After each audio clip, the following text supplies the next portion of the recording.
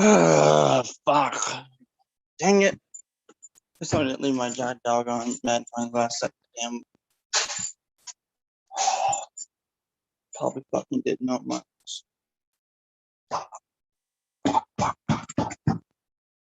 God damn it.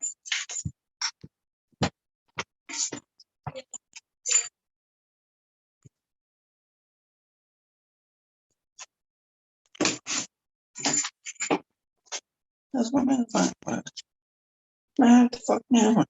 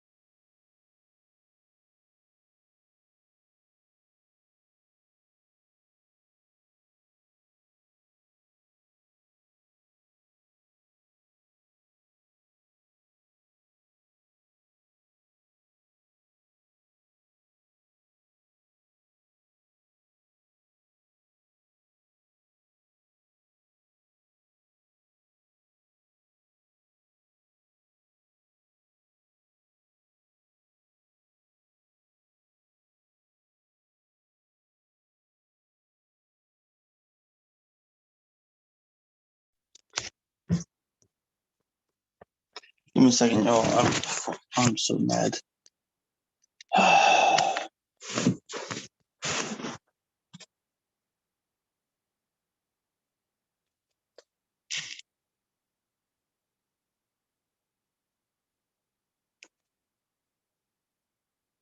don't know where my magnifying glass is. This really irritates me.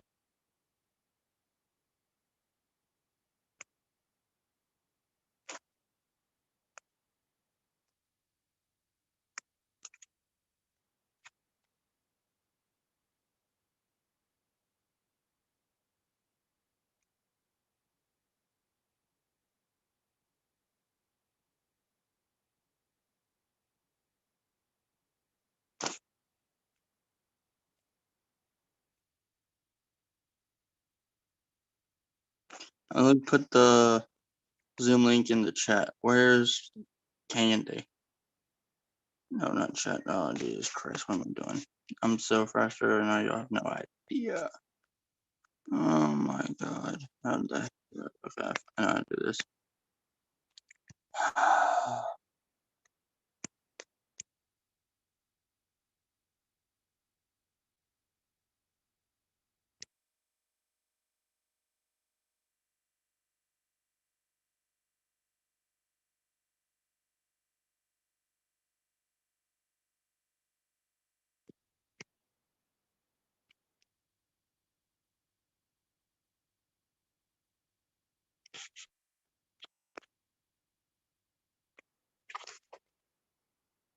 Okay, I'm back.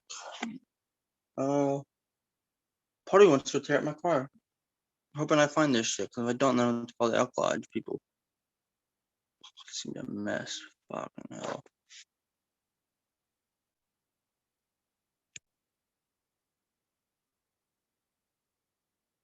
Listen, I'll be right back, y'all. I really gotta find my glass. This finger too.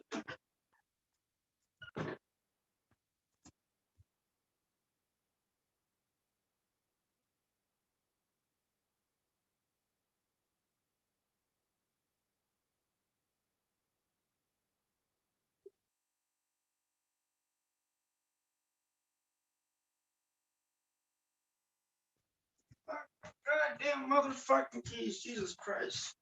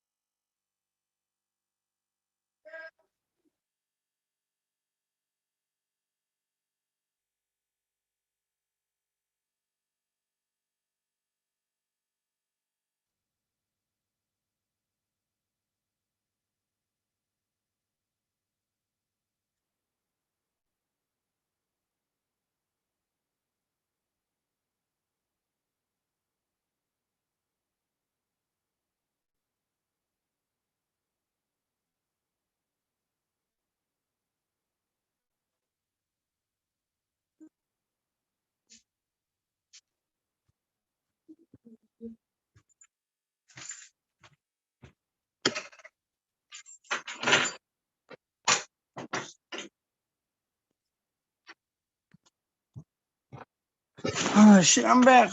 I found it. Oh, that's what I was looking for. Oh, yay. Yay, me.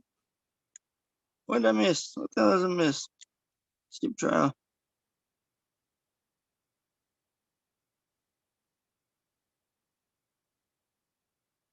Candy, you still? Yeah, Candy was missed. Okay. Candy!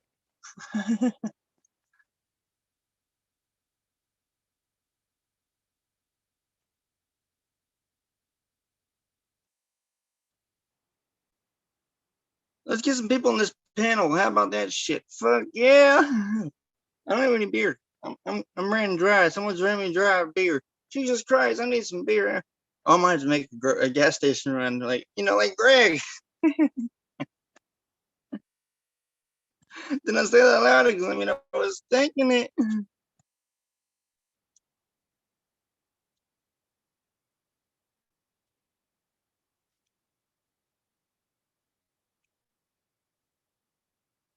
What's up, Andy?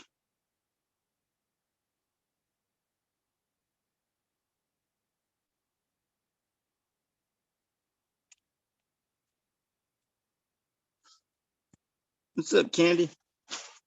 I just put the link in the chat. Let's get some people on this panel. Let's make this shit lit. Candy, no, you don't have to drink. I know your situation, so you don't have to drink tonight. But if you have a Mountain Dew, you can drink Mountain Dew. That have better than here right now. But yeah, I need a Mountain Dew. Jesus Christ. Fuck. I just should have money. Oh, damn. Jesus. Y'all have no idea. I spent $300 goddamn dollars on a goddamn coin. 317 motherfucking dollars. My wallet is ran dry. Candy, what's up? I am so hungover. I know that's what I said you don't drink because I knew you were gonna be fucked. Oh my God. I wish Greg was here, but I'll say it anyways. So the big news that I wanted to release, since Richard's here and you're here, I got a side job now as on one street here too, but we'll hear it later, I'm sure. As a person who sells coins now. That's what I wanted Oh, to release. cool. Yeah. Congratulations. My grandfather hooked me up because he knew the person, he's known him for a while. And he said, go talk to my buddy over there. And I said, okay. So I told him the dude that my grandfather wanted me to come talk to him because I was thinking about making a career out of selling coins and that type of stuff. So he said, yeah, come see me Sunday. And you can bring whatever you want to sell. So I will see him Sunday. That's cool. Yeah, I'm ready. That's why I was pissed off that I couldn't find this shit because I was like, oh my God. Congratulations. I'm happy for you. I appreciate it. That's why I was wondering what Street was going to say because he's going to be like, no, well, now you're officially Penny Man. Penny for your thoughts. Yeah. You should start a blog and call it Penny for your thoughts. Yeah. But yeah, I spent $317 on a coin. Can you believe that? At the coin show. This was yesterday. Are you doing what you're supposed to do and trying to make like a profit off of it? I can't even talk right now. I'm so dying. It was a mercury diamond. They get expensive as can be, especially if they're high quality grades too. This one was the one. It was $600 originally, but my grandfather kind of bartered it a little bit. Add some other coins in there to decrease the value of 600, and so it came to $317 that I had to pay up, and I paid up, and my wallet is dry. Wait, you've been buying coins from your grandfather?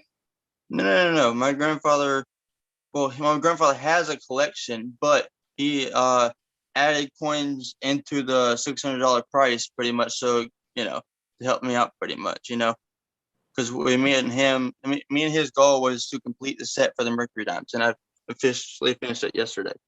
You should research like on more coins and stuff and then try and buy them off of eBay and then go into antique stores. That's where you can get the best deals and find the best coins. Oh no, I'll be at a flea market. I'll be at flea markets every other Sunday. So I'll be coins galore. That's funny. Oh God. How's everyone doing tonight? See, he got the link I sent him. What's up, Street? Not much. What's up in your world? Street, did you hear the Hungover news? to all hell. What? So I officially got a side job with my one of my grandfather's buddies where I'll be selling coins. Cool. So I'm officially Penny Man now, aren't I? You're officially the Penny Man. You've realized your dreams, Tyler. What's next, man? Disney World? Disneyland? So get a load of this shit. My mom's a big time Democrat, right? And so my grandfather he's big time Republican. So my mom and him always bash about politics. So I was because we saw this today. I don't know if you can see it, but it's a Trump magnesium coin. And there was two of them. So I was like, yeah, because he originally bought one for me because he knows I'm for Trump. And I was like, buy the other one because you can buy it from my mom. And he was like, oh yeah, I'll do that because he likes to poke fun at her. And so I got this for her. Cool. She gonna enjoy it. Maybe not. We'll see. We'll see what she does with it. She thinks I got her an awesome gift, but in reality, not really. At least you're not giving it to her for Mother's Day or her birthday, man. That'd be even better. So what's happening in everybody's world, man? Oh, here's my wallet, Candy. I'll show you my wallet. I got some coins in here too. Try not to throw up. There's my wallet. This there was actually money in here, and it was like bulging out. You could see it. It was that about thick. You thick like it is holding out right now. There's nothing.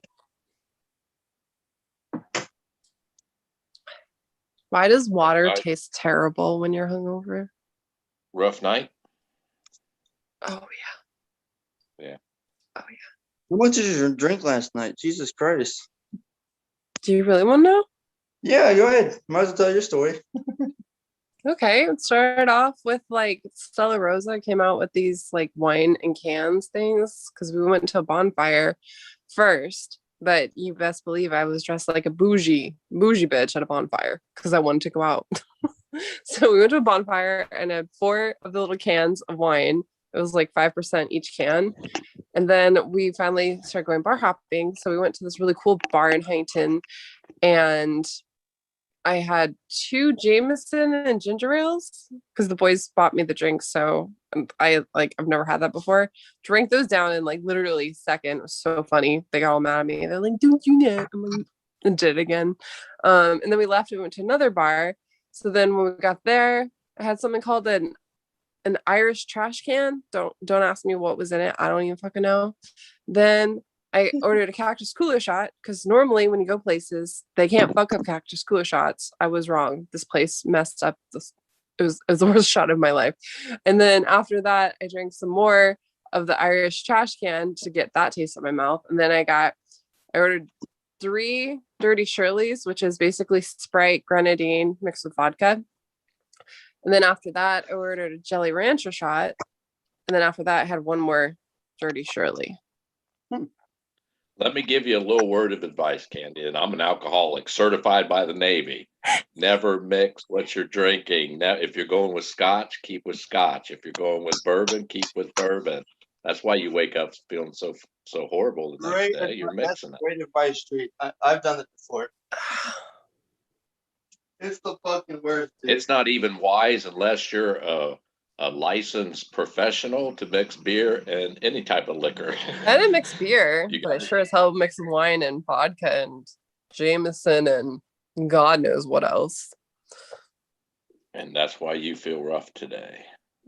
On the way home, I literally stuck my head out of the window like a dog so I wouldn't throw up. It felt really Adam, good. How's England doing today? Hey, Street. England's good. Oh, hey, Adam. Hey, Candy. Tyler. So what are you doing? You're dealing in coins. You said yes, dealing coins. Yes, I officially got the job today because my grandfather told me to talk to his buddy because he's been doing the business. He's in business or has been in the business for 60 years now. So wow. I said, why not for someone who's been in the business for a good damn long time, you know? And I mean, he's a man of honesty and integrity. I mean, he gave me a coin, like if it was, let's say, a 65 graded coin, it's about 15,000. It was like, oh shit. But you know, it wasn't a 65. It was, I mean, you can tell it's got wear on it, so it's not gonna be a high quality premium coin. So are you going to have a YouTube channel dedicated to your coin business? I could if I wanted to, yeah. Yeah, and he's gonna call it Penny for Your Thoughts. You know what? It's amazing. I follow a couple of channels like that who look at coins. It's amazing how many subs they get. You're talking like tens of thousands. Yeah, didn't Jason Dent? He used to talk about coins and stuff. I know. Yeah. I mean, he still does.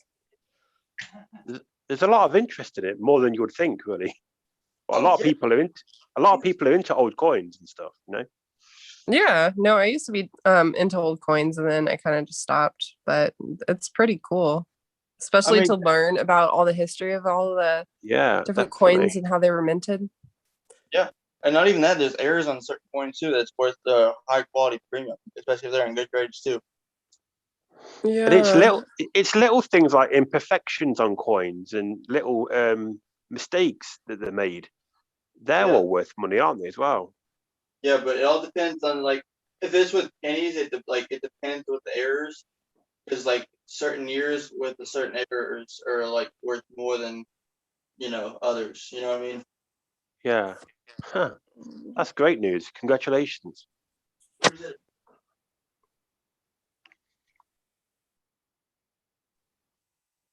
I'm so tempted to call you a peanut right now. Cool, what? I literally did not know it meant peanut. So now when I say it, I just want to say peanut. Yeah, well, I've never heard of the word goober before, so I Googled it. Yeah.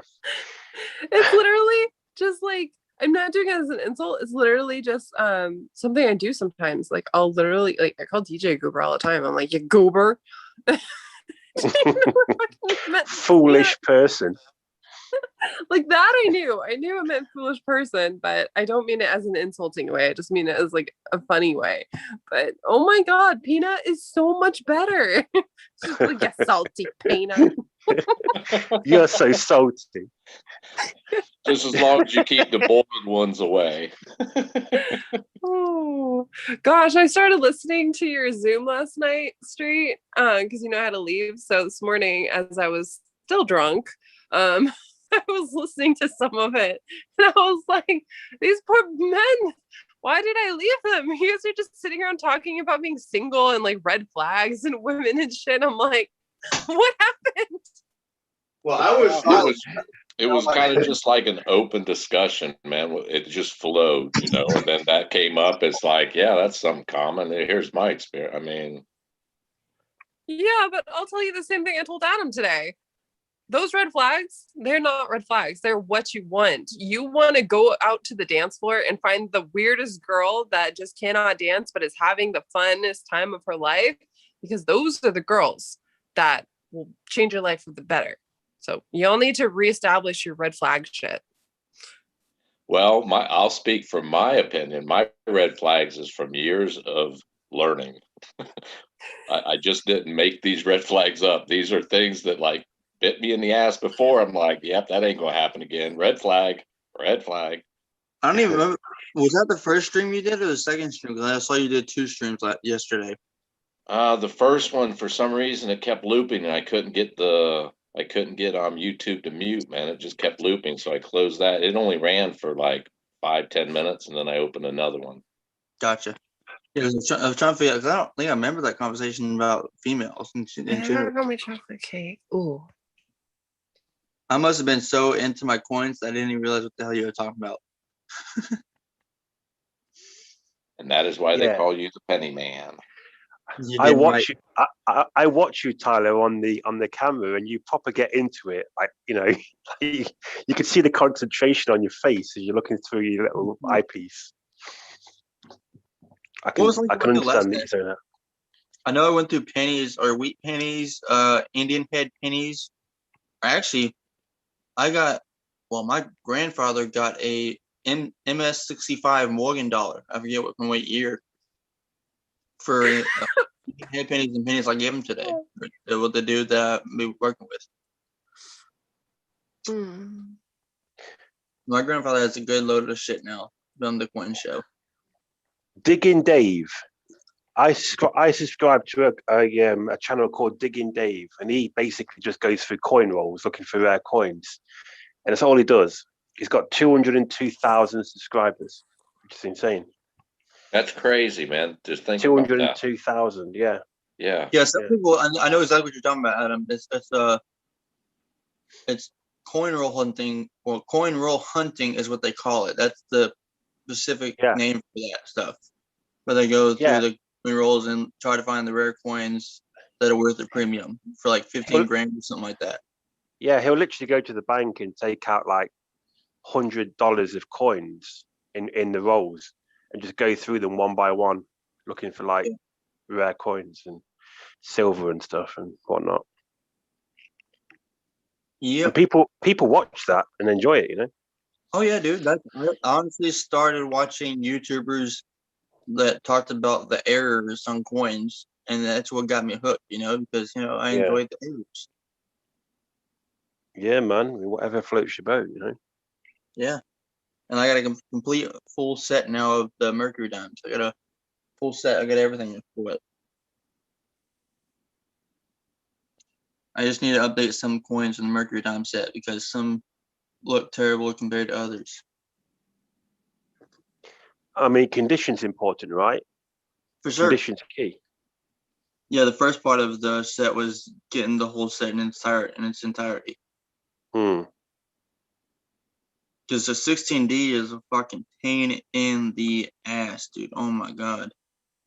I should have been more patient when finishing up the set, but I was impatient and decided to go for $600, and then have $317 come out of my wallet. That I did actually save $300 over like a good month or two, maybe even longer than that, to be honest with you. Yeah. Cool, man. I just let it accumulate, because I had made some sales to people at work, with silver medals and stuff like that.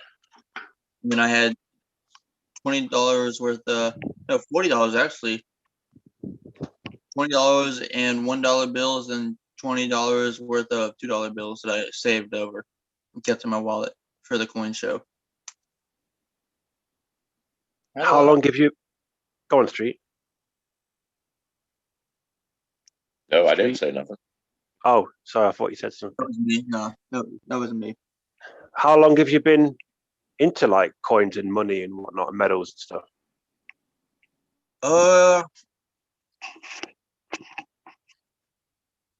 I just started this year, honestly.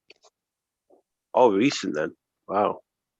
Yeah, like whenever I started getting into it on the YouTube is when I kind of just started getting into it. So you've not had like a lifelong interest in collecting coins and whatnot? No, I mean I was always around it because my grandfather was a big time collector, and he had always had a hoarded collection that he inherited from people, and had also bought some stuff coinage wise. But I just had always been around it, but I was never interested in it, like I am now. Yeah. Huh. Well, it's funny because my father's an antique dealer. He had a shop in a town called Derby, and I was never really into antiques all my life. And then when I turned 30, I suddenly became interested in it. And now I myself am an antique dealer. That's what I do for a living. Sweet. So sometimes it takes a while for it to filter down, Yeah, I for sure. literally want to live your life, Adam, because I fucking love antiques. Yeah, I've got a good life. I feel lucky to have it.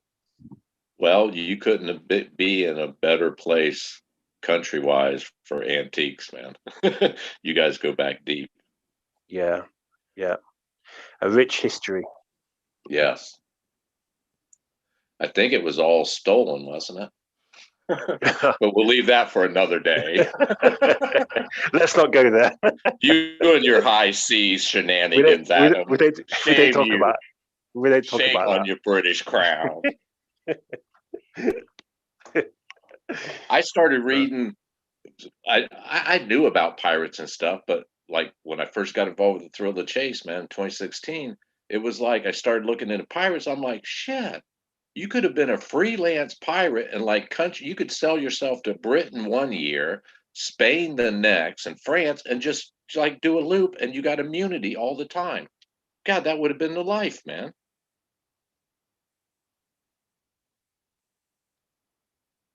Yeah, for sure. I mean, unless you're like someone like Blackbeard or Steve Bonnet, whose head was, or heads were wanted.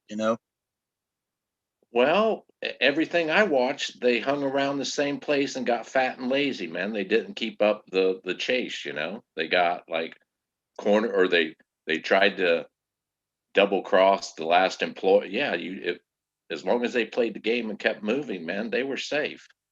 Oh yeah, for sure. But you always got to be on the lookout because you never know who might be coming after you.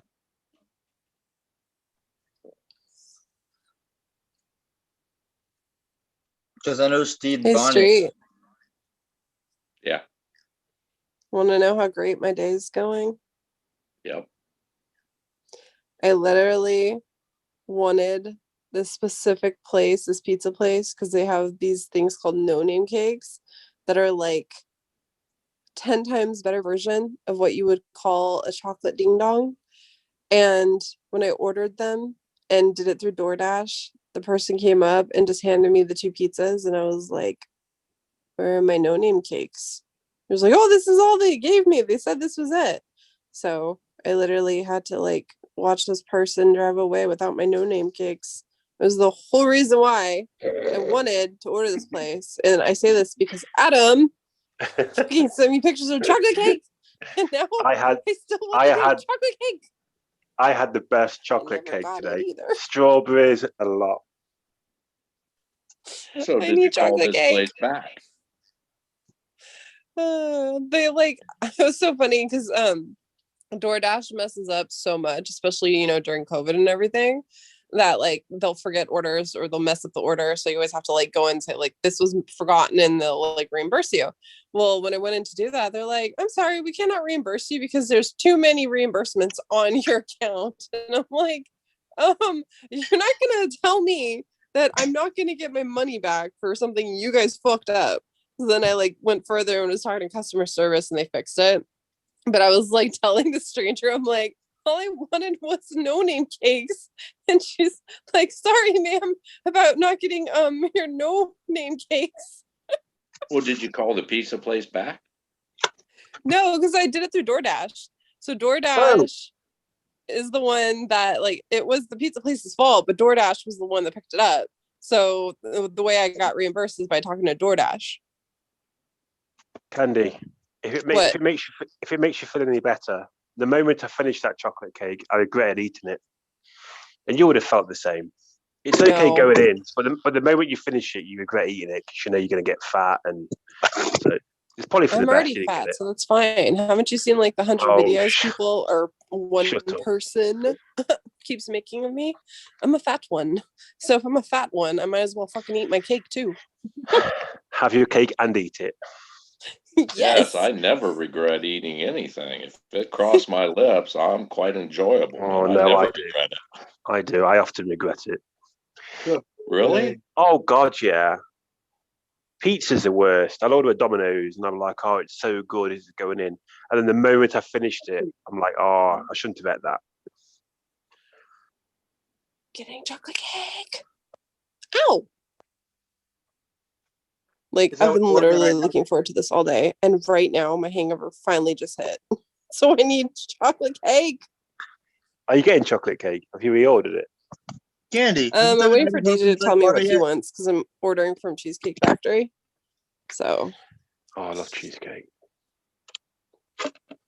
Turtle cheesecake is delicious. Yeah, that's true. But I really just want chocolate cake.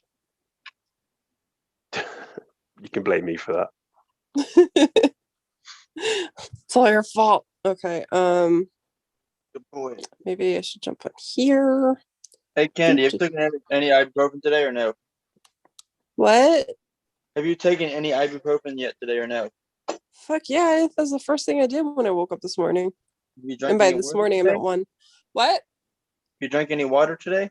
No. There's your first fuck up.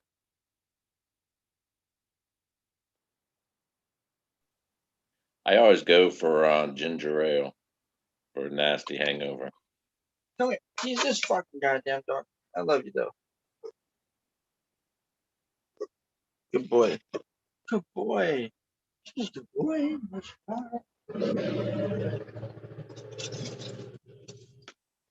I hate those fucking fuckers. Your fucking truck is a lost fucking piece of shit. I hate that fucking shit.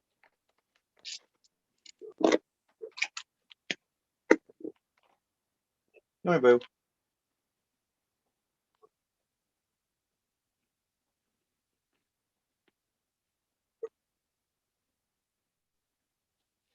So, Adam, what kind of special thing are they doing for the death of the prince, man?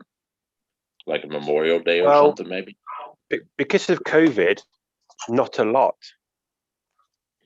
You're only allowed 30 people in a funeral, and they aren't extending it for him. So it's all kind of low key. So more like private, individualized. Just the family. They did a 41 gun salute the other day. With the cannons? With the cannons, yes. Oh, yeah. What? My mind's elsewhere. Sorry. When you said Prince, I was thinking Prince, the old '80s rock singer. Oh no! I was like, when the fuck did he die? He died in an elevator at his house in Minnesota 5-6 years ago. And then it dawned on me. I was like, oh, Prince Philip, no shit. Complications of pain pills. Too soon. Too soon. He had so much more to give. Addiction, man. It gets a lot of them. I'm a big fan of Prince. Some good music. Proper funky stuff, you know. But yeah, Well, no. you could tell he got in. Sorry, go ahead. Sorry, man. Yeah, so to answer your question, not a lot really. Like, yeah, it's going to be a small service, no big gatherings if people are allowed. So not a lot's going to happen regarding that. I heard Don't they something normally about. like? Go ahead. Sorry, Kyle. I was saying that I heard that they're gonna wait till Queen Elizabeth dies and they're gonna bury Prince Philip and her together. Is that true? I've not heard that. I don't know where. I don't know where it's being buried. I imagine they'll get buried together because they've been together for so many years. So, but I'm sure they have a family. That's the Stewards, aren't they? Isn't that the Stewart branch? I believe it is Street. I believe Yeah, it is. they got a family plot. I always thought like the royalty. Didn't they normally have that gilded carriage with the windows and the coffin goes through, and they have like the guards, the whatever they call those special guards, the royal guards Yeah, or whatever, parade through like the streets. like a procession through the street. Yeah, yeah. But I don't think that may happen, but there won't be any crowds because they're just not allowed. The current rule is no more than 6 people out together, so they can't have big crowds together. It's happened at a bad time, really. Yeah, No one can really show their well, no one can go out and mourn like they would do normally. show their respects. Yeah, So it's all a bit low key, but yeah, it is what it is. kind of It is sad what it is. It is. It is. Yeah. seeing that monarchies are dying off. I mean, we talked about it last night, man. There's not that many left. No one.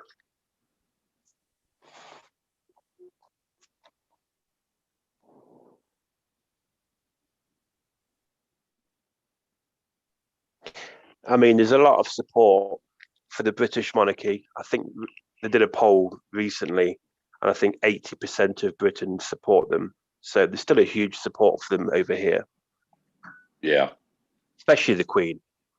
I mean, she's yeah. loved. She's loved, worldwide.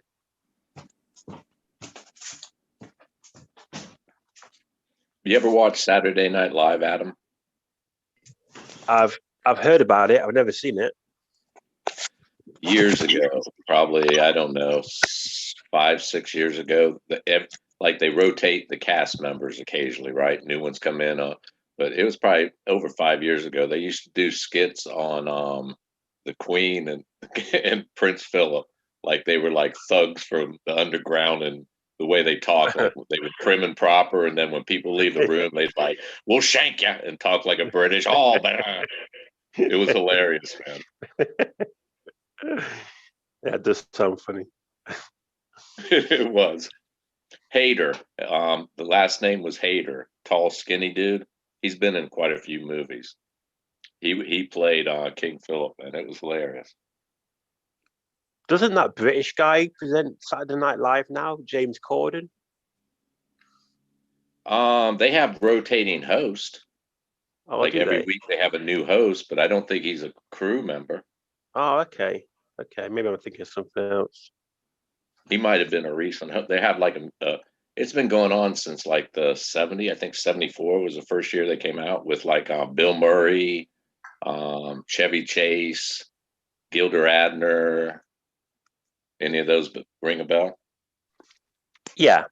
Did they have celebrities come on in at the start and introduce it, and then they're like, "This is Saturday Night Live." Is that how they Yeah, do it? every week they'd have a special guest host that would like Yeah. host the show. Yeah, it was Right.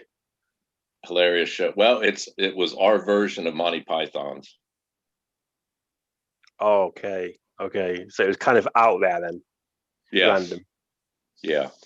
Usually And makes fun of like on topic of the day, like anything new, like the president. They did a lot about Trump shit for like a year or two straight. Every opener was wow, making fun of Trump. easy target, isn't it? Yeah.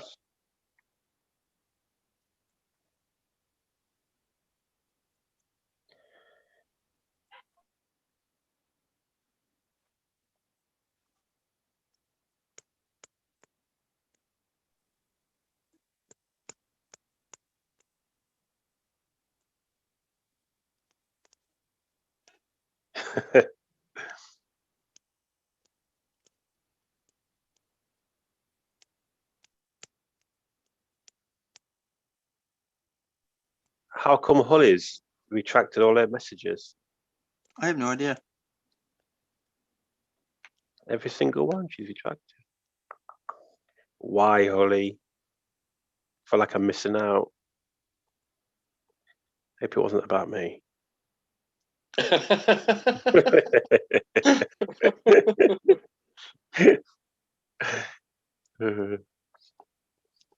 So what's new with you, Street? Are you okay? You doing all right? Yeah, I'm burnt, man. I'm fried. I'm burnt. It's been a long 5 years, man. I'm just spent. I need a vacation. Don't we all? That's another thing we can't do. We can't leave the country, and not for a holiday anyway. Otherwise you get fined £5,000. It's a nightmare, mate. I tell you. Wow. And do you know how many people died of COVID yesterday in the UK? How many? 7. Are you serious? I am deadly serious, mate. 7 people died. And Out of how that's many not, million? Out of how many well, million? how many million? What is it? 50 million in the UK, something like that. 50 million people. 7 died, and that's not even the kicker. The kicker is they died within 28 days of a positive test. So they could have died of anything. The reality They is could have had a weak heart, and that just took a toll out on them. they could have been hit by a bus, and there would have been a COVID death because they had a positive test. That's how it works. If I got tested for COVID tomorrow, and it was positive, and I walked out of the clinic and got hit by a bus, I would go down as a COVID death. That is legit how it works. So the whole thing's a joke. The whole thing's a joke anyway. Is the British Parliament using that and saying, Yeah. well, see, our isolation is working, people. We need to keep isolating. Are they taking that approach? They keep moving the goalposts. Originally, it was about flattening the curve for the NHS, protect the NHS. Now they're just saying we want to eradicate it completely, and they're keeping us locked down for longer and longer and longer. But 7 people died yesterday, and we're still in a severe lockdown. We are coming out of it gradually, but my God, they're dragging it out. Yeah, I'm suspect it's worldwide. I'm suspecting it runs deeper than COVID. Absolutely. The Great Reset. Yeah. The awakening. And do you know what happens every time something like this happens? Big tech and the government grab more power. And that's exactly what they're doing. They're trying to bring in COVID passports, ID cards, Oh, it's only temporary. Whenever you give a government power, it's never temporary. They'll never give it up. Well, you remember 9/11, in the Twin Towers, right? Everybody does. And little Bush was the president. Before 9/11, I know if they suspected you of a crime, they had to go to a court to get a court order to wiretap you, like a warrant for your house. From 9/11 on, they're allowed to tap anyone, they're allowed to look at anything, and they can bust through your door at any given time using the ploy, he's a terrorist. And I'm sure that was originally meant to be temporary, wasn't it? And it was just extended and extended. Well, and they've still got it years later. Yes, here's the dirty ploy that governments, and your government's no different than ours.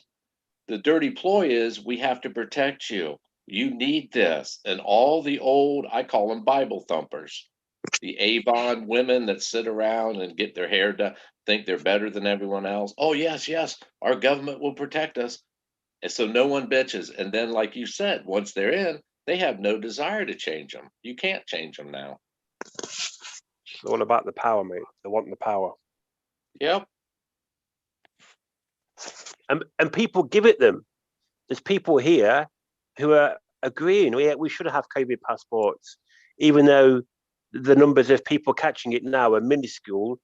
We should all have to show our passport before we can go into a pub or a restaurant or a shop. It's terrifying how stupid people are. That's totally control, willing to give up their freedoms. Yeah. thinking the government's going to. It's like I was talking last night. The seatbelt.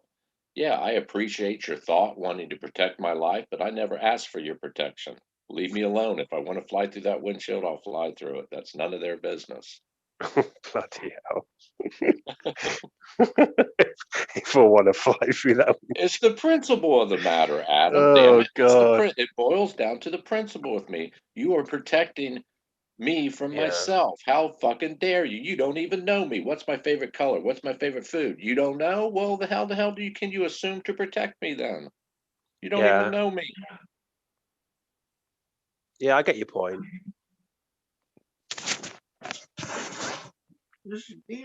Well, we started, the United States pulled away from Britain because the same thing. Who the hell are you to protect? No, bullshit. I don't want you around me no more. I've had it. Well, I don't want to live in a nanny state, and UK is getting more like a nanny state every month. Every month that rolls by, there's more and more things coming in through the back door that affect your liberties. It's a free person, and this COVID's just enabling them to get more and more power, and I can see it happening under my nose. Well, a few years ago here in America, I renewed my license, and they asked me if I wanted a federal, some type of federal ID where I could go into federal buildings. Well, my joker brain thought, well, if I commit a federal crime and I don't have this ID, they can't take me into that courtroom and try me. Nope, I do not want a federal ID. But now they have to fly, like you were talking about passports. It's a special ID. If you don't have this identification, you can't fly. That's basically saying they know who you are at any given time, where you've been. They can tell you what, like they can tell Candy what she's ordered in the past year off Uber, man. I'll cut you. No one tells me what to do. Yeah. Oh shit! Are you talking about the concentration camps and shit? No. What are you guys talking about? Wake up, Candy! God damn it! Where did that come from? They have concentration camps out in see, Adam, it's getting bad in California, man. If you come to America, don't go to California. They'll throw your ass in a concentration camp. I just really tuned in, and I heard you guys earlier talking about COVID and how it's something bigger, and I 100% agree with that. But it's also basically, if you guys have been paying attention, you know how like Hitler came into power and how he was able to do the shit that he did. It's the same thing happening now. So all y'all fuckers that voted Biden, this is on your ass. But yeah, it's all kinds of shit. That's what I was thinking. It. Well, it's always the worst of two evils, and Biden, even though he's old and feeble, he's better than that fucking lunatic Trump. I disagree, but that's my own opinion. I'm just saying, like, the fact that there's all these crazy like shootings going on right now, right after he became president, is just so that he could push the no guns amendment. Basically, that's the same thing Hitler did. And then there's also all this other crazy shit that's happening. Like, so many other people have seen it, know about it, or comparing it. But I don't want to talk politics on Tyler's channel. It's just why I thought you guys were talking about concentration camps. Oh, I don't give a shit. Well, if someone comes marching in to take my guns and all the rest of the Americans' guns, all hell will fucking break loose. This isn't a threat. I'm just speaking facts here. All hell will break loose. You'd be amazed at how many guns there are in America, and the people that own them want to keep them. Well, that's why it's so freaky. I forgot the name of the movie. It's with that one dude, Josh Peck from Drake and Josh. It's about basically China coming over one day and just fucking taking over and owning us. Because basically they do, if you think about it. We owe China so like billions of dollars and we can't pay them. So if you ever Google how much a person's worth, it'll like, I forgot what it says, but it says like a person's worth like X amount of money. Basically, that is their way of gaining back the money that is owed from us. So they basically own us and enslave us. And that's what that movie is about. It's it's called Red Dawn or some shit. But basically, it's like people trying to fight back, and it starts with the guns getting taken away. Yeah, good. Like I said, good luck with that one. It's like, honestly, when I watched that movie, I was traumatized for a while. I was just like, oh, but if you think about it, either you could sit there and not do anything about it, or you can educate yourself on what you need to know in order for you to be prepared when that shit happens. Because I'm not just saying right now, but it will happen one day. And everyone's just going to be like, wait, what? Why weren't we prepared? It's like, you should have prepared. And you know what's going to happen when that happens? People are going to be around the campfire and yelling, Wolverines! Yeah, that's Red Dawn. Yep. Yeah. See, it is. It That's just only it traumatized me, that movie. I made the comment last night. If we were to be invaded, the continental United States, I would, yeah, if they're handing out M16s, rocket launchers, tanks, whatever, I'll sign up. Yeah, I will die defending this country here, but I refuse to do it on someone else's soil unless it's even a world war. That's a little bit different. We're talking these little Vietnam, Korean, Iraq skirmishes. You guys talk about World War shit? Did you see that? Okay, you know how I forgot the name of the explorer. His name was something Bird. He was the first guy to actually explore Antarctica, and his findings said that he found a dome. Admiral Byrd. Yeah. And what's crazy is that if you go to the old Britannica, it's like, I think from the 1940s or something, the original one literally tells you about the findings of a dome there. But the new one, they took all that information out. And what's crazy is after he, wrote about his findings, I think he got murdered or something. I can't remember everything. But all the United Nations, they all agreed to never go to Antarctica. That's the one thing they agreed on.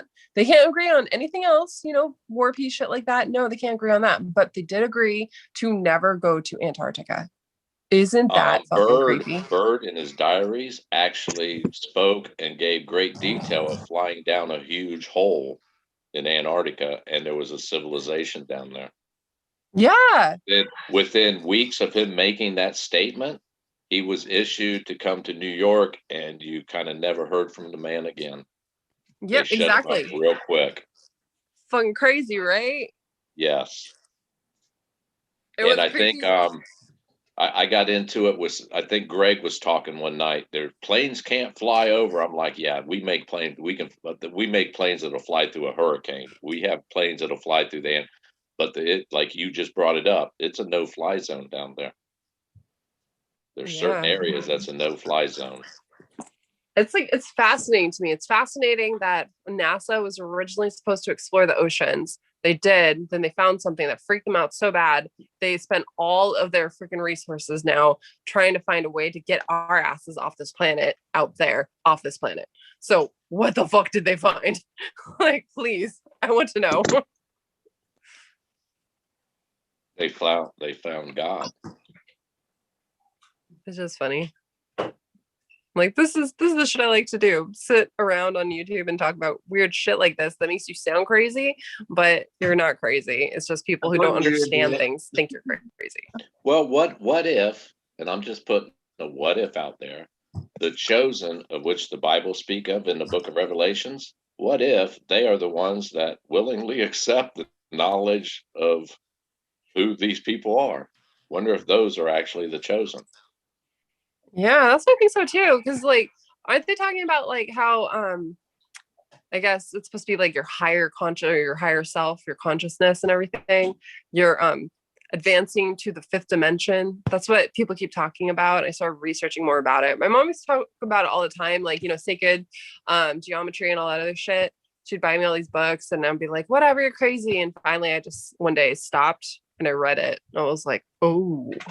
So you ever listen to the band Tool? Tool? Tool? Yeah, I know about Tool. Yeah. 46 and 2.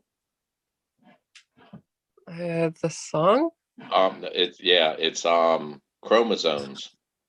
Aborigine people and certain tribes in Africa, they are as one. If one hurts, they all hurt. Their chromosomes are different. They've become one with themselves. Like the whole tribe is as one.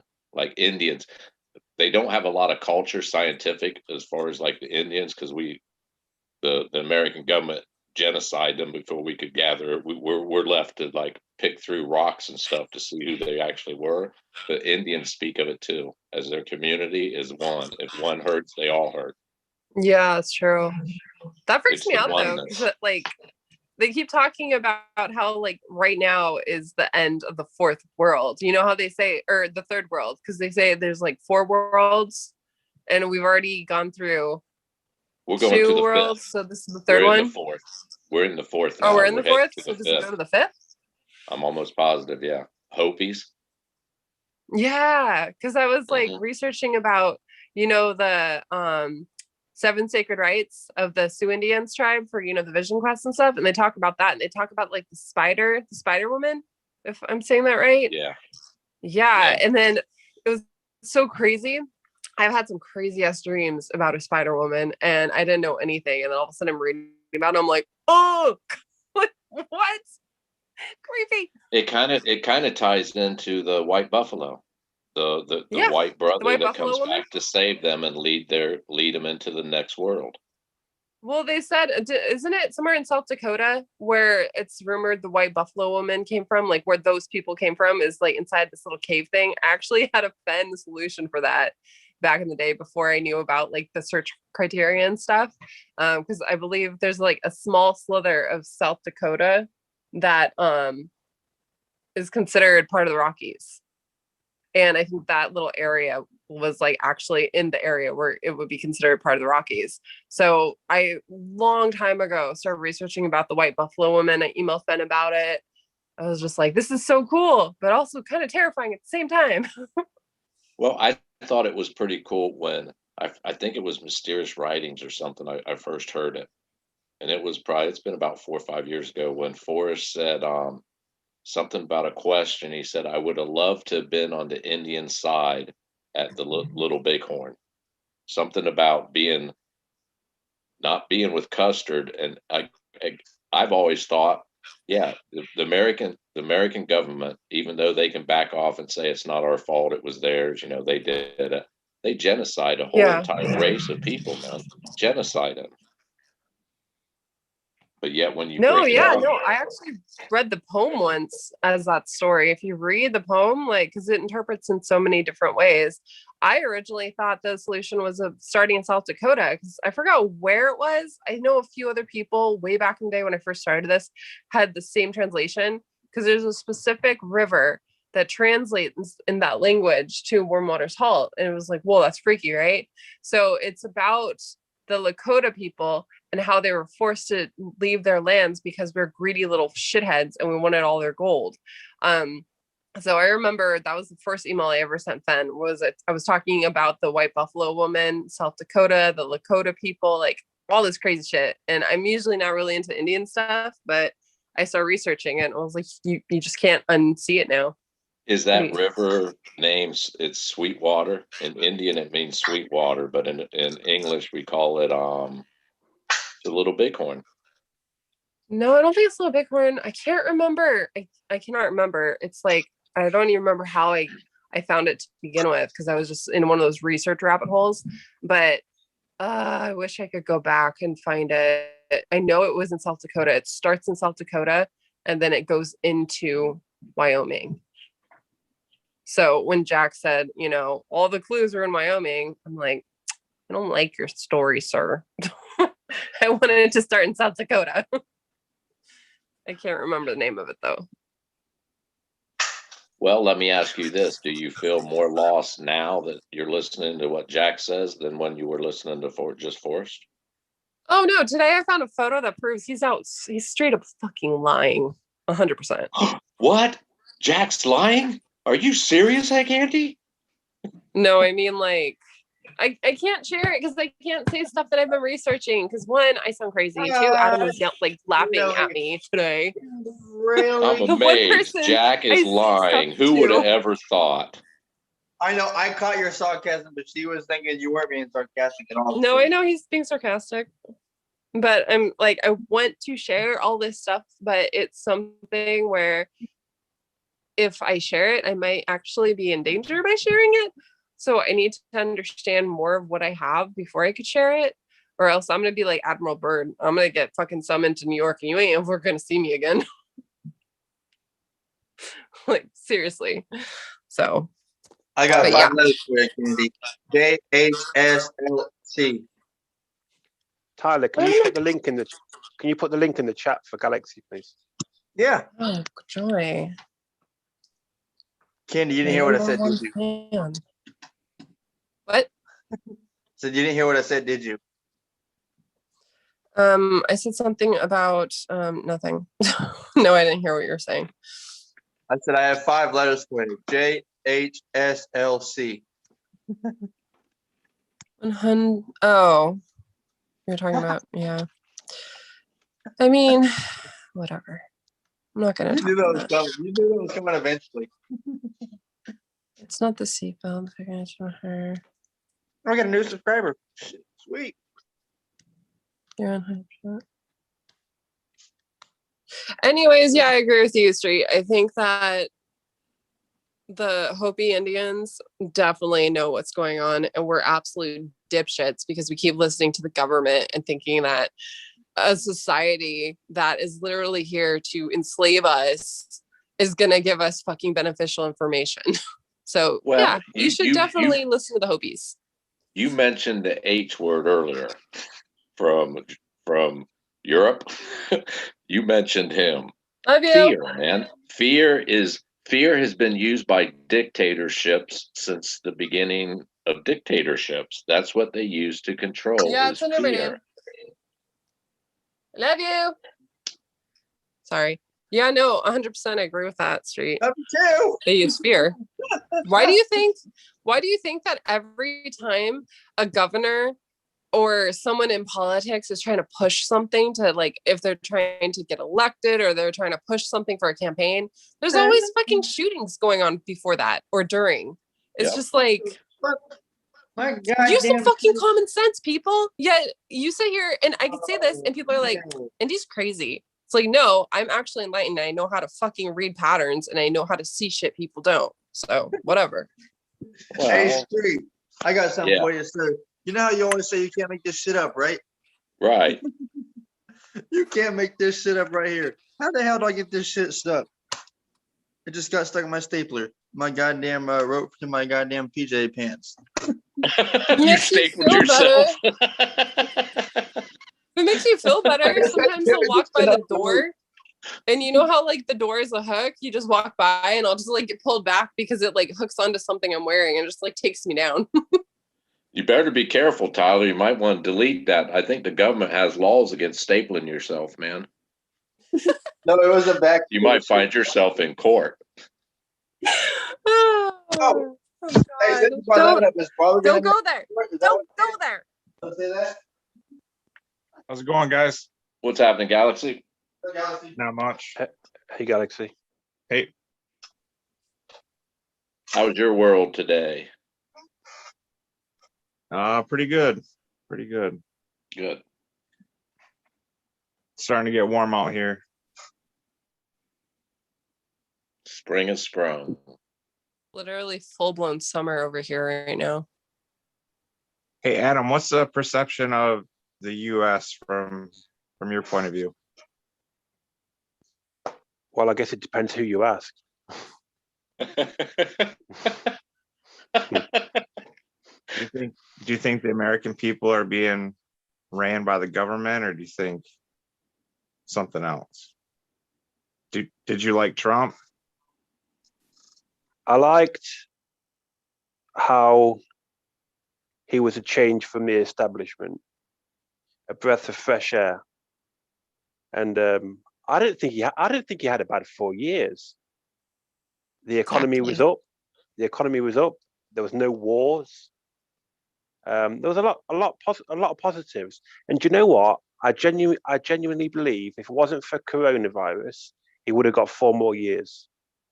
I agree. That's because coronavirus was literally like created so that they could do at home in mailing voting so they could fucking do all the fake votes. Literally, if you go outside and you literally ask anyone, did you vote for Biden? Everyone's like, no, I voted for Trump. So where the fuck are the Biden voters? Please. I absolutely believe that there was widespread vote fraud.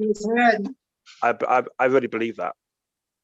Well, didn't Trump already say that they were already ahead of that because they knew they were going to be doing that? So they created a special type of like code or stamp or something, some type of ink where it proves that these are the actual mail-in ballots that you're supposed to do. And there was like even tons of videos where people were stealing the ballots and burning them, the actual real Trump ballots.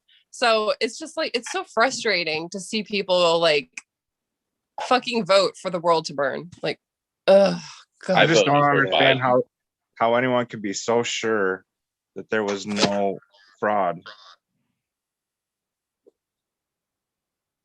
Like you talk to people and they just like, oh, you know, those type of people that say that there was voter fraud or crazy.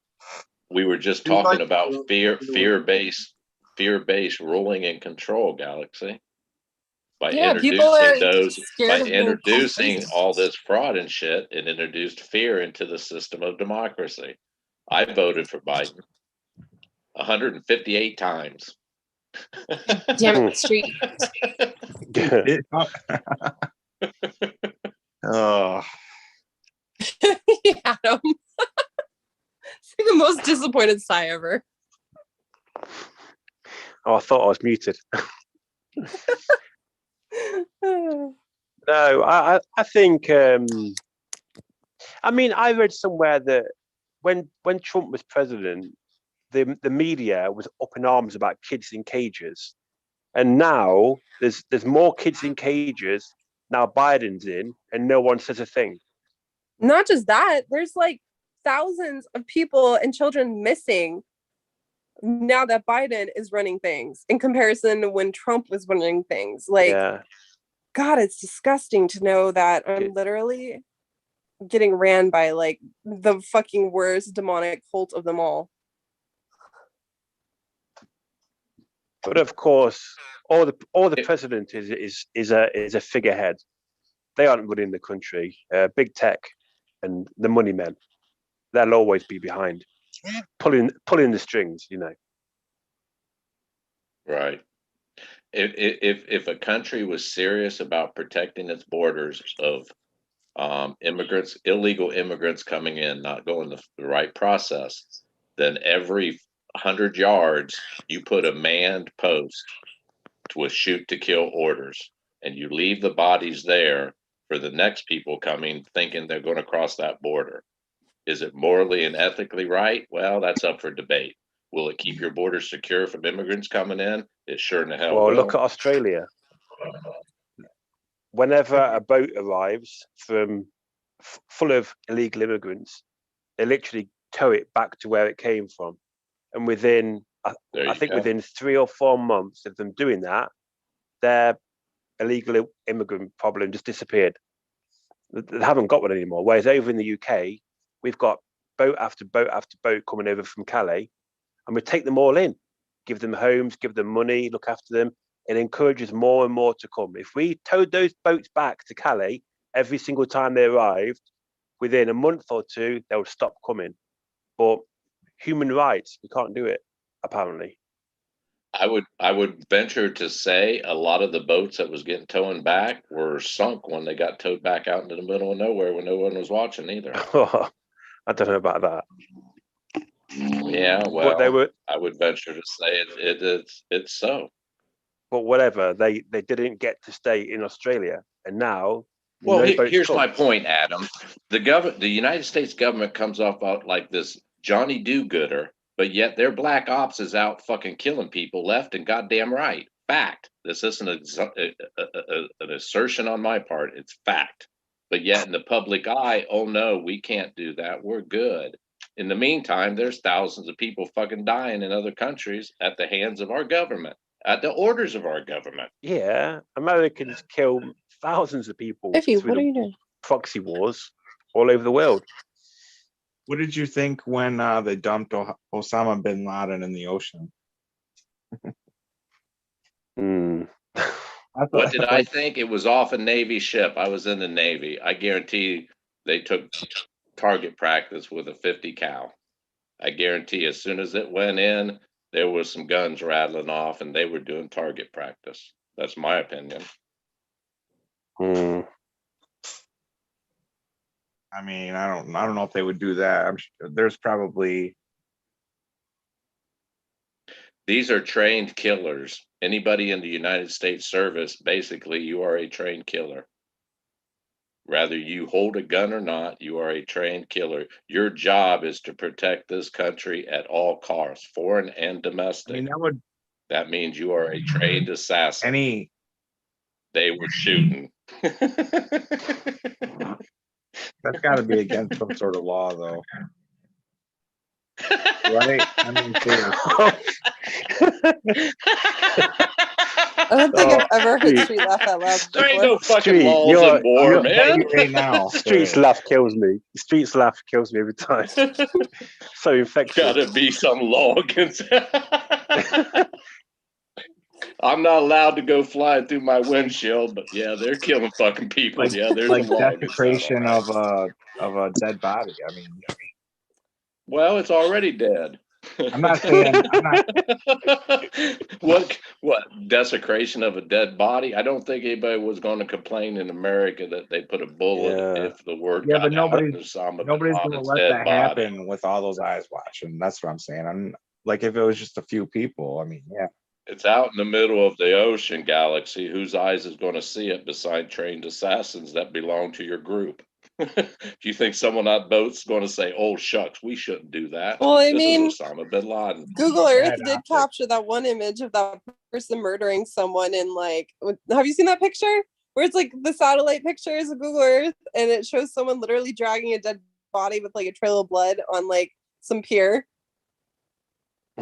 No. Google that shit. It's crazy. Well, did you guys see Sounds fake to me. and I'm doing air quotes, the secreted out hanging of Hussein? Did you guys see that? No. I've seen the video of him being hung. Yeah. Now, if that was an American, I don't think that video would have been. It would have been like harder to see. But but Hussein, that was widely spread. They acted like it was leaked, but no, it was widely spread. I'm just more freaked out about the fact that they're now just getting openly active. I don't know how to say it. How they're finally coming out and talking about aliens and shit, and how they leaked those files on, all the different alien spaceship craft shit, whatever you want to call it. Especially, New Mexico, stuff like that. Like, something's coming when they start actually coming out and telling you the stuff that they've been hiding. Well, that's the scary part, Candy. They Yeah. censorship the blue book files and all that. But could you imagine the information they're not fucking letting out there? Exactly. Yeah. I used to think that all the people, back in like Nostradamus's time, they were all smart because they were privy to this information that somehow they got a hold of and they're not letting us have. Because it's like, why back then were there so many amazing inventors and so many amazing things that happen, the golden period. And it's like, now you're just stuck in this time where it just seems like we're not moving. We're just stuck and we're being controlled and we can't think for ourselves. We might be witnessing, and this is my opinion, we might be witnessing the awakening type thing where they isolated us as much as they possibly could worldwide. And now the true information is going to come out. So we're not a bunch of nuts running the streets. We're isolated. Less of a body toll, maybe, is the outcome by isolating us when the truth comes out. I swear, this seems like it's literally leading up to the fucking rapture. I'm getting goosebumps, man. It's true though. Like, it's so funny when people, when they don't educate themselves or they don't take a moment to just research and try and see things from, another person's perspective, they look at you like you're crazy because they don't know what you know. So they can't believe it because they haven't gone through that journey of discovering what you discovered. So, I mean, the next time someone thinks someone's crazy, just take a moment, pause, and look into what these people are talking about. And you'll probably realize that those people aren't crazy. Look at the facts. The facts speak for themselves. These are my opinions are not assumptions. They're based on facts. I'm not pulling this shit out of my ass. I know. But everyone watching is probably like, oh my God, Street and India I don't going fucking off the deep care. end. Then don't watch me. Sorry, Tyler. I'll leave. No, if everybody's leaving because of me, I'll leave. Fuck them all. I don't give a fuck if they listen to me or not. I'm going to talk. Oh, Have well. any of you gotten your vaccination? Fuck Nope. no. Have you? No. Are you going to? There's like a 20% chance that I might. I don't know. Child related? No, I don't know. I honestly don't understand why you need to get vaccinated when it does not prevent you from getting COVID. And once you're vaccinated, you could still get COVID. So why are they trying to push it so much to do this? It's literally just the fucking big pharma shit. What if it's so just annoying. a vaccine for the thing that they're about to release, and the people that got it are smart enough, that they're going to be the ones that get to survive? What if there's like a virus that comes out that's 10 times worse and just goes through the population? So you think they know a bigger virus is coming and they're protecting people without freaking them out and telling them? Well, this is like a conspiracy theorist. Or Right. like, what if the people that got vaccinated are safe because they're about to release this new virus, and it basically gets rid of all the people that like question stuff? Well, I look at it this way. You're going with the compliance. They're going to protect the compliant ones. Exactly. Right? Yeah. Well, nope. I still ain't going to wear my seatbelt and I ain't taking that vaccine. I'll roll the dice. The vaccine's about submission. They want you Yeah. to submit. When you were talking about earlier, Street, with the seatbelt, it's not even about the seatbelt. It's just about them being able to harass you after the seatbelt. Yeah, it's the principle of the matter. I understand I understand, but that's who are them to tell me I have to protect? Man, get out of here. Now you're in protecting myself from myself. I never asked for that. I never voted for that, and I don't want it. It's matter of fact, in England, hold on, in England, they just recently took it off the books not too long ago. If you were caught trying to commit suicide, your punishment was death. In other words, you're not allowed to kill your own self, but if we catch you trying to kill yourself, we're going to kill you. What fucking sense does that make?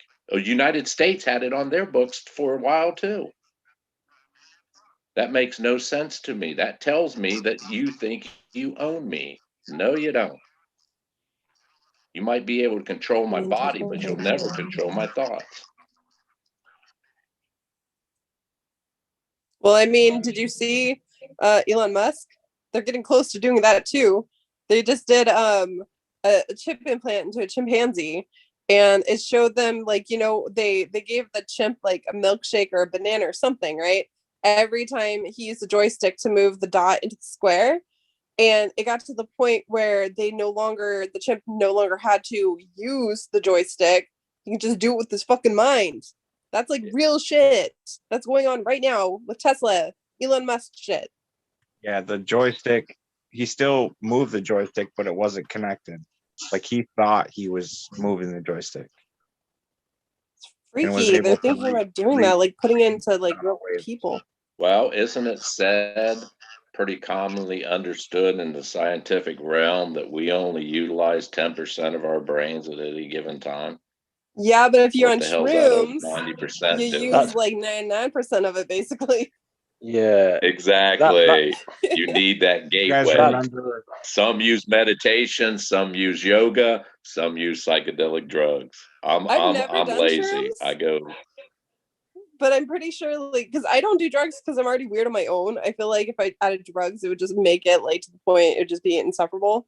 But I am curious because I learned about that today, and I'm like, what would I fucking be able to do on shrooms?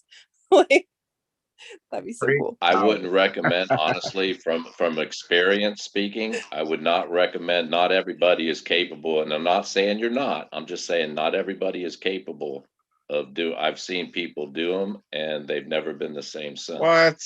Really? Yes. If you're weak-minded to begin with, you might not come got back.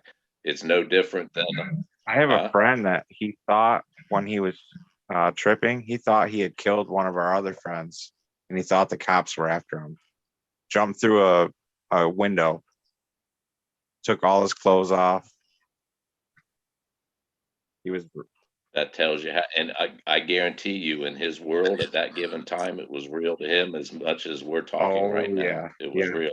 Some people do not need to go in, they're not prepared, like Buddhist monks and medicine man, and you name it in every culture, they're medicine man. They train for a lifetime. It's sometimes it's hereditary, it's been handed down generations. You have to prepare yourself mentally for what you're about. The matrix, people refer to them, you have to prepare yourself to see the matrix. If you're not prepared, you will fuck you up. What's the most you've ever I've seen it taken? happen. Of shrooms? Yeah. I usually back quarter ounce. I'd eat a quarter ounce of them. At once? Oh yes. You're crazy. On Stouffer's, and this I get no back pay from Stouffer's, but Stouffer's French bread pizzas, cheese pizzas with them on top. Is that what Put them on like the last probably minute of cooking. Oh my God. street? Strap your ass in. Is that what they say? Is that what your friends say about you? He was never the What? same. Yeah, I've never been the same since, man. Ever. It altered my universe. I think Crazy Horse had the ability to dream himself into reality and make the illusion disappear. Yes, I've never been the same. the most I've ever taken was a little bit over half an eighth, and that was enough for me. Was you crying for mommy? No, no, I had Was time. you praying to God? I had times where I wish it was over with, but Yes, you were praying to God. Please help me through this. Just get me through. I'll never do this again. Oh, I got too much to live for. Right? yeah, One of the people, and there's nothing, I'm not degrading you. Certain people aren't. Prepare yourself for it next time. Know what you're getting into and know what to ask for. Well, I Vision wasn't. quest. You know what it was too? Was there was somebody in there that couldn't handle it, and it was ruining mine. So Ooh, made you paranoid. yeah, Ooh, bad. I wasn't like outwardly, bothering anybody else, but yeah, I just wanted it to be over with. Yeah, well, Candy had mentioned it, Vision Quest. That's what you have to, you can't just lollygag and, oh, I think I'm going to, it's not like drinking a beer, man. I think I'll eat this and no, you got to prepare yourself for what you're about. You got to ask, you have to enter into it asking, looking for something.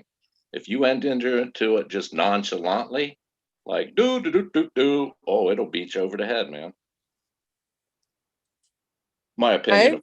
I'm telling you, Street, you need to read that book I got. You would fucking love it. That 1400 edition? No, not that one. I had to pay for it. It was like I think $20 on Kindle, but it's the 7 Sacred Rites of the Sioux Indians, and it's literally I believe it was written by D. Brown, the same guy that wrote about Wounded Knee and everything.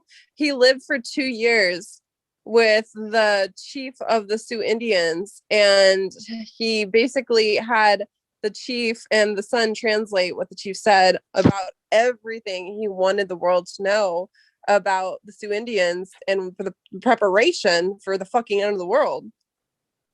Well, okay.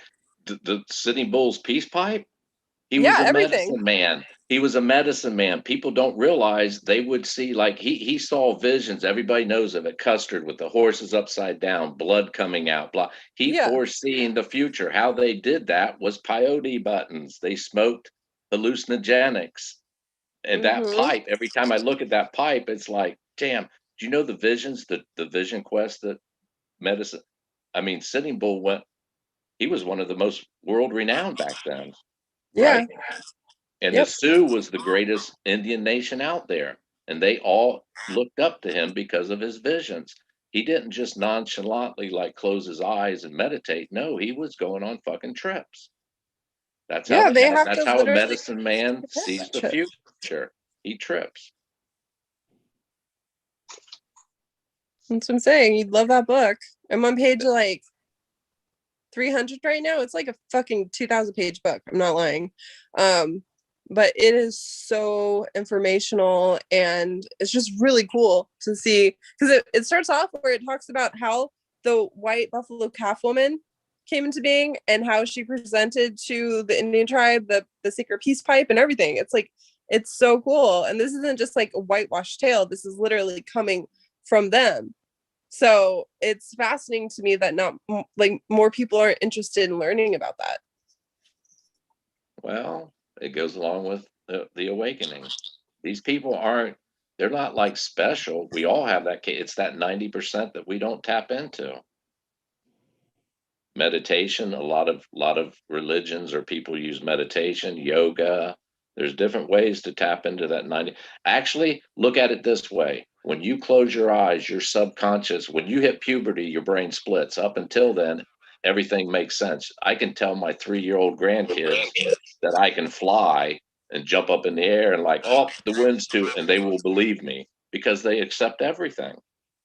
But when you hit puberty and your brain splits, when you go to sleep, you go to that other side of your brain that's shut down. It takes over in your dreams. And we all know how fucking freaky dreams are. That's tripping. I think I once told you, Candy, concentrate on looking at your hand. Every night you go to sleep, say, I want to look at my hand. When you can see your hand, you've just gained control and a foothold, not control, a foothold, and open the door into the other world. I totally believe that because have you ever heard of that they're called hags? But it's basically when you're sleeping and you can't move and you have this very intense heavy pressure on your chest. Yes, I've had it. Yeah, they're called hags and I've had it too. And it was when I was like, I want to say like 18, 19 years old. I was at my house and all of a sudden I like my eyes got super like tired. I couldn't keep them open even if I wanted to. And next thing you know, like my whole body was tingling. I could not move and I could barely open my eyes, but I was like focusing so hard on opening my eyes. All of a sudden I saw this black fucking mass of shadow just like sitting on the side of my bed. And I was like freaked out, but I couldn't move. I couldn't do anything. And so I remember focusing on my pinky on my hand and wanting to make it twitch. And when I finally got my pinky to twitch, my whole hand shot up and I hit, like it knocked into the black mass. And all of a sudden, it's like I just blacked out. I was just like out. And then when I woke up the next day to go downstairs to have breakfast, my mom was like, "Man, were you feeling okay? You were like out for 2 or 3 days." And I was just like, "What the fuck? Like, why did you not check if I was dead?"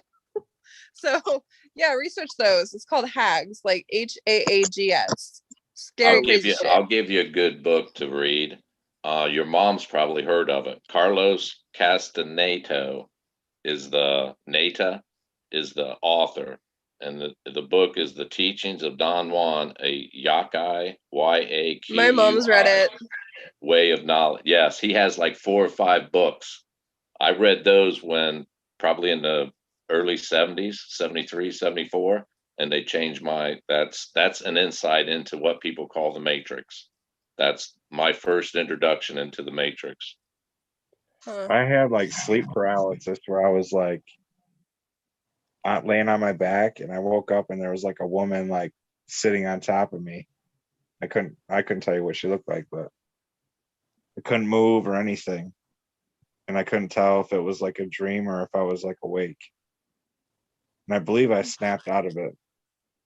But it was really strange how I could not move. I swear Yeah, I was that's awake. if you research more about it online, you research it in the term hags, you will learn so much more about it and how to prevent it. The way I found it though, it was like totally by accident because I found a book on vampires and I was like doing research because I was writing a book on vampires. So I'm like, oh, what can I learn? And it was the very, very last page. It just randomly talks about it. And I was like, what the fuck? That literally happened to me like 2 weeks ago. Like, that's how long ago this was. But yeah, research it. You'll be good.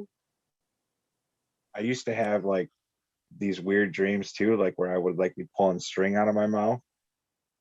And it was like Ew, an I've done that endless, too. Ew, do you ever like have like something very vital and your organs come with it and then all of a sudden you start dying? no, it's just a never ending string or whatever. I don't know what it is. Oh God. Have you Ugh. ever had it when your teeth fall out? Yeah. That's Uh-uh. bad.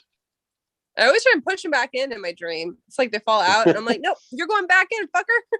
You all need to do some shrooms, man. What the hell? I'm a strange person and I've never had dreams like these, man. You guys need to do some shrooms. If I told you my dreams, like the dreams that scared the fuck out of me, you would be like, I quit. You would just literally Well, be like, that's I quit. my I'm gonna stay in opinion. this fucking matrix. My opinion, that's your unconscious wanting out. It wants out and is getting your attention by freaking you the fuck out in your dreams. No, it's not. It's astral projection. I used to have a recurring dream where I could fly, but then whenever someone was watching me, I couldn't do it. So I could fly around, and then I'd be like, "Mate, look at this! I can fly." And then I couldn't do it when they're watching me. But the moment they turn their back, I can fly again. Most bizarre. I could fly my dreams, but it gets to the point where it's like I have to flap my fucking arms like I'm a bird or something, and that's how I like gain momentum and fly away. I'm just literally like. I've also had dreams where I'm flying and then I forget how to fly. Then I'm falling through the air because I can't fly anymore. You know, I've had some crazy ass dreams. You know, where I fly, but it's like so Oh. weird because when I have How this much? dream, it's kind of like a movie, and it'll be like age 15. I have this dream, and then I wake up, and then I don't think about it. All of a sudden, I'm like age 19. I go to sleep. I have this dream, same dream, and it's like I hit pause, and then I hit play again, and continues. It's like this weird saga of like dream sequence that's been going on since I was a kid. And just recently, like I want to say a couple of months ago, I had a dream that fucking Nibiru came out of nowhere and just like crashed into the planet. We all died. And I was just like, well, this sucks. And then I tried flapping away to get off the planet. But like, Have you guys seen it's that crazy though, new? because like people know about Nibiru, like a lot of people that know about, you know, the Matrix and all that shit, they know about Nibiru, the 13th planet. And it's kind of crazy because it talks about how like it's invisible and then it'll just appear when it wants. And that's apparently how the Hopi Indians say our world's gonna end, like for the final time, is Nibiru is gonna fucking crash into us, so we're all just gonna be done. Right before any of you go to sleep at night, every night, think of a question, like just repeat a question over and over, and that's your last thing you think about when you go to sleep. And the first thing you remember when you wake up is replay what your dreams were, and just go over them to like refresh your brain. Your answers will come, whatever that question was. I guarantee it's no trick to it. Your answers will be in the dream every time. You guys can laugh and snicker. It's fact. I always do that. Oh, I forget my dream. When I wake up, I always take time before I get out of bed to remember what I dreamt about and go over it. Yeah, it goes hand in hand with manifestation and dream boards. And if you repeat something, if there's something you gutturally, instinctively drive to achieve, and that's all you think about, you eventually create it in your reality by your it starts with your thoughts creating it, and then it goes into action. That's that 90% that we don't use. We're tapping into source, God, whatever you want to call it, the universe. I like Buddhism. They call that energy nothing, because to name it would make it disappear. So it doesn't even have a name. I believe Yeah. that. And Buddhism is the only, they call it a religion, but it's, I mean, yeah, it meets the dictionary version of it's not a religion. It's a way of thought. Honestly, I love being able to be on Tyler's channel and talk about this stuff because like barely anyone, even knows we're on here. So we can talk about whatever and people don't know it, so they can't judge us either. I didn't care though. Oh, I didn't care what people think. me neither, Adam, man. I don't care. If you don't like my opinion, then don't listen to me. I'm just crazy, man. Go on with your life, Luke. Whatever. Wish you the best. Well, I mean, I was telling Adam this earlier. I was like, I'm comparing the conversation tonight versus the one from yesterday. And you can tell when I'm on the panel with you guys in street, shit gets weird. Last night was a bad night. I think everybody, I just felt I don't know. I can't speak for everybody else, but all day Saturday, I just had an overwhelming like sorrow, man, an overwhelming just fucking, it was just a rough, I don't know what it is. Something in the stars, the planets aligned, something. I was just feeling shitty all fucking day. That's so weird that you say that. That's literally the only reason why I went out last night. Because I was having the worst fucking day ever yesterday. And on top of that, I keep seeing assholes make fucked up troll accounts on me and shit. And it gets to the point where it's like, it's hard to breathe. So I was like, okay, I'll jump on Zoom, hang out with Street. And I'm like, not even this is cheering me up. So I was like, fuck it. I'm going to go out and drink alcohol and be a happy motherfucker and dance on a pool table. And it worked. I feel a little bit better. Yeah, there was something in the air, man, all day yesterday. I noticed it Friday afternoon. It started feeling kind of like weird, man. Like you're expecting a knock on the door, type fucking like, it's just a weird feeling. That Saturday I woke up and it was even fucking heavier. And I even said last night, I'm like, yeah, man, I'm just fucking burnt. I'm tired. I'm burnt. I'm fucking bored. I'm toast, man. I'm done. I think you need to get yourself a beer, Street, and dance on a pool table. Actually, my van is about finished. It's been in the works for about 3 fucking months now. It's almost finished. I'm going to be taking a road trip, hit Tennessee for a while.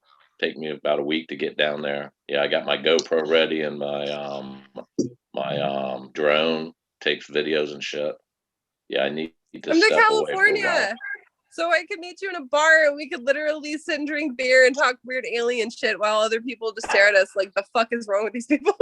Well, being in a van, I'm chasing 70-degree weather, so I plan on hitting San Francisco, that park, in like late fall.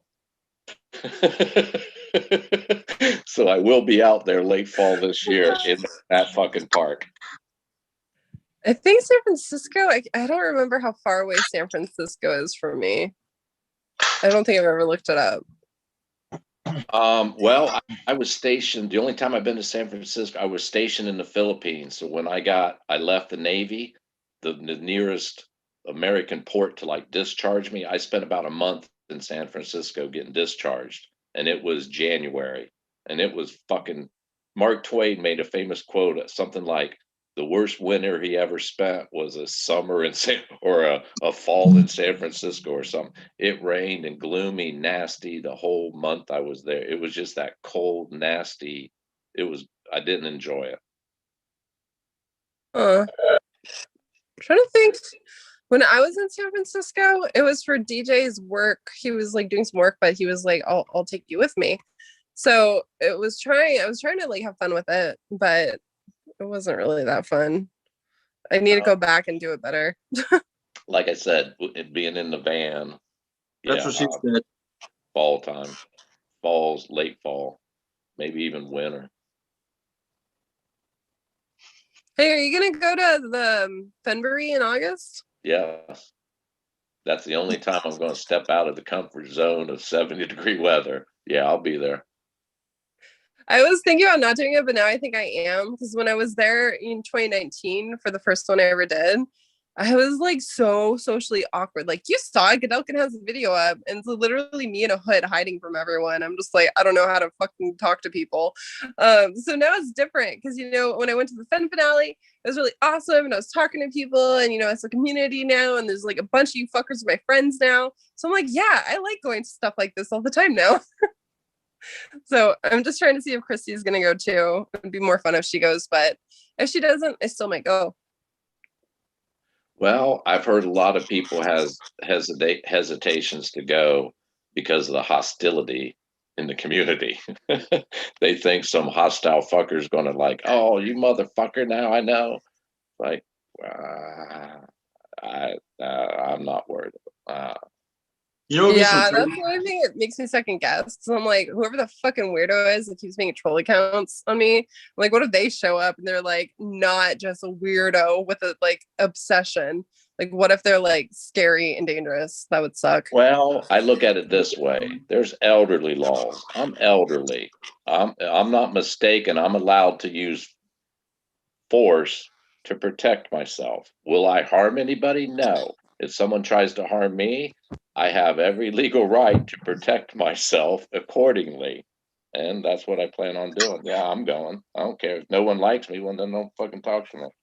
You want to come up and beat my ass? If you want to come up and beat my ass, well, good luck with that. Oh yeah, seriously, good luck with that. I'll fight back. No, at the Fen finale, on the final day when we were at the little pavilion doing the read off and the emails and the little giveaways and stuff like that, like I was helping Christy and Cynthia like put everything together and run everything and giving people tickets, and there's two people to this day I still don't know who the fuck they are. There's two people that were clearly part of the community but did not want to be associated with the community, and they were just sitting all the way away on this like random bench away from us. And I'm like, and that was like literally the night before I rolled my ankle in that stupid pothole. So I'm like already moving like wounded Bambi, right? And I go to Cynthia and I'm like, Cynthia, who the fuck are those people? It's like they're giving me weird vibes. And of course Cynthia's like, fuck it, let's go bring them some food and water. And I'm like, I literally said they look like they'd shank us. What the hell? Oh, Jesus. I was like, they literally said that they look like they'd shank us. And she goes, let's go over and fucking beat them. I'm like, only you, Cynthia. Only you. But it was really weird. I don't know who they were. Didn't you take pictures of them? No. I'm pretty sure one of them was Joe Dodd's son, though. I'm pretty damn sure. You said Joe Dodd? Yeah. I'm pretty sure it was his son. Not fucking gonna lie. Oh my God. Yeah, because like I remember the second day when we were all at the bar and Fen bought us all around with drinks, I was standing outside with everyone talking, and all of a sudden like this really weird car just drove by, and they had the window down. They were wearing like a bandana, and they had, I guess, a walker, but at the time when it looked like a batter or something. I'm like, the fuck is that? And they just drove by. They were like looking like, and I like fucking my blood ran cold. I'm like, who the fuck are these people? Because apparently they went by like 3 times. They kept like looping around. And then someone was like, oh yeah, that's Joe Dodd or something. And I'm like, what the fuck? Because I mean, apparently that's the reason why Dale didn't go to the Fen finale, because they were like threatening him and shit.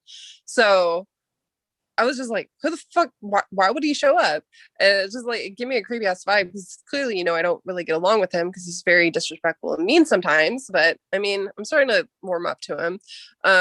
But yeah, it was just really creepy. Like, why would you go to an event but not be a part of it? Just instead circle like a vulture 3 times, and then the next day show up again. And don't associate yourself with it. Just be like, here's us, and then here's the little bench. Like, it was weird. And we were super nice. We were like, hey, come to the after party. We went to, Bullwinkles and shit. And for some reason, they had like beef with Christy. And that's the reason why she was told she shouldn't go at the end of the night for the final reveal or whatever. Cynthia was like, I think these people are going to hurt you or something. And that's what I told Cynthia. I called her. I was like, don't you fucking tell Christy that she can't go to the damn party. She set this whole thing up. So then we went, and it was really weird because I think it was like Paul Amons or something was Oh my there God. sitting there. He's a hoot.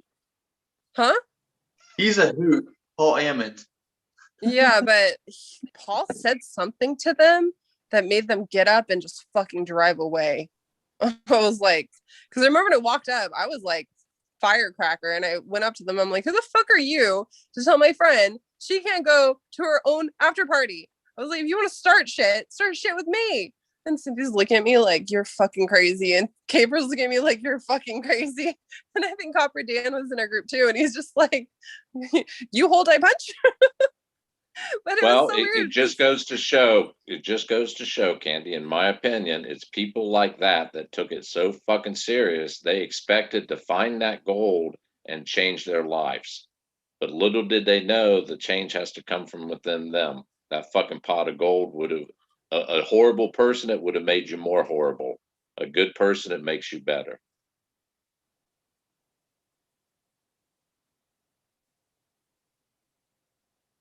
Yeah.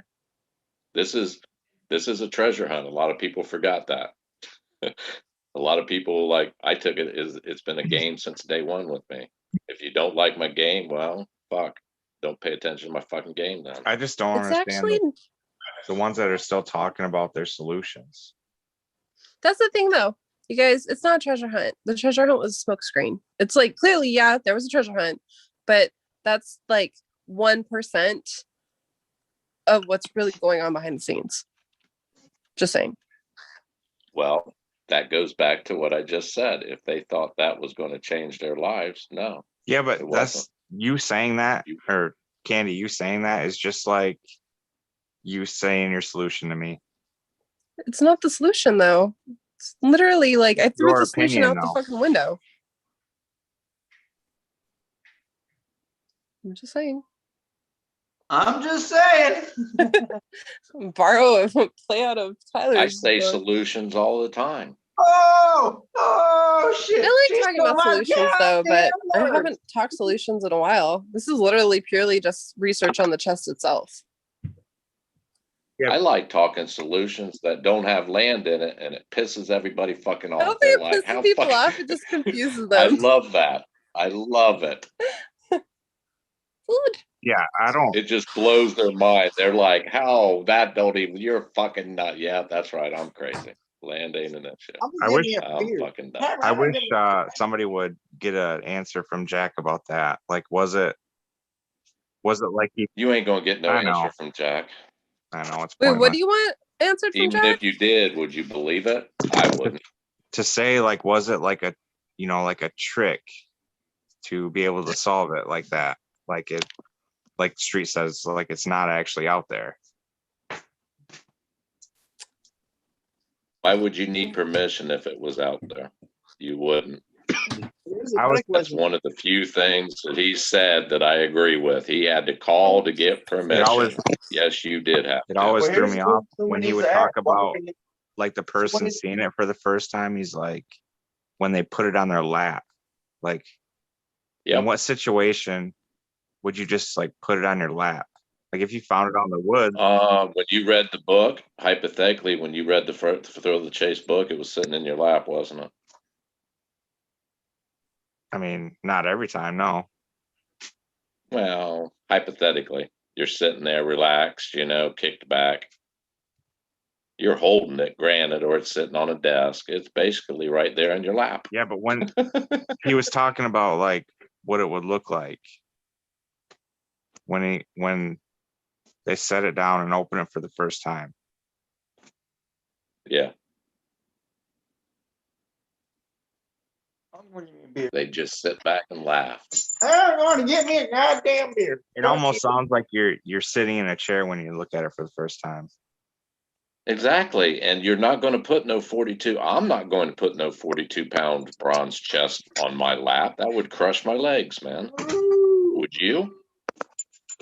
I mean, if it's flat at the bottom, it'd be a little different. I mean, a 45-pound weight is. You would set that chest that I'm looking at it right there. Your little avatar is the chest. You would set that on your lap to open it. After I felt how it was in my hands, I guess I'd figure it out, but maybe.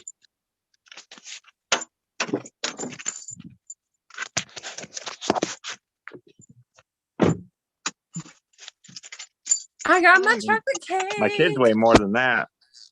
Ooh. But they're not hard bronze. You know what I want to see though? Like that avatar that I have there. In the book, Yeah. you can see like the grain in the wood and stuff. I want to see if Jax matches that. The wood analysis. I've heard you mention that before. I think that's why that story's in the book to begin with. Did you know the Same thing name with of the touching it. chess motif is actually translates to the city of God? What the? You keep saying what you know what I call it? Attack on Christianity. That's what I've said it a few. You're like, no, it's known as, I know what it's known as. I call it an attack on Christianity. It's not, in my opinion, him paying to get into heaven. He's paying not to go to their heaven. He's paying to go to his own heaven. Oh, yeah, about when they have it too. Oh my God. I need to pay attention to the goddamn road. What am I doing? I need a beer. What if that whole 15 years he was just making duplicates and just Yep. putting them all out there? Like, let's say there's like 20 out there, and like when he says I gave you title to the gold, is really like you have to take one of those empty ones to him, and he fills it, and then really the one that he put all his stuff in is, you know, out there still. Here's what stops me from thinking anything, and it's not conspiracy, it's not a hoax. There was a treasure chest. There was a treasure hidden someplace. But here's what stops me. He's a fighter pilot. 20 freaking years. Oh my God. They're in the cockpit by themselves, relying on themselves with redundant systems built into place. Everything in that cockpit has a redundant system. If one breaks down, you go down to manual, blah, blah, blah. The minute he would have literally set the chest that we're looking at here out into nature someplace, the minute he turned his back, he lost all control over it. He no longer has control over it. He no longer, there's no guarantee anybody, there's nothing. He lost all freaking control. Weather, animal, everything comes into play. I just could not see a man of his, what I've read into him, he would not lose control, not of his, this is his baby, air quotes. He spent all this time. It's his, you know, he didn't like the word legacy. Let's not talk about it. Well, the reason he said, let's not talk legacies is because that's exactly what this is, in my opinion. It's just his legacy. He was a salesman. He was a hustler. And, you know, he even sold fake paintings. Let's There's not something else forget I was he gonna was a say. good old boy Texan too. That Yeah. was his core. And he was a prankster. So you can't associate those two. Like, if he's pulling a prank, it doesn't mean that he wouldn't be just because he did all those good things. Well, I guess it boils down to what each individual brought. What was the treasure they were looking for? Depending, that sets you on your path right there. What treasure were you looking for? Were you looking for his trove? Were you looking for his chest? Was you looking for his treasures? Was you looking for his gold? What were you look? All those words is in the poem. Which one were you looking for? I was looking for his trove because he asked me a question. So why is it I must go and leave my trove for all to seek? So therefore, You were looking told for his me. grave. Well, no, it told me personally, I'm looking for the man's trove. He asked me a question. And the question was about his trove. It wasn't about his treasures. It wasn't about his chest, and it wasn't about his gold. It was about his trove.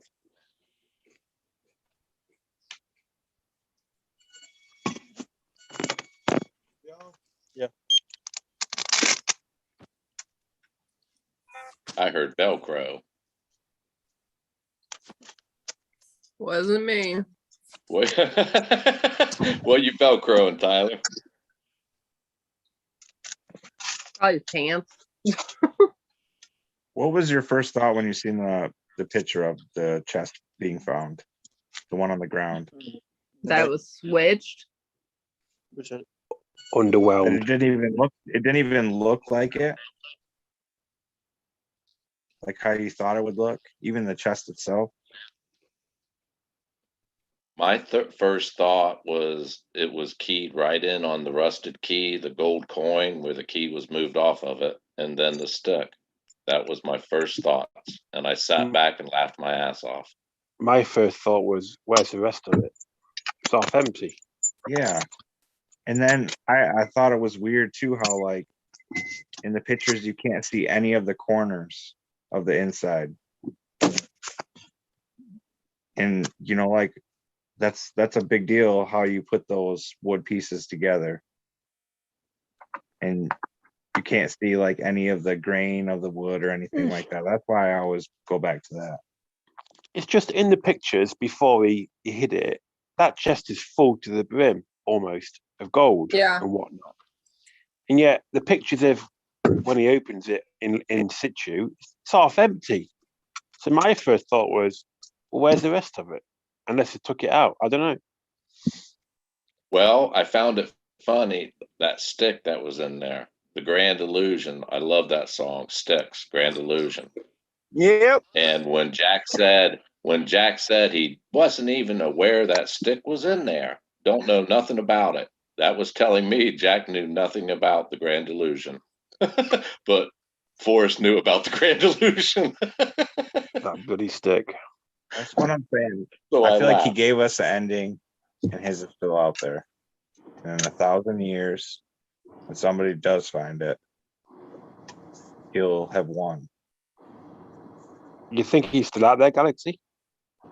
I think the real one's still out there. Huh.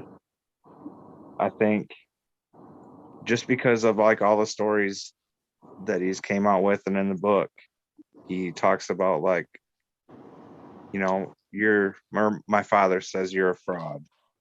And it's like there's like he's pointing to like he wants you to learn something from how he determined that it was Sitting Bull's peace pipe by matching up the grain in the wood, or touching the bronze. Like, what if that one that Jack has isn't even bronze? What if it's like brass? I think his trove will always be out there for anybody willing to go look for it. Mm. I'm honestly mystified that more people aren't fixated on the fact that Forrest Fenn and George Frisson died on the same day. Coincidence. Like, that's huge. What did Coincidence written in the stars, possibly? what did George die of? I never looked that up. I just saw that the day Fenn died, he died. They're really good friends. Fenn used to do like fundraisers and stuff for him at his San Lazaro Pueblo. And George was a very famous, well-known archaeologist. And Fenn was also on the board of George Frisson's institute. And there's a whole bunch of other stuff that falls into it. So I just find it very interesting that people still don't think Fenn committed suicide, and they still don't think it was something bigger than just a treasure hunt. It's just like there's so much proof. There's so much proof all over, and people are just like, I don't want to look at it. I don't want to see it. I It picture was him. written in the stars. Actually, the cover of the revised edition from Once Upon a While is literally the Secret Hoop for the Hopi Indians. Just letting you know, which is literally about when you die, how you transcend to your higher self in the stars. And I think it's called like the Golden Gate. There's like the Silver Gate, the Golden Gate, and other stuff. So it's all over. But if people don't want to believe it, that's cool. So yeah, it literally is written in the stars. Can it be a star? Is that what you're telling me? Oh shit. No. I imagine him taking a bunch of sleeping pills and sitting in his chair. Well, I think he was planning on taking sleeping pills if cancer ever came back to him. And then walking to his chest place where he hid it. Wherever he did. He'll be there, but not for a while. It's going to take a I couple of still years. stand firm on my Josephine Sharp log cabin salt for this my own salt. And I got a beer. You Cheers. have You to all temporarily remember- bury the body and wait for the flesh to fall off and turn to bone, basically. And like, you know, just have the bones, and then it's dug up and taken to the specified area. Tea with Olga was a very interesting chapter where he explained she wished to be put on top with her father's ashes, but Forrest chose to put her in a different place. Stop and think about that. But when did Finn say this? Tea with Olga. He made a deal, and it was legally bound, that as long as he agreed to fly her ashes up over Taos Mountain and spread them out where her father's ashes were on top of it, that she would sell him her house behind his studio at market value. And he signed a legal binding contract. But when the day came, and Indy, you mentioned that he's sitting on that wing with his mom embroidered that pattern on his pants. Those are, so when he got up there, he saw how bleak and dismal the top was and thought she would be better off down lower where the flowers, some type of flowers, and it was prettier. The moral of the story is beauty is in the eye of the beholder. Her wishes were to be, actually, he did not live up to what he legally said he would do. And I've never heard anybody talk about it. He agreed to set her ashes on top of the mountain with her father, spread them up there out of the plane, but he chose not to. He broke the contract.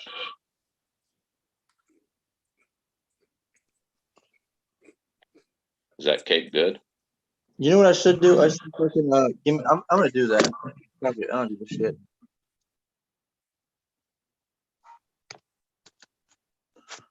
I'm gonna fill in these fucking mixed mercury dams. That's too many. God.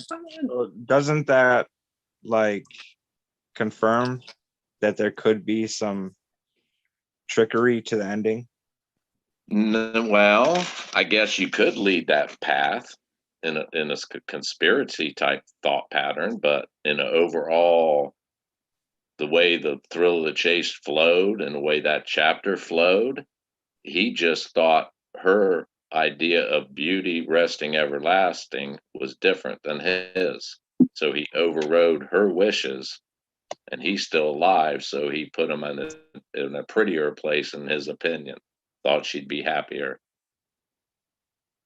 So the ending spot, there was like the true location where she wanted to and where she ended up.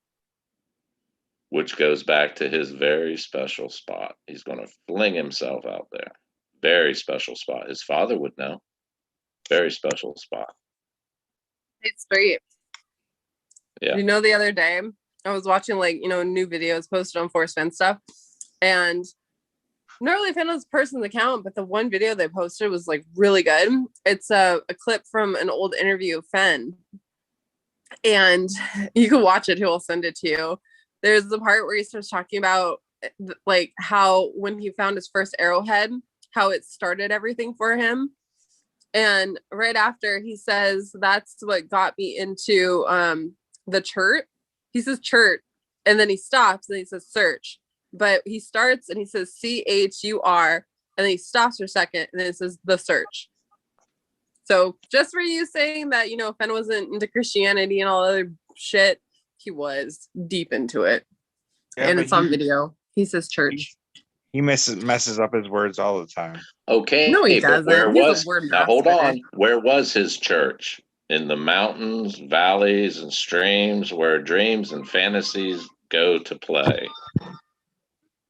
Bingo. You're muted. Candy, your sound's off. I think her phone rang. My phone didn't ring. I think that was Tyler's. No, it's not mine. No, I'm saying when he says my church is in the mountains, he's literally saying it's church. Buffalo. Instead of auto thinking it.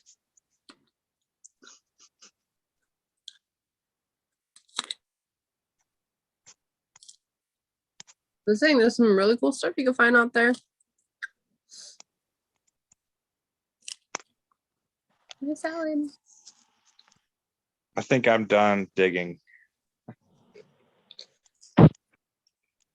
Telling you, I'm good. you don't want to dig for the solution. You want to dig for the chest itself. That unlocks the story.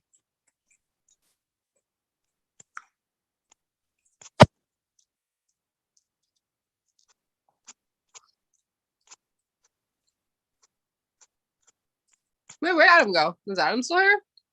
He passed out drooling. I'm here. I can see you just like unmute yourself. I'm here. Leave me alone.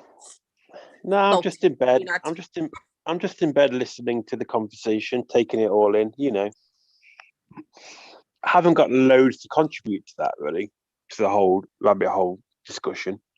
It's a little What do you bit think over about my head. theory, Adam? I've not heard it. About the one that Jack found just being like a fake one. Oh, like a fake chest.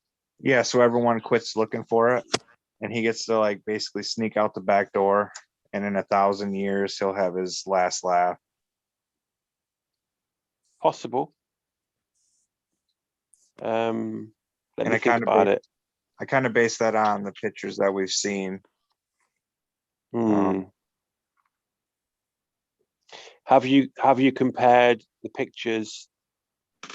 You of the can't chest compare them because, like I said, the grain in the wood would be a good determination. Yeah, exactly. And it's like the pics that we've seen, it's like hiding that. And same thing with like where the wood comes together to make the angles. I can't remember what that's called, but how they're cut, all the corners of the chest are not shown. So in other words, you're saying it's on purpose. All these photos that's been released is on purpose, so you can't see the wood grain. Yeah. Do you think it's weird that we've had no further photographs of the chest, especially as he's trying to sell it? All we've had is those original pictures when he first found it. And the plastic bags too are covering everything. Like what do you? It's like it's trying to like cover up something. There's another thing. Plastic, it's condensation, man. It attracts condensation. Plastic is the worst thing you can do. Those like, what is it like when you store meat where you vacuum a packet? That's the way. And Forrest isn't no idiot, man. He's in the business. Wouldn't you have vacuum packed those things if you put the plastic bags in there?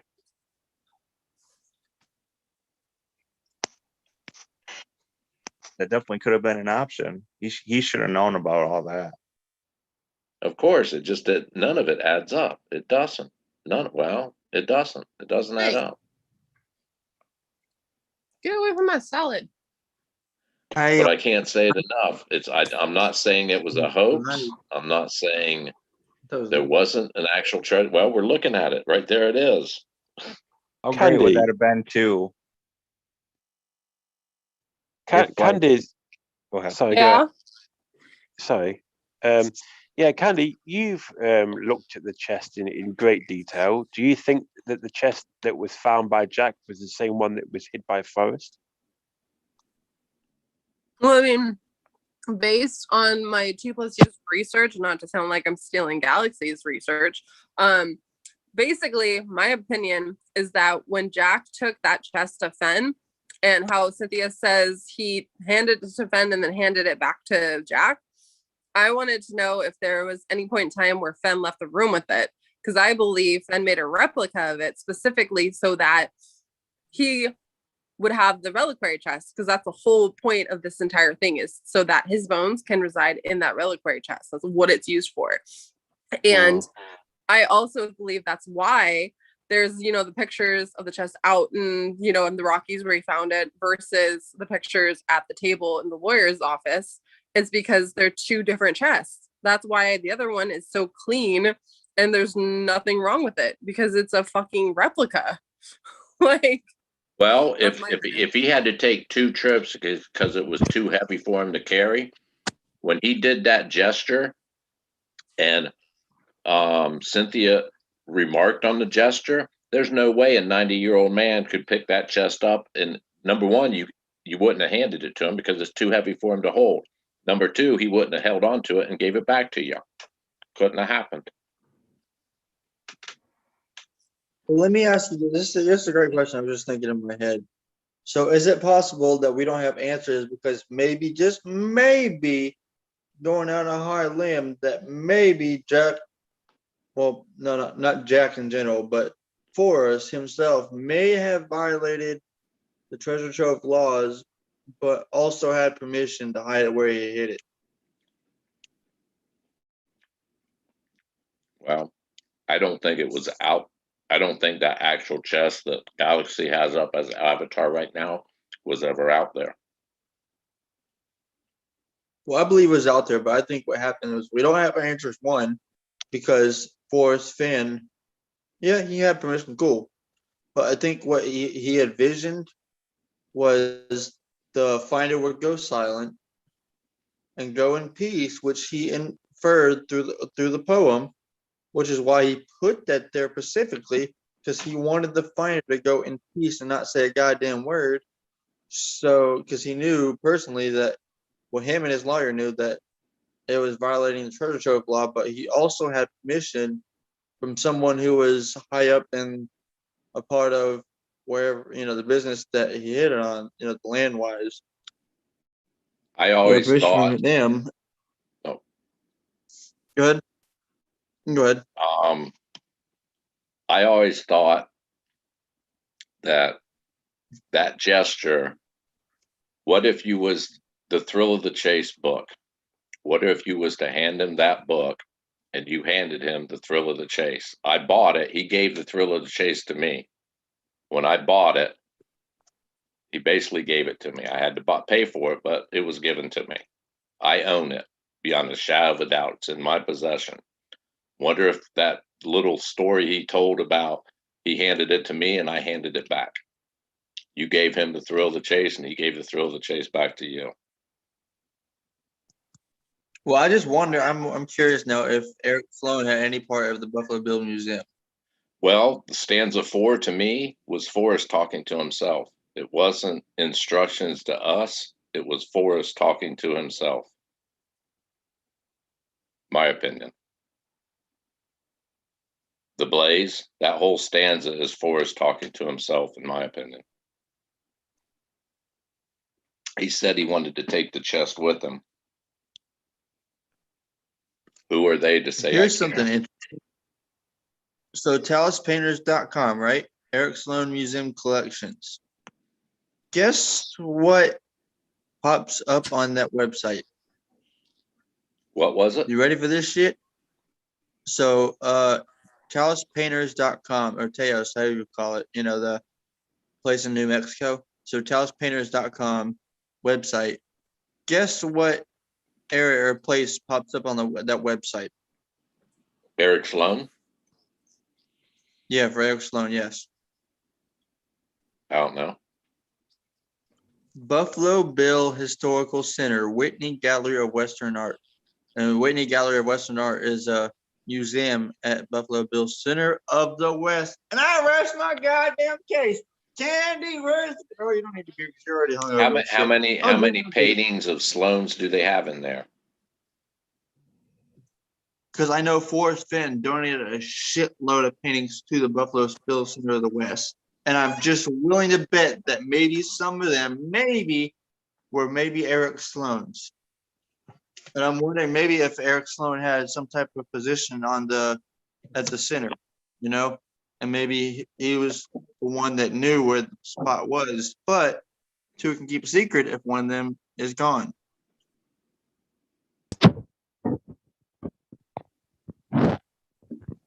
I always believe the double megas to be the ending for two people's lives, which would make sense.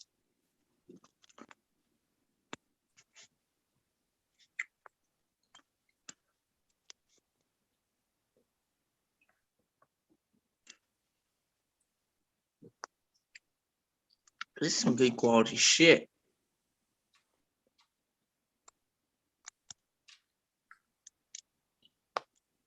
That was a slice. Well, I can't get away from the fact that every single chapter in The Thrill of the Chase, in any book, it's someone's thoughts.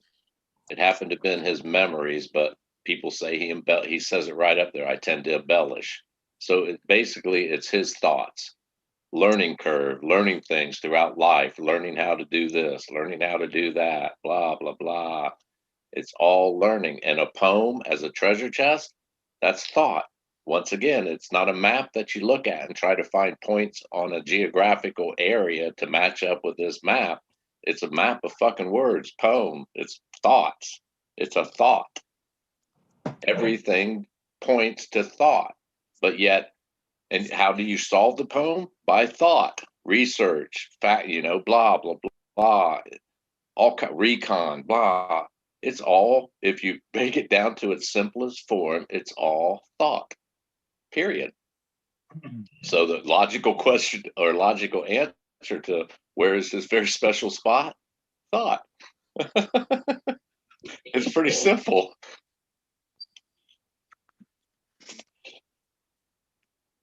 I mean, now I kind of question that if we'll get our answers or not, because of legal issues and shit. But he did say that what if land's not an issue? I don't understand this shit. Like, we're in fucking limbo and like there's no answers. It doesn't add up and nothing makes sense. You know what I'm saying? I think because there's some sort of trick to it. But the question is, what is the trick?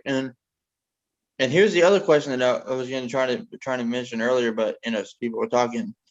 The question someone needs to ask Jack, and I don't know if Jack will respond to it, but like, why would he need permission from Forrest to get the check? I know that answer. No, you don't. Yeah, you don't know. No, I really do. I got the fucking guidebook. If you read, let's look at the last stanza, just hypothetically here. If you read the last stanza, hear me all and listen good. That's a salesman, phone calls, wooden phone, braving in the wood. Old phones were wood. Cold call, brave, blah, blah, blah. I give you title to the gold. That's why you had to call him. Not because you found the chest and needed permission. No, you needed to tell him. That's why he watched every email looking for keywords. That's why he answered his phone. Because you had to communicate with him. And if you have to communicate with him, that means it wasn't you communicated the answer, not to get permission to go get a chest that's sitting out in the middle of nowhere. Trust me, if there's millions of people that would say, nah, I wouldn't call, man. I don't care where it's at. If I knew exactly where it's at, I'm grabbing it. I ain't asking permission. It's better ask forgiveness than permission.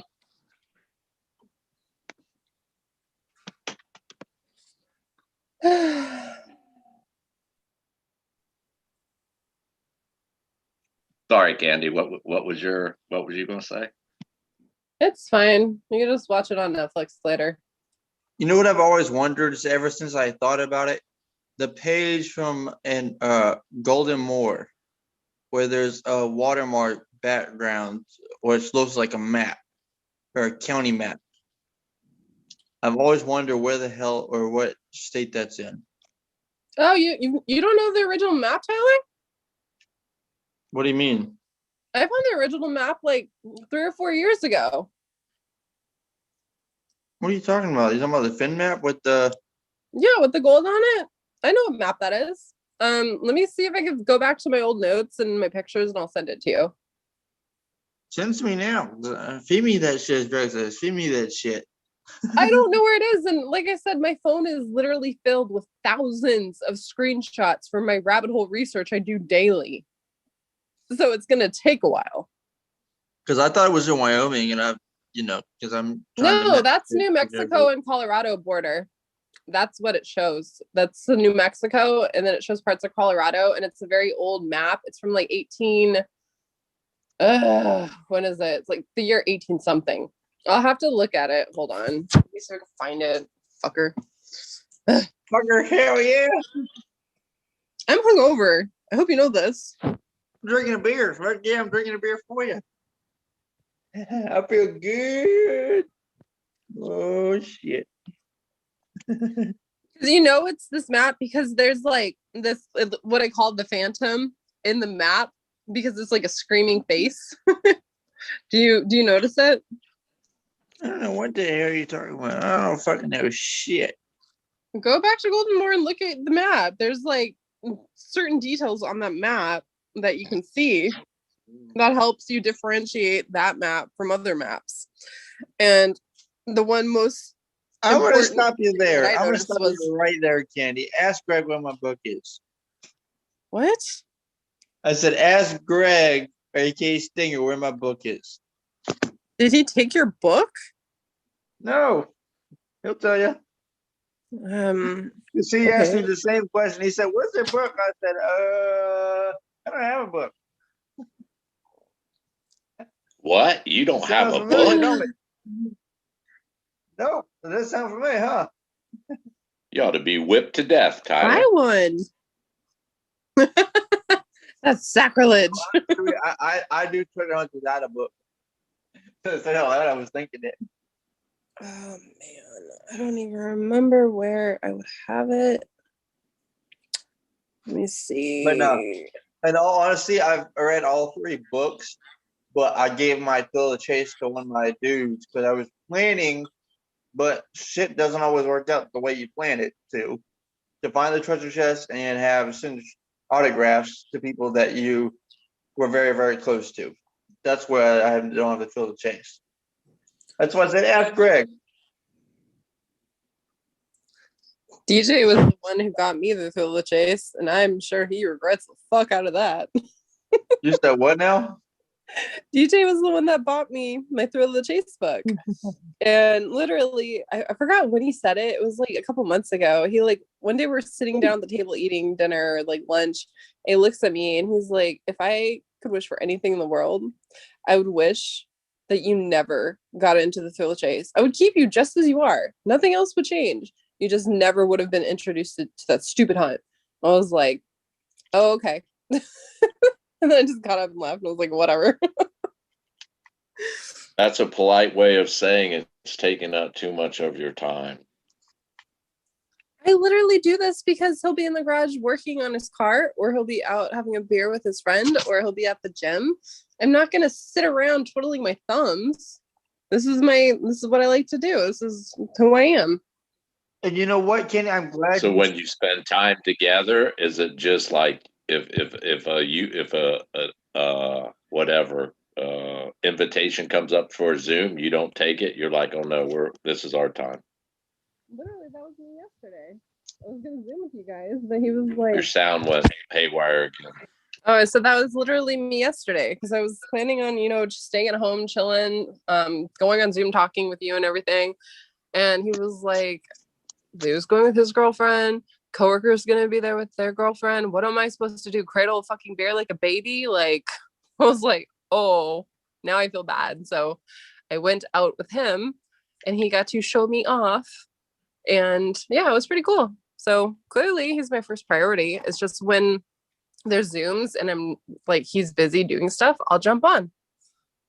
I like to research. I like to talk stuff. I like to talk random weird shit. I'm not criticizing you. Don't take it the wrong way. I was just asking questions. I'm not. I just think it's funny.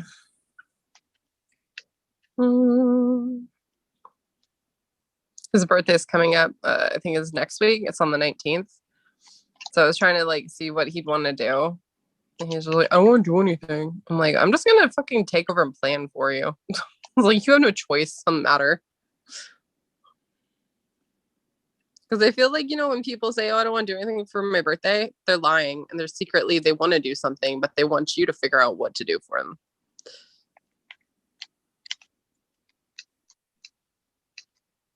Well, after 15 years, you should know by now. Oh, I know. I already told him a whole bunch of stuff, but he's trying to be like low key right now. I told him, I was like, the perfect day for your birthday is watching all 3 of the John Wick movies and eating pizza with pineapple, spicy sauce, and pepperoni. Like, Have you watched that the is recent one, truly- Candy? Huh? Have you watched the recent one? The one that came out like, what was it, 2020 or 2021, whatever the fuck it was? Yeah, I That's- watched all of them. It's literally DJ's favorite movie. Like, he will watch that thing fucking religiously. If you go, it was 2019 or 2020, whenever it came out. I forget when it was. I was honestly having a hard time differentiating the 2019. different storylines from those. We were like sitting there trying to remember. We're like, wait, this happened in this one, but the hotel, and then he got in trouble for killing at the hotel, and then there was a hit on him. Like, I just need to watch it again. It was John Wick 3. That's what it was. Parabellum. That's when I worked at Stone Theater, believe it or not. I worked at the theater too. How long did you work at the theater for? I don't remember honestly. I literally started the theater after I dropped out of college. I just remember when I was at the theater, it was when what was that fucking movie? It came out and it was literally like the apocalypse at the movie theater. Armageddon? No, I'm saying the movie wasn't Armageddon. It's like literally people and the way people were acting. It was like the apocalypse. Fuck. What was Well, it? I got to work in the movie theater during Endgame. During Endgame. Oh yeah, That's that pretty was cool. It was chaotic as fuck. I'll never forget it. I will never forget that shit. Oh my god, it was like a crowd of thousands. I would say at least 1,000 people per day going to see that movie. I'm like, Jesus Christ. Literally, because I worked at the movie theater, I understand why people can't have nice things. They just destroy everything. I watched a documentary on Hulu last night about The Exorcist. It Oh, was nope, based nope, off not a true spoiler. freaking story, man, of some dude, some young Nope, kid nope, in Maryland. Nope. I'm good. I'm drunk for this shit. Nope. Yeah. I can talk about everything under the sun street, but I cannot talk about The Exorcist. Ew, Like, I where's cannot the fucking weed, do it. man? That blew my mind, man. I remember watching The Exorcist, but to hear that it was based off a true story, I'm like, oh shit. I do not know it was based off a true story. I I don't had watch no this shit, idea. so I didn't Never do that. heard of it before. It's literally the most fucked up, traumatizing thing I've ever witnessed in my life. My mom let me watch it when I was little, and it was the version where she goes down the stairs backwards and fucking spits up pea soup. How little are we talking? You know what I was forgot how always old I was. traumatized by? I was always traumatized by what was it? It was Indiana Jones movie with the guy where he tore the heart out of the fucking person. What I the think I fuck was was it? probably 7 or 8, maybe. Okay, well, I got my kids to watch Blair Witch Project. Oh I hell told them no. there's not a monster, there's nothing, it doesn't show nothing. Just watch it. And 2 of them did. One of them refused to, and she just recently watched it, and she's like, "Yeah, man, I don't know why it freaked me out." I said, "I told you, there's nothing in it, man. It's just your mind. Your mind scares you." That's why it's so scary. You don't see anything, so your mind creates it. Well, I watched my kids. They were all in elementary. I think the oldest was maybe fifth grade at the time, and trickled down in 2 years intervals. I just watched them watch it, and their mind just ate them alive, man. Of the unknowing. Do you know that movie was fake, but the story behind everything that they did was real, right? Well, I took it a step farther. I told them before they watched it that they found this video inside a porch of like a 1700 porch, and there's no way they poured the bricks apart. It was an old witch's house. I built it up big and said they found this camera with this. I said, "You guys got to watch this. This is the greatest thing I've ever watched." And like the two older was like, "Yeah, let's watch it." And I watched it. And they were under the assumption that it was real. Jesus Christ. That's what's going down right now with I forgot the name of the movie, but it's like I see it all over on TikTok and YouTube's, and everyone's saying like it's a cursed film, right? And people who watch this movie, like weird shit happens to them. Like they started this whole entire mythology behind it, and they're saying like it's so rare for people to witness this that after they witness it, they die. Kind of like, you know, the Ring thing, but it was like old what was it, like old movie theaters, like every time they would like play this movie in a movie theater, the movie theater would be like burned down and like all this crazy shit. So I'm like getting ready to be absolutely horrified. I'm like, should I watch it? How they get it? Am I gonna die? And then I skip to the end, they're like, it's all fake, here's the mythology for sales. And I'm like, dude, that's fucking brilliant. Well, I could tell by Adam's Jesus Christ. Well, I have 7 children, Adam, and I'll call it experimented. I experimented with them to benefit them in life, or where I thought it would benefit them. My whole point of doing what I did with them, I've already went through other examples with my older kids. I wanted to make a point. It's your mind scaring you. That movie is not doing shit. It's an inanimate object in front of you. It can't jump out. It can't grab you. It's your mind. You need to control your mind. Me and my mom let me watch The Exorcist and totally fucked with me, and then bought a Ouija board right after. God.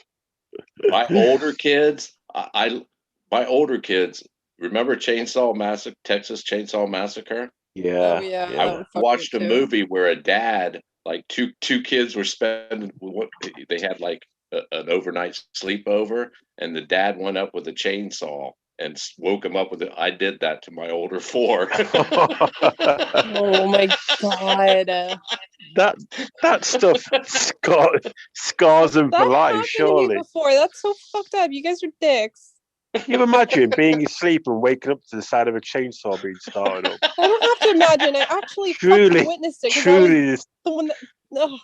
They were terrified, man. They like scampered, all of them like walked the side of the wall up to the ceiling. It was priceless.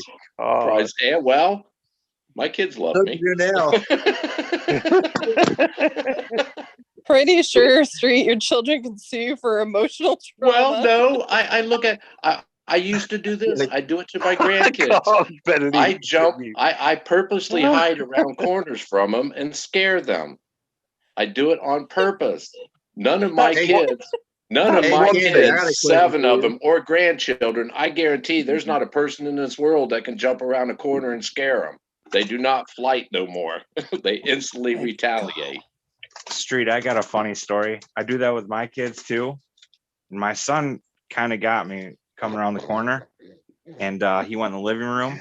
He was watching TV, and I was calling him, and I thought, I'm gonna get him back. And I'm listening to him, and I keep calling him, and he's not coming. And finally, I just kind of give up, and I go around the corner, and he had been waiting there the whole time. Scares me. I drop my pop, it goes everywhere. See, he's learning, man. He's learning. The day they would hit me, the day they would swing at me and hit me is the day I stopped doing it to them. But now there's a downside to this galaxy. When they get older, I'm old, man. Oh They God. fuck with me all the time. I'll be over at their Revenge. house and I got to be like prepared for fucking anything. They're throwing it back at me now. That's the only drawback. Well, you deserve that. I do, and they have fun with it. I do too. I'll do the old, oh shit, goddamn, you fucking got me on that one, God, and they laugh their ass off. I got a question with Candy. So I know someone who's going to the Finbury. What if that certain someone's cranked up the good old chainsaw while y'all were camping in a tent? I'm not going to be in a tent. I will be at a hotel. 2, Just hypothetically. who can I call to bail me out of jail? That's not the question. That's not the question. No, I'm asking between Street and Adam. Who can I call to bail me out of jail? I'll be in the van down by the river. Easy to dispose of Adam, bodies you in the bribed him with river. chocolate cake. Let's just say I Yeah. know this person pretty well, and I know they would do this type of shit. If by you mean Greg, then Maybe. that will be like a fucking YouTube war of all YouTube wars.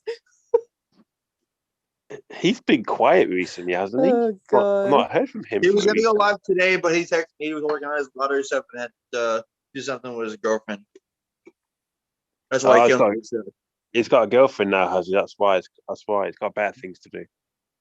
Mm-hmm. Priorities change when you got a woman in your life. Yeah, I guess. Sex, man. Your schedule definitely changes. Yes. Oh, I found it, Tyler.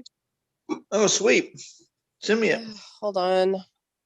It's like, I God don't remember damn it, what dude. it's called, but I'll just show you the picture. Oh shit. Did it do my medicine? I don't fucking know. I don't think it did. Fuck. Dude, I'm just I'm Do you really live in a van? No. Oh my God, this whole time I've been imagining you ducking in a van, and you're No, telling me all that's these not even the people- truth? Even you, they would make fun of me like, oh, you're making fun of the homeless and blah, blah, blah. You live in a van. You have no right for your opinion. I'm thinking, shit, really? Wow, okay. So you have to have a white picket fence in a house to have a valid opinion. That's a new one on me.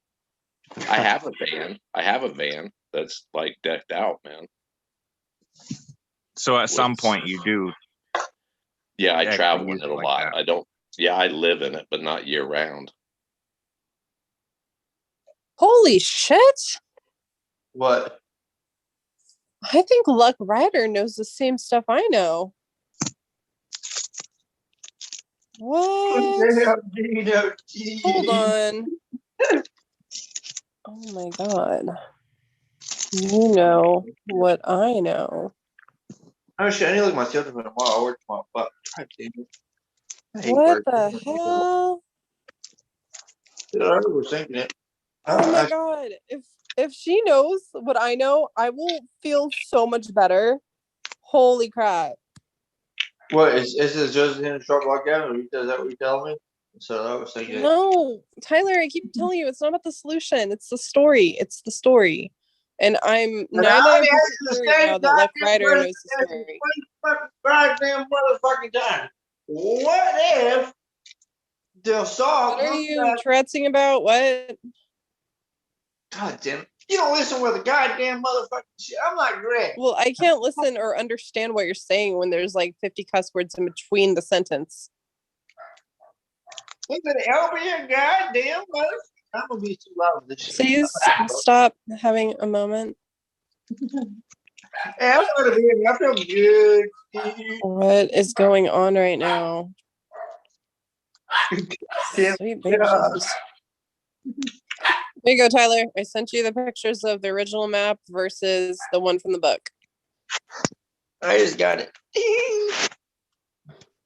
Have fun with that. And oh shit. See, you can see the ghost lady. Call her the opera singer. Oh, it does look like exactly like it. Shit, what the fuck? I told you, it's the map.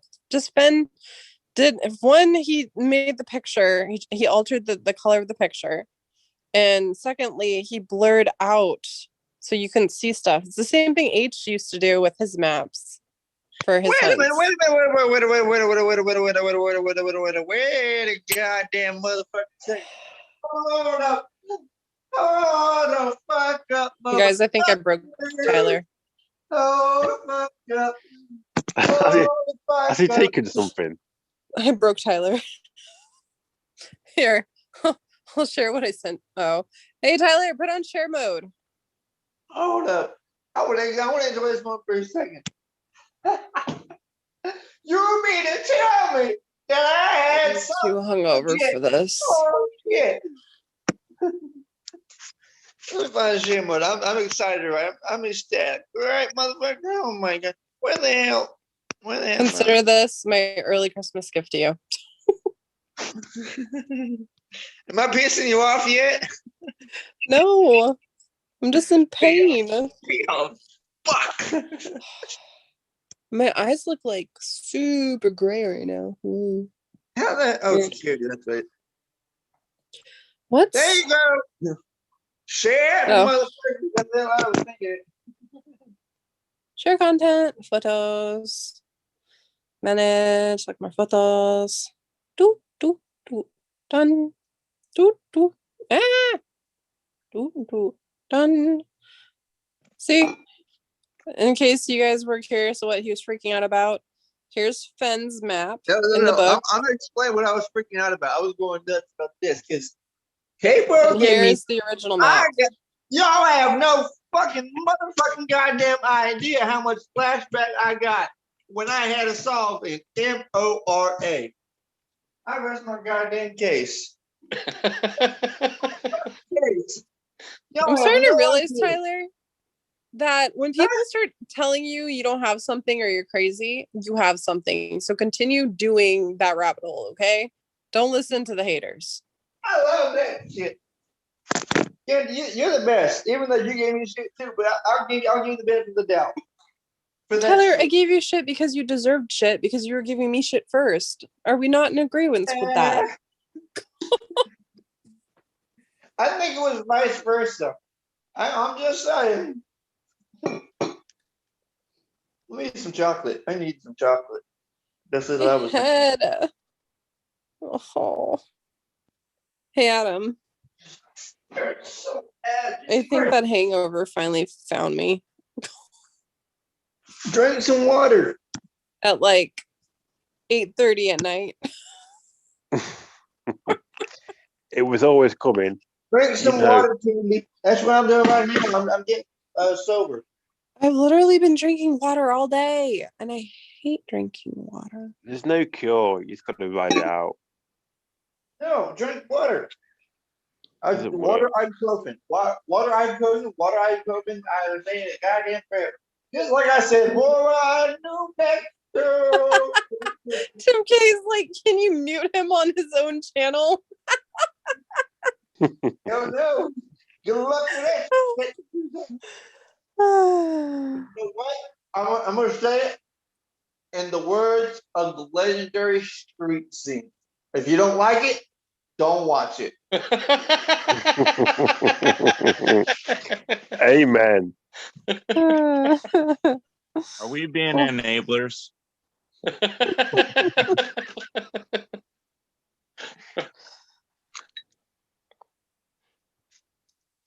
Oh, Gallatin, jump in on the Zoom, girl. Jump in on the Zoom. Dude, I want Luck Rider to wake up and respond to my message so I could like know if she knows what I know. I got a life hack from her too. Her, K-Pro, you have no idea. And I actually teamed up with David Griffin. I don't know if y'all remember that one. Oh shit. Paul Amos just, oh my god. I got a cat, so I got a rash. Oh. I still talk to him. I haven't talked to him in a while though. I haven't ever taken it, but my friend swears by Excedrin. No, I took headache medicine earlier. It's just this one's gonna be a rough one. If Yeah, I'm not Haley, are you coming mistaken, on? Excedrin has caffeine in it, doesn't it? Aspirin, it has Tylenol, aspirin, and caffeine. Hangovers is Excedrin? a, I You I know, took that listen. once, and I was my literally favorite- sitting at the table shaking. I was like, not okay with it. I'm telling you. I've had some bad hangovers in my time, like wanting to die. It's been that painful. Well, see, you're talking to someone who has seasons of hangovers. That's why I learned where water was useful. Pretty sure one Tyler, of the you're just most young. gnarliest hangovers I've ever had in my life was the day the whole country shut down. Because the night before, I went so hard that I literally got everyone in the bar kicked out, including myself. Good work. It's And hard. then the bar. Tyler, It's that hard to water won't work when you're older. Yeah, you need like electrolytes and shit. Oh, no, I was super hungover at the Fen finale on the third day. Because like we got really fucked up, and that's how I like walked into the pothole. But what was funny was all the moms were there, and they were like, "Oh, honey, you need Pedialyte. You got no electrolytes." So they're just pulling out fucking Pedialyte out of their purse, and they're like, "Add it to your water." And I did, and I was like, "Oh, I'm alive again." Well, see, things are good for me because I'm a lightweight, so I get drunk pretty easily. That's what I should have done. I should have grabbed some freaking Pedialyte. Drink some water. You don't Forgot about that. Oh man. Does it count if I said I didn't even want to drink yesterday? Because I really didn't. You need to DJ stop made me- mixing your alcohols. Yeah, he's Yeah. right. do. That's suicide. What? If Well- you mix them all up, your hangover is 10 times worse. Yeah. I did that. You just Oh. let's say you just drank rum and you get plastered. You wake up with a hangover, take whatever, Tylenol, aspirin, whatever, ibuprofen, whatever, Excedrin, and take a shot or two of what you got drunk on the night before. This all takes me to get Wait for a little bit, and then eat a breakfast and drink milk. Guaranteed, like it'll go away. Hair of the But dog. Hooley makes a good point. Old people hangovers suck. Yeah, they do. The older you get, there ain't shit you're gonna do, man, but lie in bed. Period. I don't care. You Agreed. can drink I'm literally- anything, eat anything. I'm 32 years old, and I already have gray hair You're not old. coming out of my roots, and I have the worst hangovers of my life. Well, you haven't been. You're- I used to smoke pot heavy and drink alcohol heavy back when I was in college, 24/7. Every I went grade 25. what they call there's a word, there's a term for it. The one good thing about lockdown is I've not been drunk, like badly drunk. In fact, drunk at There you all go. for a That's what year. it's called. Crossfaded. I get crossfaded. I got crossfaded. That's actually really good, Adam. It is, isn't it? That's the one good thing about lockdown. My liver is thankful for it. I've drinking more. I've detoxed no end. Want to know? Honestly, I want to say the most drunk I've ever been in my life was the day it was announced the chest was found. Mm. I'm telling Really? you, that was literally the drunkest I've ever been in my life. You drown your sorrows. I literally, when I started to sober up just enough to understand what I was saying and doing, apparently DJ went out into the backyard and saw me just hovering over the pool. And he's like, it's 2 in the fucking morning. What are you doing? And I'm like, or it wasn't 2, it was like 6 in the morning.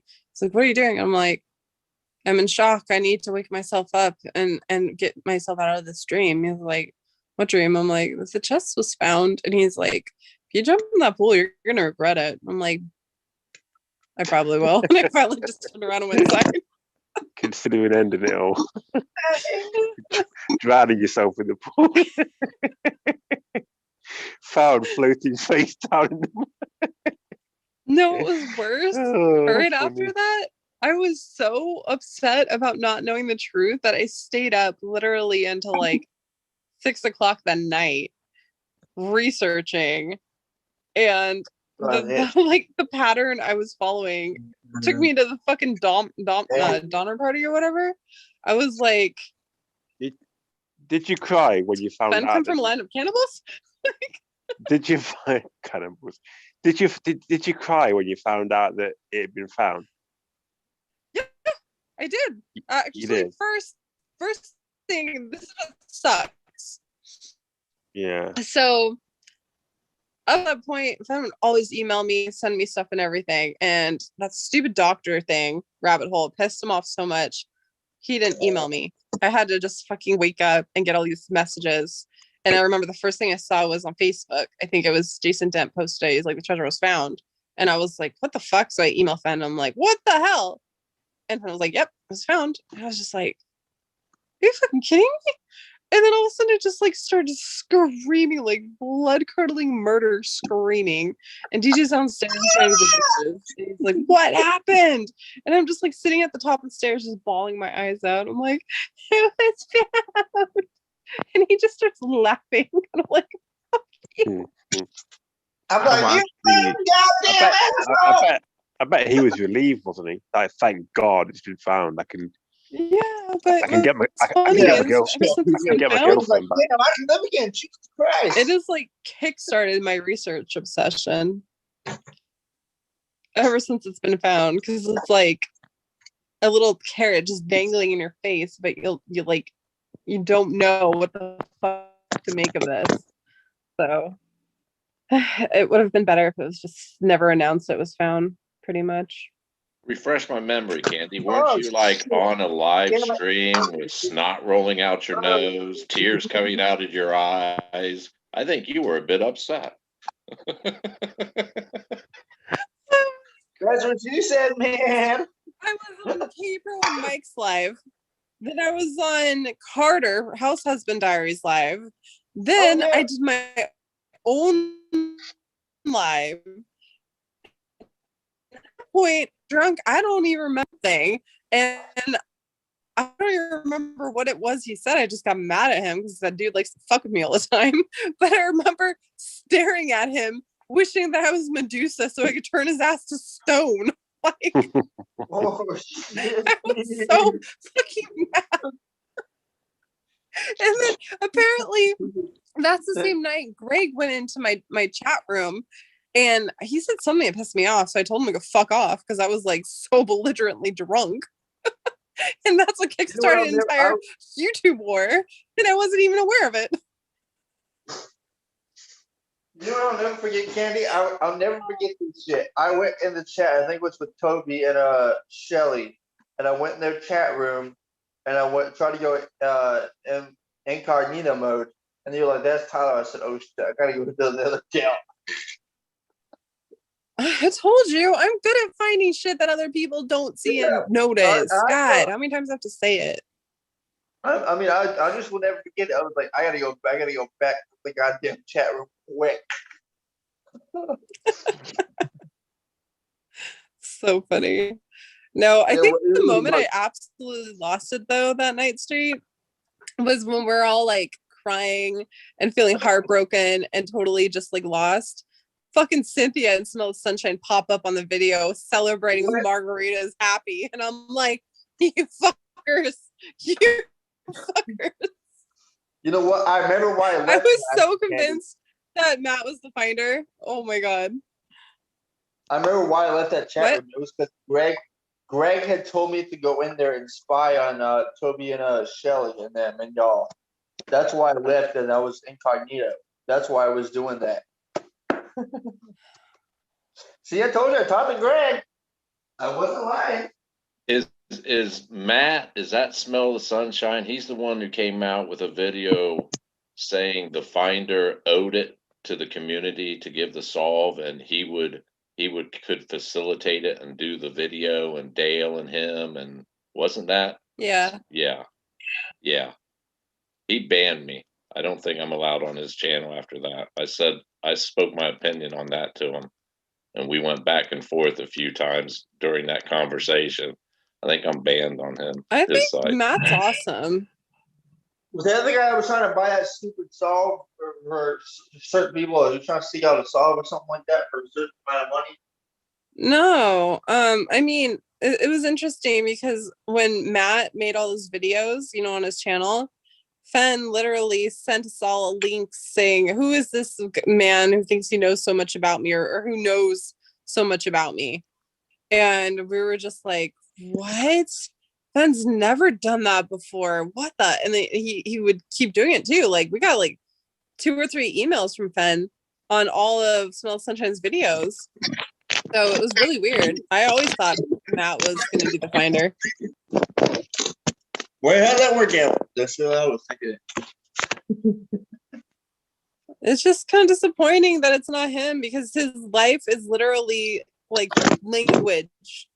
His profession is language. And that is the one thing that you needed to solve this thing. So I'm just absolutely baffled that he is there. And if I really stop thinking about it, I think it's possible that it was Matt and Jack that Fen was writing that toe-to-toe thing about. That's what I think. all you Because I know needed Matt was out common there at the same time sense. Jack was. I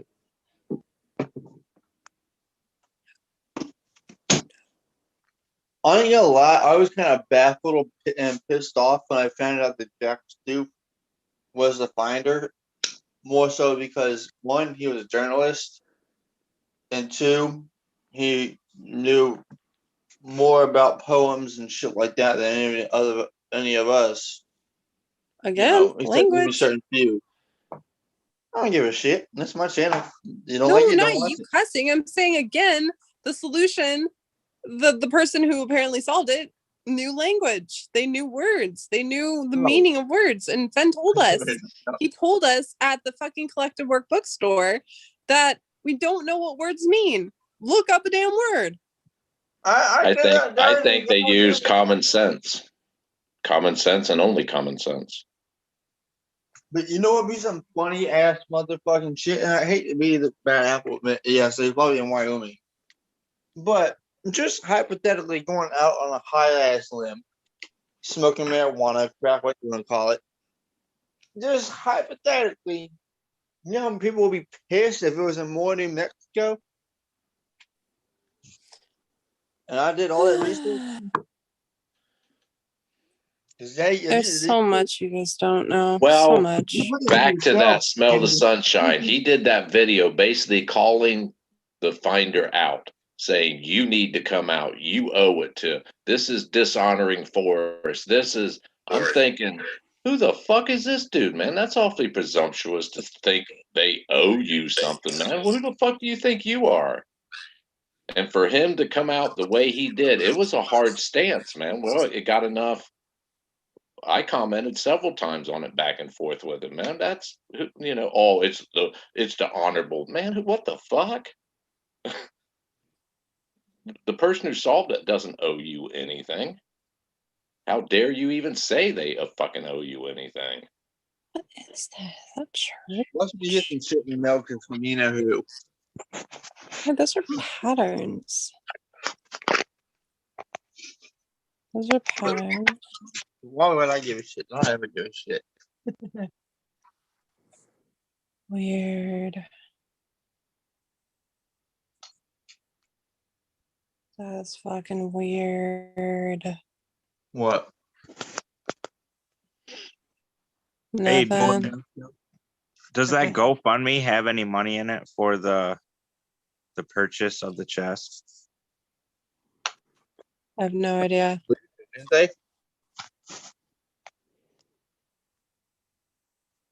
I thought that was kind of bull crap. Because whatever they raise isn't even going to be close to the amount. And then they just get to create a treasure hunt in whatever, you know, idea that they have. And they get to like promote themselves off of it. They're not going to be able to raise enough money to buy it. And think about the premise of what they're using to raise that money.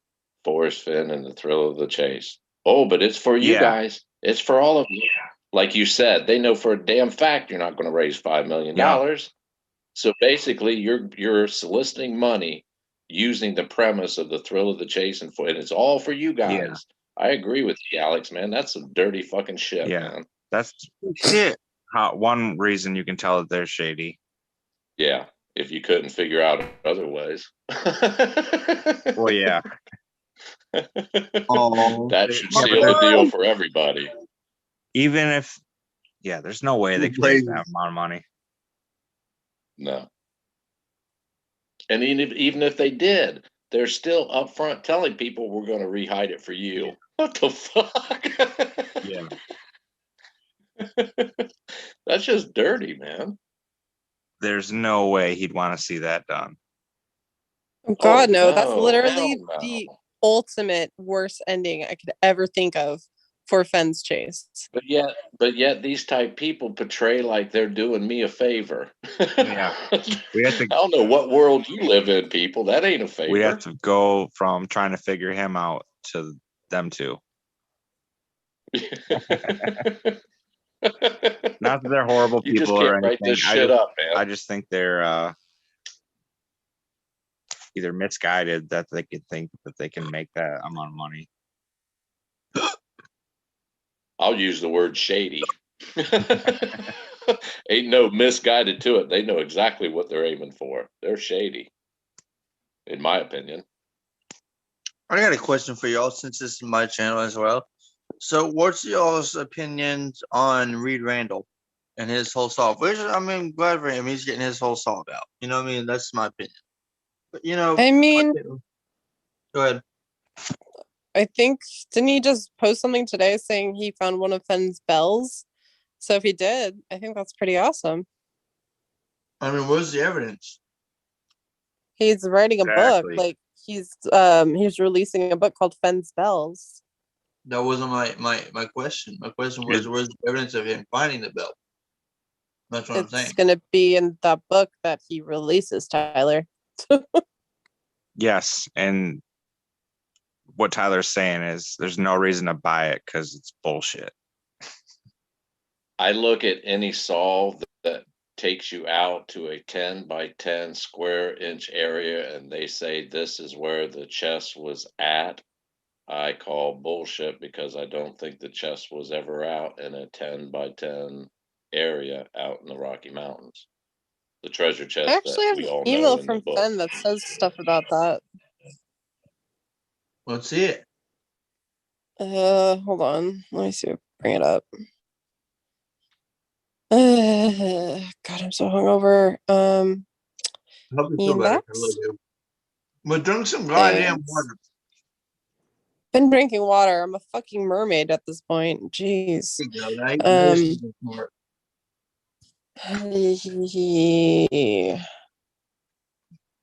Well, is that one? Can that work? God, it's gonna take a while.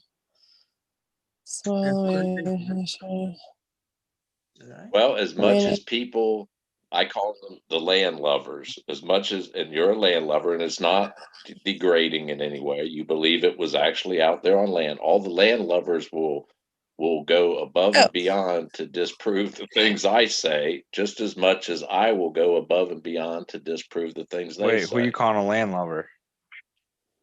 You fucking land lovers. I don't know what I believe. I could believe both ways. Well, I just have every time I'm in a chat or something, and I'll say, and it's my comments are treated like fucking you're in. Why don't you go away, man? Enough's enough. I'm like, no, why don't you go away? It's not feasible to me to think it was out there on. It doesn't add up. Common sense tells me different. Hold on. Taking screenshots. Ugh. You know, when I watch Jack's video, I think of how he really wants to put it out there that it's confirmation bias, holding everyone back. Yep. And Forrest always says straightforward or whatever. And I don't know. I think the poem was something just to like send you off in a rabbit hole direction. They figured out the first two clues and walked right on past the rest. Why? Because they got up and left the fucking book. They left the Like- poem back in the poem. Can you see that, Tyler? Yeah, I see it. I've got a theory about it, Street. I'd be interested to hear it. Okay, you know how you ever had somebody that was a big fisherman and you ask them where they're fishing at and they won't tell you? Right? They'll give you Right there, y'all. oh, it's over there somewhere, you know, or give you like a just point. What if, and he says it's somewhere, what if it actually is somewhere? And by me saying that, I mean every time he mentions somewhere in the book, that's a hint towards where he wanted to die. That's what I had the same idea. And the only two chapters aside from Golden is somewhere in Montana and somewhere in Wyoming. So that was for looking for Lois and Clark was Montana. And then the long ride home was Wyoming stamp. Did you see that What if in the book?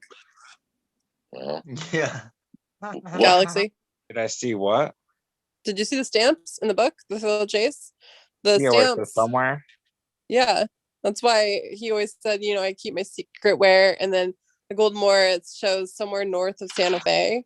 I had that same idea and I looked into it. So the only two things where it literally has a stamp that says somewhere is for Montana, which is look for Lois and Clark, and then the long ride home, which is Wyoming. And that's somewhere between Casper and Shoshone. Yeah, you know so how he always he says like at Go one ahead. time he said 300,000 people know exactly where it is, but when they go there, it isn't there because they're going somewhere, but not his somewhere. I'll say it once, I'll say it twice, I'll say it 3 times, and I'll say it goddamn again. JHSLC. I don't know what well, that means. what about the thing, if I can't take it with me, then I'm not going? How does a person not go when they pass? As long as someone's thinking about you, especially if there's books you've written on someone's shelf, if you're in someone's thoughts, you have never left. Shakespeare. I mean, you could argue Shakespeare's still here. He's still studying colleges. He's still talked about. So, I mean, in essence, Shakespeare is still here. You're still talking about him. He's still in your thoughts. Well, I think what he meant by that is How do you take all the confirmation bias out of it though? You go exactly where you go somewhere, try and find it. Well, he you said. take confirmation bias out of it when you take land. What if land is not an issue? If you take that out, and the poem is a treasure map, but it's not with X's and past, it's with words and ideas and thoughts. Dude, I feel like you were probably the funnest person ever to get high with. Hell, I'm high now, man. You are getting high with me.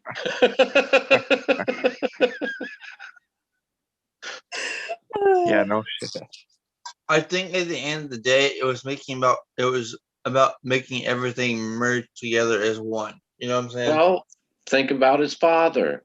All these people, he told stories of a young man would come up and say, "Hey, I remember you. Aren't you Mr. Finn? Yeah, you cracked me a few times." And his dad always had that pre-planned, well, it looks like you did you good, son, blah, blah, blah. And he went 50 miles, the family went 50 miles outside of their way. And this, I mean, back then, 30 miles an hour, gas rations, it was a point to go there. And what did that little one house schoolhouse say? Teach something, basically teaching a child is working in God, is something in God's workplace or something, or no. Whoso Well, you teaches a guys get child with God yeah. and whoso teaches a child labors with God in their workshop. They're in God's workshop, exactly. So see, and he said his father made such an impact on thousands of people's lives that he thought, the whole town. But when he Googled it, all it had was where he was buried. It talked nothing about his life and all the amazing things Well, the amazing thought, in other words, his dad, as principal, is still in every child's mind that he ever worked with, he was ever involved with. They all knew he was the principal, so he made an impact. You mentioned, hell, how many times have you talked about, oh, yeah, I remember, you remember, run into an old friend, you remember Mrs. So-and-so, oh, yeah, you remember how she used to, you're in You the know that thoughts. quote's from The Suitable Child, right? What, that's one room schoolhouse thing? It's from the book The Suitable Child. And what's really crazy is that, I mean, to this day, I still haven't found the church itself, but I found, or not the church, I haven't found the school itself, but I found, it's this old, like, it's so much to read, but it's called the Something of Light. It's the society that's tied to the school that has that quote. It's really crazy, and Well, it's in Wyoming. like Galaxy was saying, the confirmation bias video. Confirmation bias was introduced because of everything. It's a location here. All the stories is locations, locations, locations. His special spot, location. He cements it with, if I was standing at the spot, I would smell wonderful smells and animals and trees and blah blah blah. I could sit I could sit right here, close my eyes, and be standing at my very special spot, and I will see what I want to see in my mind's eye. It doesn't mean I'm actually I mean, can you argue, am I actually there? Well, yeah, in my mind I am there. And since everything goes through my mind as thought, well then I can argue, yes, I am literally at my very special spot with my eyes closed. I can do it with my eyes open. You ever drift off into a conversation and see visions in your mind? That's your very special spot. You know what I just pieced together, Street? So, with the same concept of what Galaxy was saying, because I was thinking this for a really long time, and everyone says I'm crazy about this. When you do this somewhere, and it gives you those 2 chapters, and before Fenn died, he told us it was Wyoming. That means it cancels out Looking for Lois and Clark, but the only one that's in play is The Long Ride Home. But what's really interesting that connected in my brain right now is that in his book or his memoir, Rumblings and Ramblings, the one that no one was supposed to get a hold of until after he died, in that story that's taken out, Fenn says when he was walking along that road, that is the only other time he felt like the feeling of him being stuck in Laos in the jungle came together. Like, I'll pull it up again, I'll read it for you, because he's like talking about it, and he says that being lost in Laos in the jungle was the same experience he had when he was lost, or you're not lost, but like waiting for Skippy to come back and pick him up in the middle of nowhere. I think in So both I think cases, it's a possibility that The Long Ride Home is the key to knowing what the answers are. a lot in life. It gave him time to think a lot in life. It's just me, no one else. It's all me. It all No, I mean relies for like on me. the actual location in Wyoming. Oh Well, yeah, let me you're ask a y'all land this, lover. because You're a this is a land good lover. I question that I just forgot. thought about. Damn right I'm a land lover, but I'm also, I know about higher powers and shit, but I'm telling you, it has to be an actual graveyard. You need a physical fucking graveyard. That's what I'm looking for. And I think I just figured out the connection that I needed. I respectfully disagree. Let me ask y'all this. What is the Of course most you'll important thing to a disagree. person You don't if know you what have I nothing? know. All I know is you said it was Rumblings. land. What, I don't Tyler? need to know anything else. Let me ask you all this question. What's the most important thing to a person if y'all have nothing? You're talking about being remembered? No. Rumblings and Rumblings. Oh shit, it's not that one. Where's the? Oh, here it is. Then what's the answer then? I'll let you think on it. No, I'm already thinking about 1,001 What other was the things. question again, Tyler? What's the most important thing to somebody if that somebody has nothing or nobody? family and Hey, friends. did someone take the document off? You had the answer. You just added a second word to it. No, what the? Well, some people don't Fuck. have family men, so they have to rely on close friends. They substitute it. Someone you trust, family and friends. Dear Well, yeah, family. usually Oh, family. You know, no way.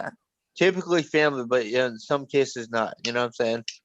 But I'm gonna say in Forrest's case, that's what it was. That's what it all comes down to. Because you want to spend time with family. You want to end it with family or at a place where family you was usually involved with, right? Fudge buckets. Well, Someone took the damn PDF link off of Rumblings and Ramblings thing. I've mentioned it a few times. He always mentioned when it does happen, he flings himself. He knows Peggy will be there waiting for him. Now, people blow it off like, well, yeah, he could have meant, he could have. No, let's look at that as he said it. He knew Peggy would be there waiting for him. Now, he did. You can't bank on she would pass before him. You couldn't bank. So, where could it be that Peggy would be waiting for him? Inside his thoughts, inside his memories, a memoir. Well, you know what? I'm glad you And brought we're that right up. back to Dude. thoughts again.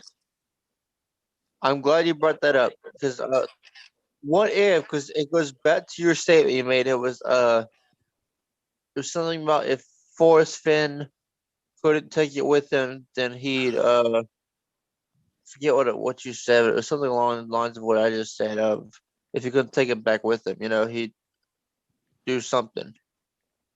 What if that something was he wanted to retrieve it, but if he couldn't retrieve it, he wouldn't want to do that, because he wanted to retrieve it in the sense of taking it with him instead of just dying on spot and trying to retrieve it.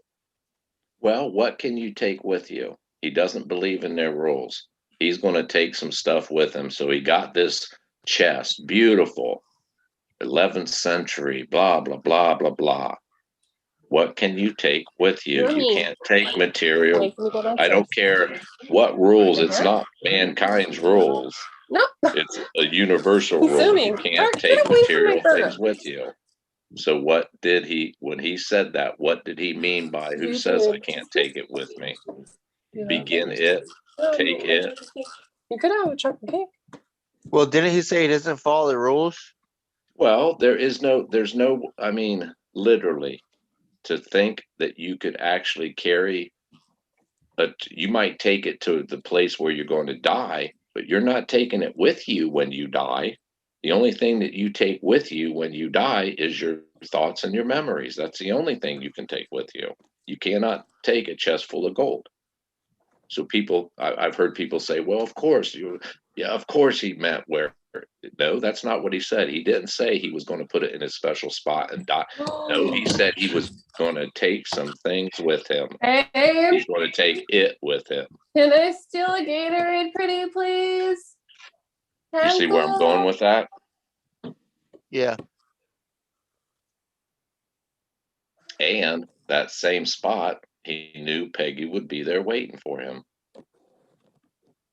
Well, going back to the Peggy will be where they're waiting for him. What if it was because, he originally hit it when Peggy was waiting for him somewhere at the center, the Buffalo Center of the West. Because, Graveyard. they had to go to a competition or something like that, for like the models and stuff, something like that, because they had a whole event stuff, there.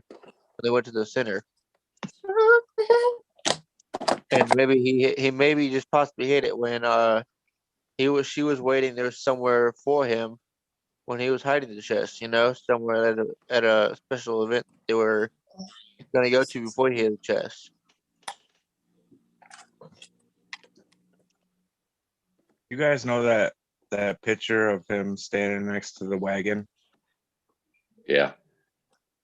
For a little bit, I always thought that it was like right underneath his feet.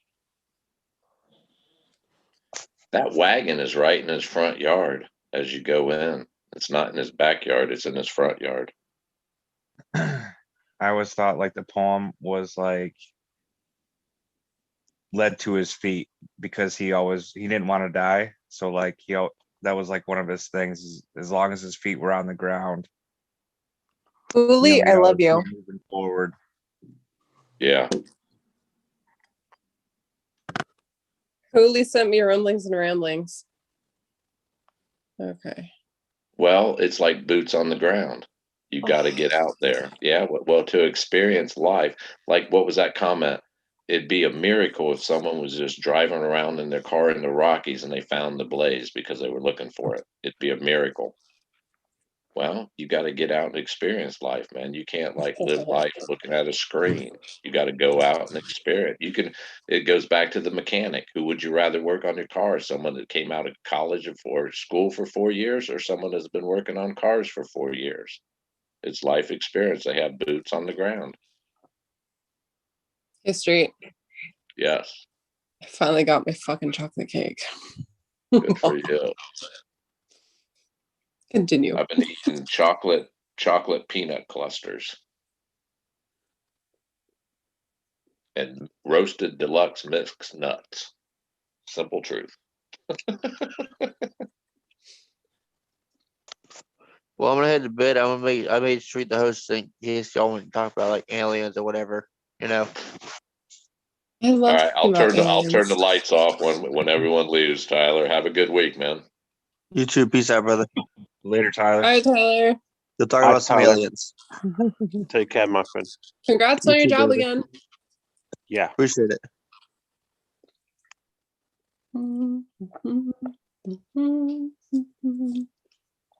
I totally just hummed Harry Potter.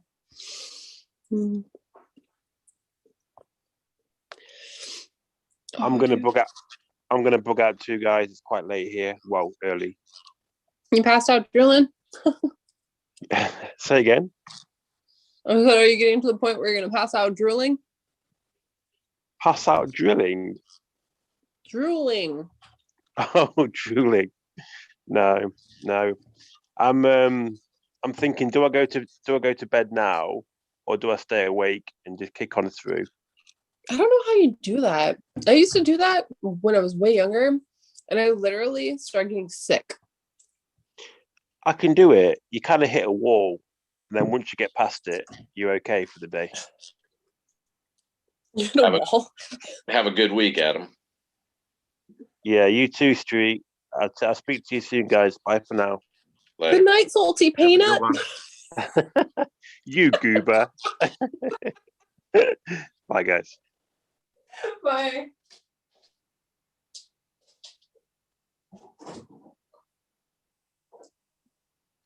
And then there was 3.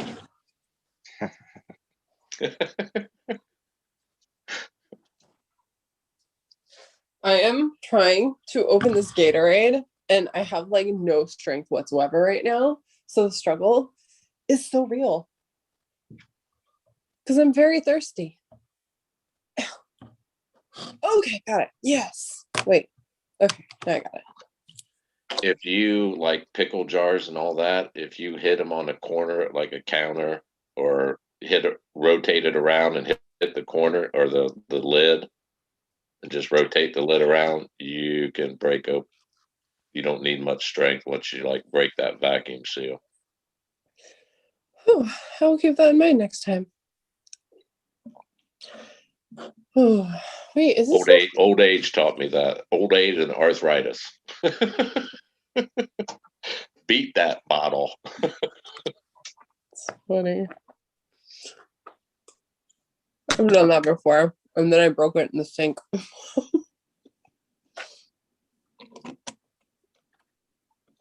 Oh, Gatorade is so good right now. Oh my god. Hey, I have a question for you, Candy. Yes. How come your blocked list isn't bigger than what it already is? My blocked list? Yeah, on your YouTube channel. Does it show? Well, no, it was a general question. How come it doesn't have more people on it? I'm starting to think you hacked my YouTube street. So,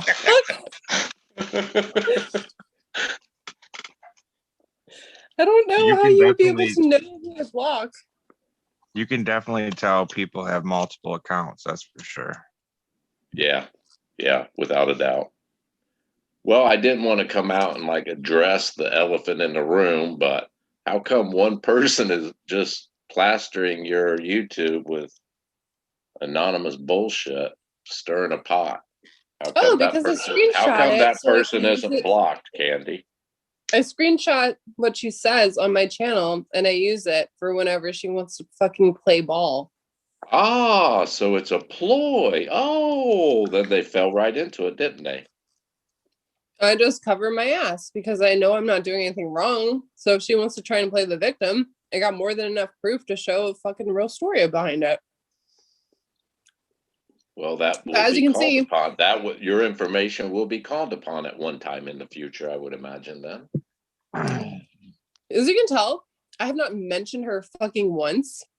I have not said her name. I've not talked about her. Yet yesterday she decides to fucking come on my channel and start shit when I literally didn't do anything about her. Just goes to well, prove that the thing I've been saying this entire time. well, that goes back to my initial question of blockage. I think you're probably the only one out there that hasn't. Well, one of the few that haven't blocked her already. Well, I mean, that's the thing though. If I block her, she could still watch whatever I do, Right. but she can't post on my thing. Therefore, I wouldn't be able to screen capture all the shit that she's been doing and running and causing. Would you categorize that intimidation and threats? Fuck yeah. Ah, interesting. It was very rude. I was trying to have a fun night last night and I just kept getting blown up. And then this morning, she's lucky I was still drunk this morning because I was a lot more funnier and forgivable this morning than I am right now. So every time she tried to start shit, she was like, oh, you should just go on a drunk marathon and talk about me. And I'm like, one does not simply go and drink whilst being hungover, lady. Like, I cannot even imagine drinking alcohol right now. Fuck. Well, sorry. It's Go ahead, guys. how she brings up Greg and all that. Like, it's so petty. Do you understand now, though, Galaxy? Because I know you were the one that liked to say I was obsessed with her and stuff. That's not how it started. You never saw the behind the scenes. And the night of Greg's birthday party, what you witnessed was me just fucking finally just hitting my limit and not wanting to put up with her shit anymore. Wow. And then I felt really bad because you could tell that I like practically made her cry after. So then you saw I changed my tune real fast. I was super nice. It may have I'm not possibly taking been any fireball side. talking, but I was very nice after. And I've been nice ever since, yet she still will not leave me the fuck alone. So there you go. Well, I blocked a long time ago because I got tired of the threats and the intimidation. If you're going to do a video, at least have the decency and forthright to argue my opinions. Arguing what I look like, that's scraping the bottom, man. If you want to disagree with me, disagree with my opinions. That's what pissed you off. That's what got people's attention in the first place. Adam's But probably yeah. literally sitting here shaking his head saying, Kande, you were doing so good. What are you doing? Well, I'm just so burnt on it, man. It's like a double-edged sword, man. It's okay for I'm tired of the intimidation. I'm tired of the threats. I don't care if you do have a law degree. It's in, remember, real estate. I ain't talking real estate here, people. I ain't selling a fucking house. If you want to talk law to me and intimidate me and threaten me using your law degree, well, I have an opinion on that. And I'll stand it to the end. That would be pretty bad if somebody was using their degree to provoke somebody so you could sue them. She is using her degree too, man. That's exactly my point. She is using her degree. Huh? And candy duct tape. I love Billy. I have no idea what you're talking about, Galaxy. What's going on? I was too busy laughing at Huli's funny commentary in the chat.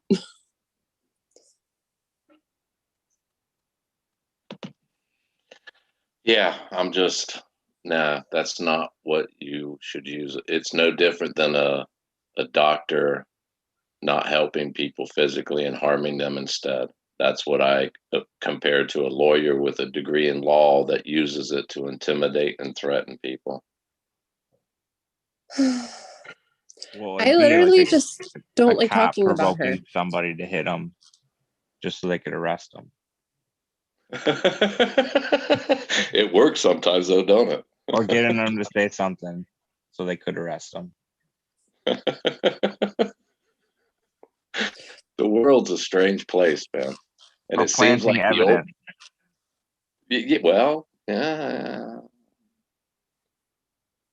yeah, that's why we have courts of law, I guess. Straight, I just don't like even talking about her. Because I mean, remember, I think it was on Gray's channel or your channel or Tyler's, whatever, whenever they were reading the divorce papers, which I did not know they were the divorce papers. When I found out, I came on and I was like, you guys, it's messed up, don't do it. And you're like, well, hold on. And I understand your method and why you're doing it. But I stand up for what I think is wrong. And I thought it was wrong.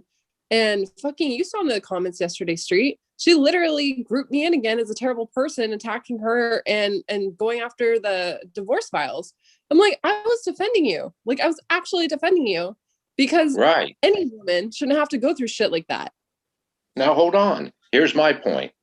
I've heard over and over about an ongoing, strongly litigated, and she uses it. She chooses her words wisely because she's a lawyer. Strongly litigated divorce, and her husband. She has an ongoing harassment suit against her husband because he held up the sale of her condo. The information we read was verifying why he held up the lawsuit. That Bright Star account was not, she kept saying it's her money. Her money. No, it was not your money. You contributed it, but it wasn't yours and you took it unauthorized. That was my point. So you're accusing, here's my point in a legal stance. She accuses her and has an ongoing litigation against him for harassment because he held up the sale of her condo. She did not go on to tell the true facts. The true facts is the reason he put a lien on the condo is because there was $120,000 in question. That was the point of that whole reading. Is it morally and ethically right to read divorce? Yeah, they are public records. If that's where the facts go, then that's where you have to go. And that's where we went. So the basic thing of the whole reading had nothing to do with this. She seemed to point out how dirty it was to read. No, the facts were in those divorce filings, which might I add, and this is out of her mouth, 2009, she was divorced. This is 2021. That means she has been litigating a divorce for 12 years. I've been divorced twice. My litigations took 6 to 8 months. Period. You guys I start just to see the know picture? I do not like talking about her. Well, we can change the subject. My apologies. Well, she has no lawyer costs, so just remember that.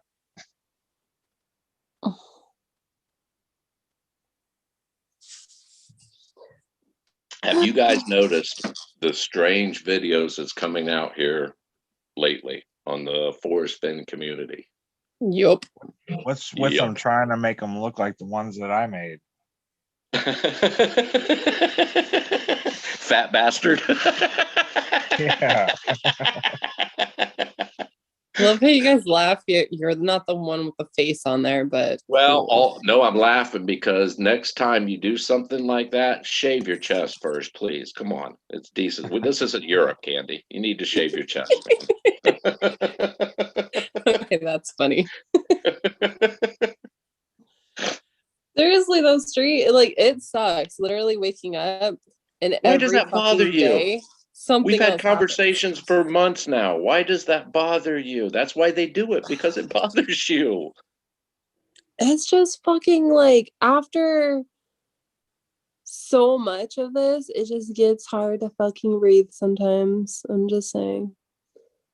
2 years ago, I had hundreds of people saying if they saw me on the street, they'd crucify my ass, man. I'm what's wrong with the thrill of the chase. I'm fucking still here. If you don't like me, don't watch me. Why do you let it bother you? Why? That's why they continue to. You don't see them making them about me anymore. I don't understand why anyone cares that much about it to begin with. To Sir, to want to sir, do are you really physical harm talking? to somebody, or even take the To time to dig into their personal life, get inside their head, man. To get inside their head. Why else would you do it? or To get call their inside their head. bosses, or I don't know, whatever. Yeah. Well, then I want to ask you that, then Galaxy, how come you went on my pictures and posted my pictures? Isn't that the same thing you're talking about? That took me like 10 minutes, but still, you did it. Why? because you accused me of something I didn't do. But again, it's just like what Changed Street's saying, everyone's how is that perception justifiable of in me. comparison to what I did? You turned me into a bad guy for no reason. I didn't turn you into a bad guy. I literally said yes, you did. that You had everyone believing that I was making those videos. 100%. I'll come out and 100%. say it, Candy. They're picking on your weakness. They know it bothers you, so that's why they hit you like that, because they know it bothers you. They're picking on your weakness because they know it bothers you. Okay, but Street, when somebody's calling you names for something you didn't do, insulting your intelligence, how do you respond? If you're talking about you were a that hypocrite and you did the exact same thing, basically. no, now hold on. If you're talking about that Finn police thing, all Candy and I did on that show was like, yeah, I think it's him. I mean, we're not You in had a criminal. evidence. We're That it not was in a criminal. 100%. You said it was 100%. You had IP addresses. I said, unless any new evidence arise, yeah, I'm leaning towards. I think it's Galaxy. And you took it Galaxy, I'm so starting to fucking slowly. extreme. You took it like I just accused you of murder, man, which made me think, that he took that fucking deep. Well, let's ride with that. Let's see how far we can push it down in there. I picked on Like, your I'm weakness. starting to warm up to you a little bit more, but I still like haven't apologized for that because you haven't apologized for the video you did. And what Street's saying too is the same thing I'm saying. We had evidence suggesting that you were behind it, and I still to this day think you were behind it. I do. It doesn't make you a bad person. It just makes me say, dude, you got too much time on your hands. What the fuck? But seriously, like I came to the understanding that was you because of firstly what Street sent me and told me, and also from previous conversations and live chats with you, because you were saying, I'm so obsessed with Barbara, and like I didn't even know you as a person, and you were on the panel and I could already tell you didn't like me. And I'm like, dude, I don't even know you and I don't know what I did to you, but okay. And it gets to the point where it's like, if you're gonna be mean and not like me, I'll give you some fucking sass back. And then all of a sudden all these videos start coming out and the evidence keeps pointing to you. So yeah, I made a video calling your ass out, and I knew that name was fake. That's why I said it. If I knew it was your real name, I wouldn't have said that. That is clearly a fake name. Me and Street both knew that. Eric Parker, right? No, you remember the name, so it made an impact on you. I can tell you right now, it has no association whatsoever. Well, no, that was Yeah, my but you gotta point. look at Just the because facts, that was though. a There's nothing. I've never used a name called Eric Parker or anything. So Yeah, but I'm not. that is completely wrong. I'm not looking at that. What I'm looking at is the facts that point that it's you. And the facts are the person who did the Fen Police video did the same information and quotes and stuff that you mentioned to me in a live before. And it didn't start until the birthday party. And you were the only one that was talking about, you know, Heather Dawn and all that stuff. And then you were talking about how I'm obsessed with Barbara. And you took it the most literal when I told her off on the birthday channel, because I was literally just up to here with her shit. And again, you didn't know the whole backstory. You didn't know what was going on behind the scenes. So yeah, anyone who's an outsider looking in it looks like I'm being a fucking bully to her, but I wasn't. I was just sick of her shit. And I finally just snapped. So if you take all of that and then apply it to a mystery troll account that does not like me, mentions that all this messed up stuff about my image, talks about how I'm obsessed with her, and say all this other stuff, it matches perfectly to you. So that's why both me and Street both said it was you, because we had all of this facts, all this evidence that pointed towards you. It was based on choice, verbiage choice, a verbiage choice. You know what I verbiage. think? I think they honestly used what people said and played it back. That might very well be, but at the time, like I said, until other evidence comes, Galaxy, your choice of verbiage and theirs was like identical. Yeah, but there's nothing to prove my case. Let me see your teeth. Those are like the most. Those are like the most basic teeth ever. Like, I don't know how you could say that those were barbs. Well, they're like grains of wood. We'll be able to match them up to you. Ship them over here, Galaxy. Let's see your teeth, man. That wasn't good enough, though. The Fen Police, they literally went on my video and they commented and they're like, "Oh, nice try, you're smart or whatever." But then it was wrong because it's just like a video filter or something, right? But the last time they made a video, they don't show their teeth anymore. Did you notice that, Street? Yes, but Galaxy, what as far as like the way people are still, because they know it bothers Candy to do these videos, they continue to do them. It's no different than what I'll say I did to you. I knew it bothered you, so I pushed a little deeper, man. See how far, how not. It's a game. Psychology 101. It's a game. Once you get into someone's head and plant a seed, all you got to do is water it, man. That's all I was doing. Judge me if you want. I mean, if that as far video as really you were bothered you that Candy, much, well, Galaxy, no. I'll apologize. Even though like your video was fucking 1,000 times worse than my video, I will still apologize to you for that. Well, truth be told, I mean, Candy will verify. I'm the one that pushed it all, Galaxy. You should have been pissed at me, man. I'm the one who fucking came up with it all. She was the one saying 100% and that there was evidence. Hey, Candy, who told you 100% and evidence? Was that me? You got mad at me because I wasn't putting it together quick enough. Exactly. We went through a whole fucking day of emails back and forth, and finally, like, yeah, finally got it. It was me, Galaxy. So, I'm the one who did it all. Candy was just the one who, when she talked out on, I think it was Greg's live, I'm like, oh shit, we're going there already. God damn. Okay, let me get a drink here. Well, because like I don't know you. Sorry I don't know you who so you are, bad. what you look like, Galaxy, and you're just this random person that didn't like me before any of this ever even happened. And I'm like, who the fuck are you? I didn't even do anything to you. Please let me know. And then you're like on the channel that I always hang out with my friends and just like being a little shit. So I'm like, you know what? I'm gonna come on here and I'm gonna fucking call your ass out. That's literally what I do. Again, everyone who knows me knows I have no filter. Wait, I don't hide shit. Channel? So that's why I fucking said it. Well, I'll apologize, Galaxy. I'm the one who initiated it. I'm the one who came up with all of it. I'm the one who Candy did research. I did. But now hold on. How do you, in my defense, in the thrill of the chase theme, how do you know where the edge is unless you go to it? How do you? I've said it over and over. If you really want to know someone, piss them the fuck off. Their filters go down and you will still see their true colors. Being nice to someone, Man. you ain't going to see shit. You'll see a two-faced person being nice. Hey, Piss them now off. think about it this way though too. If I was out there and you knew who I was, then it would have been put out there with my name.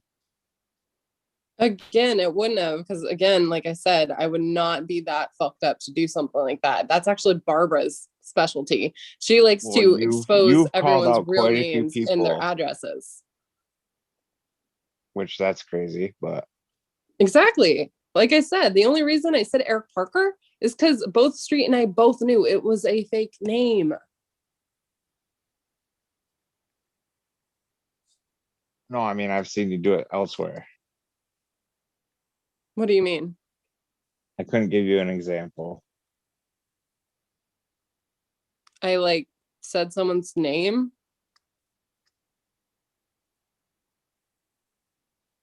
Yeah, like the guy that came up with a GPS solve. You threw him under the bus, right? Everyone knew who that was. I don't think so. Yeah, everyone knew who that was. Okay, I got a question. Why does it really matter if people know who you really are on YouTube? Why does it really matter? Honestly, think about I it. mean, there's quite a few crazy people. I mean, if I hear that you have people calling up other people's jobs and doing stuff like that, I mean, I don't want to put myself out there. Think about what you just said, Why don't you, Galaxy. Street? Why don't Galaxy, you? think about what you just said right there. You don't want to be the person that the crazy people call up and try and get fired from their job, stuff like that, right? Yet this is the same person you were saying I was bullying and that she didn't deserve it. Think about that. I didn't bully her, but she's 1,000 times worse than whatever you think me or Christy or Street or anyone has Yeah. done to her. That, 1,000 times. by the way, Galaxy, that is my real name, Street. I've been going by my real name the whole time. I don't show my face because I'm not going to give people ammo. If you want to judge me, judge my words, judge my opinions, judge my thoughts. My looks have nothing to do with it. So I've kept my looks out. That's the reason I don't show my face, because I know that's where the weak people will take it. They'll take it and start making opinions about me where my looks have nothing to do with what's coming out of my brain or my lips. Nothing. Hey, Street, at least I Yeah. How I added feel a too. finger food of mayonnaise, okay? Come on. It is. That's ingenious. It enlightened my whole world. Everything makes This is why sense we are now. friends. But But- I don't think that's how it started out. Well, With, the only people that would come looking for you would be Candy and me.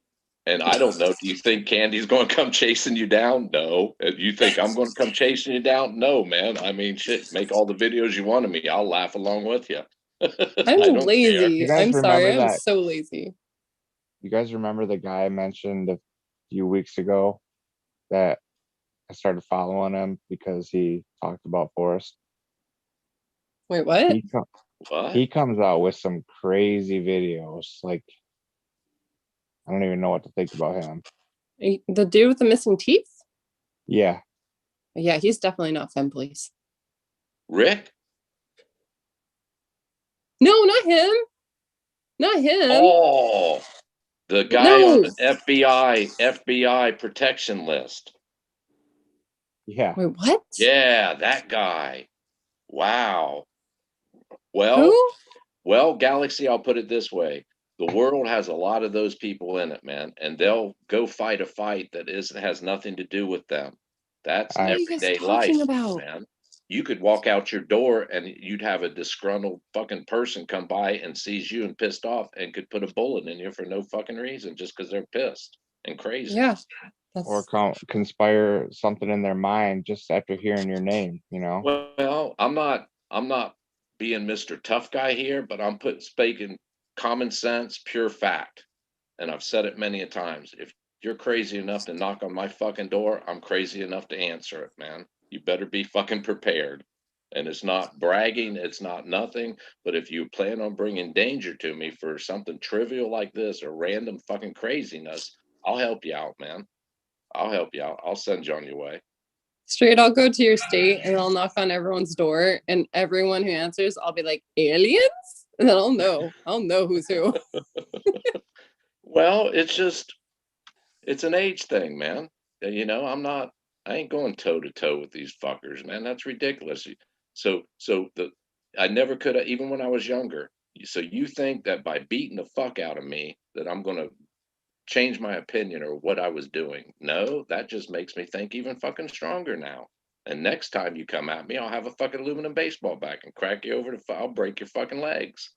I mean, if push comes to shove, if they show, I'm not asking them to show up on my door, but if they do, I will fucking answer it. I ain't gonna run and hide.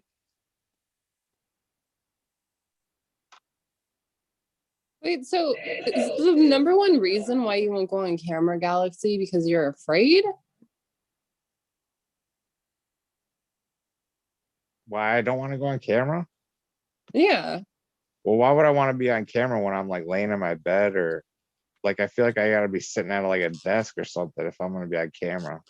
I used to feel the same way when I first started my channel. And then I realized I'm chilling in my house doing my own thing. Like, it's just a hangout spot. Again, like I keep saying, it's not for clicks. It's nothing. It's literally a hangout spot. So where do you hang out? In your bed or on the couch, like just around. You're just chilling. You're in a sweats. You're like, I'm at home all the time. I'm not wearing makeup. I don't care. I'm just chilling. So that's why it's like it gets a little weird sometimes when you're talking to someone and it's like you don't know who they are, what they look like. It's just like, am I talking to an alien right now? Are you a reptilian? I'm getting the, tell me if I'm wrong, Galaxy. I'm getting the impression that you have issues with people judging you, man. Yeah. No, I don't think so. No? At all, really. I think we know who you are, but you like can be someone else with this screen name, because I think you already have been out in the Fen community before, and maybe people weren't nice to you, or maybe I said something mean once because I was a brat and I didn't know it. I don't know, but I think Oh, you're you've a tried it, brat. you You didn't like know it. it. You know you're a brat, Candy. That's not a Yeah, I'm guess a total there. fucking brat. But that's the thing though, Street. Some of my best friends, we were fucking mortal enemies before we became best friends. It's like, first, if I don't like you, I'm feeling you out. But then it's like, oh shit, I was totally wrong about you. Sorry. And I'm like really cool with you. Same thing with Well, Adam. what about Adam used to message me saying like, you're a fucking terrible person, shit like that. I'm like, who are you?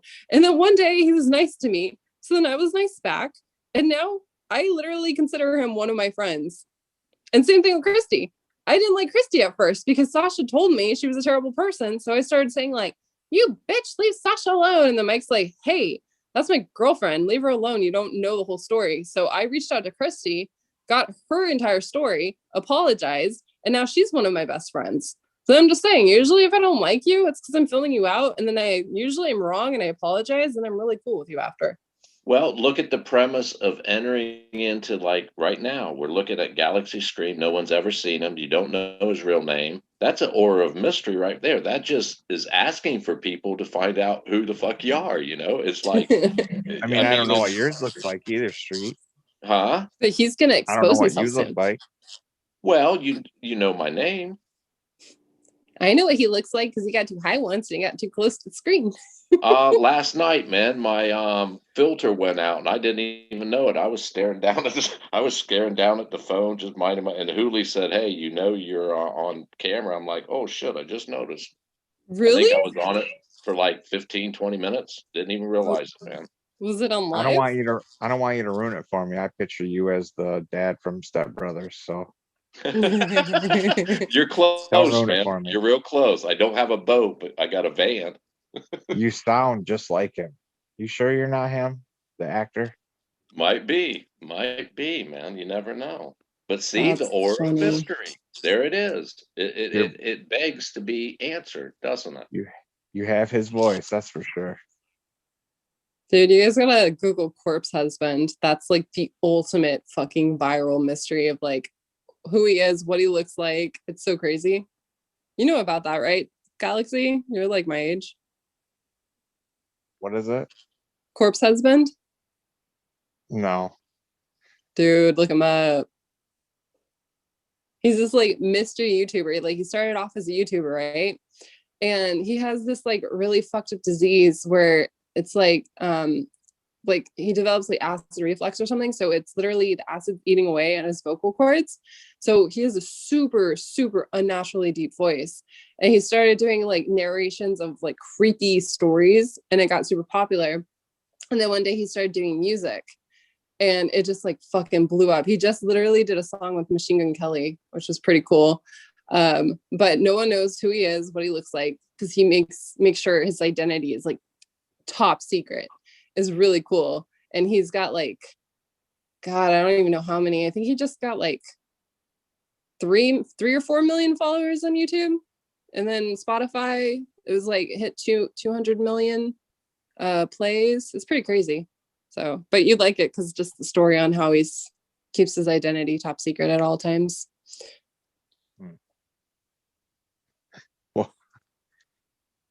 Well, yeah, I'm Are not you trying Googling to it? be top secret or anything, but Well, it's kind of cool because like when he's out places, you know, just trying to be himself, he like barely talks because he knows if he talks, people will like be able to identify him. Listen to the stories of like Elvis Presley. If he wanted to go shopping at the mall, they had to shut down the freaking stores for him to go in it. Michael Jackson, all of them, man. They when even now, A-listers, actors, they use aliases so the paparazzi don't chase them. That's just that's just horrifying to me. I couldn't I would hate imagine that that. life. That would be fuck. That'd make me want to buy an island like Johnny Depp and turn into a fucking pillhead, man. Oh, God. Just to get the hell away from everyone. That's literally Yeah. why I laugh at like, I don't know who started saying it, but you know how like everyone's saying I'm trying to be Netflix famous? That is the last thing in the world I would ever want because I would never be able to handle it. It's like, oh, just thinking about it. Because like you said, Street, I don't like being judged. And like when you are in the public eye, like really in the public eye, literally that's all they do is judge you. It's like the fucking worst thing in the world. I couldn't. And in today's society, it's all about fucking looks, man, and acting proper and acting right. You know, bullshit, bullshit. That's all the illusion. That's the grand illusion Oh that they God, that tried to creepy throw dude down Josh your throat. Jordan just fucking mess or commented on one of my videos. You know what I'm talking about, right, Street? Oh my goodness, yes. I'm blocked on his channel too. He's so I'm blocked fucking on a lot of creepy. channels. Oh God, I hate his videos because he's like calling Christy and Cynthia and all them scumbags. I'm like, who the fuck are you to judge my friends, you asshole? You don't even know them. Yeah, just the whole I would watch it for the comedy value of it, right? And when he came out saying, I think it was just this past winter, maybe fall, he came out and said him and Amber and Kendall found Forrest fallen in the woods in Colorado. And that's when they found the chest. But they carried him back and he was crying. That took it too far for me. I'm like, holy shit, this isn't even funny no more, man. This is sad. This is Who fucking the hell sad. are they anyways? People that clearly have way too much time on their hands. I'm not a psychiatrist, but I would say they're a figment of his imagination. About like a hacker, maybe hacking someone's system and finding out where the treasure is. I would say it's a figment of their imagination. Oh, I already know that person did a background check on me. So freaking creepy. Well, when I said, yeah, well, I'm not going to go there. See, I don't get why you would say stuff about people like that and have yourself out there like you do. Me? No. It's talking about me. Yeah.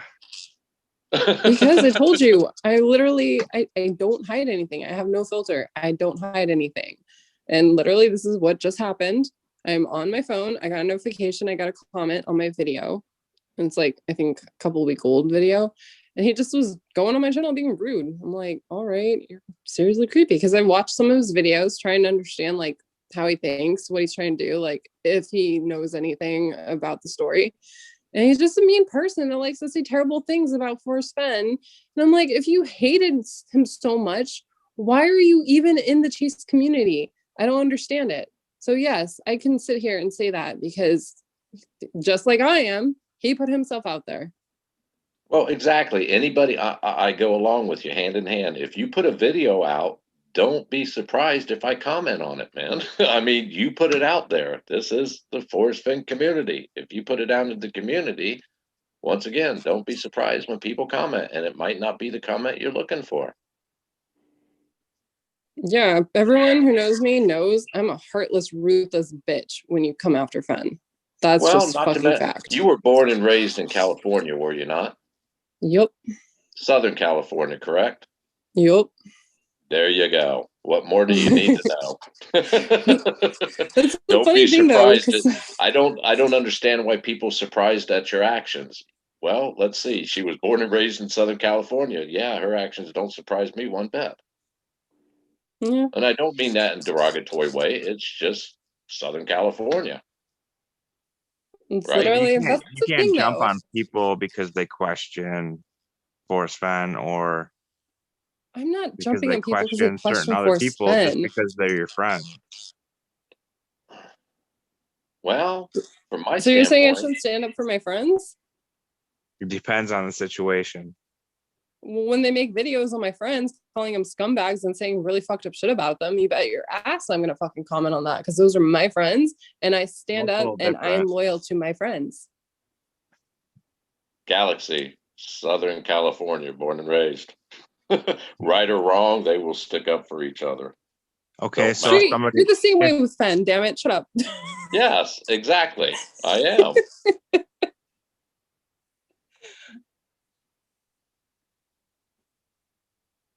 I just think it's when you're coming out saying the things he's saying.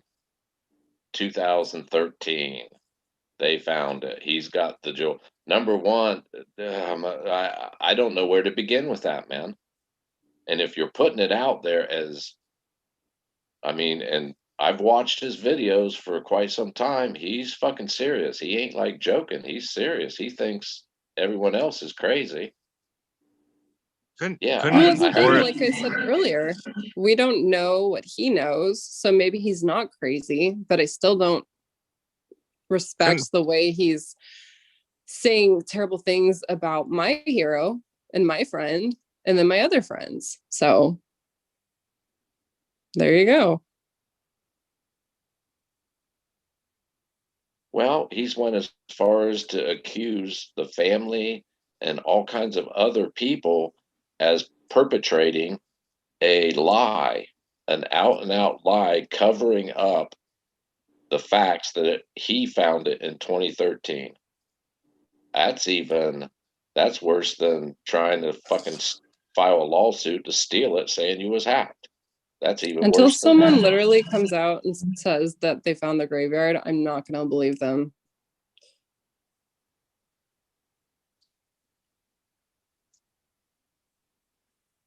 Which again, you don't know what I'm talking about, so disregard. Land lovers. It's not. Why don't you just say Moses every time? But it's not Moses. It's not. It's actually a secret society, but that's cool. Do, do, do, do.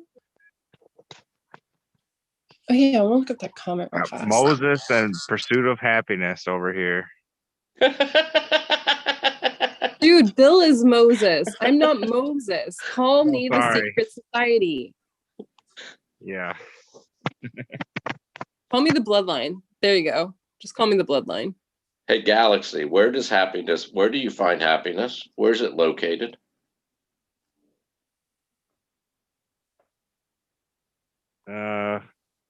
Around good family or good friends and family.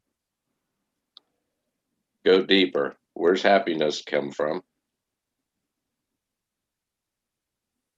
Not the action that makes you happy, but where does happiness come from?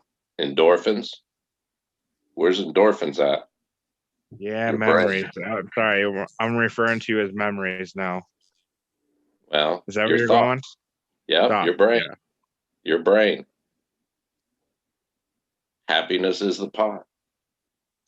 Hey, It's all. Street, Yes. do you know what differentiates a cemetery from a graveyard? A cemetery from a graveyard, a church. Yup.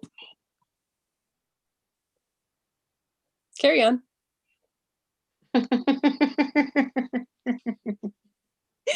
You know you'd You be and my your best friend in real life. What the hell's that? Requiem or whatever? What the hell is it? What? I can never remember Oh, that fucking hard reliquary? word. Yeah, reliquary. Just call You it a and your fucking relic. reliquary, man. Get off the reliquary. It's not. The reliquary literally is what this whole thing is about. Just So oh you're Okay. saying he god. wanted to die around other people? He's in a graveyard. I gotta do more video stuff before I come out with it. The gotta old do bait it and that more video. switch. There's like K-Pro so much I want to K-Pro say. taught you a lot, didn't she? No, there's like so much I want to say, but I'm still learning a little bit more about it. And I don't want to just put it out there and then someone fucking take 2.5 years of research and claim it as their own, because that would just destroy me, for one. And two, I don't know if I could talk about it and still be safe, because yeah, there's lots of things that go into this. I'm not kidding. So yeah, Oh my I God, you got know people after you too, or what? not yet. If But you knew, like, Candy, if you had the cure for cancer and someone else took credit for it, but you're the one who developed it, and someone else took credit, does it negate the fact that you found the cure for cancer? no. Then why would it bother you if you put it out there and someone else tries to take credit for it? You know, in your heart, you're the one who said it, right? Yeah, but this specific person starts with a B.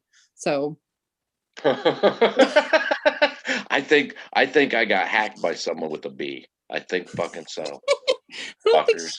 I'm not saying that. I'm just saying, of like all the people in this world, guaranteed that would be the person that claims this is her information. So I'm like, oh hell to the motherfucking no. Well, speaking of hacking, I don't know if you guys has heard it. My phone got hacked twice in Yeah, 1 you week. told us. Yeah, that I still like. I can't fathom that, man. It's like, what the hell, people? Well, what the hell? Is Well, that I think it supposed to was like, scare me? Is that supposed to scare me or something? No, that's just like, oh, you want to play, huh? Okay, let's play. well, did you read about, I think it was a couple of days ago, I was freaking out because I couldn't access like my Facebook or my Instagram, like all the social media accounts just stopped. But it was weird because I was on Facebook and then all of a sudden my phone glitched out, literally like glitched out and then stopped and I couldn't do anything. And so all of a sudden, like 10, 15 minutes later, there's like articles saying that everybody got kicked out of social medias and they couldn't like access it. And then the next day it said that like 500 million people got their information fucking like their data leaked on the dark web because someone hacked Facebook, Instagram, and a bunch of shit. So I was like, oh joy. You know, I got an email probably 5 months ago, 6 months ago, and it said my Facebook account, my password and information was stolen off Facebook. There was a breach. I don't have a Facebook account. Oh yeah, they're definitely trying to steal your info. I love it when it's like you get those hacker emails, but it's like from fucking Taiwan or some shit. Like they literally just do spelling mistakes and all this stuff. Like your pepeli has been like opened and we don't think it's you, so you need to open this one to make sure it's you.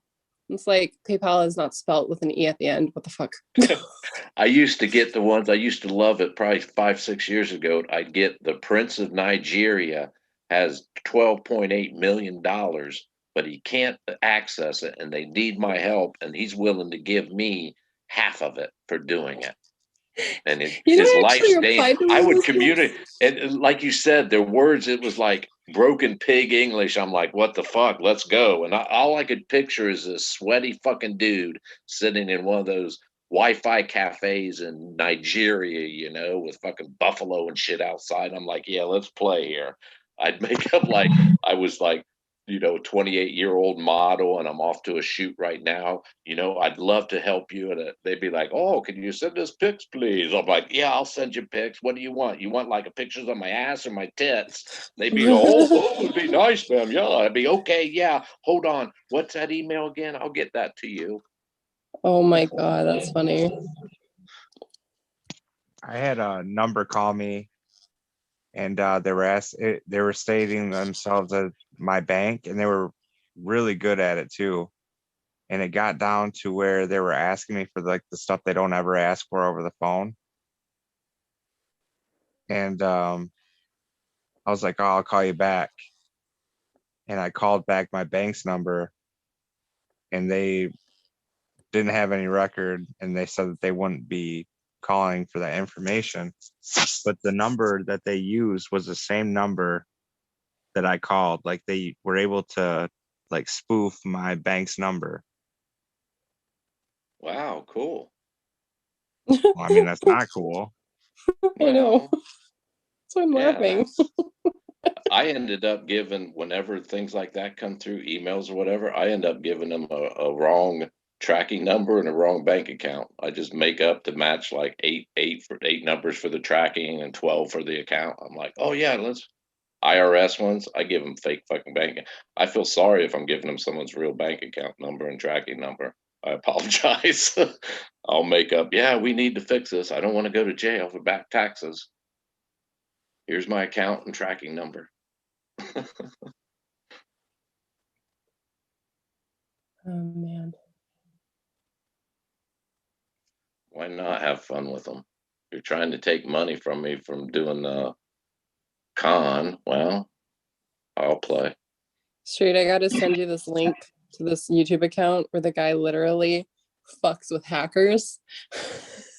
It's the best thing ever. Because he's a hacker too. So he totally hacks the hacker. It sounds like he's bored, man. He's bored. He's like honing his art, It's oh like no, college his 101. videos get like millions of views. They're really good. And sometimes he could actually get the money back from the hackers. Well, when my phone, the first zip code it came up was in Maryland when they first stole it for like 2 days, 3 days. And then the second one, they moved it to my own zip code. Like that is supposed to intimidate me. Like, what the fuck, man? Seriously? They were like, do you know so-and-so, and gave me the name. And they said, in this area code, that's your area code, is it? I'm like, yeah, but I don't know those people. Well, that's who answered your phone. I'm like, what the hell, man? They actually, and I keep going back. What the is that? Honestly, you went through all that time and trouble. Is that supposed to intimidate me in some way? Like I'm supposed to be scared now or something that you took control of my phone twice in 1 week? I mean, I don't see the point in it. I really don't. Do you? I feel like everyone just has way too much time on their hands. Well, it just told me that I'm saying something that someone don't like. And they want to let me know, hey man, we ain't digging what you say. Well, all right. Steal my fucking email next time, not my phone. I just get really creeped out when people like take it so personal. They do background checks on you. It's like, please leave me the fuck alone. Well, I made a comment here recently. It's time I come out of the shadows. I think I'm going to be forced out of the shadows, man. Well, yeah. Which, yeah, I'll deal with it when I cross that bridge. I'm still laughing though because everyone Okay. knows my name. Everyone knows my name. Like I have it out all the time. So I'm just curious why she hasn't exposed me yet because she's exposing everyone else. Like, ha ha ha ha. This is their real Well, you name. can't expose someone that's already exposed. So Exactly. these are Exactly. they're idle threats, but at the same time there's legalities involved in those idle threats. If I didn't want my identity giving out and you gave it out, well, you just broke a law. See where Yeah, I'm that's going with seriously that? so fucking creepy. Well, I agree. If you going out it thinking, we'll go back to what we were talking about, Galaxy, and all of us people, human nature, we tend to hit it where we know it bothers them. That's like we go for the jugular. Your jugular is people making the videos knowing you're going to comment on them. That's where they hit you. Well, did you Galaxy. see what she put yesterday on my channel? Yes, I commented on it. Yeah, she was like, I'm missing DJ screenshots. I'm like, bitch, we've been together 15 fucking years. Try it. Oh man. But there's legalities involved in these actions. I mean, and it's not private emails. These are shared anybody in the world. What is there, 9 billion people on this planet? So basically it was said and done with the intent of 9 billion people looking at it. Yeah, that's really creepy to like put it on YouTube and just like let random crazy psychos have that information. Like Yeah. people can get hurt that way. Well, I made the comment when she did it to Greg. I said, you are legally responsible if something is harmed and because of your actions, man. Now, the fact that she's a real estate lawyer, might not be aware of these, but there is legal ramifications to it. I'm just seriously still pissed off though that like I did everything you said. I did everything that Adam said. I literally stopped fucking like responding to her. I stopped making videos and she literally still comes at me, which I knew is exactly what she would do. It's like the moment you Okay, stop talking about her here's is when she here's snaps. some more advice, Candy. Block her, and when people make videos, don't counter with another video. They Well, will that's get what I tired and stopped go doing. away. I They will stopped get doing that. tired. They will go away. And if That they're one from crazy enough Caldwell really not pissed me to, off. like we were talking earlier, the true crazy ones out there, nothing, it don't matter, man. It don't matter what you do or say. Crazy people's gonna do what crazy people do. Seriously, I'm better off shitting in my hand and throwing poop at her, basically. Yeah, well, Have you heard everything. that? It was like, I forget where it's from. It's like a defense thing where it's like, attacker isn't going to come at you if you shit in your hand and throw poop at him. That's what monkeys do, man. Baboons and shit. They'll shit in their hands and throw it at you. I saw it once and I never got over it. It was so funny. It's so fucked up at the same time. Or be like a vulture and puke on them. Are you That'll talking about stop the someone in their one tracks. where the What? turd lands on the old lady? No, I don't think so. It was a younger lady that was reenacting it. Oh, you got to watch the one. There's where the chimpanzees, it's like a big cage, and there's like one jumping up and down, and he like shits in his hand, and he throws it up in the stands, and like whoever's holding the camera pans over, and like a turd stuck to a lady's face, and she is in complete shock because she doesn't want to wipe it off, but it's on her face. I've heard of stories God. that like African safaris where they like take you out in those Land Rovers and shit. Baboons will jump on the hood in the car, male ones, and jack off on the fucking car, man. Oh my This is God. in nature.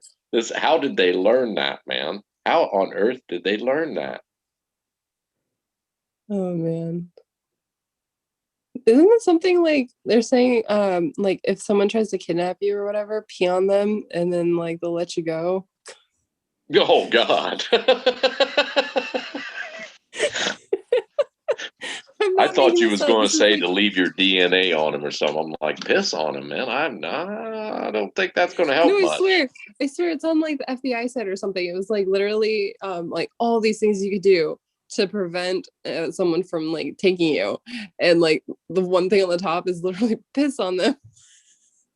How about grabbing and poking their eyes out and biting their nose off at the same time and just going fucking ape shit on their ass, screaming, yelling, kicking? Yeah, you can't Piss grab off. somebody that's gonna bite the shit out of you, you know? I think they're saying like that's the one thing that makes them want to take you, because it's like people who are that fucked up and sick in the head, they want someone who's going to struggle and fight, and like that's the whole point of what they're doing. It's like a sport to them. So Well, if you just calmly piss on them, they'll be like, ah! I wouldn't recommend that, man. Remember the story I told you about jumping out, scaring my kids? No, you jump out one of my daughters and they're going to rip your face off, man. They're going to go for your eyes, rip your nose off. No, I don't believe with give them what they want. No, because they're going to kill you. I don't want my children to take that, especially my daughters. No, you fight for your fucking life. Kick, bite, kick. First go for the nuts, go for their eyes, bite them, rip their nose off. I thought you were supposed to throat punch them. That's like the number one way to like really hurt someone, is if you throat punch them. You kick any man in the balls, and I guarantee it'll get his attention real quick. Oh, trust me, I've done that multiple Yeah. times. And you can choose to stay there and finish the job, or you can run for your life and hope someone around will hear you. I always recommend to my daughters, you kick them, and once they go down, you fucking rip the shit out of them. You don't stop, and if there's a brick around, you bust their fucking head, you kill them. That way you can walk away and get help and don't have to worry about them grabbing you. Well, I was also reading too, you know how like they'll put you in trunks and stuff, how you can kick out one of the headlights or whatever and then stick your hand out to alert, you know, a driver that's behind you so they could follow you. Because I think that I was reading about that happened where a couple saw that happen in front of them and they like followed the car and they were like running through red lights and everything. And they ended up finally getting hold of a police officer, and then they got the car and they saved the kids. That's sad, man. It's sad there's people in this world that actually do that. Well, the fucking saddest thing is their own politics. Mm. Most But trunks anyways. nowadays have those levers in them somewhere. Yeah, Yeah. the emergency pulls. Yeah. But I guess if you're a kidnapper, you'd probably take that out, huh? Yeah, disable it. You got to be prepared. You got to keep them captive. Well, there's like a bunch of other cool things that they're starting to do now. Like they're making jewelry that actually have like GPS in them. So you can, or like they even have like the alarm thing. It's like a special necklace with the jewel, and you push it if you feel like someone's, you know, coming after you or you feel threatened, and it'll ping your location and it'll call 911 at the same time. And it'll get like an officer, the nearest officer, like to your location within like a minute or less. And then also does this like really weird loud sound if you want it to go off to like make the person try and get away from you. But then there's also, what was it? You know, if you're getting robbed at your ATM, if you do your ATM backwards, it still lets you take out the money, but also alerts, you know, the cops, so they'll be there too. And then there's also these new hand signals they're doing. So if you're walking and you see a girl do something with her hands, it means that she's being held against her will. And then there's also the pizza thing. You call anywhere and just act like you're ordering like specific pizza.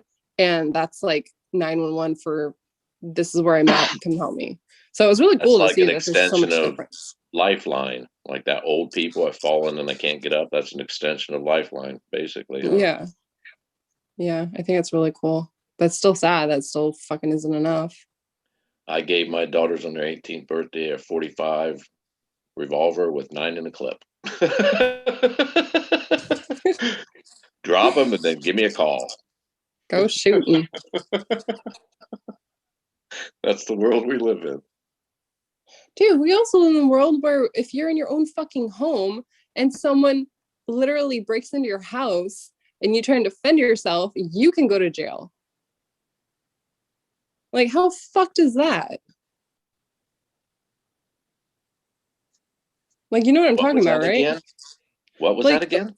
say you're in your home, you know, and some fucking psycho breaks into your house. They mean you harm. They want to steal from you. They want to take your life, whatever.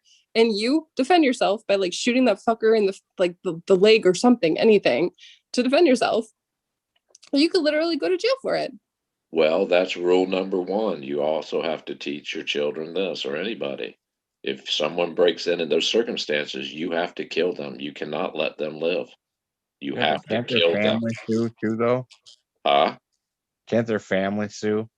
Yeah. Well, they can try to sue a civil suit, but the fact that he came in and can't represent himself now, what type of civil suit? Let's see. They broke in here.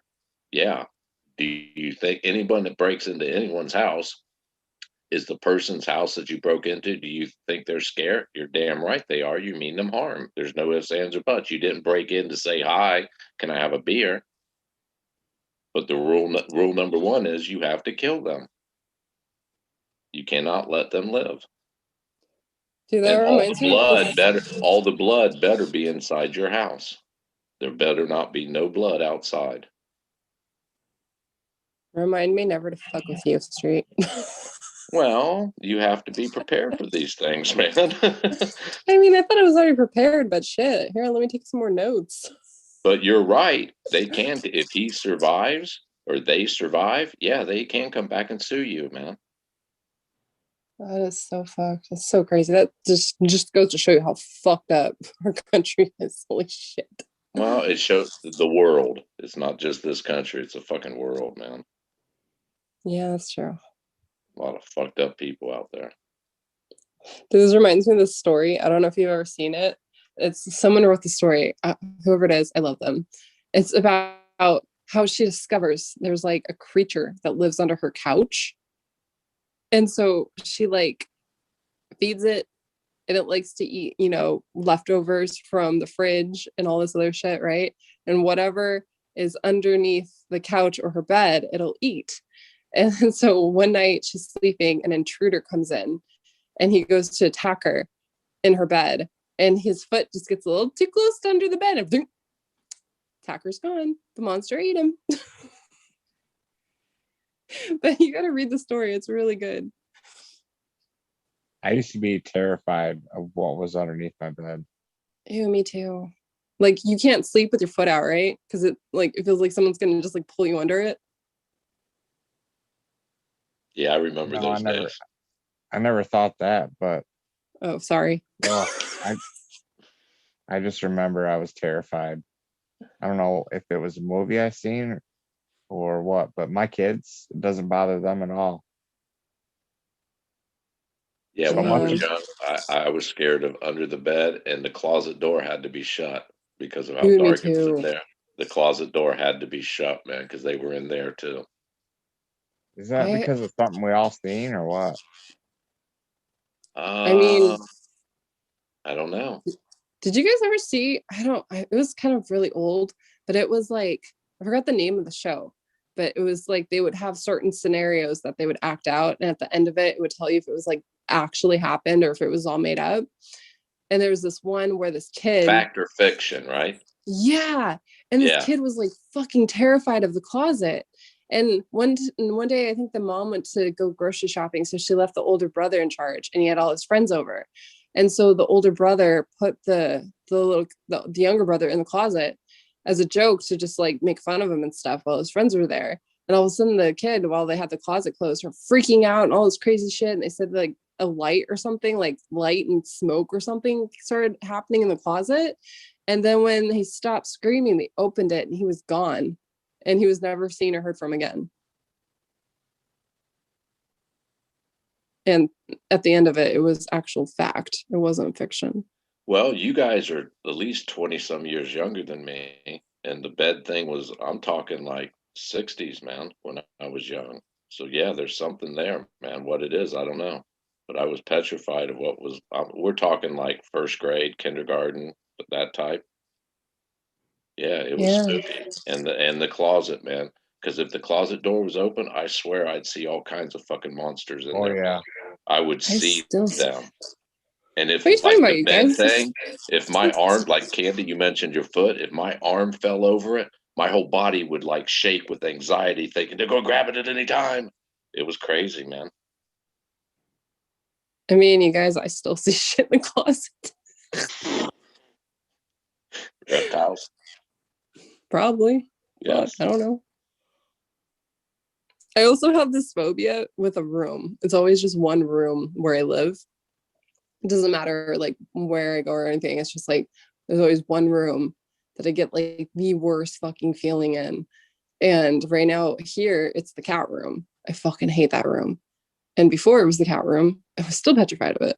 So I cannot, like, when I come up the stairs, it's the first thing I see when I come up the stairs. So usually I'll have the door shut, but DJ likes to keep the like room open. And so now, ever since I have a cat, I have to leave it open. So every time I come up the stairs at the like early in the morning or late at night when I'm done zooming, it's the first thing I see in the dark. I'm just like, Do you get the so creepy. tingles, like goosebumps or Yes. hair stand up? Yeah, there's something there though. That's a gut feeling. That's not like in your imagination, in my opinion. Well, remember how I told you that crazy dream story I had with the like when I saw reptilian or whatever? Right? They were fucking coming out of that room. There you go. It's a I'm just porthole. like, one went through that room and then they were walking into my bathroom through the mirror. I was just like, oh God, it's so creepy. And it was funny because like I can't remember if my dog saw it first and then I saw it and they noticed that I saw it. And then they came over and they sat on the bed. I remember in my dream or whatever you want to call it, DJ was sitting right there and was like freaked out too. And they like touched him and he blacked out. And then they were trying to make me black out, but I wouldn't. So then it came all the way up to me and like literally put its finger on where you would say my third eye is. And that's when I blacked out. I was just like, no, creepy shit, creepy shit. You ever play with a Ouija board? Fuck no. I did Okay. once when I was really little because my mom, it was when she let me watch the stupid Exorcist movie. That's why I will not talk about the Exorcist. So she made me watch that movie. And then I swear my mom's an asshole sometimes. Then we went to Target and she got an actual Ouija board and then she got the mini Ouija board. Remember how Target had those little mini games of all these things? She got the mini one. And she wanted me to play it in her room. And so I think she like asked like who was gonna marry or something. I can't remember what it was. And she's like, it started moving on its own. And I was like, fuck this. And so I stopped playing and I ran away. That entire week, dude, it literally sounded like our attic had people bowling in there after the Ouija board. It was so fucking scary. And then what's even worse is like after she did the Ouija board, I had like the worst night terrors of my life. That's when they all started happening. And the most fucked up part, which I swear to you, I'm not making this up, when my mom wanted to sell our house, it was like a condo. She didn't tell me, and so she gave me some money to go to Vegas. And I was like, "What? You never let me do this. This is cool." So while I'm out there, she's selling the house, and clearly, she had to have an inspection and all that stuff. Well, they went up into the attic, and the attic used to be like there was a hatch that connected to my bathroom, where if you went through my room into the bedroom, the master bathroom was right there, and you could like go there, but I didn't have a ladder or anything, right? It just got a spooky vibe, so I'd always keep the bathroom door shut. Well, it turns out there was like pictures of me up there. There was like old like dolls and toys and clothes up there and like some creepy shit, like a fucking shrine to me in the attic. And she thought Wow. I was going up there doing that. Yeah, I was going to say, don't play with Ouija boards, man. They're nothing to play with. Nope. Fuck no. That's why everyone's like, oh, it's nothing. I'm like, fuck you. I can't even look at a Ouija board. Like, if you see like that weird symbol for the Ouija board and like the numbers and the letters, I literally freak out and I'm like, I can't look at it. Like, nope. When my youngest three daughters was young, man, still in elementary school, I bought a house. I used to buy like land auction houses or back taxes houses and then fix them up and flip them. I bought this 1911 house, beautiful woodwork. They hated.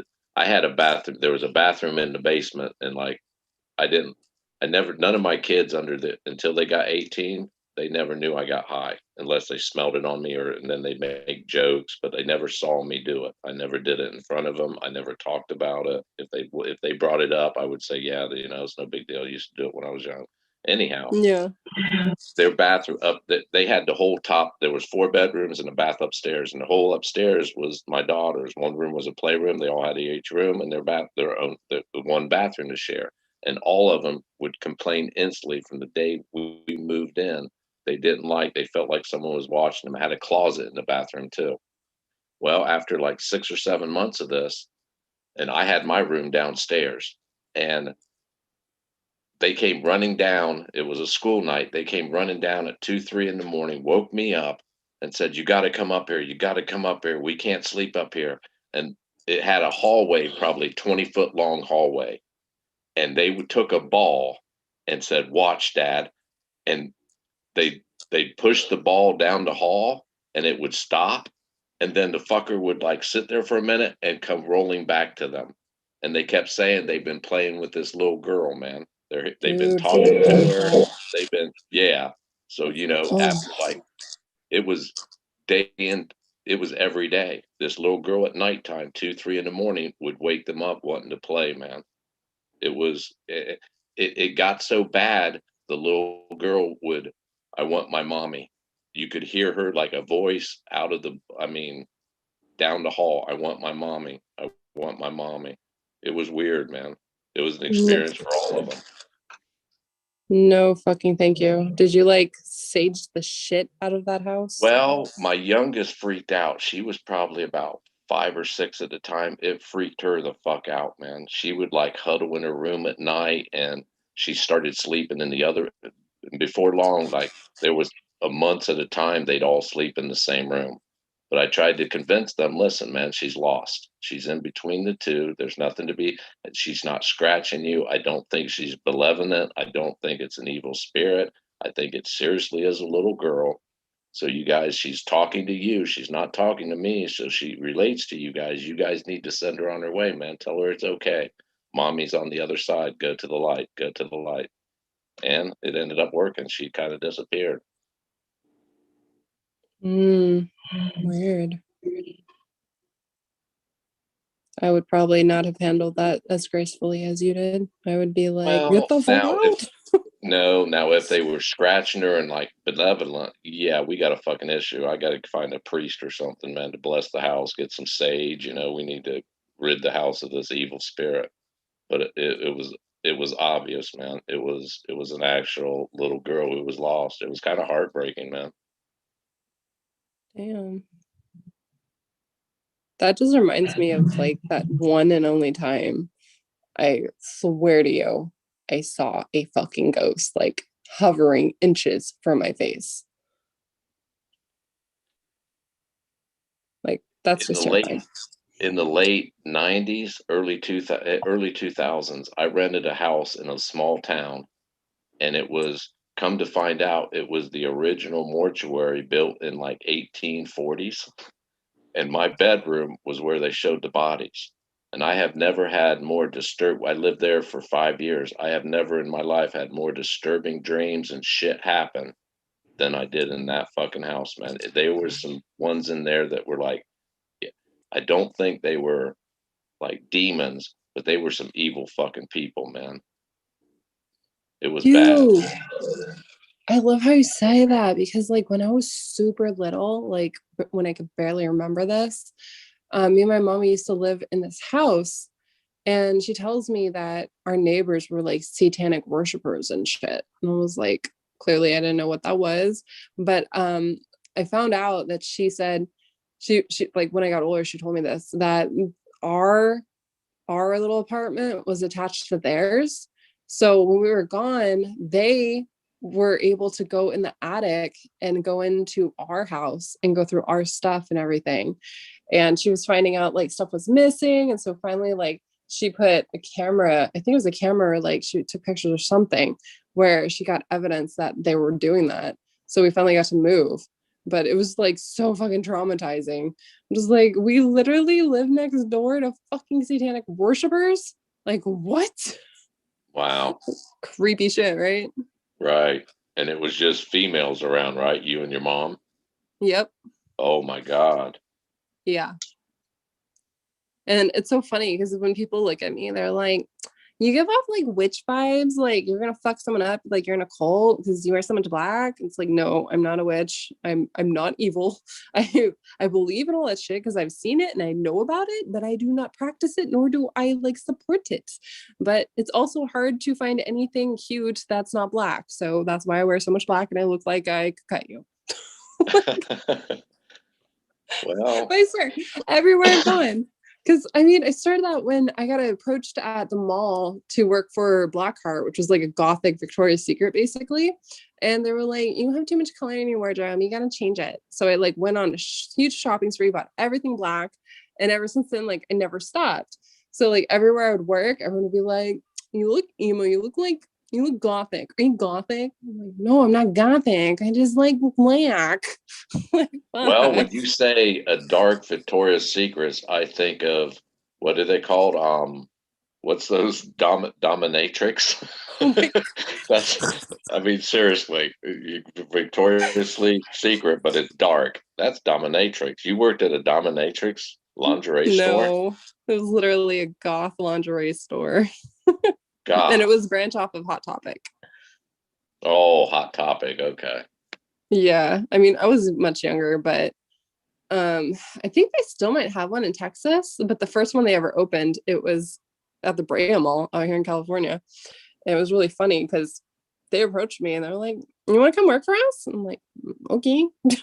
Because they were like scouting, you know, and they're like, you match the look. And it was really funny because that day, I don't know where I just started like doing my hair and makeup and I just dyed my hair black. So I was wearing like dark makeup and I was wearing all black. And my mom was like, "Want to go to the mall?" I'm like, "Yeah, sure."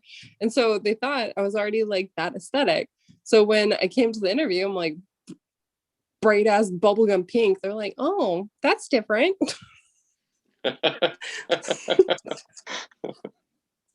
So yeah, I've been Where's trying to your like, whips and chains? right? It's pretty I funny took though. I took one of my daughters. It's Victoria's Secrets at one of the big malls in Columbus, man. And she started like looking at stuff, and she was of age. She was already 18 and over, and I started looking at, there's not too many men in the place, right? So I'm like standing there feeling uncomfortable, and then I could feel the eyes on me, thinking, and I just wanted to look at him and said, "No, man, she's my daughter. It's not my girlfriend. This is my daughter." Anyhow, she started like, "What do you think of this, Dad?" And I'm like, "How much is that? Holy shit. 80 fucking bucks for a bra. Are you fucking serious? 80 bucks?" She's like, "Yeah, but it's Victoria's Secrets." I'm like, "It's fucking $80. It's a bra, man. And it don't look comfortable. I don't wear bras, but that don't look fucking comfortable. Don't you want something like, hell, sports bras? They look, hell, if I was a woman, I'd wear a sports bra. It don't cut into you. Ain't no wire underneath it. Fuck, You that's have no comfortable." idea how true your words ring, because I just discovered sport bras, and yes, you're right. Sport bras are life. Okay, continue. Yes. You want support. You want, because I've told the story. I taught them how to shave their legs. I taught them, only thing I didn't teach them is tampons. Go to your older sister. But when it comes to bras, you want comfort and support. I kept telling them, yeah, you need to breathe and everything, but at the same time, old age, gravity gets to you. I've always heard the adage, you want to wear a bra, but at nighttime, every wife I've ever had, take your bra off. Let yourself breathe, man. You know what I found on TikTok? So I don't know who started this, but they take panties and they just cut it right down the middle, not all the way, just enough, and it turns into the most comfortable supporting bra of your life. Are you serious? Serious. And what's even funnier is this TikTok guy was like watching the video. He's like, "Oh hell, I'm gonna try that." So he gets like his own like little boxers or whatever, does the same thing. And he's like, "This is a game changer." Well, that's my next question. Is it what type of are they like hipster fucking panties? Are they boxer boy shorts? What type of panties were they cutting up? Like bloomers? What? I think in the video the girl was cutting up like bathing suit bottoms, I think, and they were just like the cheeky ones. So it just What depends they on call like how those, much the you. high side or high cut or whatever. Yeah, I think so. Because you could do it basically with anything. It just depends on how big your boobs are. So Well, if you have like D's or something, you'd probably want to like do boxers, but they were just doing it with all kinds of different types of bottoms. It was just so interesting. I'm like, wow, TikTok is just opening a whole dimension for me. Like, wow, what that conversation turned in, I said, man, I can take you. Hell, let's go to Walmart. I'll buy you 4 or 5 nice support, name brand sports bras. They're made to like hug you because you're running around and jumping and shit. They're made for sports. It's got to be support for you. Nope, yeah. she had to have those pretty ones for 85 fucking dollars. I think the matching panties and all, they came up to 100 and some bucks with tax for one fucking Oh. bra, one pair of panties. Victoria's Secret is literally the biggest lie. And just to let you know, Street, if your daughters ever try and have you go to Victoria's Secret, they're going to hate me for this. Don't do it because you will go bankrupt. They now have for Love and Lemons there and all these other different designers where it's like $300 just for fucking panties. I Oh kid you my not. God. I kid you not. I know this because I lust over for Love and Lemons. Like I've always wanted to Well, own okay, let me something ask from you there. this, and I'm not trying to be weird or anything, but the name of the company, is it some like odor absorbing panties or something? What's this lemon? What's this? It's literally just designer. It's designer and they're gorgeous, but Jesus, $300 for fucking lace panties? Are you kidding me? No. Well, this, like I said, this daughter was of age. So, even though I'm her father, I'm still a human being. I'm still a man. I said, at the conversation on the trip back, I was like, listen, man, I understand you're buying it for your boy, your boyfriend. It's not really, but honestly, they're not going to be on you very long. He could care fucking less. Like lingerie and shit, men really don't fucking care. Their only objective is to get it off. So they really don't fucking care.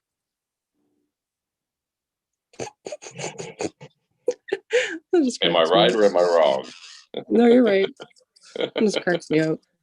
Well, I understand the woman's point. They're trying to be sexy and pretty. I understand that. I get it. But men's pretty fucking simple, man. We don't really want to see clothes in that type of situation. So it's kind of $105 out the door, but you think your boyfriend's going to enjoy it. Whatever. All right. Yeah, I don't even know how many times I've bought myself lingerie for Deej's birthday or Christmas. And I'm like, it's for you. It's one of your Christmas gifts. And he's just like, seriously. I'm like, but it's also for me. Shit's funny. Where the fuck?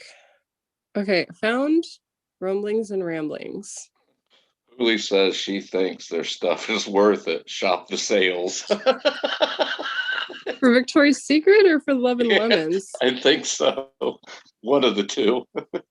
Like literally yesterday, it was so funny of all days. Yesterday I got an email and saying like they were having a warehouse sale for Love and Lemons. And I'm like, oh my God, maybe I'll finally be able to get something and not feel terrible, about purchasing it.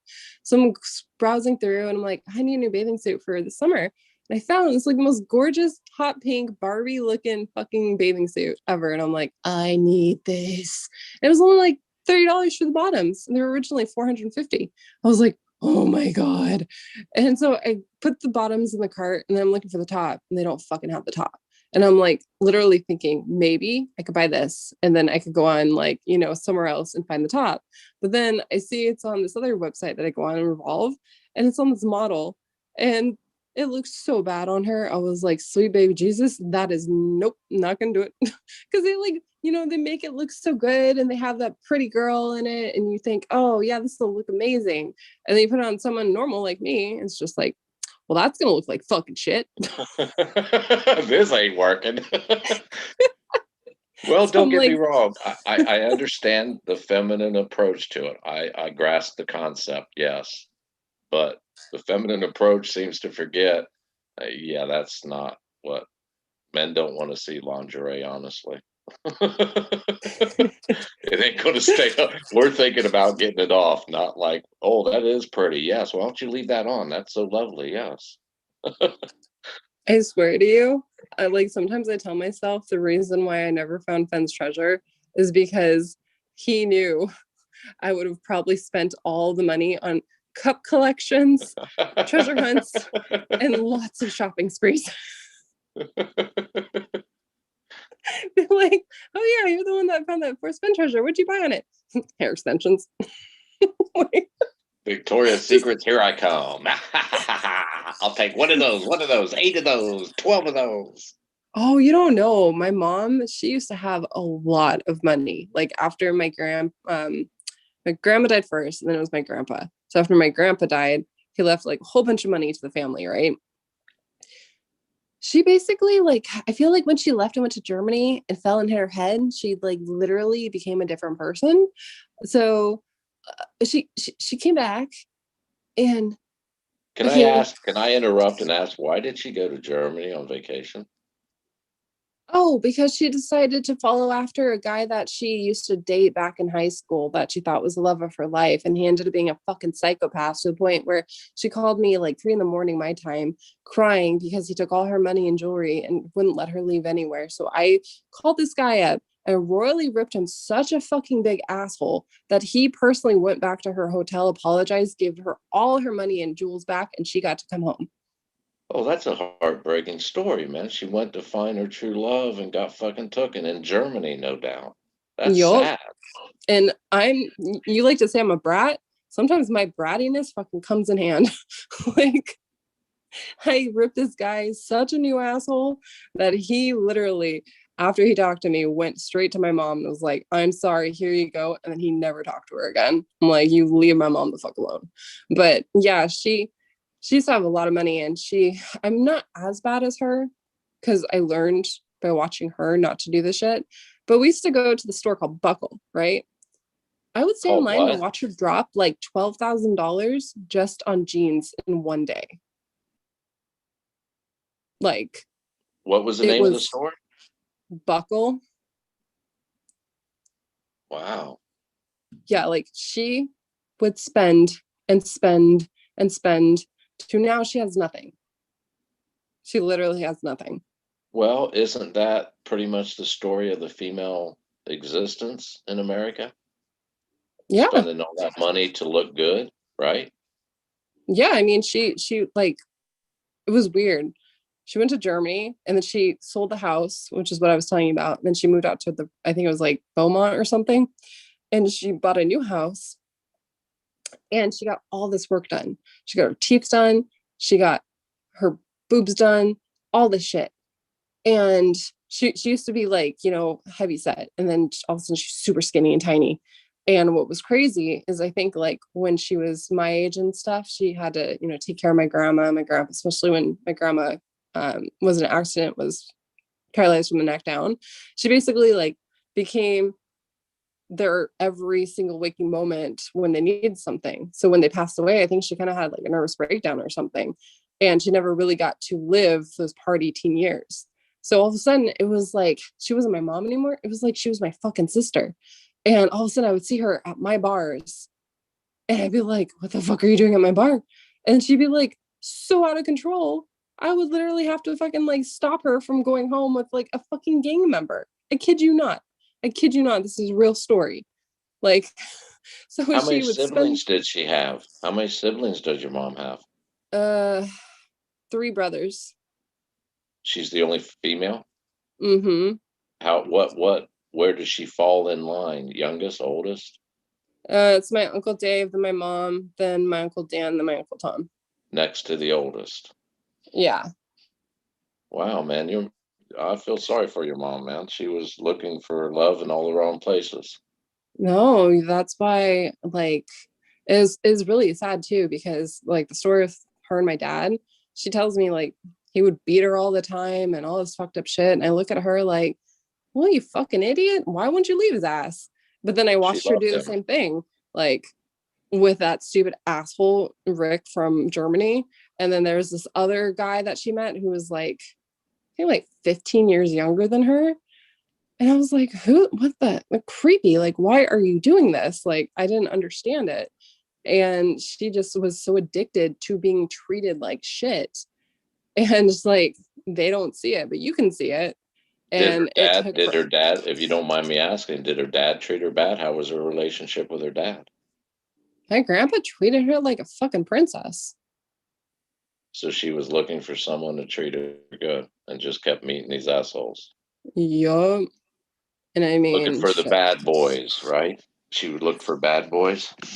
Oh God, I have no idea. One time we were at the bar and she was like drinking, making a scene. And by the way, she used to take all my grandma's jewelry with her, like all the jewelry that my grandma left her in her will, including all the jewelry my mom ever fucking collected over here. She would literally take that with her because she didn't want to put it, in a bank or anything. She didn't trust it. So she would take it with her, and then she'd have her purse filled with like thousands of dollars. I fucking kid you not, thousands of dollars. And she would just leave them in the bar and walk away. And I'm over here trying to just have fun with my friends, and I'm having like a fucking panic attack trying to keep her ass in check and make sure no one steals her stuff. And I remember one time she was so drunk, she like bumped into someone at the table and like just like barely spilled their beer. And she's like, sorry. And so she walks over to her purse, pulls out a whole bunch of hundreds, and just starts walking over to each person at the table and handing them $100 bills. Wow. She wanted to be loved bad, huh? Yeah. So when I tell you I don't give a flying fuck about money, I'm being serious. I do not give a flying fuck about money. Wow. So between her and my dad, I'm honestly surprised I turned out the way I did. Maybe that's why you did. Everything happens for a reason. Yeah. And right now, I think the last thing she did was I gave her $3,000 for her birthday so she could leave, because she was telling me she really wanted to go live with her cousin out in like Arkansas or some shit. So I did, and she took the money. She never said goodbye to me. She just went to the airport, left, and I haven't seen her since. She talks to me sometimes on Facebook, but basically, if I'm not giving her money, the fuck is the point of talking to me? That's too bad, man. Yeah, but it's fine. It's Sorry. whatever. Yeah, sorry. It makes us who we are, I guess. Yeah, it makes so I could I know how to read people, that's for sure. Well, being a single parent with 5 daughters, my daughter's friends was always off limits, man. I wouldn't even, not that I would consider trying to cussle them or whatever. No, they were always, no, that's just too fucking weird, man. No way. That's just weird.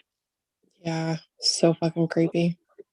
Well, it just means she was lacking something and she had a big void in her life and was looking to fill it, man. Like you said, she feels like she lost part of her life and she was trying to regain it.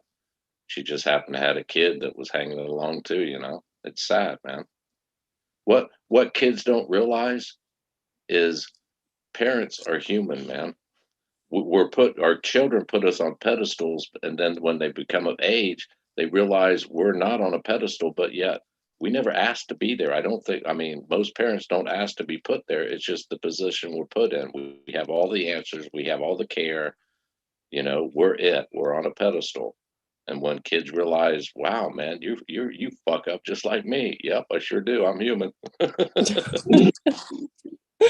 So I always approached it as I would tell them right from the get go, man. As soon as they started talking and understanding, yeah, I made a point. I wouldn't come out and say, listen, don't put me on a pedestal. I'd always put, hey, man, I'm human.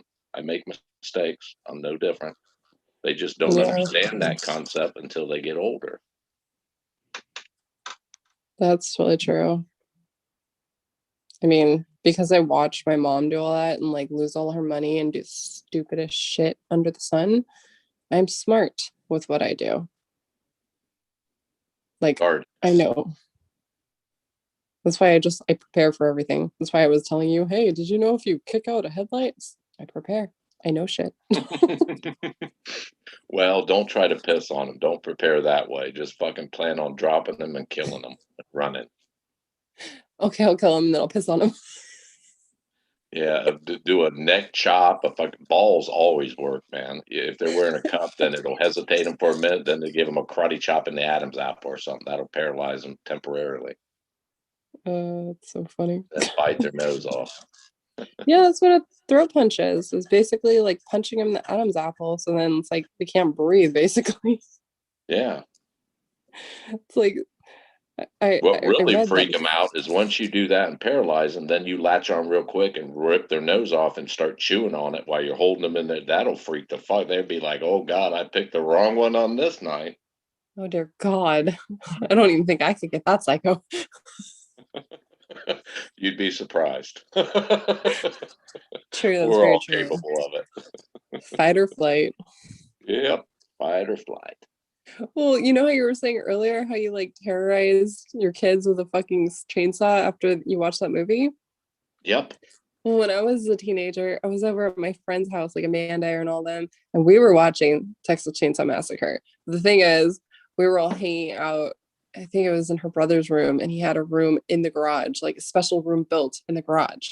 So when that door in that room was closed, there was no fucking getting out of there. So I ended up falling asleep while they were watching, I think it was like the second Chainsaw movie. And I woke up to them dressed as fucking Leatherface with the goddamn chainsaw. And I had nowhere to run. So I tried crawling up the fucking walls. Yep. It was like the most fucked up traumatizing experience of my life. But what was really funny is that after I stopped trying to climb up the walls, I turned around and looked at what I had, and I threw a fucking fan, and I just started throwing shit to the point I finally hit one of them in the head, and they like stopped the chainsaw, and they took the mask off, and they're like, "What the fuck?" And I'm like, "Don't what the fuck me? What the fuck you?" Well, Candy, I didn't like plan these to just fuck with their brains and terrorize them. I planned them. I mean, I did it in all loving care and concern where, trust me, all seven of my kids, there ain't nothing in this world they'll face that will shock them after living with me. Nothing. I guarantee it, nothing. They would be shocked at fucking nothing. A car could levitate in front of them. They'd be like, oh, cool, and keep on walking.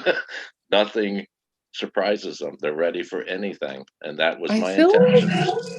I feel like you're the master planner. Like you premeditate a lot of things. Everything. Life is a chessboard to me. That's And why. the more moves you can think ahead, the better player you are. That's life. Yeah, and I know what you're doing, and I love Well, it. that's life to me, man. You have to, and if you, like in chess, if you want someone to fall into your trap, you can't let them know it's a trap. You have to let them take that bishop, with no recourse from you, but yet 2 moves later, you got them in checkmate. You got to sacrifice sometimes. It's true. It's very true. Sacrifice or castle if you can. Oh my God. All I know is that I talk so much. Whoever wants to try to kidnap me, they're gonna fucking pay to return me. They're gonna be like, please, please take her. She will not shut the fuck up. It's literally what my mom used to tell me as a kid. She was like, people will pay me to have you taken away from them because they'll never want to be stuck with you. I'm like, yep, that's true. Because again, I have no filter. I have no filter. So I will literally remember the day I came in and you were like, hey, Andy, what's going on in your mind? I'm like, well, if you really want to know, I think I go to bed and I wake up in another fucking dimension. And I was just like, what weed are you smoking? I'm like, I'm not. This is my everyday thoughts, Tyler. Well, every time we've ever talked and you think it's some I can't tell you, you'll think I'm crazy. I'm like, no, I won't. Honestly, I won't. And you'll split it out. You're like, that doesn't shock you? I'm like, nope, don't shock me at all. I Why think would I it? said one thing though, where I did shock you. I forgot what it was, but I said something where you were like, what the fuck? I can't remember what it was though. It was that night when we were talking about The Secret and we were on for so long because Atlantic Coast told me if I like stayed up for a certain time, he would like send me money or something to PayPal. Remember that? Right. Yeah, that's familiar. Yeah, I Was forgot Ghost what I on that night said. with us or Lucky? Yeah, I think Lucky was in Gallatin. I forgot what I said, but you were like, what the fuck?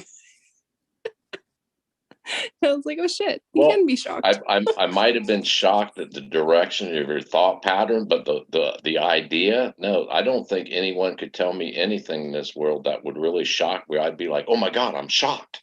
I might be shocked because you perceived it this way or whatever, but the story you told me, I mean, anything's possible, man. And that's I what mean, people think I was horrible. And when I tell the stories, Adam did it like, oh my God. Well, this is coming who doesn't have a kid. I'm not going to be here all the time. I have to prepare my children. I don't see preparing my children by having a college fund for them. That's not preparing. Preparing is to be prepared when you walk out that door. Be prepared for anything, man. And it's every day. It never goes away. If you think you have it made, ha ha ha. Guess what? You never do. Until you die, you will be struggling and fighting over something. There'll be issues in your life you'll have to overcome, especially my daughters. I don't want my daughters to be out there as a piece of meat for someone. I don't want them to be fragile, and I want them to speak their mind. You got an opinion, don't be afraid to fucking speak it. Stand up for yourself. I don't care where you're at. Don't ever be surprised. And if you think you got it made, haha, you don't, because tomorrow something else might come up. So never stop trying. that's what sucks. Like when I was younger, my mom never taught me anything that I should have known about how to be prepared, how to save up, how to like, cook. She never taught me that shit. I taught myself everything. That's why I'm that's why I'm really good at researching. I can find fucking anything, dude, because I have to teach myself stuff because she never I'll did. I'll tell you something like the weed thing. I never smoked in front of them. I always had my little room someplace, the basement, the garage, someplace. Until they got 18. They might have, when they got older, they smelled it and could tell I'd like, hey, I'm doing laundry, don't bother me. And I'd go down the basement and come up. I went down there pissed, and an hour later I come back happy, wanting to play a board. Hey, you guys want to play some Monopoly or something, man? They kind of figured it out, but I mean, actually seeing it, no. When it came to beer, ever since, if they could walk up, even when they were babies, if they wanted like to a sip of my beer, I never, anytime, I don't care. And I usually drank probably every night 3 4 beers.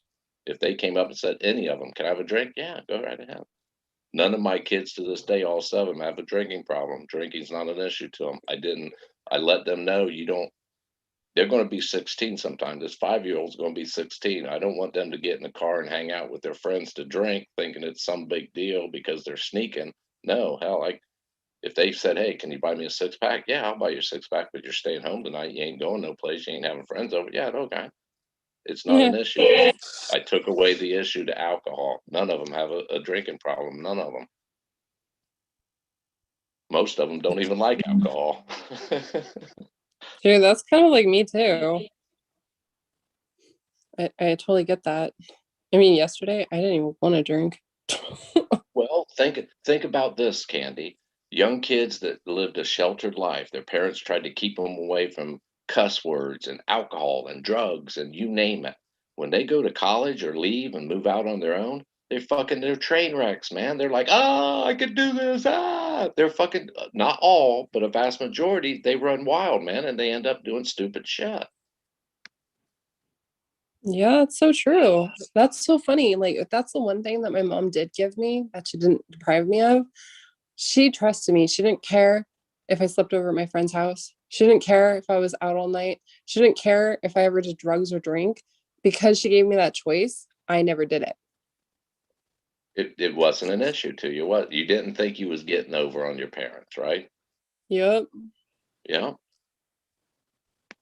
But like, my rule, that's I the mean, one. it was a strict rule. If they had friends over for the weekend, and every weekend one of them had friends, if not all 3 of them had friends, no, don't ask to drink my beer or ask me to buy you a 6-pack. No, ain't doing it. But if it's just us, yeah, you just ain't going nowhere. You ain't leaving the house. It at first, yeah, they do it like on Fridays. It was something big to them, and it was a 6-pack. It wasn't a case. Chances are they drink 2 or 3 and they were done. They'd pass out or eat and then fucking pass out. But I made it where it wasn't a fucking issue in their life. It wasn't like this secret thing they could do. Then That's again, good. it's to each their own, man. I mean, there's no There's no instruction books to being a parent, man. You got to wing it. You need to learn from your mistakes. Well, an example, my older four, my younger three would fucking like stand up and argue with me. My older four would walk in like, "You're fucking lucky you weren't around when I was young, man. He would have laid your ass on the fucking ground. He would have fucking smacked the shit out of you." I mean, not literally, but yeah, there was no, you didn't talk back. No. That's So what's so wrong with today. Fucking like people are like, you can't spank your child. That's child abuse. It's like, no, that's teaching your child not to fucking be stupid. There's consequences. Well, today it's a spanking. Tomorrow, when you turn 18, you're sitting in the courtroom looking at life. No, we'll curb this shit right now. And once again, I'll brag about my kids. They all have respect, man. They respect the elderly. They respect authority. They have great respect. And they know if they fuck up and get caught, well, you fucking deserved it. Don't call dad to bail you out, man. If you fucked up, that's your shoulders. You bail yourself out. Dude, I swear. The only time I ever remember really getting spanked is like I was over at my cousin Kendra's house. We were in her room and she had this Disney like Minnie Mouse little hat. And I remember I wanted to see what would happen if you put it directly on the light bulb of a lamp. Well, long story short, it started literally catching on fire. And my uncle came in at that time and he whooped my ass from here to next Wednesday. I had a broken cutting board.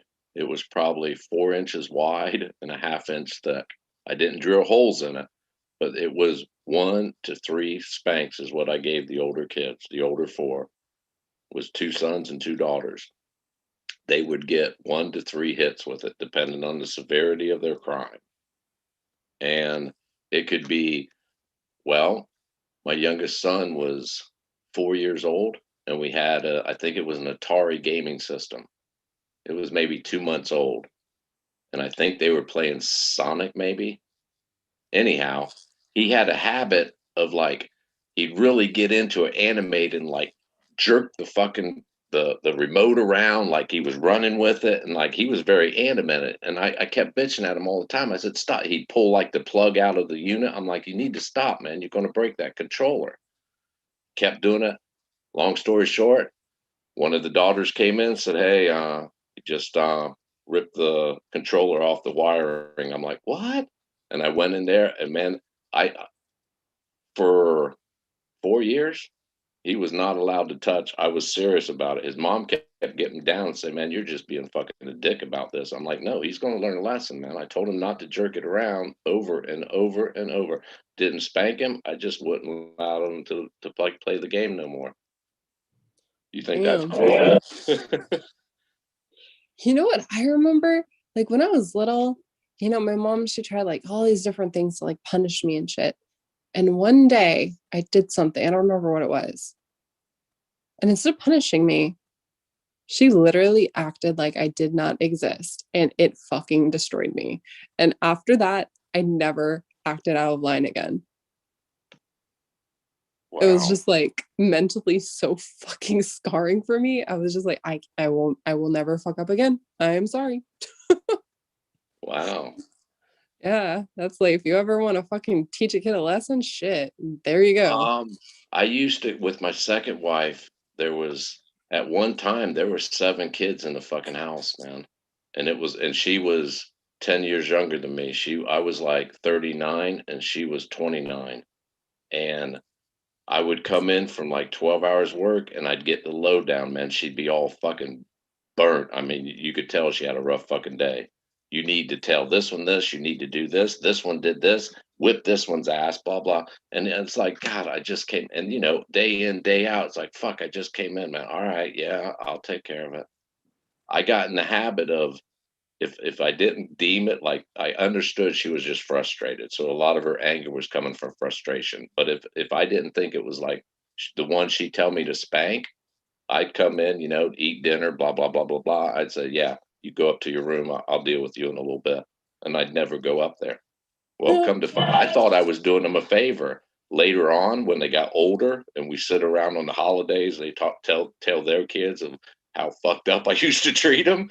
They'd say, "Yeah, he'd send me up to the room all night, man. All night, I'd be terrorized, man. I hated that. I hated that." I'm like, "Really? I'm fucking sorry, man. I did it because I didn't want to beat your ass." They're like, "That was fucking torture to us. You don't understand, Dad. We were just waiting. Every sound we'd hear, it was our ass getting beat." I'm like, There you "Wow, go. man, I'm sorry." Seriously, that's the shit like you guys don't think about. Like, Yeah, holidays at my house is fucking nuts, man. The stories told, I'm like, shit, I don't even remember that guy. So, oh yeah, you was a fucking dick, Dad. I'm like, wow, man, I'm sorry. I didn't intend to be. damn. I feel like you and my mom would have been best friends. Sorry for your mom, man. That's sad. That's sad. She couldn't find what she was looking for. She couldn't fill that void. Oh, you want to talk about crazy? So it was like only 6 or 7 years ago, like back when I still lived in Chino Hills, that I found my dad on Facebook, right? And I reached out to him because, like, growing up, ever since I was little, he was basically the villain. Like, my mom told me he'd beat her, he would do all this fucked up shit and everything. So I always saw him as a monster. So one day I finally was like, I want to see who my dad is. It never really bothered me because, like I told you before, I was never bothered that I didn't have a dad, right? I grew up with a mom. I always was like not bothered not having a dad, but I wanted to know about my dad. So I reached out to him, started slowly talking to him, but then I'd stop. And then when I moved out here, it was like I started up again. And then I learned, he had information on my half brother. So he was like, "Oh, I hired a private detective and he's supposed to find, your half brother." And I'm like, "Just give me the information. I'll find him." And so it was so funny. It was literally like a month or two ago. I finally reached out and I asked him the questions with the information. And it didn't even take me it was like a week or two. I found him. And so I reached out and I was like, "Hey, I'm your half sister. This is your dad. I know you're given up for adoption when you were born. Hi, we're related." And he was just like, "Oh, this is so cool. I have a sister. Oh my God, when can I meet you?" And I'm just like, whoa, whoa. I don't go out of my house with nobody, not even a fucking half brother I've never met. Like, Whoa, dude, you're pushing it a little bit too far there. I'm just like, you don't understand. I don't go out unless like I have to. So it was funny because like the other day my dad messages me and he's like, "Hey, I'm planning a trip out to California for your brother's birthday. And I was wondering if you want to also meet up with us so we could all just have a big old reunion." And I'm like, "Think about it. Where where are you thinking?" He's like, "Disneyland." And I'm like, "Oh yeah, sure, Dad. Let fucking X amount of years of never having a father be all summed up with fucking Donald Duck." Well, now let's look at both sides of this, okay? Let's look at, you don't really know who you are, right? Unless what you've already told through your correspondence. So he really don't know who you are, does he? He knows I'm a treasure obsessed weirdo. Okay, well, it sounds to me, and this is just my opinion, he's trying to take it back to where like it all went wrong when you I guys were know. kids. Yeah. I know. Okay. But I was just cracking up. Like, I think it's cool because for my birthday, he sent me my octopus mug. And I actually like really love that thing. But I didn't start wanting to like actually talk to him and know more about him until my mom just fucking left me high and dry. She was just like, "Take your money, bye." Just barely bye. So I'm like, you know what? Fuck it. Why not? So I think I might actually meet up with them. But it's just weird, It's just like, "Hi, you're my dad, you're my brother, but you guys are complete fucking strangers." Well, we make those situations weird. They're not weird.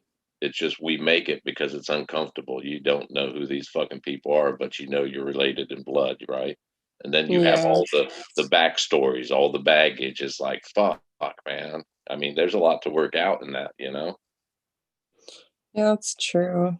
That's very true. Now, I don't know him. I don't know all the details, but at least he's making. I mean, it sounds like he's making an effort. Well, what's crazy is that he moved to New Mexico like 3 or 4 years ago.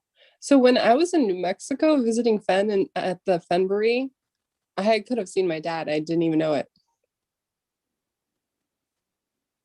Then again, I'm not saying it is true, but a lot of people can't face, like, situations with your mom. A lot of parents hit a position in their like life. They can't face all this shit no more, man. They want to run and hide. They can't like deal with. They can't go back in time and change it. So their only fix is to like get away from it. You know what I mean? Yeah, that's true. That's literally I'm how I not deal with saying, death. well, I'm not saying that that's what they're doing, but I mean, a lot of times, man, they're if he never reached back to you and just ignored you, I'd say, yeah, he's just not interested, man, for whatever reason. But if he's reaching back and is like kind of feels uncomfortable, it might be fuck, he's trying to make amends, man. He's trying to like turn back the clock where it all fucked up. You never know. Yeah, no, I 100% agree with that. I know that. I'm starting to think it was partially my mom's fault. Because I used to, like, when I was little, I used to have this best friend named Sammy. And, like, she was my best friend. We did everything together. And it all fell apart because my mom, she, like, borrowed $20 from Sam's mom. And she said she put the $20 in the mailbox to pay her back.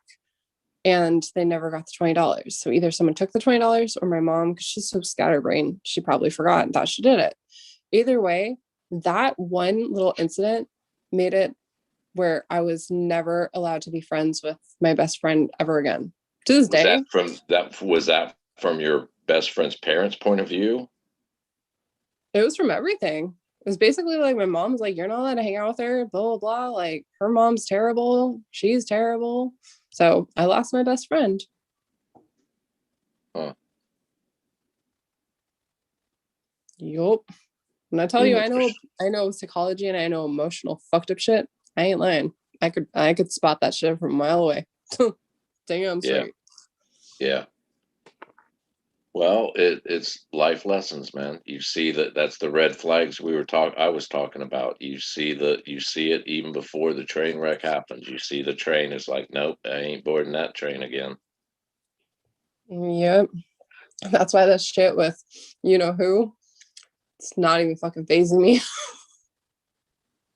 Like, it does not fucking even phase me. I will say this.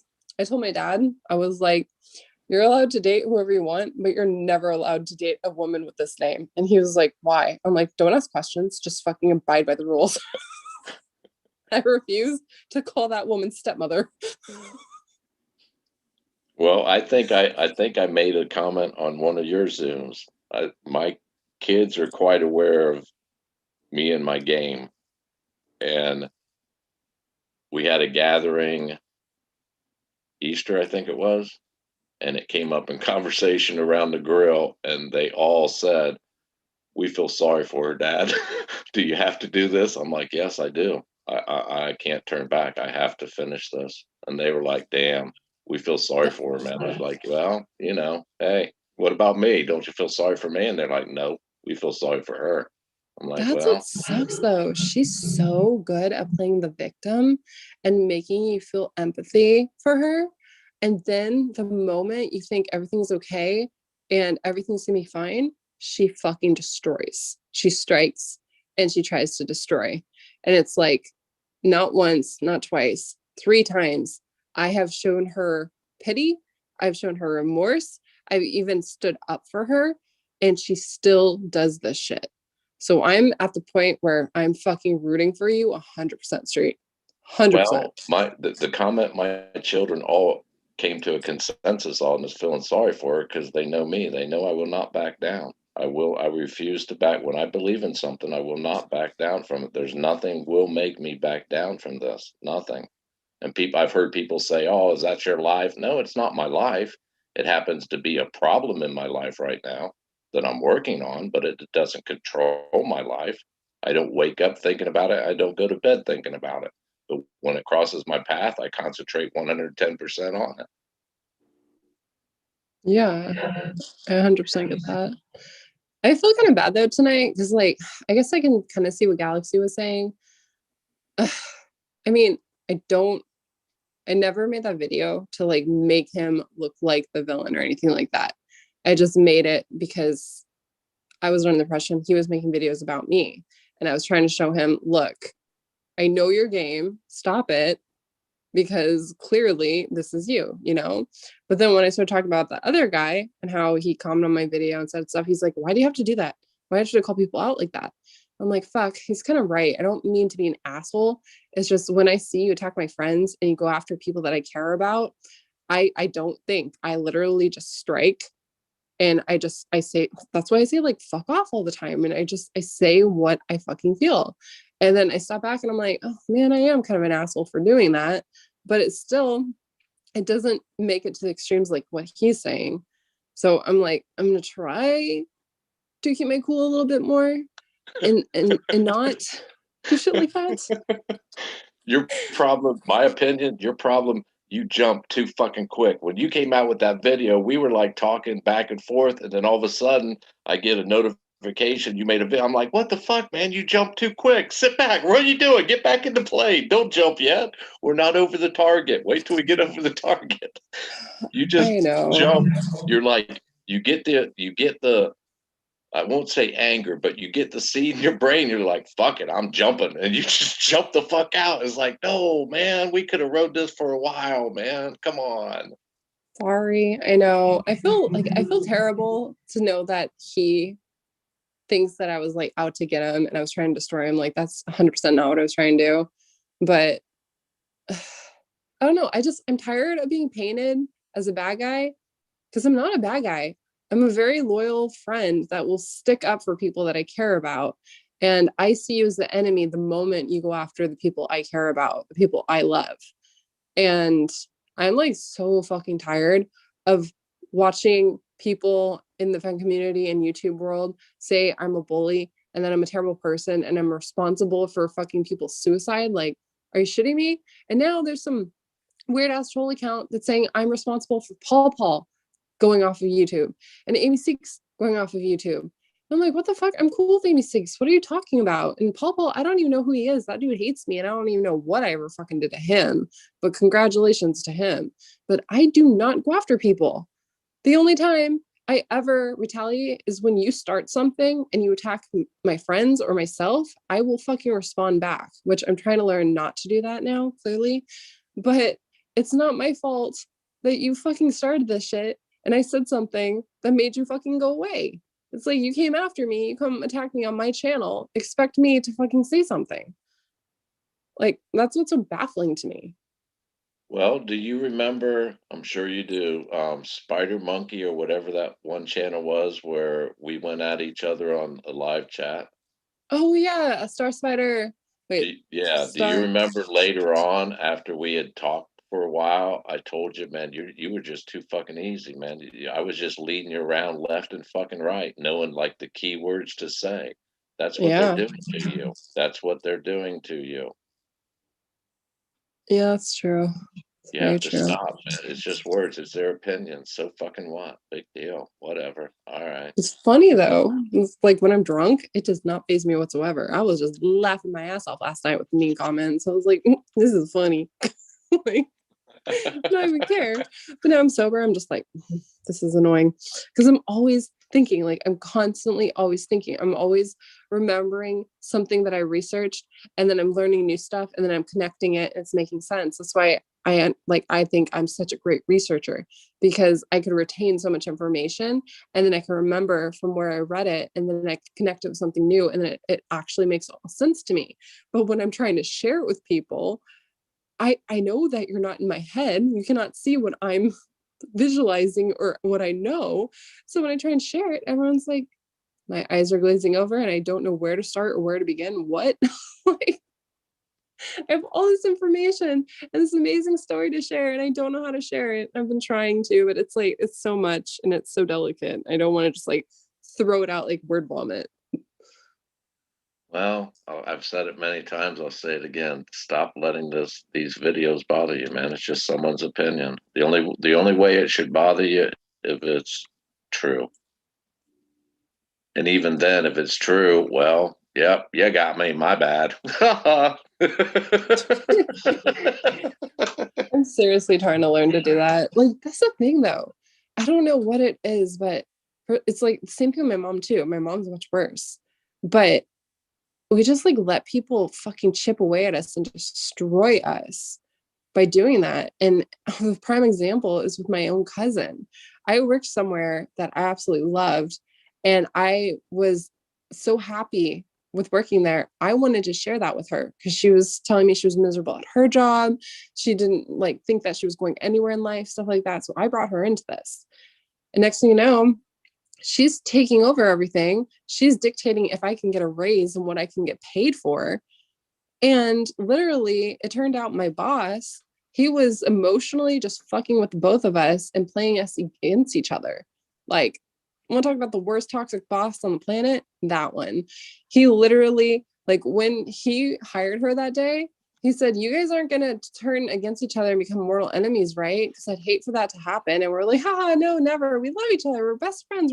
She's my cousin. She's family." It got so bad straight that I didn't even go to my family's freaking my cousin Brandy. She had a baby shower. I didn't even go to the baby shower because she was like, only families invited. And I was like, okay, thinking like, okay, but I'm fucking family. Like, I'm literally family. And I did not go. Human nature, man. We want to be loved. We want to belong. We want to be liked. It's human nature. It's hard to like step back when someone fucks with you and make fun and think, aha, yeah, you're right.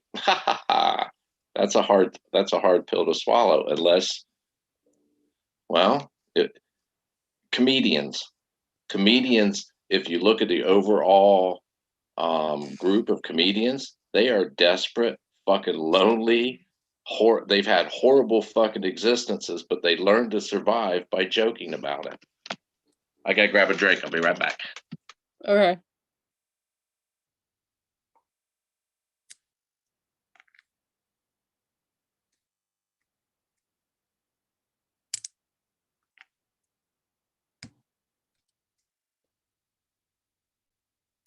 No.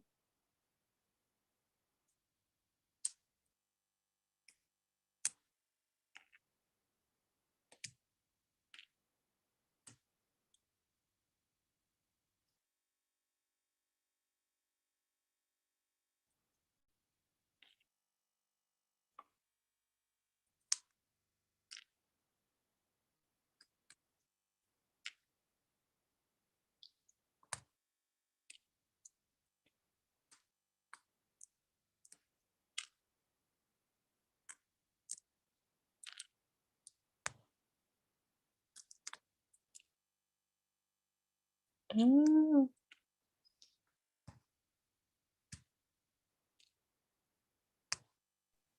Yeah, like like I said, comedians are usually the most tragic fucking life stories you ever heard. That's very true. Richard, you ever heard of Richard Pryor? No. He was like he was the black comedian in the 70s. He came out in like the 60s, I think, but he was the first one to start like Google him sometime or go to YouTube and watch Live on Sunset Strip. He was the first comedian to like make fun of white people and make fun of black people and talk about his mom was a prostitute. He was raised in a whorehouse and like people was laughing their ass off. But this guy survived this, man, and he's laughing about it. That's how he survived it. Yeah. Look at Robin Williams. Oh, dude, that still to this day breaks my fucking heart. No shit. That late in his life, he broke the threshold. He started out a stand-up comedian and ended up a box office. If it had Robin Williams' name on it, it was a successful movie, man. To this day, I don't think he committed suicide. I don't know, man. I don't know. Comedians are some pretty fucking depressed people, man. They've lived through a lot in their life. Yeah, that's true. I've told some details of my life. I had a horrible life, man. Horrible. And it made me who I am. I can laugh. There's nothing that would surprise me. Nothing is going to kick my ass. I mean, as far as like obstacles in my life, if the bigger the obstacle, the more prepared. Fuck yeah. If it's like a mile high, yeah, let me at that fucking wall, man. I can do this. It makes you who you are. You want to know a tactic I've used since like high school to find out who your real friends are, or at least people who are like, actually care about you? Make up a whole bunch of fucking lies about yourself and other fucked up, stupid, like bullshit. Just make up the most stupidest bullshit you could think of and tell them to certain people. And when you hear that rumor come back to you, you know that person's not your fucking friend. I do it all the time. That must be a Southern California thing. I'm telling you, I'm like the queen of psychology. Like, I know every fucking trick in the book.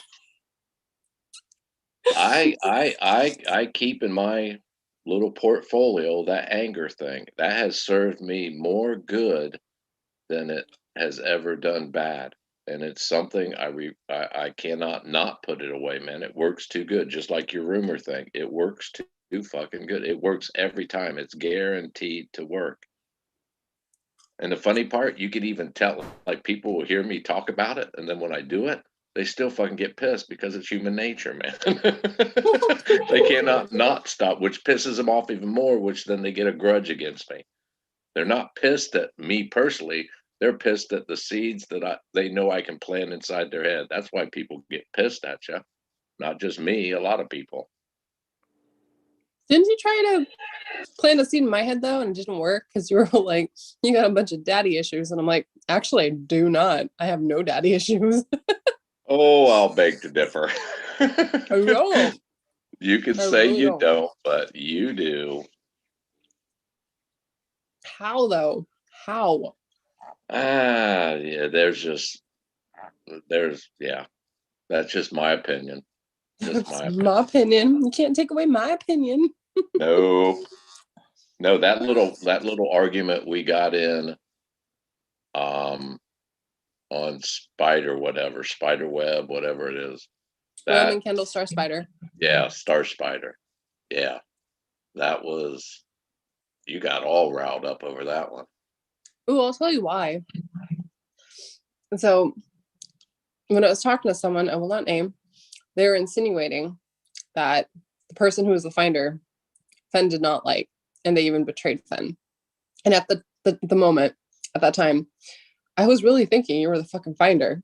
So I like doubly didn't like the finder, and I didn't like your ass. So I was ready Fed to loved open a me. whole can Fed on you. loved me. He didn't hate me. He loved me. But I didn't know who you were at the time. Because like it was a big old mystery, about the finder and shit. And it's just like, if you're the finder, and he was like a mortal enemy to Fen, I doubly don't like you. Okay, when all that talk came out, right? All that talk came out and I'll refer back to that smell in the sunshine, dude. He insinuated that Forrest did not like the finder because of the fact he never acknowledged him. He never did that. No, I looked at it the opposite. Fenn was protecting him, therefore he respected him and honored him. The dude solved his fucking riddle after 10 years. Trust me, Fenn respected the solver. And the fact that he did not give anything but a shy guy from back east, and it was Wyoming, blah, blah, blah. No, that does not. And he did. Well, and everybody brings it up. Well, Fun didn't recognize him. Well, and that makes no sense to jump to the conclusion that Forrest didn't like him. If he didn't like him, he would have fronted the dude out. Yeah, he didn't want people to know who he is, but here's his name, address, phone number, here's his bank account. No, he didn't do that. He kept them totally out of the picture. Street, I think like one night I need to invite you to the private Zooms I'm doing with Gallatin Ghost and Lucky Digger and sometimes Huli. Because like, I mean, even with at this point, I haven't even told them like a tip of the iceberg of what I've discovered. And it's it's not about what you think it is at all. At all. Well, don't be surprised, because I don't think it was about a treasure chest to find. That's Exactly. not. I was looking for his trove, not his treasure chest. He said he wanted to take that with him, so I honored that. I was not looking to steal the man's. I wanted his trove, and he dared me to find it. So therefore, he gave me permission. So when I tell you I have the guidebook, I'm not kidding. I literally have the guidebook. This society has a guidebook in regards to when you pass on and how you can pass on. And it calls for a circus. It calls for a community to fixate on something that they can never obtain. And it calls for chaos.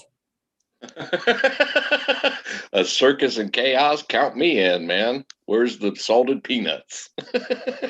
And like for a little bit, I was just sitting there thinking, like, maybe it's my imagination. Maybe it's my imagination. But after 2.5 years of research, and I'm talking about deep fucking research, I discovered all these things, all the elements, all the things that you have to do. And one of them involved a specific day for a specific celebration. And I was just like, you know what? Fuck it. What gives us June 5th?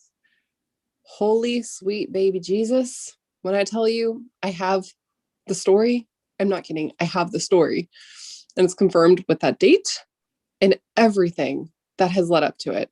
And I will tell you 100% without a fucking doubt, that chest was not in the fucking woods.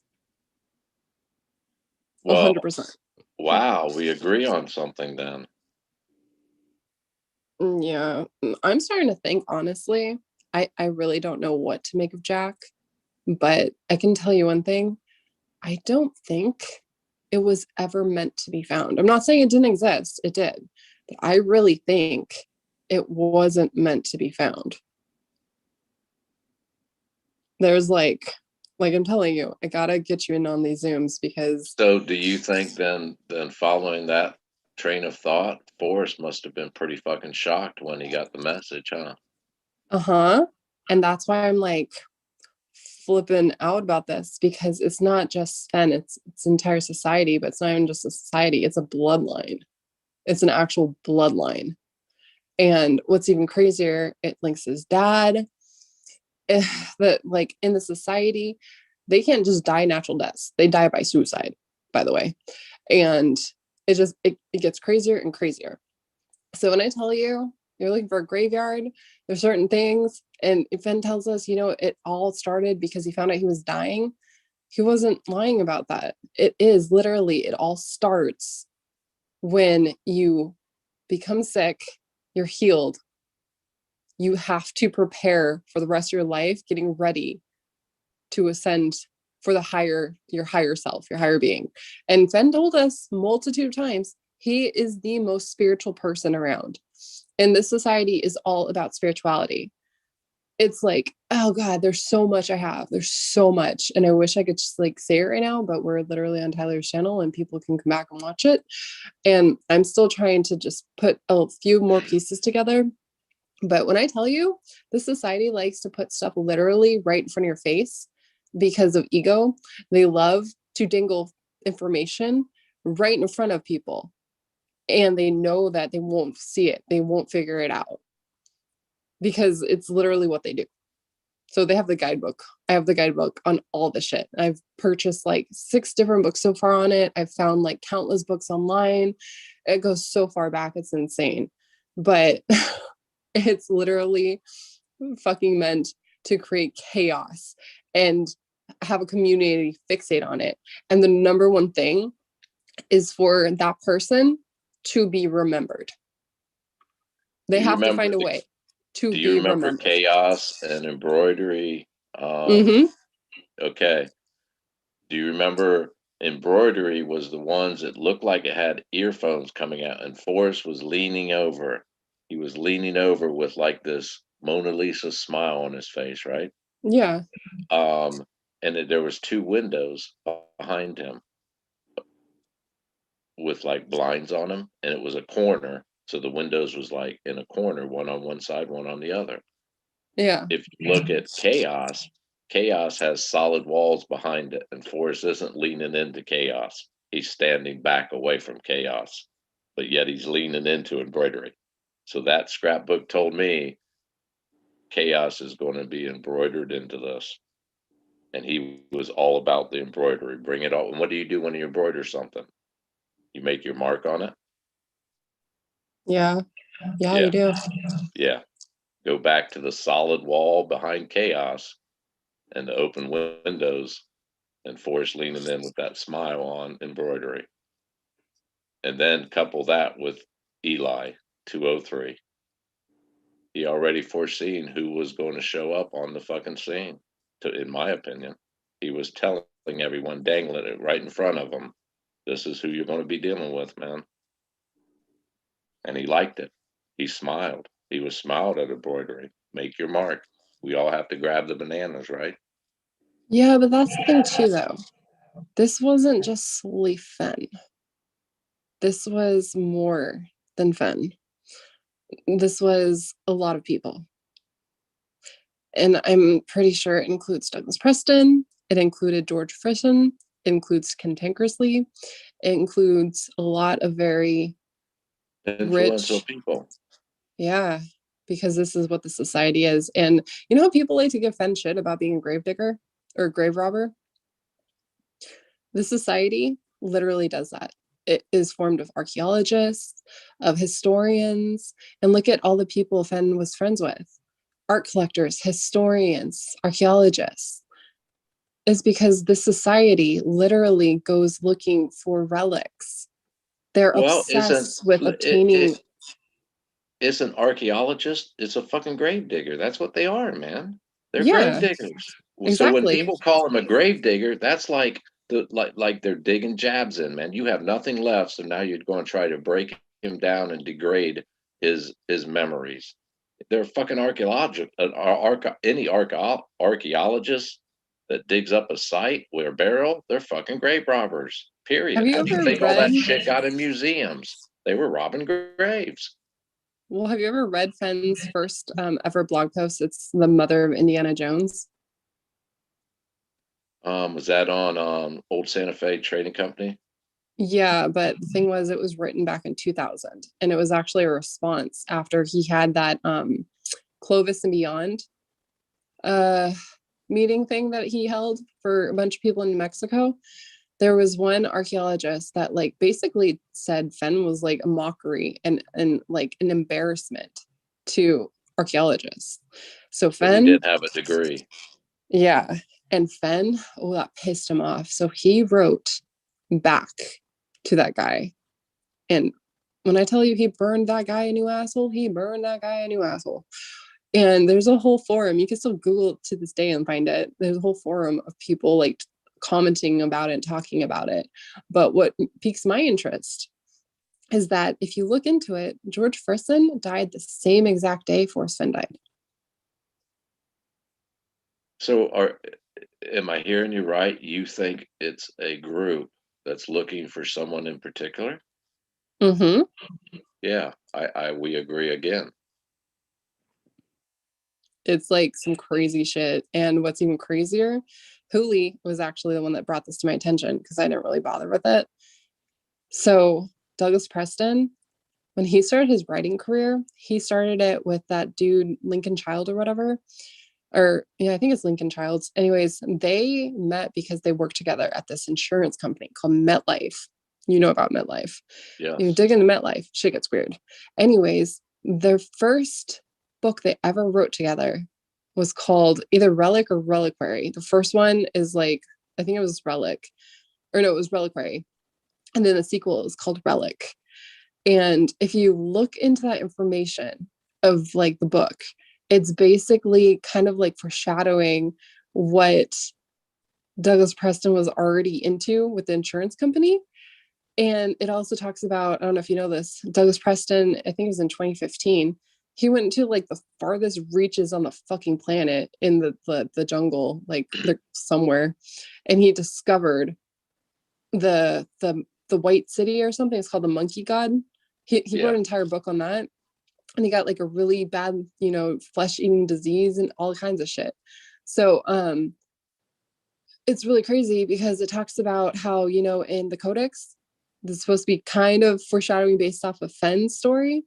It takes all of those elements together, and it talks about an old millionaire finding out he's dying of cancer or something, right? So he leaves everything to his kids, but he makes it where they have to solve this treasure hunt in order to, get the money. And it leads them to this fucking city of monkey god, and they find out that the dad basically found out he was dying, so he wanted to kill himself and inter himself in this tomb of where he raided all these sacred artifacts and shit. And it's just like so crazy because it's like people are saying I'm crazy because I'm saying the chest is a fucking reliquary when it is. And all of a sudden, Douglas Preston has a book. It's called Reliquary, and it talks about relics. And he's talked about the society before and also other shit. And I'm like, are you fucking kidding me? So I looked more into it, and this is literally what they do. They like to put it in your face, but they know you won't fucking make sense of it or know what you have. Or if you do, you look crazy. So it's a whole fucking society that does this all the time. And it goes all the way back to like fucking the Holy Roman Empire. So the next logical question I have is, why are they looking for this particular person? For what purpose will it serve them? Guardian. Overseer? Yeah, so when you read up on the society, there's it's almost like a competition they do, and they're looking for a guardian. And you know how earlier Tyler was like, oh, why did Jack have to have permission to move the chest? Well, because, sir, it's sacrilege in the society to touch that reliquary box without getting permission from the guardian. So what would stop some ignorant person finding it, taking it, and never saying anything and not going for the fame? What would because stop? it wasn't where you think it was. It was in a graveyard, and it's a monument. It's a graveyard.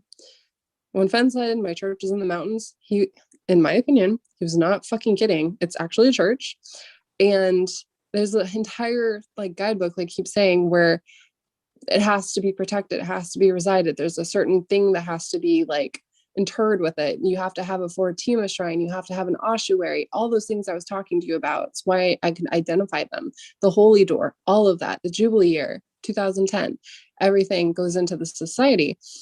So the whole thing with Jack, hopefully I don't disappear by saying this, I think he was part of the society or he knew about it, and that's how he was able to do what he did. So it's it's a fantasy, basically thinking that, you're able to solve this thing, right? And take the chest. Because unless you know what you're actually looking for, the actual story, you'll never be able to obtain it because it's not made for regular people. The whole point is selling the idea that it's made for regular people because the whole point is to be remembered. And look at the song Fenn left us. What was the name of that song? You will something remember? The one that Christy played at the end of the video she made of all the slides of everyone together and stuff. Forrest left a song? Yeah, you never heard it? No. Yeah, he wrote a song and he reached out to, oh crap, I forgot the guy's name. Oh, really yeah, sweet. yeah. Okay, yeah, that one. Fenders Keepers? Yeah. Okay, yeah, yeah, I've heard that song. Yeah, I thought That, you meant his last responses was he put out a song. I'm like, fuck, that's news to me. I never heard that. no, he specifically reached out to Fender's Keepers and asked him to make this, the lyrics he wrote, into a song. And the lyrics are, you will remember me and your memory or something will remember. Like I keep saying, the society is all about remembrance because in Well, Candy, spirituality, I look at it this way. If the person who solved it, they had to have been intelligent. They had to have seen something that no one else has seen in all these years. What if they knew exactly what was behind the curtain and said, yeah, here's the solve. Thanks for the game. See you later. Don't want nothing to. Wonder if they threw the monkey wrench back. The society thought they were looking for someone in particular, and be careful what you wish for, because they got more than what they bargained with. The person said, "Nah, man, I'm good. Thanks for the game. See you later." See, I thought that, and I think Finn thought that too, And and that's that's where why. Jack came from. Well, possibly, that's possible too. Actually, I didn't think of that part, but I do think Finn, thought of that option too, and I think that's why 100% he made a replica or he bought another one of those chests. Because we still to this day don't know what the fuck happened with that second or the first chest from Spain, right? The one that he asked his friend Rick to get. Yeah. Which Rick's totally in on it too, trust me. Well, you don't know what can't happened to make, I'll revert back to, you can't make someone do something that they don't want to do. You cannot force something on someone. You can't. And in Yeah, this type exactly. of scenario, there is legal documents to be signed. You cannot force someone to sign a legal document. You cannot do it. Yeah, that's totally true. But Catch you know what's weird? 22. Like I think it was Jana. Jana was the one that figured out where Jack is standing in front of in his Facebook picture. It's in Egypt, and there's a whole entire story behind Egypt with that. So it's like, again, I'm starting to think maybe he is a part of it. So maybe you're right. Maybe the person who did this didn't want anything to do with it, and they hired Jack to bit. But I'm starting to think no. The only way this could have been Now solved hold on. is by knowing the story. I've heard people say, well, that's a dick move. That's the dude's decision. That's the solver's decision. And Forrest Yeah, said he but would honor, Forrest said he would, once they find it, what they do with it is up to them. So you can't be pissed at him. He's no, I'm done. He not. did. All he wanted to do was solve the fucking poem, give the chest back to Forrest, or give the bracelet back to Forrest, and rehide the fucking treasure chest exactly where he found it. At least Forrest would know in his heart he accomplished what he set out to do. There is a person out there capable of doing this, but the person that's capable wasn't what Forrest expected. It was a little bit more, and said, thanks, but no thanks, man. Thank you for the fucking entertainment. That I kind of don't left know, him man. hanging. I'm trying to say though, the point is like it was never about a hunt. Yes, the hunt was real. Yes, the treasure was real, but that's not the story. The story itself is the secret society that goes all the way back to a bloodline from the Holy fucking Roman Empire. And the fact that people think that Fenn wasn't religious or spiritual or anything just shows they didn't know him. None of us did. You only know him by starting with the one concrete thing that you do know, the chest itself. And that's the only way I was able to unlock all this. And I mean, when I say unlock, I unlocked the mother load. So it's not just a story that's about an old man getting sick and going into the woods to hide a box of gold. No, it is so much bigger. It's so much better. And I don't know. I think I freaked Jack out because I sent him those pictures, that we were analyzing on my show a couple weeks ago. The plastic. Dude, radio fucking silence. He will not respond to me now. Well, I just, what type of, it take a certain, it take the person with the mentality to solve the poem to have the balls to say, I'm good, man. Thanks. I mean, you gave the old man the satisfaction of knowing, wow, man, cool. This is it. This is a person. But then the person turns around and is like, no, thanks, man. Take it easy. It had to be like, holy shit. What the fuck? I didn't think of this. Who in their right mind would walk away from that? Who? Well, that's why. So I was doing more research on that photo, we were analyzing, and I actually found like a lot more on it, right? And you know how we were so fixated on what we were thinking was like a dead dude laying on there, and then that fucking creepy ass face, or what I like to call the monk with the sheet. Right. Right above it is Jack or the Finder.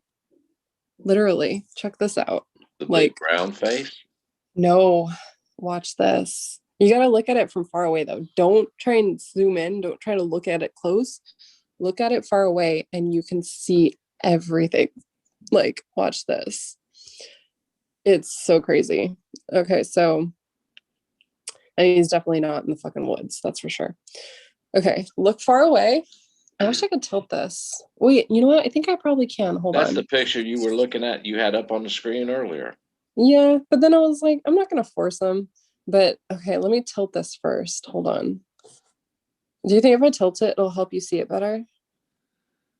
You got to point me in the right direction. Okay. Is it the white nosed dude down in the like right in the middle towards the bottom? Okay, do you see that big mass of black all over in the corner and to the left?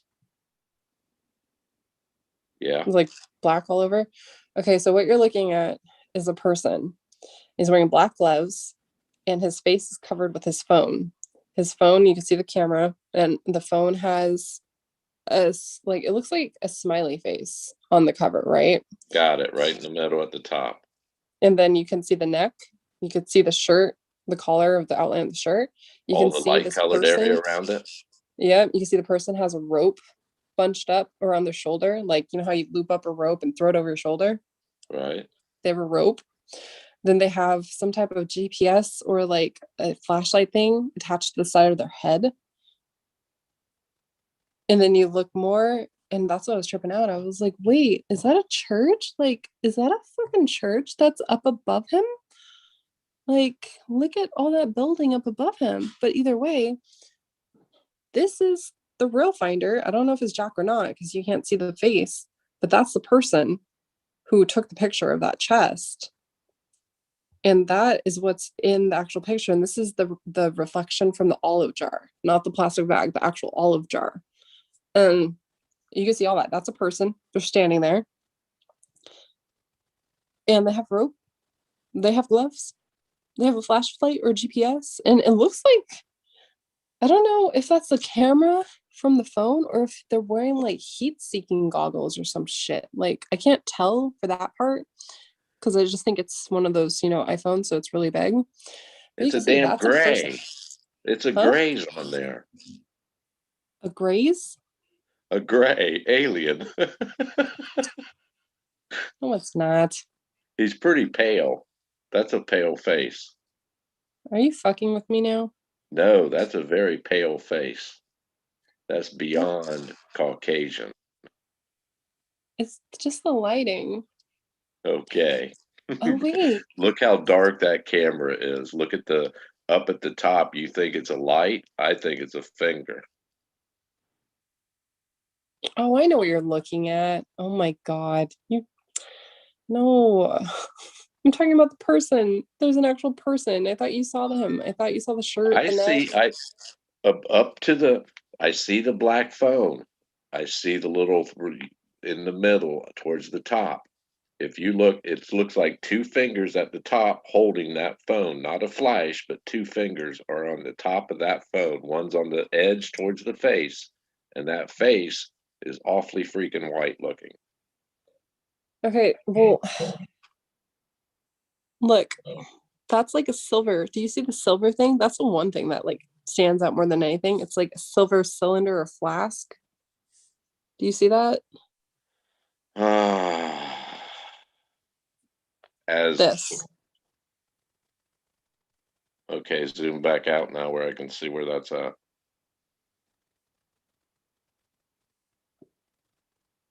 That. So that's. Oh man. And that's like a cylinder. But you can see they have a rope around their shoulder, meaning they use rope for something. And then there's like a GPS or a flashlight attached to the side of their head. And they're taking a picture.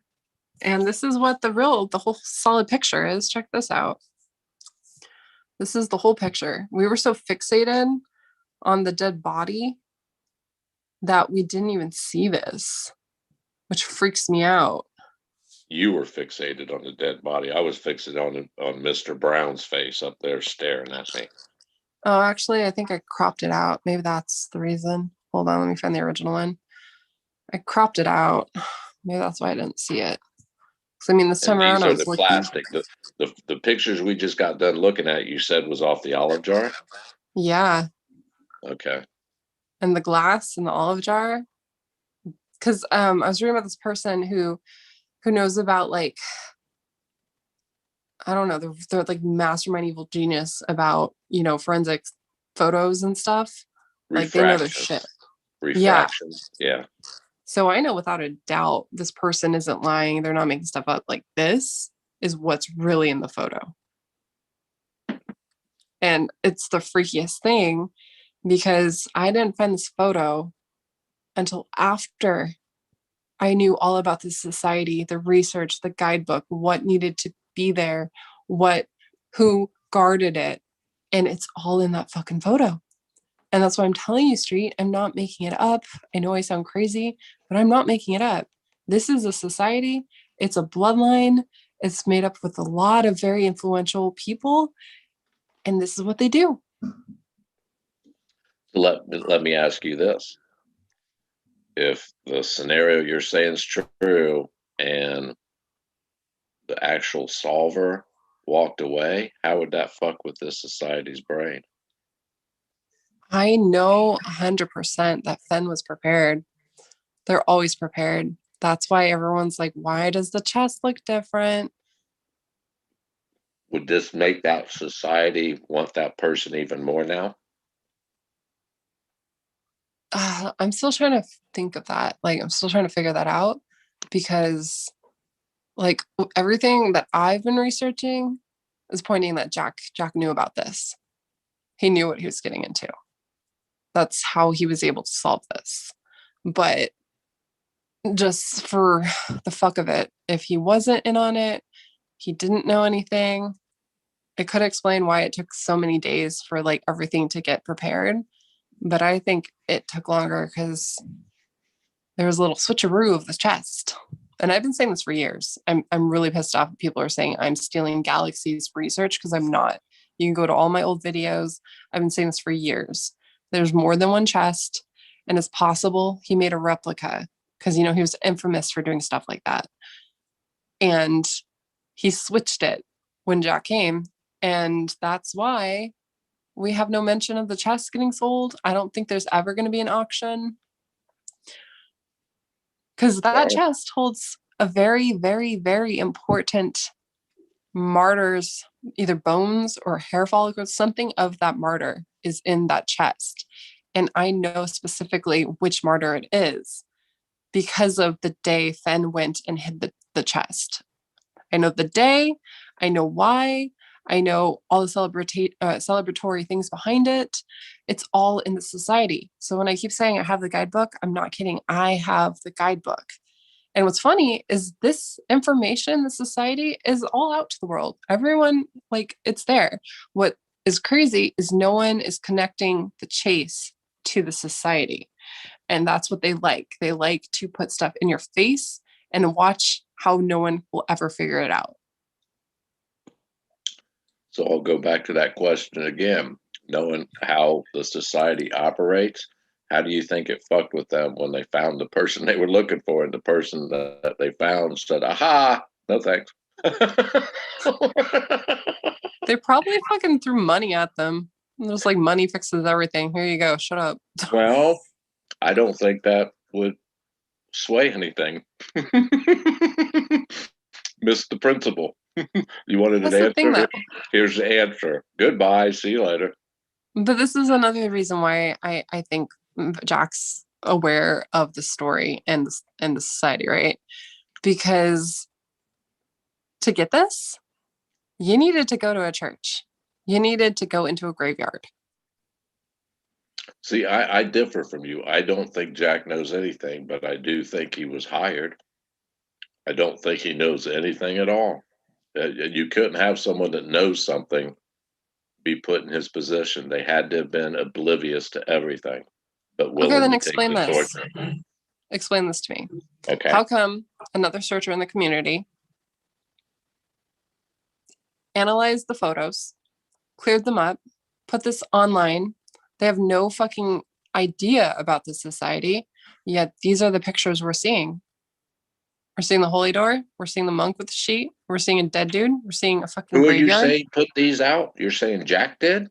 No, but okay, No, so now the hold on. photo. The only pictures that had been released, in my opinion, Jack had nothing to do with them. Any of them. They were It's a not his doing. possibility. He It's a was playing possibility. his part. My opinion. But all I'm saying is the day I sent Jack that email with those pictures, and I was like, hey, look, you see the holy door, you see the monk's sheet, you see the ossuary, you can see the 14 shrine that's cracked. It spooked him so bad, he didn't respond to anyone for fucking weeks. And now he literally will not respond to me. And now he's threatening Capro, apparently, telling her to fucking shut down her, well, not threatening her, but saying, shut down your forum, shut down your YouTube channel. And like, it almost seems like Christy's scared. And I'm like, all of a sudden, Jack seems like he's gotten like a dark side. I don't know. It seems like he totally 180'd. And I'm curious if he like signed the NDA, especially because, you know, this is a bloodline secret, right? What if he gets in trouble if this gets out? In trouble from the society? Yeah. You're talking like disappearing trouble?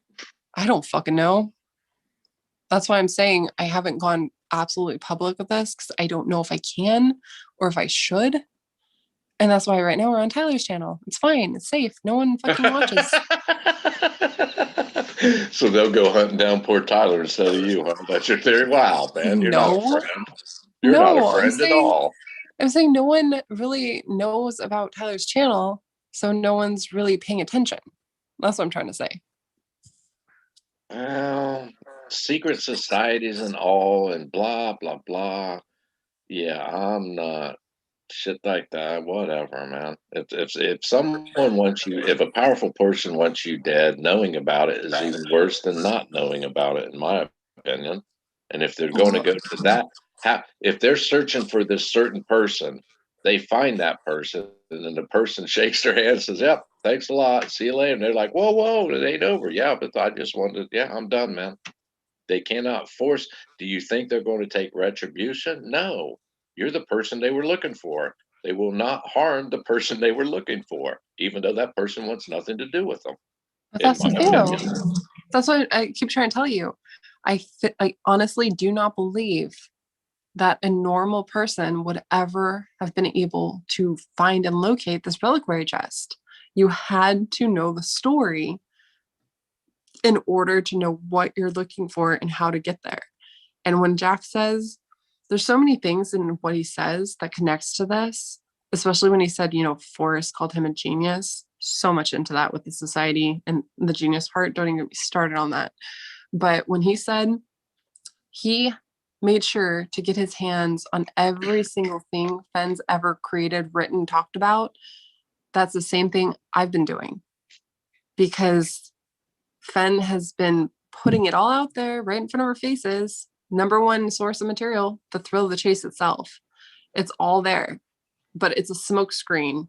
Like the chase, the treasure, it's all a smoke screen because it's all down to spirituality. And you're going to love this part, Street, because you know you're all spiritual and stuff.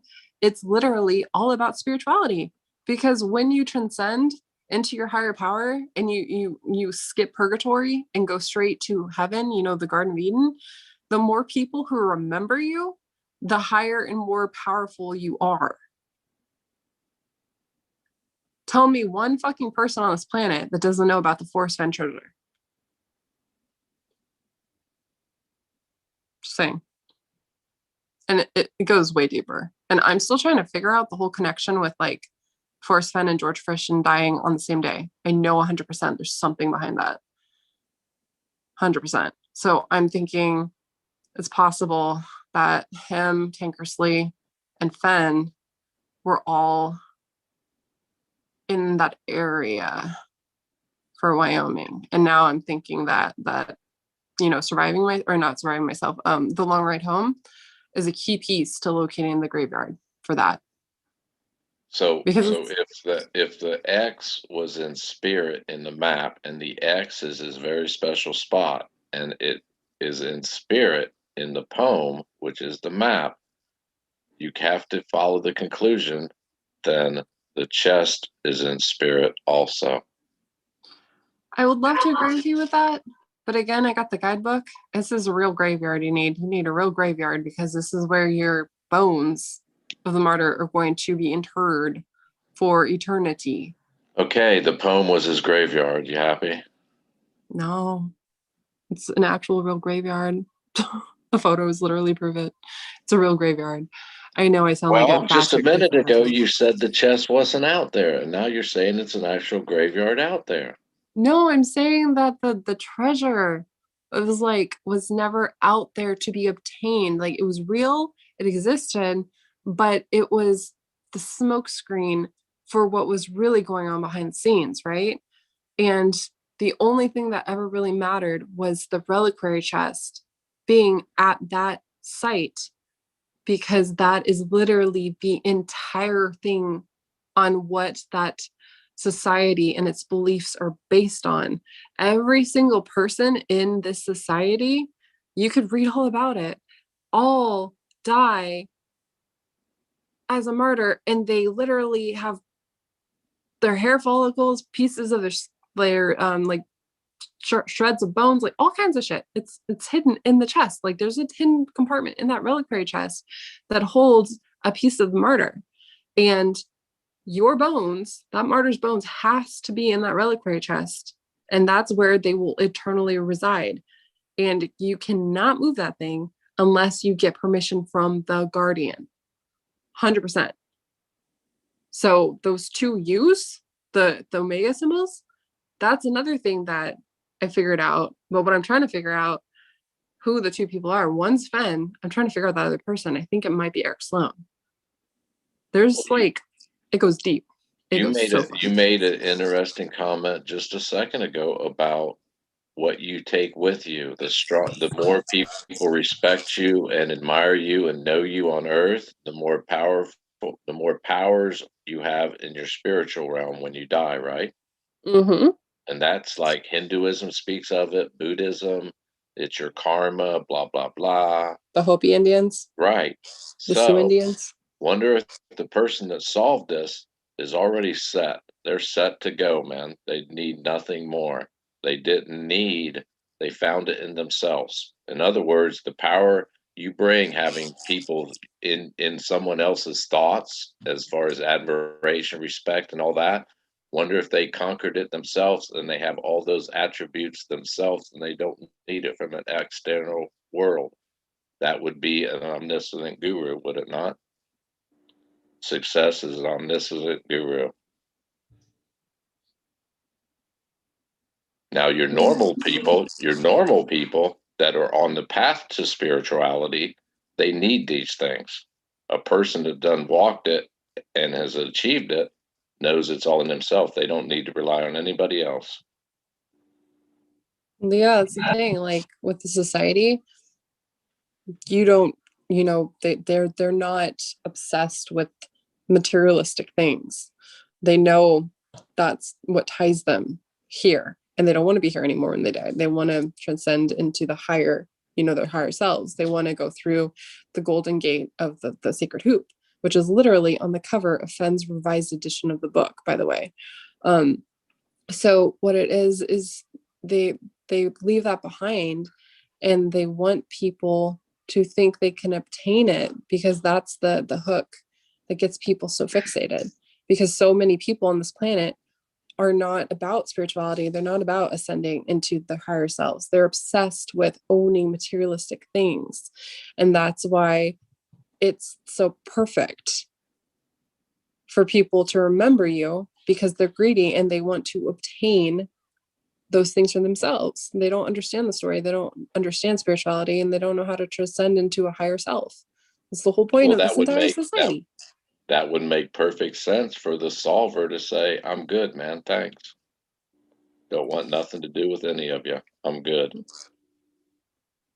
I've come to do. I've done what I accomplished to do. Now that left the society scratching their head, thinking, "What the fuck, man? What were we wrong? Is our thinking wrong? Is our total society wrong? We found the person we were looking for, and they basically said, "I'm good, man. I got everything I need. Enjoy your thoughts." So like Would another that really interesting. would that not wake the society up to what they actually believe? Dude, honestly, I don't know how big the society is, but it goes fucking back all the way to the Aztecs. Worldwide. No, it goes all the way back to the Aztecs. It's worldwide. Well, yeah, that's why it's fucking terrifying. But it's also really interesting at the same time.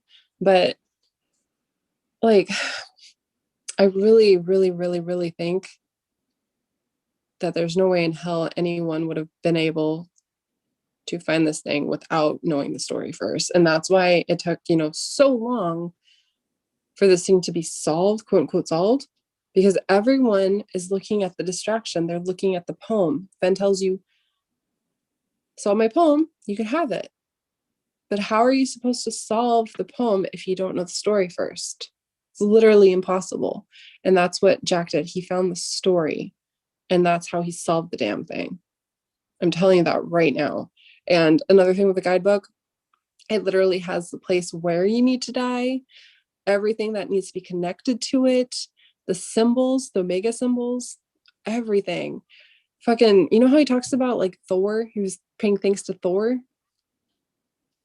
Do you remember that part? In the Phil Chase? That's all tied in to June 5th. Don't have me explain why, because I can't, or that'll give too much away. But it talks about, Odin. It's all about Odin. All kinds of shit. It's like, it gets to the point. So the poem is a spiritual journey, in other words. For them, yes. But for us, the bringers of chaos, we're the ones that are obsessed with obtaining what we can never have. So we're the perfect guinea pig, basically, for all this shit. Well, it'd be easy for the solver if he saw the poem for what it was. It wasn't a journey to get riches of material in that chest. It was a spiritual journey. So it would have been easy for the solver. It was also breadcrumbs to a fucking secret society traced to a bloodline. Straight up. I'm telling you, like, how I was the weirdo that found the secret message where Fen was like, "Oh, the firehole halts at home, see Rim" in the book title. It's literally hidden in plain sight. It's right in front of your face. You look at the cover every single day. Yet nobody in this fucking Fen community ever saw that except for me.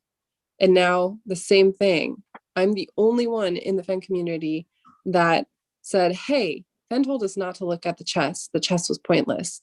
That's the only thing I'm interested in." And I've been like that for 2 fucking years. And Fen knew that. And I think that's why he wanted me to come to his house. And that's why he told me such weird shit.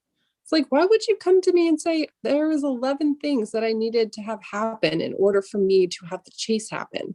And I'm like, the fuck am I supposed to do with this? I don't know. And at that time, I didn't even know about society. I just knew about the chest.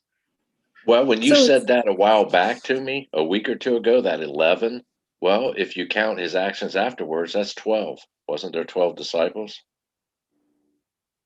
He had to have 11 things happen for him to accomplish so his accomplishment is number 12, but he had to have these certain 11 things happen. That's 12.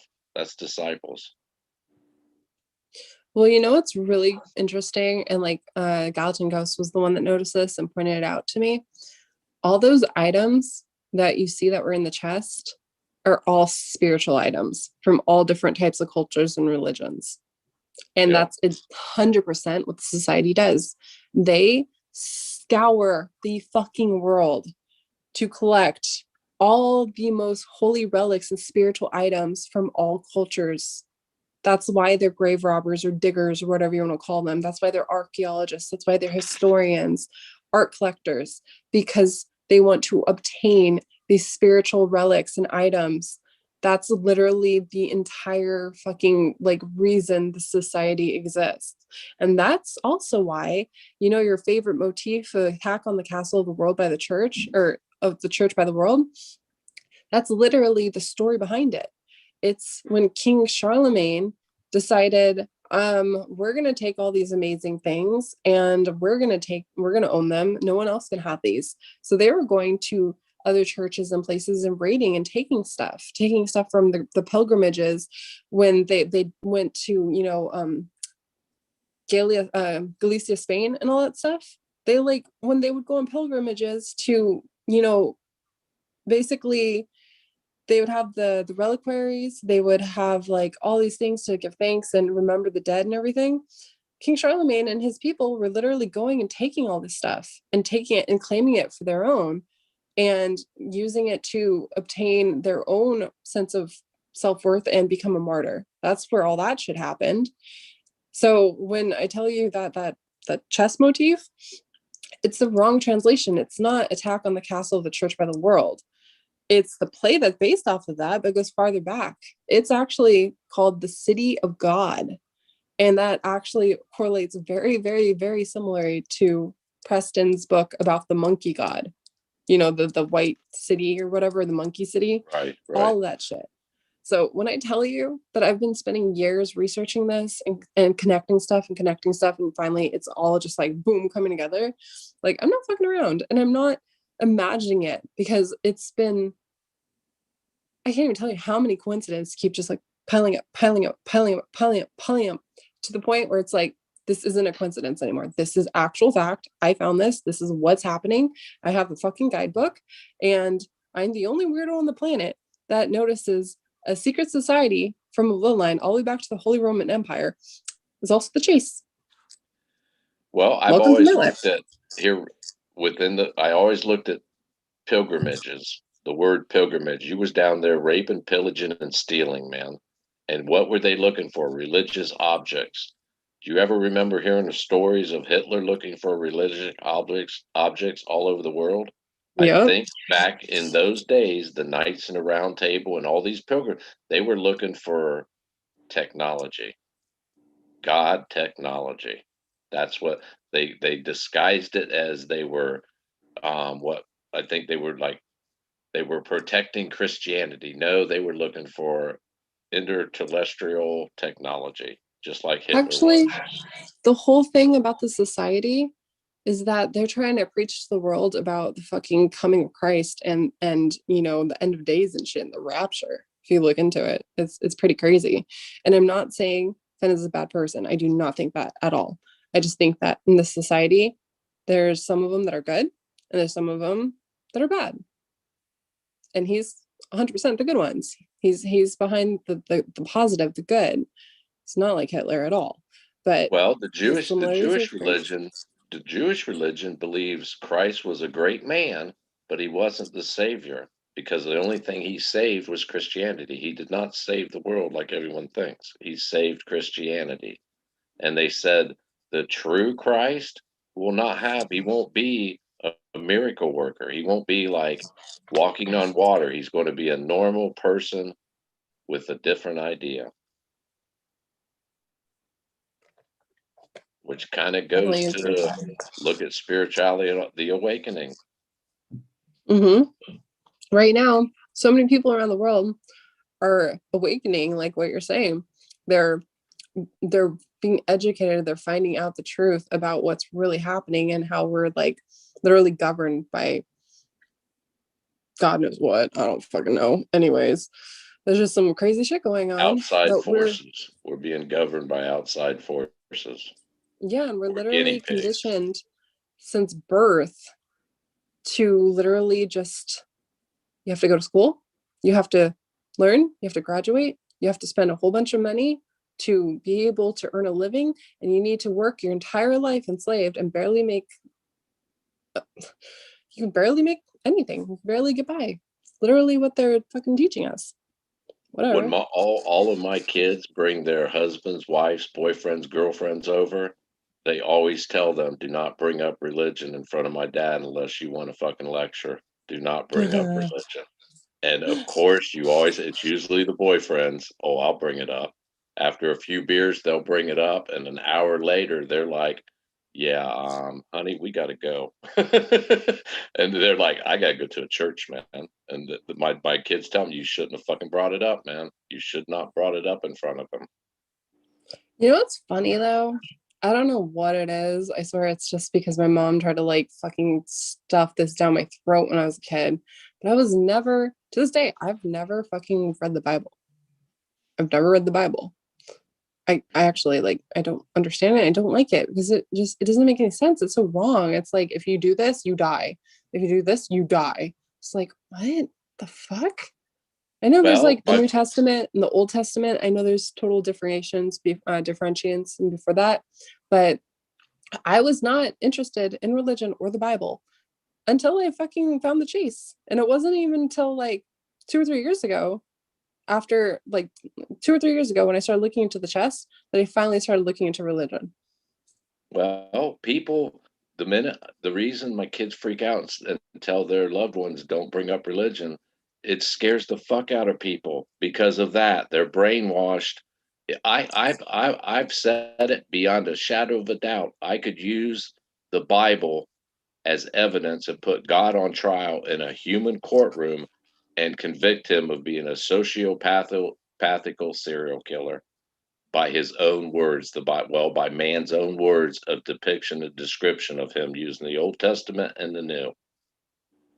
Now, if let's say hypothetically I get pulled into court because I told my neighbor Abraham to kill his 2 kids to show his love towards me, and then I was just joking. I just wanted to see if you've loved me. You think the court's going to let me off on that? No, man. What the hell's wrong with you? You can't be going around doing. Or if I waved my hand because of this city was doing things I didn't like, and I waved my hand and turned them all to pillars of sand. What the hell? Who does that, man? What the hell Sounds is like a that? fucking alien to me. But I could use it and convict him. It'd be a open and shut case. I don't care who was on the jury. I wouldn't even have to have jury selection, man. I'd let anyone go right ahead with their own facts. You can prove he is a sociopathical. He has human characteristics: hate, love, jealousy. What the hell? That makes no sense. But yet, like you said, I've read the Bible. One of my brothers went through a college, man, a Nazarene college for 3 years, was going to become a minister. And we would go round and round hours at a time, man. He would throw something. I'd throw something back. I'm like, that makes no sense. And then it always boiled down to, well, you can't judge God. He's not like us. The hell if he ain't. Have you read his book? Yes, he is he's worse than us. But society has everyone scared. Just like one of my kids, man, his wife is like, she doesn't like being around me, man. Does not like, because she thinks I'm the devil. How dare you? That must be the devil talking. No, that's just common sense and logic talking. It's not the devil. But yet, society's brainwashed. Don't question it. If you do, you're going to die. You'll go to hell. How dare you? Well, you know what I find very interesting? So, like, when I was at Ben's house and he let me look at his little library in the corner, there's one book I remember seeing, and I ended up finding it online and I read it. And it was all about Jesus and his apostles. It was a story about his apostles. And yet, I keep hearing over and over again, Ben was not religious. He was spiritual. It's like, yes, Well, but that's literally its own religion in itself. It started after World War II. It's literally called religious, but not spiritual. Christ was spiritual, not religious. He was a spiritual man, but given what he was dealing with and the time frame he was dealing with it, Christians latched onto him. That's their carrot, man. Without Christ, Christianity would have faded like everything else. That's why I say he saved Christianity. He did not save mankind. And then you get the ministers telling me, "Oh no, before that, everybody, you had no chance of going to heaven." I'm like, that's even more fucked up. You're telling me I was doomed just because I was born a human to not go to heaven, and Christ is the one that absorbed my sins, and now I'm allowed to. So anybody that died before Christ went to hell, man. They went to purgatory, basically, right? Yeah. They had no chance of getting in heaven. They literally, that's what the whole society is about. Like, if you die a martyr, when you die, you skip purgatory and you get to go straight to the Garden of Eden. Well, see, That's I the whole don't point. follow that philosophy. I'm not going to purgatory. I'm going exactly to where I want to. I'm going to my heaven. That's where I'm going. I'm set, and nothing can stop me from going there. There's no society. There's no judge. There's no gatekeeper. I am it. I am all of the above. It is inside of me. I chose before I even die where I'm going, and I'm going to heaven. And no Yeah, one no, I will tell me totally, different. I totally agree with that. And I know that, but what I'm saying is this is their beliefs and this is what society literally is, just everything to them. Their whole life is basically becoming a martyr and dying and going straight to heaven in Well, all different types of that religions and explains to aspects. me why the solver wanted nothing to do with them. Yeah, it's pretty interesting. Why would right? they? They're an omniscient guru. Why would they want to stoop down to their level? They've already accomplished what they want. They're already on the path. I just find it so baffling that, like, if someone tells someone something like, don't look into this, I don't like this, that's pointless. They listen. We're like, okay, you said it, I'm not going to listen. It's like, no. The moment he tells you not to look into something, not to pay attention, that is when you need to listen, because that is how you get the story. And I think Jack finally figured that out. I really do. And I'm kind of pissed at myself. It took me so long to fucking figure this out. I don't give any credence to Jack whatsoever. He's just an actor in the play, as far as I'm concerned. Does I he don't know know what to make anything? of him. No, he couldn't know anything. That'd be too much. That'd jeopardize the whole operation if he knew anything. Yeah, that's the thing though. Like in the Skybook, the society literally puts out a challenge, and those who need to know about it will be the ones that can like be a part of it. It's pretty crazy. So But how do you explain comments that Jack says there's no key word? How do you explain that? Is he just throwing up a smoke screen so no one else figures it out? yeah, that's a fucking smoke screen of all smoke screens. I mean, literally, look at that picture he sent you. He said he was in an area of forest in the wood, right? Where he found the chest. Nowhere in that photo, and it shows him standing there. He took the picture. Nowhere in that fucking photo is a single tree. Did you ever think the area of the forest he was speaking about was inside of Forrest's mind? No, because I have literally photographic evidence and entire history that backs Well, up you don't know what I'm those talking about. photos were taken by Jack just because he said they were. You don't know that. Either way, whoever was running the society, actually, I think Douglas Preston's the one that's Well, behind the if you wanted photography. people to think it was actually out in nature, of course you would take a picture of it out by a tree. But that's the thing, Just to though. It's cement not the by a idea. tree. It's not by a tree. That's the thing. It's not by a tree. No, the first picture he took, or the one that was it like came out on Medium or whatever, wherever he came out with that tree in the back and the chest was open, the stick and the key was in it. Everybody, yeah, Jack took that. That's at the location. Just because what? Just because the guy said you don't even know if he took the picture. No one. I mean, that's Okay, let's remove Jack 100% from this, right? Let's just go with the society. All of a sudden, chest is found. All this stuff, some weird ass fucking. Ooh, you know what? I might go back and look at those dates now that I know what I'm looking at. Anyways, all these weird dates are like centered around Fen passing away, chest being found, the finder being, outed, weird shit like that, right? So whatever is going on, it's being carefully orchestrated. And again, like I say, they like to hide shit in plain sight. So is it possible that that's Photoshop in the photo? Possibly. But either way, it was put there. And it wasn't put by that person who cleaned up the photo. It was put there by the society. 100%. okay. How do you explain this? Jack supposedly got involved in what, 2018? That's what he says. Yeah. Okay. How do you explain 2017?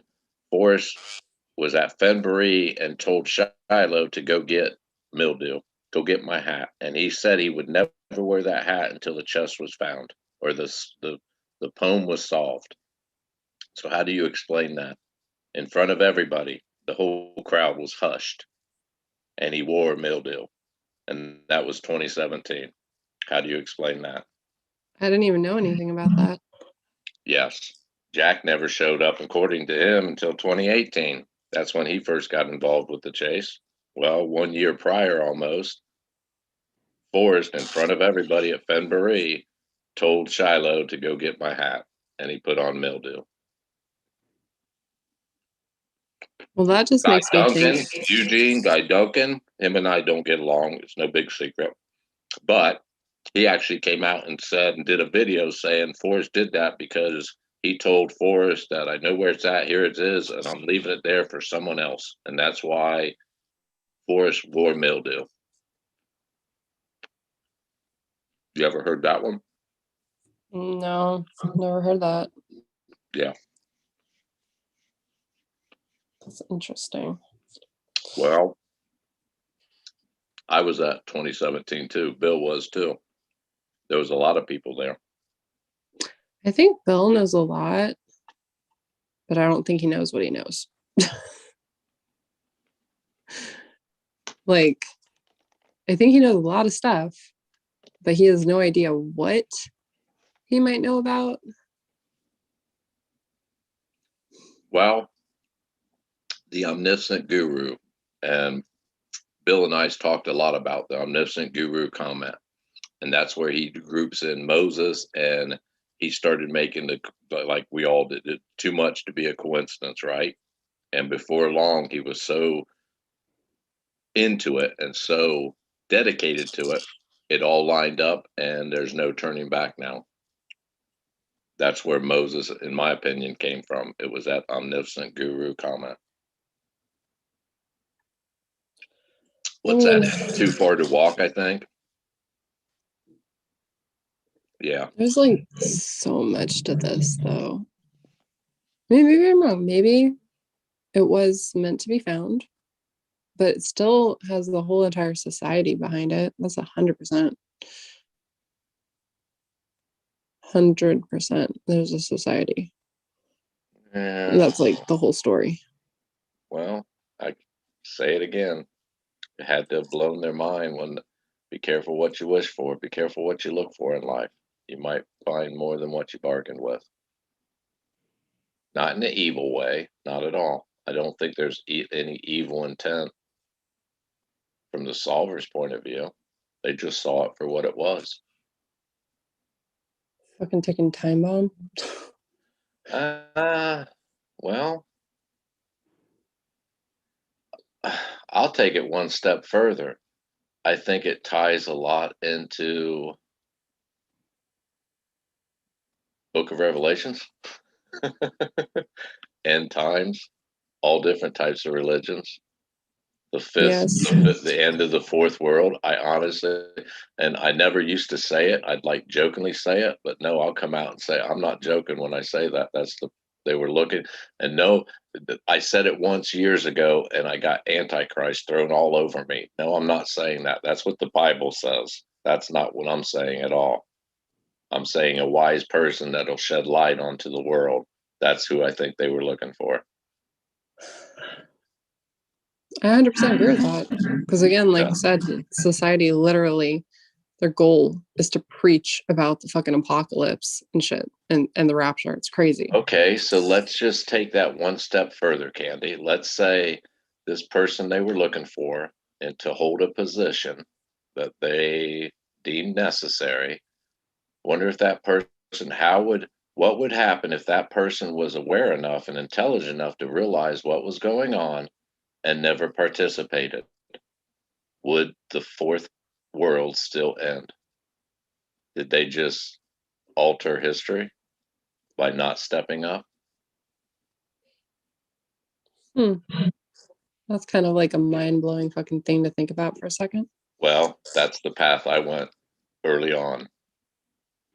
Well, I mean, ever since I found that Nostradamus symbol in the Do Far to Walk book of Fenn's, I've always called Fenn like the next Nostradamus because literally that is how Nostradamus was able to share his knowledge and the stuff he wanted people to know without the church getting to him, right?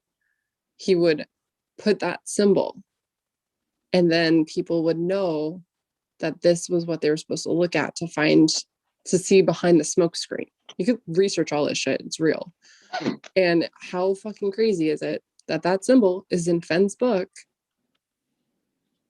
and it's all linked to the same society? I'm fucking saying you cannot make this shit up. If you went to, let's say, a reputable, and there is fortune tellers, that's a bad word to use, but ESP, whatever you want to call these fortune tellers, and you go to a reputable one, and she tells you, and it's usually a female, they're the good ones. She tells you, listen, I see an auto accident, I see it in Indiana, I see it happening, and tells you all these things. What if you just never drive through Indiana? Wonder if you never go to Indiana. Did you just alter your future because of knowing the information you had? So let's say the solver saw what it was, saw what their intention was, and said, "Nope, I'm not going to participate." Would the events still happen? No, they would not. This type of position cannot be filled by anybody. Can only be filled by one and only one. Wonder if that one and only one said, "Nope, ain't doing it." Did that just alter the world's history? It would. What So if you're I'm right, wrong? Candy. You're right, Candy. My opinion is it's bigger than people actually realize. But when you talk about it like I am now, it scares the fuck out of people and they label you like, oh my fucking God. Then the What if Antichrist starts flowing around. I'll do you one better though? What if what you're saying is true? And what if the finder, Jack or the finder, didn't want to be a part of this and they walked away? What if it altered that? And that is why I'm suddenly being able to see all this stuff and figure all this shit out. What if I'm the backup plan? Well, I'm now plan hold B. on. Hold on. It's preordained. It's written in book after book after book. The Bible's not the only book that talks about it. The Hopis talk about it. All big Yeah. religions talk about this. So it is one and only one. There's only one pair of shoes that can fill this, and it's destined for the person who's supposed to fill those shoes. Wonder if I'm they. not saying I'm the bringer of, helping the world stop destruction. I'm not saying that. I'm saying like, what if I'm plan B to make sure whoever does need to be behind this to make it happen, they learn it because I'm learning it. But it'd be altered. It wouldn't be the same because you're stepping into some. I'm saying the scenario would change because you're not the person that was. I won't say ordained. Chosen, destined. Remember all the pictures of Forrest with no shoes on? Mm-hmm. They were looking for someone to fill a pair of shoes, in my opinion. Dude, Fen always fucking would tell me whenever my feet get cold, I put them in the sinks to warm them up. And I'm like, the fuck am I supposed to do that?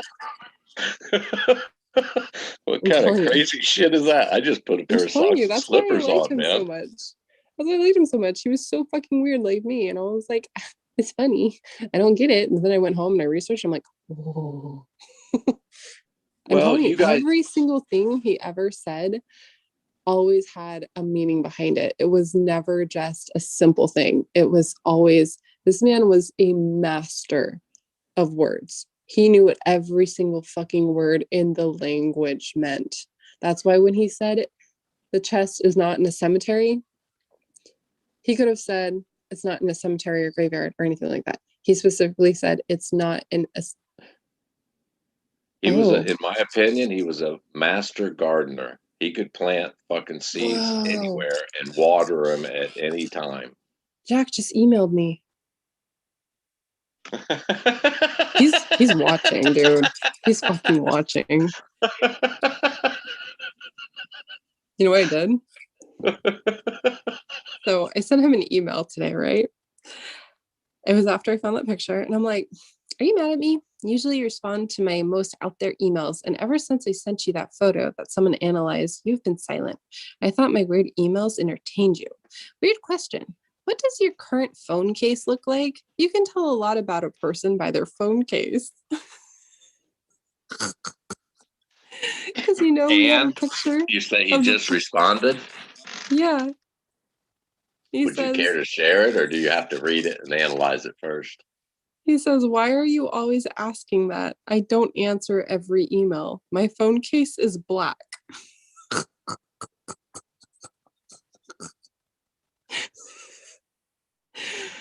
Okay, this is the first time I ever asked him if he's mad at me. So this just fucks with my brain even more because the only person that ever responded when I said, are you mad at me? With why do you always ask me that? Was Forrest Fenn. I have like 100 emails that I could show you where I'm like, what did I do? Are you mad at me? Why are you always asking me that? Don't listen. Be like, what? This person said this. Are you mad at me? I have an ocean to sell you. And he said just like random weird shit. When people talk bad about me or talk about me, I like to go outside and water my plants. Like he said shit like that. But he always said, why do you ask me that? Do you know what watering plants, what that means? No, actually, I never really looked it up. You're pissing on them or you're crying on them. You're either pissing on something or you're crying because you're sad. Oh. Well, So, one time like I that responded. instance when he said, I'm going out to water, he's going out to piss on his plants. Well, I sent him an email once saying, hey, I went outside and I watered my plants. Okay.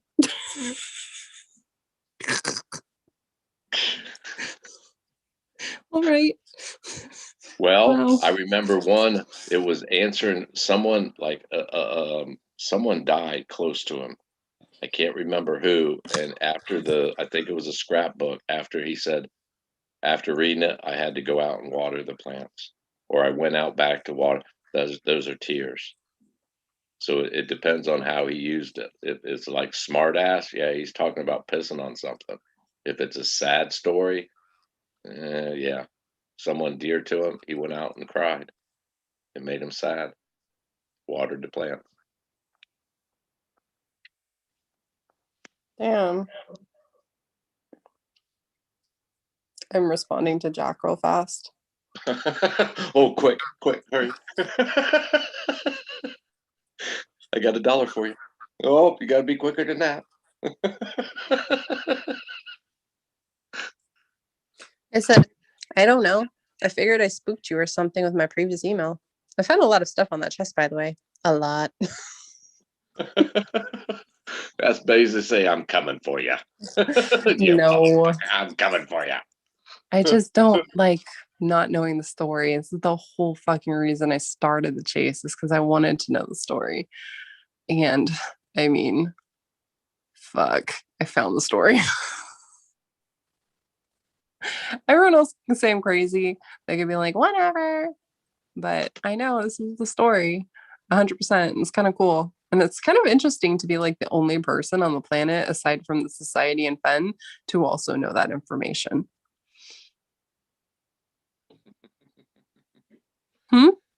Heavy is the head that wears the crown. I like my crowns. God, I hope freaking who never sees this video because she'll just have a heyday. Chasing Indy is basically fucking crazy. Yeah, whatever, man. Opinions are like assholes. Everyone's got one and they all fucking stink. Yeah. True fucking story. It's Don't fun care, though. man. I'm I like can't say it super enough. used If you to. don't like it, don't fucking watch it. Well, like you've seen the movie The Mummy, right? Yeah, with I can't think of his Brendan name. Fraser. Yeah, Fraser. So I love that movie, and I always wished I could be Evie, where I was a librarian, right?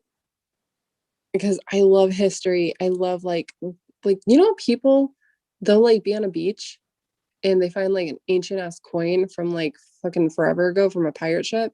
They'll just be like, whatever. I get so freaking excited over that. It's like I'm holding a story. I'm holding a piece of some type of story in my hand from the past, and it literally found its way to me, and the past and the present became one with me finding this tiny little like object on the beach. And everyone else is just like, I wonder what's that worth? How much can I get for that? And they just want to get rid of it. It's like, no, I want to hold on to it. I want to cherish it. And that's exactly how Finn was. He wanted to hold on to all these stories. And that's why when you go in his vault, he literally had everything just labeled and reminded about where he got it, what the story was. He was all about the story. And like, I absolutely love that. And that's what made me want to just know his story and want to solve this damn thing. Because I love stuff like that. I've always, well, not always, I've come to accept the more things you have is the more baggage you have in life. And the more baggage you have, especially wealthy people, the more time and effort and money they spend keeping all the junk they have in those suitcases. As far as holding something, yeah, I love it. I love the same way. I get the same. God, imagine who touched this. Where did this come? I mean, just the hit. You're holding history in your hand, man. You're not like reading about it. It's in your hand. But to Yeah. own it as a possession, I never. I don't have it in me. I enjoy looking at it and holding it, but having to own it, I have no desire to own it, man. I think you're bringing mojo in because of inanimate objects have an essence to them, Yeah. like a 100%. gun. Let's say a gun that had mass, it shot up, and the person who held it shot up. There's a mojo associated with that, man. There's an energy. This world's about energy. So Yeah. like if you have thousands of fucking, I couldn't imagine that picture of him. I think the first picture I saw of him was, um, the picture used to be on old Santa Fe Trading Company where he's probably in his 50s or so, and he's sitting in his office wherever, and all that shit is just laid everywhere, and that fucking camera is up on the ledge. I Okay. looked at all that and I thought that has to be, just looking at the picture made me so fucking uncomfortable. I did not like even fucking looking at the picture. I could not imagine having to live in a room like that. That would be horrifying to me. I mean, my first impression when I like walked in and saw that, I was just like blown away. My mouth literally hit the floor. I was just like, what? And I don't know why, but for some reason, just who I am as a person, or who I was as a person, I was never interested in the Rocky Mountains, in fur trappers, in Indians, in religion, any of that stuff, because it was just, I don't know. I just feel like it was not important to me. It did not interest me. And after I started the chase, and I had to research and I had to learn, I'm just obsessed with it. I love the history of the Rocky Mountains and the fur trappers and the Indians and even religion now. I'm like 100% a whole different person because of what Fenn created. And did it give you a newfound look at the Rocky Mountains themselves, not just a bunch of rocks in the middle of a country? yeah. Yeah. And if it wasn't for the fact that I'm like petrified of getting eaten by a bear, if I could like go into a plastic bubble and be in the mountains, I would never leave. I would be like literally like, gouging ghosts and stuff, just fucking turning over every single rock, looking for things. But I'm always like, I have this crazy fear that I'm going to get hurt if I go out there. That's why I never went to the fire hole with boots on the ground, because I was so afraid that if I went there, I would fucking get eaten by a bear. And Fenn knew this. And it was so funny was one time I sent him an email, and I kept saying like, I'm gonna go. And I would show him, I planned my trip. I booked I was going to stay at the, what was it? The Irma Hotel, I think it is, over by Cody. I like planned it and everything, and I ended up canceling it. And then I went and I was gonna book a cabin at Cabin Creek over at Hebgen Lake, and then I canceled it. And every time I would show Fen, and then I cancel it. And then finally he was like, "Why do you keep canceling?" I was like, "Truthfully, I think I'm gonna get eaten by a bear if I go out there. That's why I haven't gone boots on the ground." And that's the next day he posts that scrapbook about that lady who was petrified of going boots on the ground because she was afraid she was going to get attacked by a bear.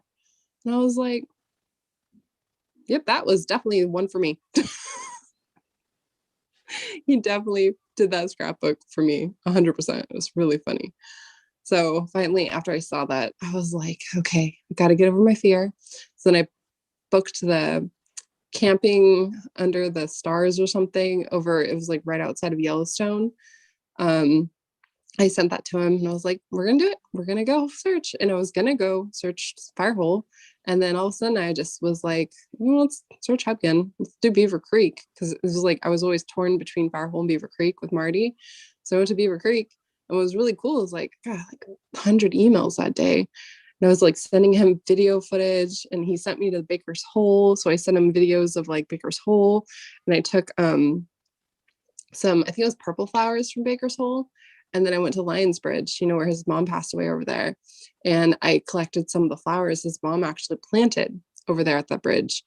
And then I went to the souvenir shop and I got, it's like they do souvenir gold, fool's gold or whatever, or like real gold. Right. I bought a bottle of that and dumped all the gold out, washed it out. And I had DJ go to Rumba Creek and he went in the creek and got the water because I don't know if you ever saw the article, but Fenton said, if any searcher is reading this and you go to Rumba Creek, send me back a drink of water from there.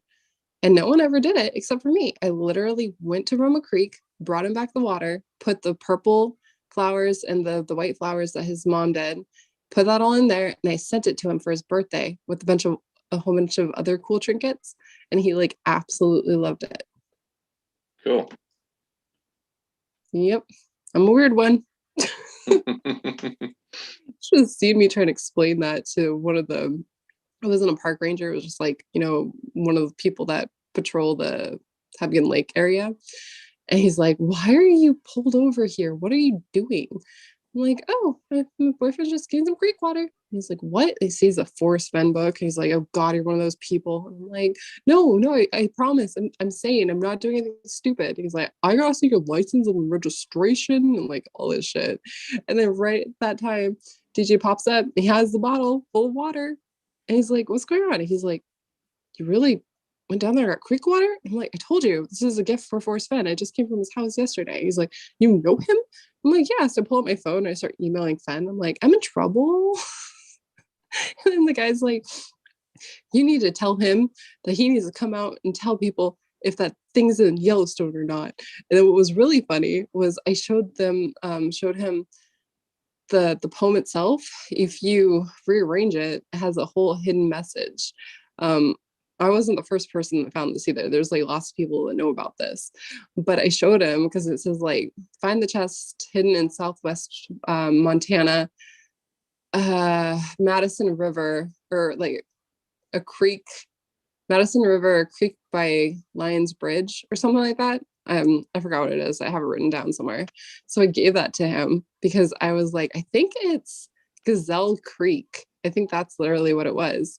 And when I went there, it was like so freaking grown over. You could tell there was like no one that's been there for like 10 years at least to that trail. So I was like, I ain't going there. If I go in there, I'm gonna die. So I just told the ranger, I'm like, here, go over there, see what happens, see what you find. And he's like, you need to be working for the FBI. Good times. If land is not an issue, I've seen a lot of people saying they shifted, they found this in it, they found out if you shift this, however they came about it and saw all these phrases in it. I think that's why it took him 15 years to write it, because someone that's looking for material worth and they're thinking it's out in nature to go get it, they would find the things like you were saying is hidden right in front of your face. But they overlooked what was right in front of their face and was convinced Land is an issue. It is out there. It is material. I'm going to get it. Yeah, I could understand that. But I mean, I'm 99.9% sure that you had to know the story before you could truly understand the poem and where it really leads. I think that's 100%. where the omnipotent guru come in. The answers, all you have to do is open your mind and answers will land there. I mean, I've said it many a times. I would never be so bold as to claim an idea for myself, but I will be so bold as to say I opened my mind enough for that idea to land. The idea never came from me. It came from someplace else. I was just able to open my mind and see it. Yeah, that's pretty crazy though, how that like all works. It's like so serendipitous. And you know how right in the beginning in important literature, Finn literally talks about kismet and cliffs, and to the cliff I am dirt, but to the dirt I am the cliff or whatever. Yep. If you research that in the society, it talks about cliffs and everything. It's crazy. And I'm just like, what? And so every time I read about the society, because I know the chase, the book so well, every time I read something about it, everything clicks. And I'm like, wait, this is what Fenn said. This is what Fenn quoted. This is mentioned by Fenn. What in the actual fuck? Like, again, you cannot make this up. It's not just me prattling on using, my imagination and I'm imagining all of it. No, this is actually real. So I'm like, okay, this is fun. So now it's getting to the point where I'm like, every day look more into it. Oh, this is so cool. It's just, I have so many books on it. I haven't even tapped into that, the 7 sacred rites of the Sioux Indians. Haven't even tapped into that. It totally explains, though, why Fenn, of all people, obtained Sitting Bull's peace pipe, because that is one of the most holy relics of them all. He was a medicine man. Yep. Probably their most famous medicine man. Yep. All of that. That's why he was obsessed with Joseph Henry Sharp. All about collections. You know that little axe or was it the axe or a hammer or something? Fenn said, Hammer. like, don't move it, don't touch it. And they did. And he was like pissed off. That had something to do with holiness too. Like, it's all about shamanism, spirituality, fucking feng shui, like everything. It's so cool. And it's crazy that I never knew about this, but now that I researched and I learned about it and I know about it, you cannot unlearn it. You cannot unsee this. You cannot stop making connections in everything now. It's crazy, but it's really cool.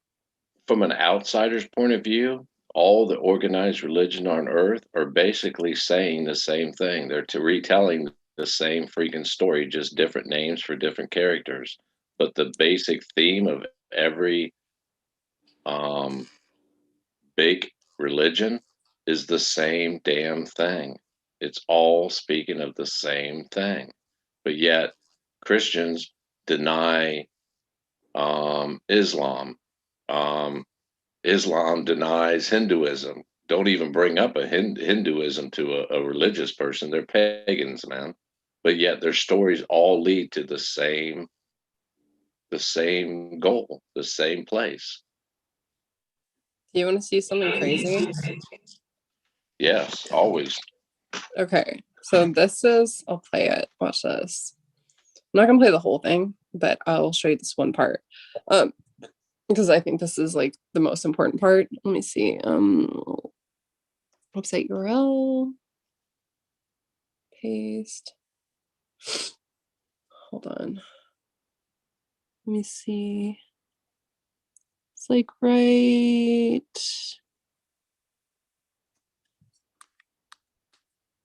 Hold on.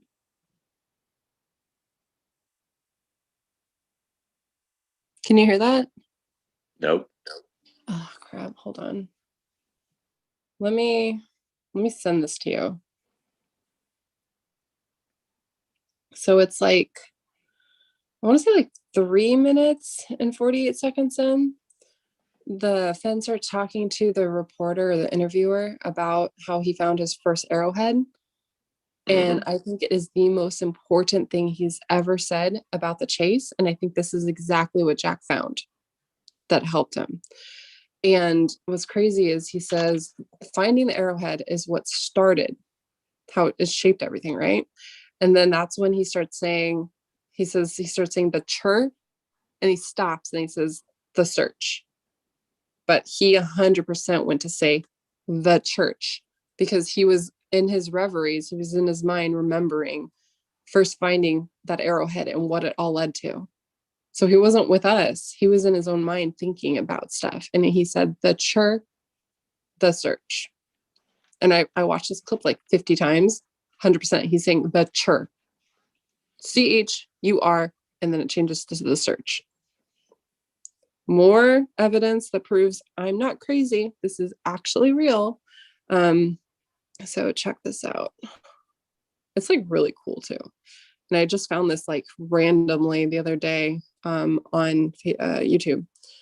So let's see, street video. But it's I like thought right it at the was top. awfully strange that Indiana Jones, I've watched a few of his when he first started coming out. I thought it was awfully strange he picked Einstein, man, as his avatar. Oh, you want to know why? Well, not the avatar part, but you want to know about imagination? The society is 100% all about imagination. I was reading about that section last night, and it's literally like the bread and butter to everything that they believe in is you have to have imagination. Like, it's crazy. Well, really let's look at imagination, man. Children have imagination at their willpower. If they get away from the texting machines and screens, you give a small child, a room, and their imagination will take off, man. They'll have a heyday. They'll be playing all kinds of games.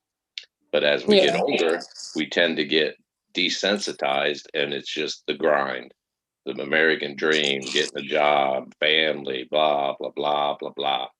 Well, what is imagination? Imagination is looking at things from a different point of view. That's all imagination is. Like to a child, to my 3-year-old, like I said earlier, she believes I can fly. To her, it's like she'll argue with anybody. Yeah, Papa can fly, man. I'm telling you. He told me he could. I believe him. That's because there's no limits to their imagination. Exactly. When someone tells them, you're stupid, your dad can't fly, they don't go, oh, okay, you said so, my dad can't fly. They are like, I saw it with my own eyes, my dad flew. Yep. And that's their imagination is just looking at something without prejudice. Looking at it with an open mind is imagination. And your open mind is your third eye. You know what I found out really cool though? So in the society, okay, you know how everyone's trying to figure out about the moon and the dove? Right? In this society, the spirit is symbolized as the dove, and it goes up into the stars when it transcends. Right. And then another thing is like they're really big on sacred groves. And the biggest symbolism for sacred groves in the society is a bunch of chopped down trees. That's a hell of a grove. Sacred groves, it's all tied into spirituality. I mean, when I tell you, I'm like still super shocked that this area isn't the devil's thumb, or the devil's tower. I'm really shocked because it's like seamlessly fits there, right? But not just because the poem, the words, it's just the society itself and everything it believes in and where it needs to be is literally like everything right there. So I'm like, what the fuck? Ben said it had to be on the map, his map in Too Far to Walk. And this place isn't on the map. So back to square one. So I keep throwing the poem out the window because I'm like, I cannot find the answers if I keep trying to go to the poem. I need to follow the research. I got to follow the concrete facts, the history, what's there, what I can actually obtain. So I went back there and it's like, oh, society, dove. Oh, society, sacred groves, chop down trees, all this shit. And what's crazier with this You go back a few videos ago, before I even knew this stuff, I already knew I was looking for a sacred grove because of Jack's word verbiage. And when I watched Cynthia's video, there's like stuff I never even knew he said. And I'm like, whoa, what? And so I started researching. And like, I don't think people understand how powerful words are. Fen knew it. Small Sunshine knew it. Jack knew it. I know it. But they give away and say so much if you know just where to look. And when Cynthia was saying like, oh, Jack said this, Jack said that, I started differentiating these words and what it means and what it could lead up to. And it right there took me Sacred Grove. I'm like, oh, let's research about sacred groves. It's fucking a match. And all of a sudden I'm in a society and there's fucking sacred groves. There's doves in the fucking stars. There's a sacred hoop on the cover. It's literally everywhere. And no one is seeing it. And it is just so fucking mind-boggling to me that no one is seeing this. And it's literally right there. Well, I'll say it again. If the person does not step up and fill those shoes, did they just change the course of history? Yeah. I don't Because know. of all the religions say it's one particular person. It's not like there's no, it isn't a judge and a jury. There's no jury. There's no alternates. There's one and only one. Wonder if that one and only one didn't step up, refused to step up. Did that just alter the fourth world, according to Hopi and Sue, All I I have to believe? say is I cannot wait to read more of my book tonight because I'm going to look for that. They talk about it in the book. I just haven't gotten to it yet. The I'm white totally going to look for buffalo. that. Yeah, the white buffalo woman. Right now, it's just the origin story of like, you know, where she came from, the whole reasoning behind the peace pipe, why it's so sacred, everything like that. Basically, how like what Sitting Bull caused entire war because he allegedly broke a peace pipe from who was it? I forgot the name of the other person. You know that story, right? One of the chiefs, Yeah. Red Cloud. Yeah. Yeah. It's Well, like, every time I've said white buffalo, you say white buffalo woman. No, I'm talking about the white buffalo is the white brother who's going to come and save them and usher them into the fifth world. That's the yeah, white but buffalo. It's not the white buffalo woman. I'm talking about in Indian lore, the white buffalo is the coming of basically like Christianity, the coming of Christ, the coming of oh their yeah, no, savior. I know about that. I know about that. My Okay. mom told me about that, and I was she just going sent to me. say, I said it twice tonight, and you mentioned, and you countered with, yeah, white buffalo woman. No, Holy I'm referring to like shit! their savior. Street. Oh my god. I'm not sure if this is true, but it might be. I think the year my mom sent me the picture of a white buffalo being born, and she was telling me about the Hopi Indians and the Sioux Indians and all that shit. I think that was in 2017. Wow, awesome. Mildew, 2017. Mildew. Connecting it yet? Are you connecting it yet? Yes. I gotta look that up. I remember because I was like, Mom, I think the end of Fenn's rainbow is the white buffalo calf woman. I learned about this stuff. And she was like, actually, sis, did you know this? And then this. And they were saying the end of the world would be when the white buffalo, blah, blah, blah. And I'm like, voice Vincenzi. And she's like, okay, whatever, child, I will not talk to you. And this whole time she's like fucking knows more than I knew. Yeah, the That's white buffalo was supposed to be the signal that their god, what Wonka Tonka or something? Did they call him Wonka Tonka? Whatever they call their god. It was when their people saw a white buffalo, they knew he was coming. And yeah. I always found it interesting when I first came across this. Is they're white, man? Here we go with this white. Look down in what was that? Was it Cortez that took down in South America and held the king? What the hell? What held the king for ransom? And they filled like the cell full of gold, and then the Spanish ended up killing them all anyhow. The reason Yeah. those native, what was it, Incas, Mayas, Aztecs? Aztecs. Okay, Aztecs. The reason they didn't fight them because they're medicine men told them their god is white with red hair and had beard, man. That's why they didn't attack him. They thought it was their god returning. And here we got a Native American who is not Caucasian, but yet they're waiting for a Caucasian to come and save them. Well, you're Say saying that's odd. the god that's supposed to save everyone is white with red hair and a beard? Yep. That cannot be Jack. I quit. I quit this fucking world. Why He's does got he red have hair. red hair and a beard? Yeah, he has red hair. He's white. He has Ah. red hair. Talk about casting, huh? I fucking quit.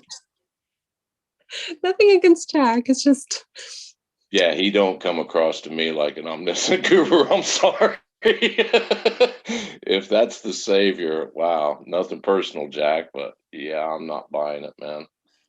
I mean, Harry Potter didn't look like someone that would save the wizarding world from Voldemort. So, I mean, who are we to judge? Well, I'm me and I'm judge. Nope, ain't buying it.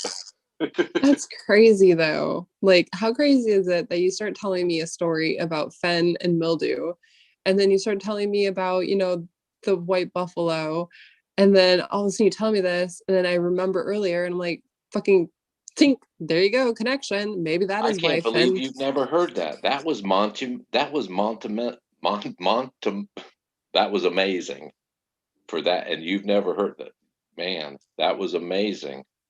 And there was a hush over the whole freaking crowd, man. It was like, and then the mumbles started. As soon as he put it on, it was like you could see people breaking off, like whistle, what the hell? And So everybody was like, he said he would only ever put mildew on if the poem was solved. it was something, either the chest was located or the poem was solved. One of the, I can't remember how he worded it, but he said he would not wear mildew until it was either the treasure chest was found or the poem was solved.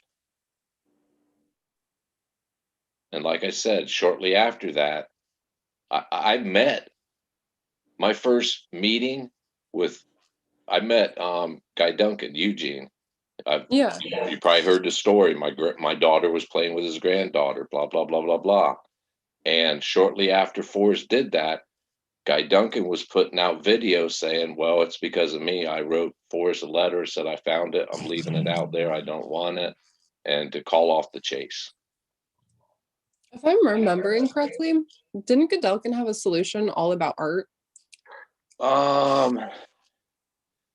Honestly, I've watched a few things and he's kind of been all over the board, but I think he says he keeps referring to these statues in that Wild Bill whatever museum. And the Cody Museum? And he actually thinks, here's why I discarded everything he's ever said. He actually thinks the chest was literally out in a location, and he actually found the freaking chest sitting in this location and left it and then wrote Forrest. That's why I discard everything, because he said it's actually land and he actually found it. Which I wouldn't discard that because I didn't even know anything about that. And I didn't know anything about Godalkin. And you could go back to my old videos. Every time someone asked me, Candy, if you ever found the chest, what would you do? And I quote, I said, I would walk up to that chest. I would read the biography. I would take the bracelet out of the chest and I would leave that thing on the floor and walk away. And I would go to Fen, give him his bracelet, move on and keep the chase going because I know how much it means to people. And I got so much fucking hate emails and comments from random people I don't even know exist in this world saying I'm a fucking liar because they know I would take that shit and spend it and never share a single thing with the community. And I'm like, no, I literally mean what I say. I would fucking take the chest or take the bracelet out of the chest and I would leave it there because I know how much this chase means to people. Well, so it's kind of heartbreaking. You seem to forget. I don't think it was actually out there. So when I say I discard it is because he said he found it literally out there. That means I discarded it, right? There was not, you didn't know. There wasn't a chest out there. That treasure chest was never out there. And then you bring in all, I get ripped left. To this day, I've been saying it for 2 years. And to this day, people still say that'd be a hoax. You're calling him dishonest. No, I'm not. You went looking for something that was never out there. That's what I'm saying. I don't know why people have a hard time. I'm not saying he pulled a hoax. I'm not saying he was lying. His 100%. trove was out there. If someone came up with a video, and there'll probably be some in the next week, where they said they went out and actually found his trove, you'd have my attention. But they don't. They say they found that treasure chest out there. Nope, no, you didn't. My opinion. A trove is literally treasure, like unidentified or whatever. Like, As what I was have it? gone alone in there with my treasures bold. Trove. I mean, I think this is the whole thing people don't understand, or at least, from when I research and everything. It's not even about a treasure hunt. It's literally about his final resting place and his bones being in that reliquary. That's all there Well, is. okay, I'll take it one step further, Candy. There's a fucking question in the poem. Why Well, is it that I every must go? question deserves an answer. So what you're looking for is an answer. You're not looking for a treasure chest. You're looking for an answer. 100% Right? agree with that. Yes. I 100% agree with that. And I know that because the guidebook literally says you have to have that. Yep. So therefore, anybody that says there's an actual treasure chest in this X location out in, I instantly, I zone out. I didn't hear anything. You know what I found very interesting? So if Jack really is the finder, right? He did something that I always did, and I got so much shit for it. I always read the poem from the bottom up because that's how I believe it was originally supposed to be, right? Start at the end. Start at the end to the top. And Jack says in an email, it's somewhere online, right? He read the poem every fucking which way, including the bottom, backwards, forwards. He said all of that. And it's so funny because it's literally everything I've been saying and preaching on my channels. And people are just like, you're stupid. You're pointless. What's yourself? Go ask Indy what herself is. It's like, I'm sorry. I guess I'm just fucking at a higher power that is beyond you. So you can view me as an idiot all you want, but really you're the idiot because you can't go to this higher power of consciousness. Thanks. So yeah, I think it was from the bottom up. And if you think about it, Fenn was originally supposed to commit suicide. And in every suicide, there is a suicide note. And the poem itself is not only just a map, it's also a suicide note. So that's where it goes with, so why is it that I must go and leave my trove for all to seek? The answer is I already know. I've done it tired, now I'm weak. So you start at that point, and then you go down, and then you go to as I've gone alone in there. And you read it that way, everything flows. Well, if you take him at his literal word, you begin it where warm waters halt. Therefore, the first stanza should be the last stanza. If you begin your journey, you started out, begin it where warm waters halt, the first clue. Well, if that's the beginning of it, that means that first stanza should come after the gold. I give you title to the gold, as I have gone alone in there and with my treasures bold. Yeah. And it also, if you read it from the bottom up, it foreshadows what you're looking for in regards to the blaze. So like, this is my favorite thing to do. You go like, watch. Go, where is it? I've like literally, I've read this thing, I've interpreted this thing. I haven't messed with this poem. I've just moved it with my own eyes because that's not messing with the poem.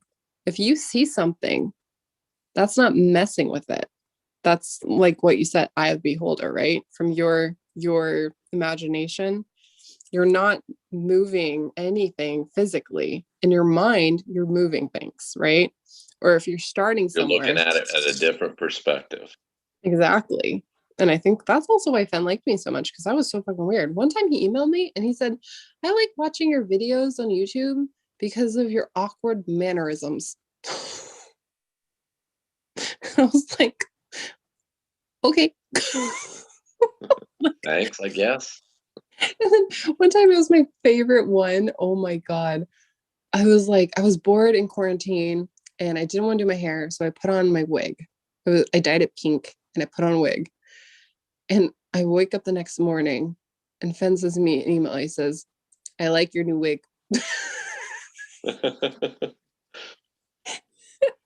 And then the other one, I remember I was reading through the book again. And it's like, why did Fen always say, I got a cancer? Not I got cancer. Or is it a cancer or the cancer? Something like A it's different, cancer. right? I got a cancer, I think it was. Yeah. So I sent him an email once and I was like, why is it a cancer? Why isn't it cancer or the cancer? And I was just like, I can't even remember how far detail I went into it. He was like, wrote back, get back on your meds. I'm like, I don't take any meds. He just like, I think he really liked my random weird emails. And that's why he would email me all the time. Because I'm not just like, hi, how's your day? How's the weather? It's like, why did you put, I got a cancer? Does it mean this? Does it convert to this? Because if you look up the word cancer, it means this and blah, blah, blah. And he knew I loved words. So he just would be like, get back on your meds. Do this. One time I was like, okay, listening to him talk about the blaze. And I was like, what direction does the blaze face? North, south, east, or west? And he wrote back, or he replied, he's like, blah, blah. I don't think it's any of those directions. So my mind was like, it faces up. It's a river. So then I email him. I'm like, what direction does a river face? And he tells me an exact degree. And I'm like, oh. So then I research all that shit because I was pretty convinced that the blaze was in fact the Firehole River.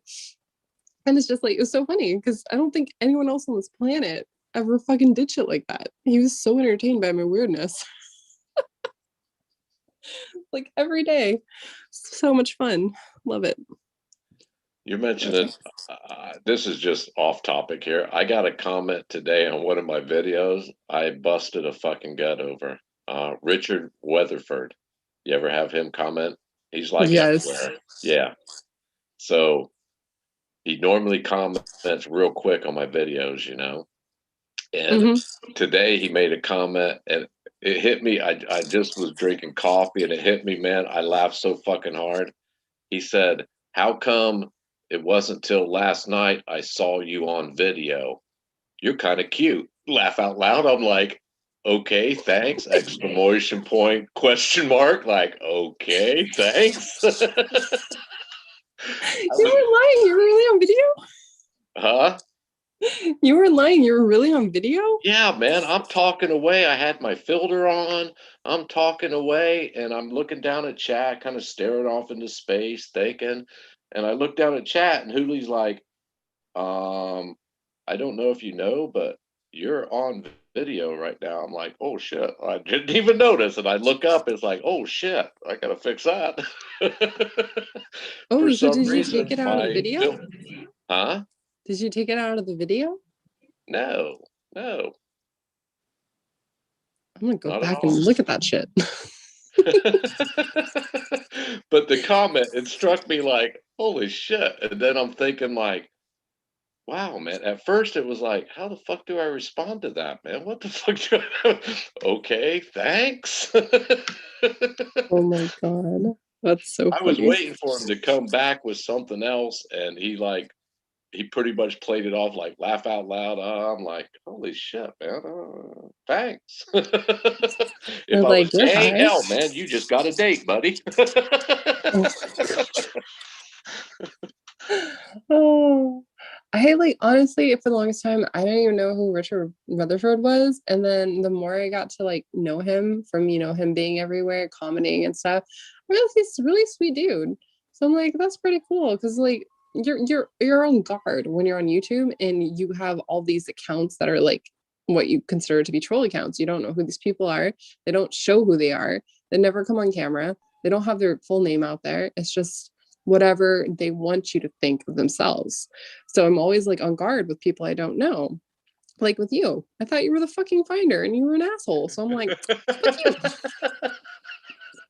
And then you learn. It's like, wait, you're one of like the coolest people I've ever met in the chase. I am so sorry I was an asshole for a day. Yeah, I just like fucking with people's brains, man. I mean, it's free, it's fun, everybody walks away with something. It's kind of Yeah, fun. but think of this.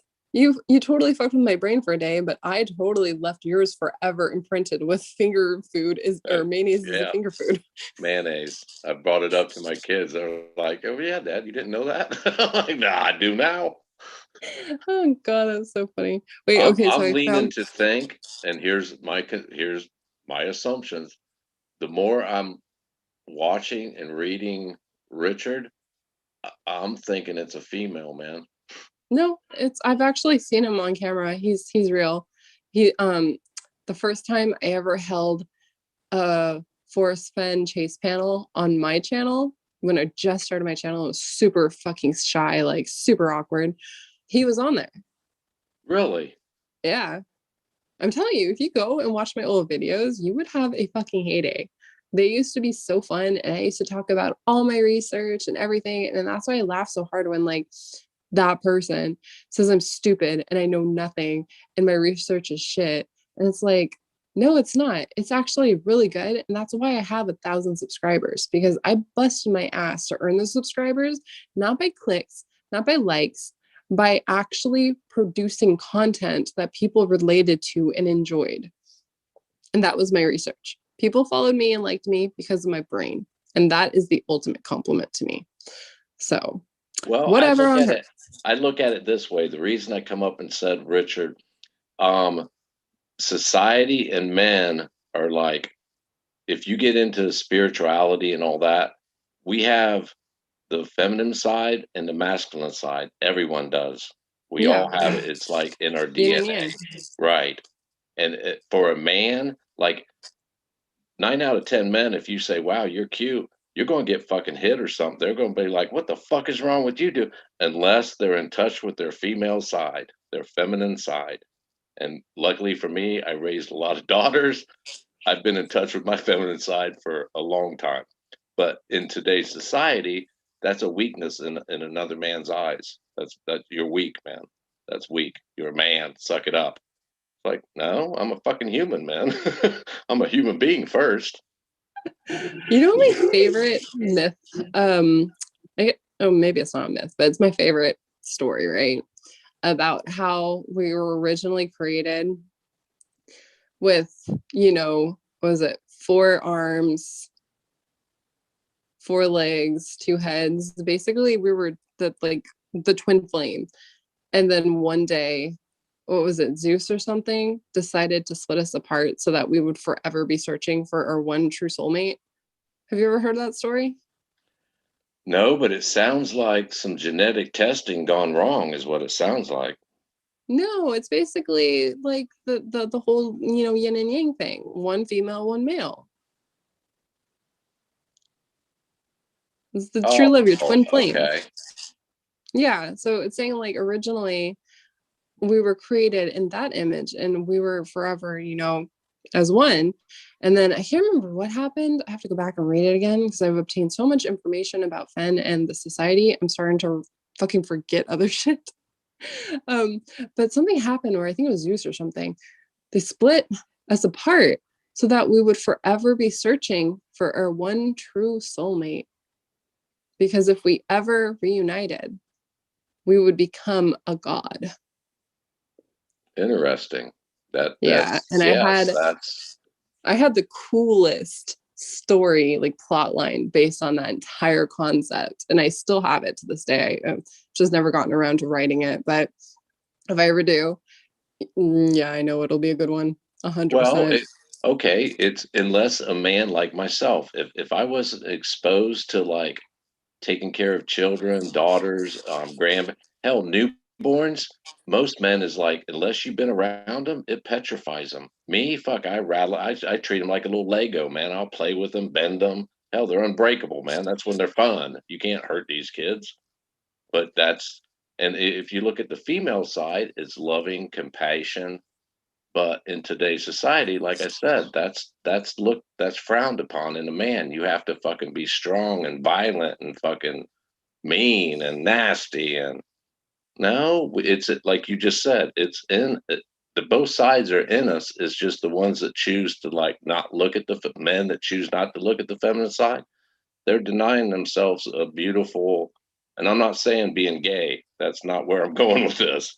But you have to unite yourself and keep a balance between the two to be whole, in my opinion.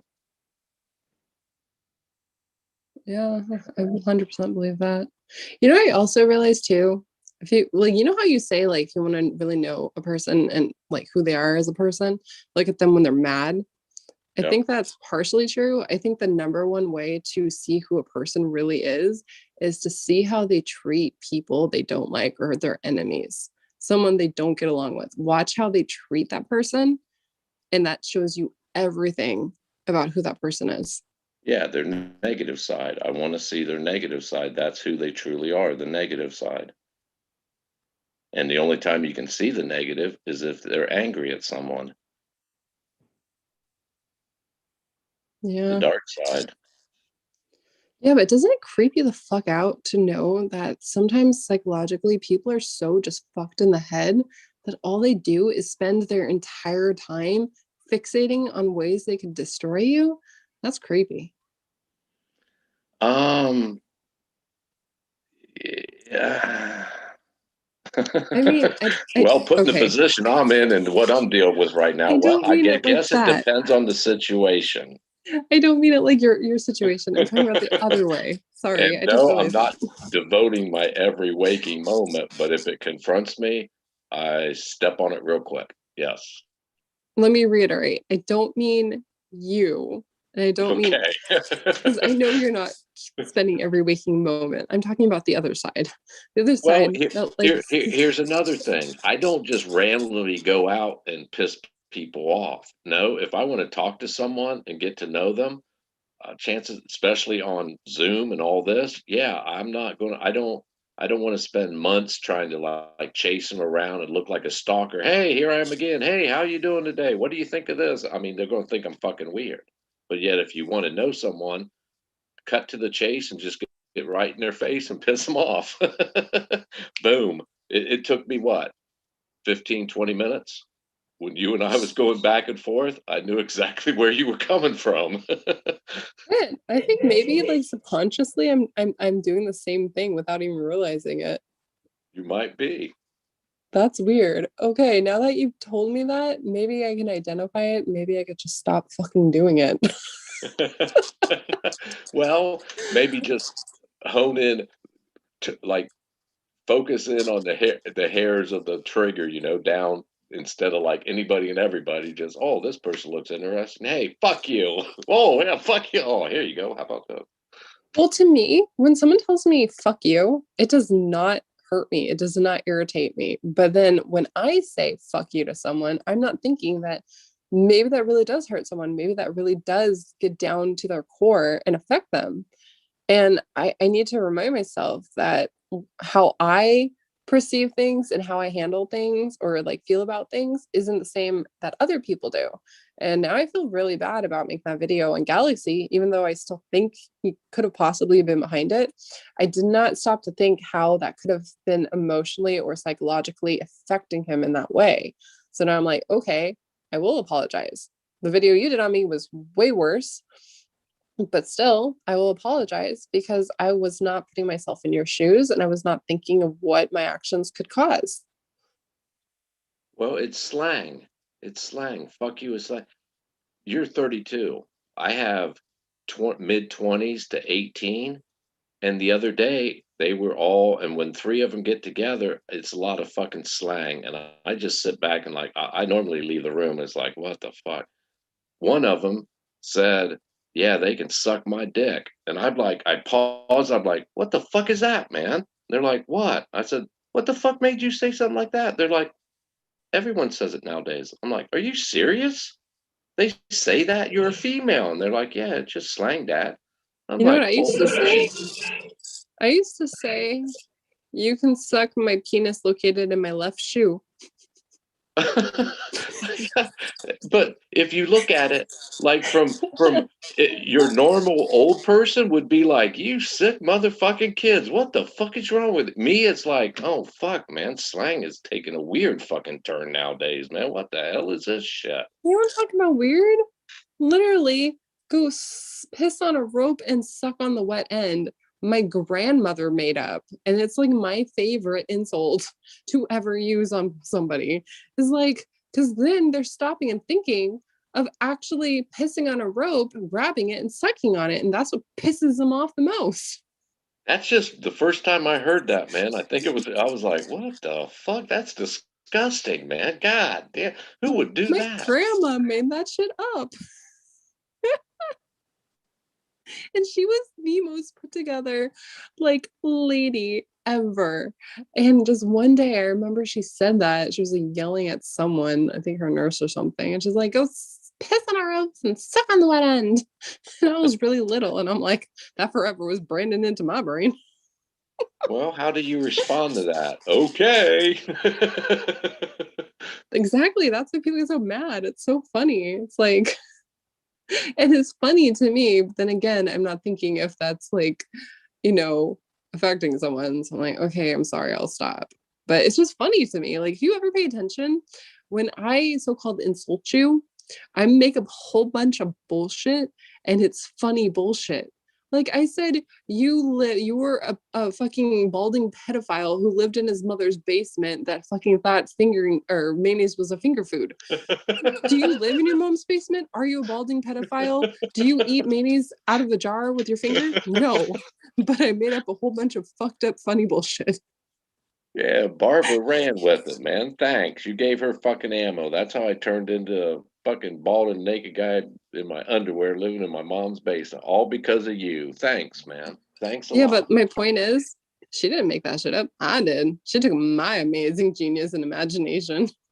I made it Right. funny and light, and she's taking it and perverting it. Well, and like, really, that's going to hurt me? Ha I ha. don't do it to hurt. I just do it to be funny. Literally, when I'm Right. dealing with assholes, I just make funny random shit up to the point where they're like, you're too fucking weird to just care about. Goodbye. Like, I'd like to know who's starting these new like phrases, these new words, man. These new phrases, this new slang. Who the fuck's starting these? Where's this starting at? All these sayings, these new sayings. My daughter's come up with imagination. some like they're sick as fuck, man. These are some sick things, but they're like, oh, everyone, it's just we're just messing around. I'm like, that don't sound like messing around, man. That's pretty vulgar. You know what I find really funny though? I don't know if I'm the only person on the planet that thinks this. Slang, maybe slang is the number one reason why we can't solve so many so-called historical treasure hunts or mysteries on this planet. Because you're reading something and you're perceiving it to be what it is when really it was slang and we don't know anything about it. So if Right. someone from the 1800s was like reading something about like sucking on a penis looking at a left shoe, they would be literally looking for a dick in a left shoe. They were lost before they even left the door. Well, Britain, British people call it wanker. You wanker. They're calling you a dick, man. Yeah. Yeah. And that's what's so great about language. Like, I fucking love language. It's so funny because it's like, it looks innocent on the surface, but it's not. Tis not. I'll Some tell of the you best something from insults. experience. Don't get into an argument with a British person, man. For me, you won't understand a fucking word they're saying. Dude, Fen Police is British. Yeah, well, Part of their alter ego is British, at least. they have a lot of alter egos, just like they misspell phrases and words. Yeah, but they also use very British phrases. You look that stuff up. It's British, 100%. For the longest time, I thought it was Adam. I was like, matching his teeth. I told him to. I was like, I'm not gonna lie, Adam. I screenshotted your teeth and I was matching that shit up, trying to see if it fit that picture in Fempolies. And he was like, Andy, really? Really, you think that love me? I'm like, no, but I gotta, eliminate the suspects. Yeah, you got to follow every lead, man. That's what what do they call it? Good investigations do, man. You follow every lead. Yeah, and I was getting so much shit for fucking screenshotting and comparing teeth at 3 in the morning. And what happened? I found a match. So I love how people keep saying I'm stupid when clearly whatever I'm doing is working. There you go. Well, like we talked earlier, you get so much energy behind you, you just like start going off before you compiled all you want to jump before the parachute's strapped on. It's like, whoa, stop. I Compile don't some more information first, man. I don't think it's like energy. I think it's like my brain is like information overload. And it like people don't understand when I say my brain never fucking stops and never turns off, like it never stops. I'm constantly thinking of scenarios, researching things, remember things that I like researched from a week ago, connecting those from something I learned today, like nonstop, always doing it. Like today, when you're talking about mildew and the buffalo, it's like I'm sitting there listening to you, and all of a sudden it's like that. Oh, maybe that's why he wore mildew, because the buffalo was born in 2017. It's like weird shit like that, but that is literally how I think. And every time people are like, I don't see it, you can't do that. Like I have a way of seeing things that I guess no one else does. And I could see stuff and I could find stuff and I could prove it. It's what I do. And so I'm very proud of my Does it teeth make you matching. happy? It makes you happy, right? Yeah, because it's like you say I'm stupid, I don't know anything, but I know everything. That's why Fucking I love Southern researching. California, man. Fucking Southern California. You guys think you know it all. Fuck you. I mean, did I not share some of the stuff that you completely agree with earlier, Street? Well, yeah. Exactly. I don't know everything, but I sure do know some interesting things that you definitely know about. And I think Lucky Digger, or not Lucky Digger, Luck Rider might know something that I know. I'm starting to think that 100%. So it's very interesting. But that's why I love the poem so much and story and the chase, because there's just so many different scenarios and ways you can interpret things and see things because of words. And it's just my number one thing. I love mysteries. I love trying to solve things that are like supposed to be impossible to solve. And the number one thing is everyone's like, Ben said not to mess with this poem. So you got to read the poem from where it starts.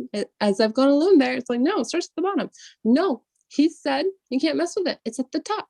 Well, clearly you do not know the definition of imagination. Well, we had talked before about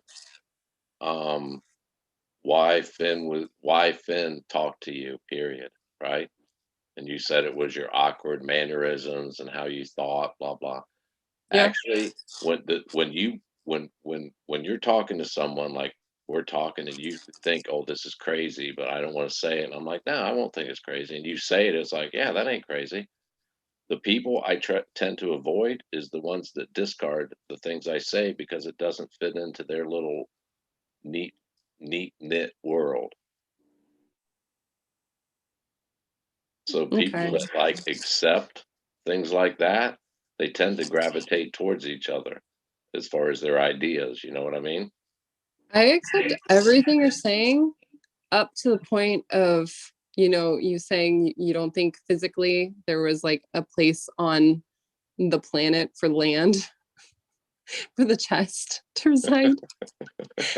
I believe into every single thing you say up until that point. But I I'm mean, like, saying the treasure chest, that treasure chest that is in that book, The Thrill of the Chase, on the back cover, it's inside of it. I'm saying that chest was never placed out into the Rocky Mountains in some land.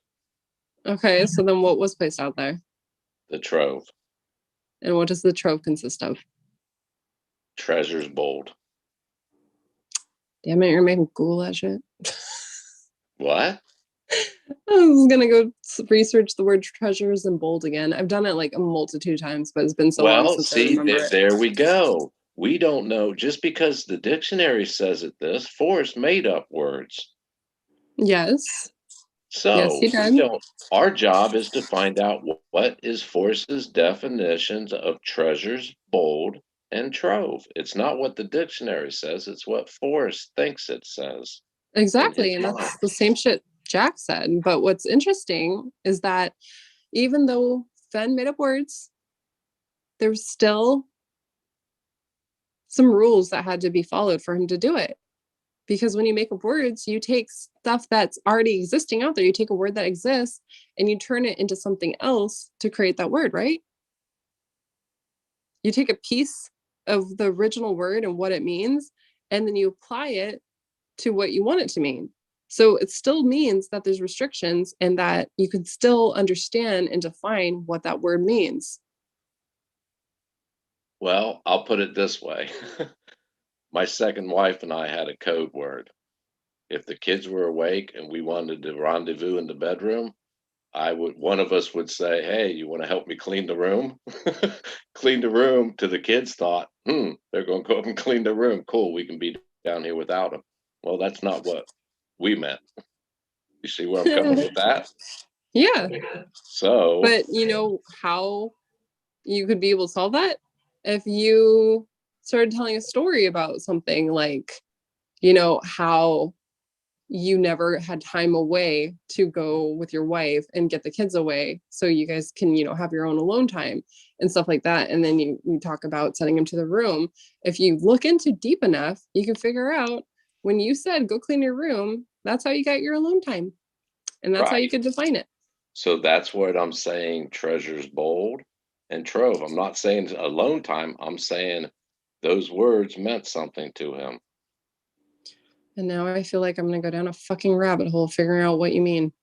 I will do it too. Just I will because the do it. dictionary says trove is A, B, C, D, blah, blah, blah, blah, blah, then you got all these people running down that rabbit hole. Well, legally, a trove means this, and they'll spend weeks, months, years searching that.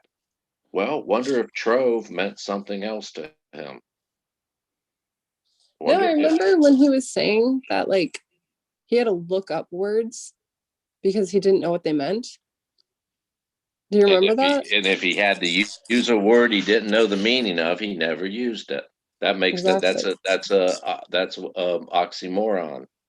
And 100%, I think one of those words, without a doubt, was halt. 100%. That he had to look up. No, that he decided to use to define what he saw and what it meant. And I don't think it's what people think it is. Well, it all goes back. I mean, we're interpreting the man's poem, and even if you like go back and okay, he mentioned trove in this chapter in the Thrill of the Chase. Well, he like you just said, he explained, you know, help me clean the room is this. Well, then it must mean this in the poem. No, not necessarily. Not Well, like, necessarily. He could have told you what in that chapter and explain that word, but that's not how he meant it in the you can use words like the word it it means so many different things. yeah. And my favorite thing is what Penn told me. He said, understanding it isn't the problem. Finding it is the problem. Exactly. Understanding yourself isn't the problem, finding yourself is. That's Well, your then goal. another thing, whenever I would talk to Fen and say, like, favorite, most important chapter in the book or anything like that, anytime I mention that or like what I need to know to deliver good content on where people should look or how they should be able to solve this, he always said, go recite the poem in a mirror. So people who think, logically, they'll just be like, oh, if you're reading or if you're like looking at a poem and you see it in a mirror, it's going to be backwards, right? But they're thinking like you would have to read it from left to right. No, he's talking from the bottom up. So check this out. Now I give you hold on. title. Did he say put the poem in a mirror, or did he say read the poem in a mirror? He said, read the poem in front of a mirror. So what are you doing in front of the mirror? You're looking at yourself while you read the poem. Not putting the poem up so you can see its reflection. You're looking at a reflection of you. Yeah, don't even start about reflections. There's so much on mirrors and reflections. It's Well, ridiculous. see, It's even like, that statement, you looked upon it like, okay, if I put the poem in the mirror, it's reversed or this or that. Well, wonder if he simply meant look at yourself while you're reading it. well, I mean, that's definitely possible, but as you see that, I'm literally seeing it as I'm not even talking about seeing myself in front of a mirror reading the poem or reciting the poem. I'm looking at the sentence itself because the man was a master of words and interpretations and hiding messages within words on the surface without people realizing what it was. And when he said, recite the poem in front of a mirror, he was talking about either playing the words backwards or starting from the bottom up. Not literally me standing in front of the mirror doing it. It's just in the message itself, what it's really trying to convey. So I, from that moment on, was like, bottom up, bottom up, bottom up. And lo and behold, Jack comes out and he says, he read that poem every fucking which way, including the bottom up. Well, I look at that statement as you're looking at yourself while you read it. Well, check this out. I give you title to the gold. If you are brave and in the wood, your effort will be worth the cold. So hear me all and listen good. I've done it tired and now I'm weak. The answer I already know and leave my trove for all to seek. So why is it that I must go? Just take the chest and go in peace, but tarry scant with marvel gaze. Look quickly down your quest to cease, if you've been wise and found the blaze. Just heavy loads and water high, there'll be no paddle up your creek. The end is ever drawing nigh. From there, it's no place for the meek. Put in below the home of Brown, not far, but too far to walk, and take it in the canyon down. Begin at where warm waters halt, and hint of riches new and old. I can keep my secret where, and with my treasures bold, as I have gone alone in there. So reading it from the bottom up gives you a different perspective of it. Yup. And it tells you that you're not even supposed to go from creek, blah, blah. First, it's telling you that you have to be looking for the blaze, right? The only way you're going to find the blaze is when you have heavy loads of water high on a creek. So that tells you where warm waters halt begins at a creek. And then it gives you no place for the meek, and that will give you the home of Brown. It's literally in reverse. You know how he said, like, T.S. Eliot quote was like, you will arrive at the place you started and like know it for the first time or something. Right. And then everyone's like, the beginning, the end is like full circle, shit like that. Full circle. The map is from the bottom up. You start at the bottom, and it doesn't matter. You still, no matter what, which way you read it, you still start it at where warmers halt, because the where warmers halt is the creek itself. Does that make sense to you? Yeah, I follow what you're saying. Yeah, but you're still associating it to a geologic or a geographical area. Well, no, I'm not talking about the chest though. I'm talking about I'm not looking at the chest. I'm looking for his graveyard. So this is the map to his graveyard. I don't give a shit about the gold. I'm looking for the graveyard. And this is how you get to the graveyard. You find the story. You understand the story. You learn to see things in his perspective. Then you go back and you read the poem as the map it was supposed to be. And it takes you where you need to go. And I think that's 100% what Jack did. Or the finder, whoever you want to fucking say it is. But either way, they start from the bottom up. Because again, hidden in plain sight thing, the answers for all the information we need is literally in the poem itself. We're looking at it straight in our face, but it's all based on perspective. And Fenn was 100% about perspective. He talks about pareidolia and how he saw faces in the shower, and he couldn't shower in the daytime because of the skylight. So he waited to shower at night so that the faces wouldn't look at him. Right. Imagination. Yeah. And that's 100% what he always had. So the way he, like, the teacher says, you were sleeping in class or something. And then he said something about like, I wasn't sleeping. My eyes were resting, or I can't remember all of it, but remember he said something and all of a sudden he was just like, that was so profound. And it's like, yeah, because it's based on perspective. It's like someone reads it and their perspective, they don't see what you're seeing. So how, if we're supposed to literally follow the map in his eyes, how are we supposed to see what we need to see without first understanding how he sees, so that we could be standing right exactly where he wants us to know where to start and how to get there? Remember me telling you about that secret picture, and you kept saying, "Oh, I'll send you the book." I'm like, "No, it will cloud my view. I just need that picture," and blah blah. Remember, and you were like, "This is crazy. You need to read the backstory." I'm like, "No, I don't. No." Yeah. January 13th, 2016 is when I first came across it during the day. It was probably about 8, 9 o'clock in the morning. By that evening, I almost had the poem memorized.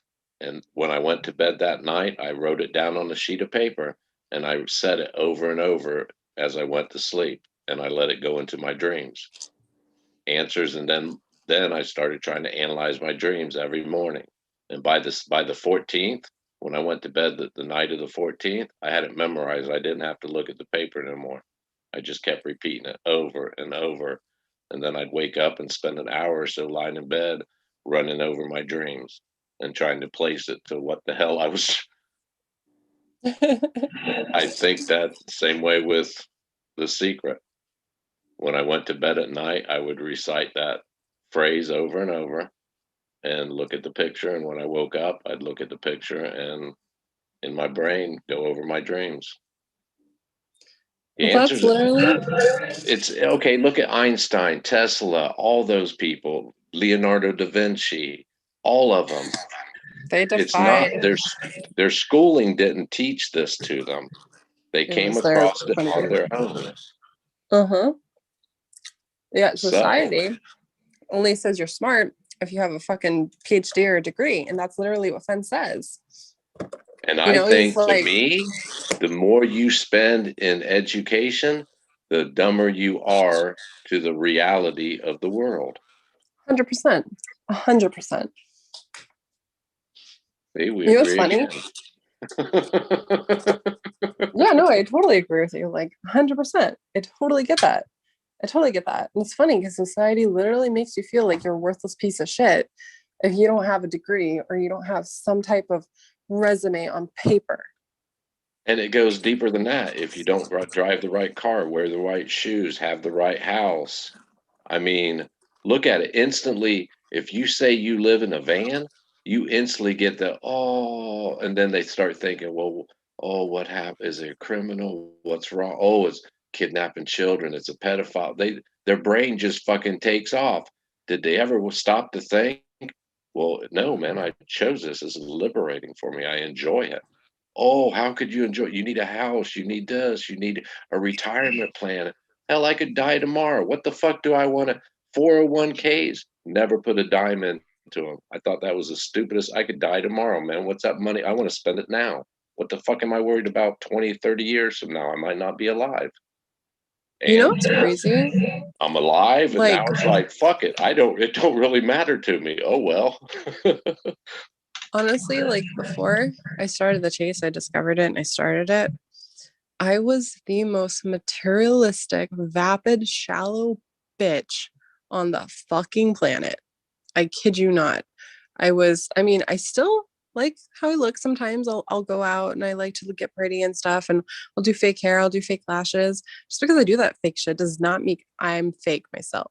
Being fake is hiding who you are as a person and being afraid to be accepted for that, right? No, that's the makeup. I'm not fake. That's the outfit women wear. That's all it is. It's the Yeah, it outfit just gives us women wear. confidence. It makes us feel better. But Right. because I come on to my channel and other channels and I have no makeup on, fucking my hair is crazy, all that shit, I don't care. It's like who do I know that watches this? Nobody. There's a whole bunch of people in a community that are absolute strangers, but some of them became like my closest friends. But again, I stopped giving shit. I stopped caring. I used to just literally be all about drama, drinking, boys, all this stupid bullshit, clothes, like how I look, everything. And now it's just ever since I started the chase, I've learned my purpose. I learned that I'm good at researching. I'm good at understanding and seeing things from different perspectives. I love finding stories and hearing people's stories and how the chase has affected them, things like that. I never would have been like that or known to be that person if I didn't find the chase. I would have been like a fucking nightmare. It takes balls to walk away from society, doesn't it? Yeah, it does. It And does. I have like I don't really go out anymore. Like I still have friends and everything, but whenever they're like, "Oh, we're going to San Diego to party at Gaslamp and all this other shit," and I'm like, "No, I'm good. I would rather stay home and hang out with my friends talking on Zoom about aliens." And I'm like, "What?" Like, yeah, that's me now. You want to hang out with me, talk aliens? And they're like, "That's creepy." Like, that's who I am. Well, yours is a different generation than mine. When I talk about it, I get the old, you need to go to church, man. You're fucking sicker now than you were when you was a kid, man. You're all fucked up. I'm like, yeah, You need thanks. Jesus. Goodbye. See you in another 20 years, motherfucker. But I agree with you too. Materialistic people turn me off. They have for many, many years. If I'm around a materialistic person, it just turns my fucking stomach. Dude, I tell this every single time. Like, if I were to go back in time and just meet myself before the chase, I would punch myself in the face. I would Well, so punch myself in the face. you bought into the game. You can't beat yourself up for it. You bought into the grand illusion. You bought into it, and Yeah. there's nothing wrong with buying into it. The hard Well, it's part not is even just getting that. out and still maintaining you. Like you said, it's virtually impossible to maintain the relationships you had before you opened your eyes. It's impossible, man. It just you get irritated with them, you get frustrated, and then at night, like you said, I'm so thankful I never fucking turned out like that. Yeah, it's literally evolving and figuring out who you are as a person. And that's why I forgot who I was talking to. One of the documentarians, they wanted to know, like, they were saying, like, I'm basically documenting people's journeys and everything and how it's changed them. And I told them when I first started this out, my goal was to find this treasure chest so that I would have all this money and I would be able to buy DJ his dream car because every time we'd go out, he would get upset if he saw like a Lamborghini or a Ferrari and he was like mad that he didn't have that. And so I wanted more than anything to prove to him that I was smart and that I could provide him that dream car. That's the Right. whole So it was reason. a win-win for you, right? Yeah, it was the whole reason I started the chase because I wanted to prove to him that I could, give him the one thing that makes him happy because he means the world to me. But then after learning all this shit I have and everything, it's like now you ask me, I don't fucking want that gold. I don't want to touch that chest because I know it symbolically means so much to everybody. That is how drastically the chase and this journey has changed me. 100%. That's good. Mine was I wanted the answer. That's all I wanted. I was looking for the answer. That's all I was interested in was the answer. Exactly. That's who I am now. I just wanted the story. But when I first started, before I knew this, before I was enlightened, I was a materialistic little bitch and was like, I'm gonna buy all the pretty things. Yeah. Well, I think the majority, the first thing when you went to bed at night that first night, you were dreaming of just like a kid, man. You were dreaming about what you're going to buy when you find it. Think about it. This, I'm going to buy this, and all my worries are done, and I'm going to get this, and everyone's going to be, like you. They're going to, oh, great, no is the answer. Yeah. And it's like, so like when Fen said, this is the most profound thing he's ever done in his life, he wasn't lying. And I feel so sorry for the people who think him walking out to the mountains and just dropping off a box of gold to be profound. Like I feel bad for them. They missed the point, man. That's why they would never ever find it because they missed the point. They were going after that gold, that treasure chest. So they Yeah, and missed that's the why there's point. so many people fixated and basically fucking demanding blood for the answers and the solutions. Like, where's my money, bitch? It's like, no, it was never about the money. It's never about any of that. It was the story. And because you don't see that, you never would have been able to solve this. Well, that's what upset me with Smell the Sunshine dude. When he came out with that video, basically demanding, calling the solver dishonorable and how dare him, and it's the least he could do. I thought, you don't even fucking know what this is about, dude. You're making demands that you have no fucking clue what you're talking about, which upset me deeply, man. Badly. I know everyone likes him and all. Well, I don't, man. That pissed me off. I mean, that's the thing though. Matt, he's not a terrible person. And I'm I not saying can't he explain. is. I'm not saying he is. I'm just saying what he said rubbed me the wrong fuck. He was out of line because number one, you openly talked about something you had no fucking clue and instantly he was fucking putting jabs at the solver. Like, how dare you? You owe the community. The fucking solver owes you nothing. You owe yourself something. If you have an issue with that, well, then go find the fucking answers yourself. That's what the solver did. What? This ain't no guided tour in life. Find it your fucking self. And for him to come out after Forrest sent people's direction towards him, thinking, oh, who's this guy? And then you want to come out like that? Wow, man. That was a fucking dick move.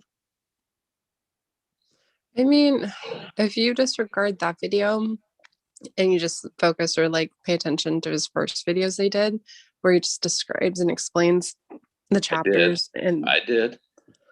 I loved it. He was like a hero to me. I remember I reached out to him and I was like fangirling like crazy. So when I got to actually meet him in person at the Fen finale, like Cynthia personally reached out and she's like, Candy, you're gonna be at the Fen finale, right? In September. Make sure you're there. And I'm like, no, no, no. And then finally I remember I was trying to get DJ to go because I never go anywhere without DJ. Like I do not travel alone. I don't like to. And I swear something in me just broke that day because he was like, it's not happening. I'm not doing it. And I was like, come hell or high water, I'm gonna fucking be there. And he's like, fine, book a plane by yourself. Do this all shit by yourself. And I did. I fucking went. I flew a plane by myself. I was like, nothing's gonna stop me from fucking coming here. And I got to meet Matt. I hung out with Cynthia. I hung out with Christy. It was like the funnest time of my life. I absolutely loved it.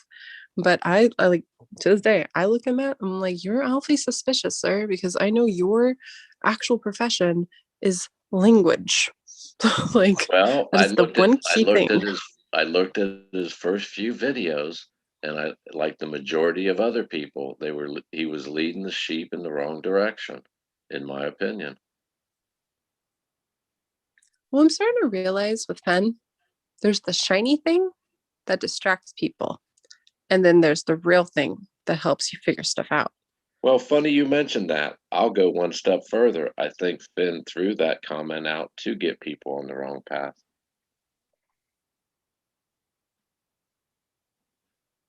I think I could actually agree with that because now I'm starting to learn how to not get distracted by the shiny thing. And I look for the thing that nobody really focuses on, but that's how I've always been. That's how I think. Well, Like that's I where remember, the answers are. That's where the answers are. When no one else is looking, that's where you need to go. yeah, and that's why when Justin Posey like posted the pictures at DeLacy Creek, and everyone was like, "Oh, a log, oh, a chest," and I was like, "The fucking mark." And he's like, "What?" I'm like, "The mark on the log is an exact match to the mark on the log from the finder photo." And he's like, "What?" I'm like, "Dude, look." And I know people think I'm crazy, but 100%, the one thing that people need to do forensic evidence or photo shit on is that photo from Jack to clean it up enough where you could see it and match it with Justin Posey's photo of the log. Oh, I think if you look at that picture, there's a set of teeth underneath the right of that mark. I'm almost positive you need to look at those teeth too. You're just being a dick right now, aren't you? No. Femme Police was here. See, they've been around longer than you thought. No, the thing that I don't think that's the spot. I do not think GPS or DeLacy is the spot at all. What I think is that whoever wanted Christy and them to think that the GPS location was it knew that picture and they carved that fucking mark into that log. Do you think they played her? Fuck yeah, I do. Yes, they did. In my opinion. 100%. Yeah. I really do. And allegedly, I guess something's supposed to be coming out soon that blows everything out of the water. And I'm just like, I don't. I've heard that so Doesn't many matter. freaking times. No, this is the thing though. It doesn't matter what comes out. It doesn't matter because that's not the real story. The real story is never going to fucking come out. The only way you're ever going to get the real story and answers is if you fucking do it yourself. Exactly. Life's not a guided tour. Teachers with ropes. It's not a guided tour. You got to find it. You can't read in a book about any lesson in life. Reading in the book, okay, yeah, you're aware of it. Until you experience it and fall on your face, you're not going to learn the lesson. You might be aware of a lesson to be learned, but you're not going to learn it unless it happens to you. Yeah, and the craziest thing is it literally explains to a T the poem that Fenn has in, not his poem, the other poem he has in the Philocase about in order to, travel through the door or whatever, you must travel to. Like it's Omar Khayyam's Yeah, that one. It's literally about death. Remember the scrapbook he did about the picture by the port? Was it porthole? What the word he's used? Porthole, and he looks at it every day in his kitchen, and it's to the end, the porthole to his back door or something. No, I will admit this right now. I never really focused on the scrapbooks until the final year, 2020, I think it was. Yeah. My favorite was the weekly words and mysterious writings. Man, I was glued to it what was it, Fridays or Thursdays or whatever. Yeah. I think, Yeah, no, it was coffee. I'll grab a 2019. cup of coffee. I'll be right back. Cup of coffee.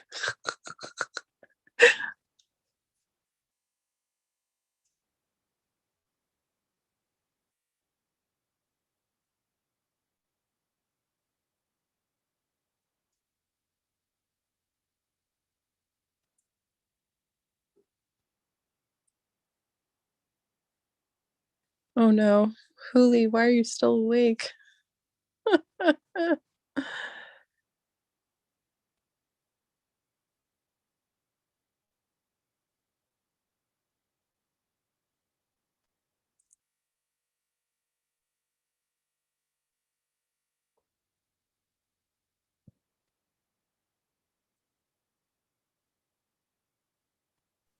Sorry about that.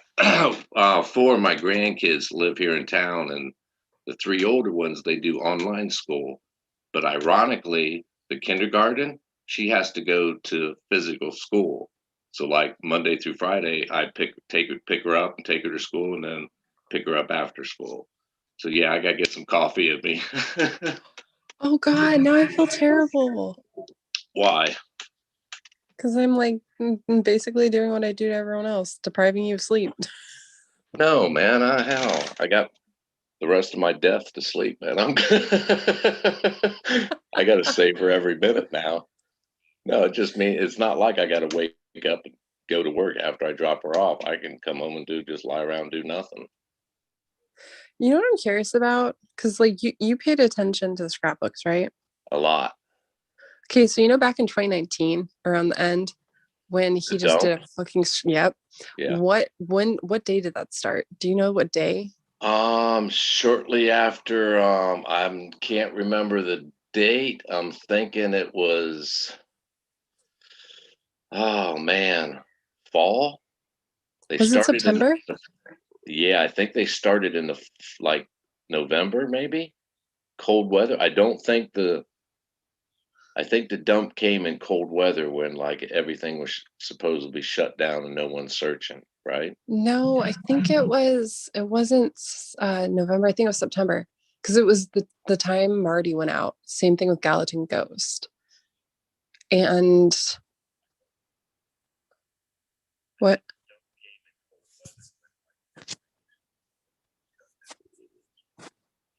You suddenly just sound like 1,000 miles away. Me? Okay, there you go. Yeah, for a second you sounded like you're at the bottom of a well.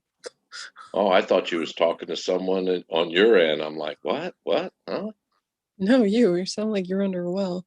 No, okay, so I remember because Marty messaged me and she was saying like Fen was talking about her in the scrapbooks. And it was like sometime in September. So I think it was like August, September that it started because it was like for a while, wasn't it like for a month or something? Um, yeah, it was over 30 days because there was some days he did like 2 or 3 in one day once, man. Yeah, it was like a barrage, man, never ending, day in, day out. They were coming out, wasn't it? Yeah. Towards the end of the dump. Yeah, because it was the end. Because when it's talking about, it's the Frank Sinatra song, The Yes. Stars, that one, Fly Me there to was, the Moon. Was it Fly Me yeah, to the Moon? Yes. Fly Me to the Moon, the symbol, the And dove and the moon. I and think it the was a Blaze little had, girl. It was a little girl singing it. yeah, and I think the Blaze had everything to do with the dove and the moon. 100%. 100%. Because you know how Jack said he had to learn what the Blaze was? Well, I remember I'm fixated on 203. That was like the epiphany for me. When he came out with Eli in 203, I was on a it wasn't a Zoom, but Sasha was doing a live like analysis of the scrapbook.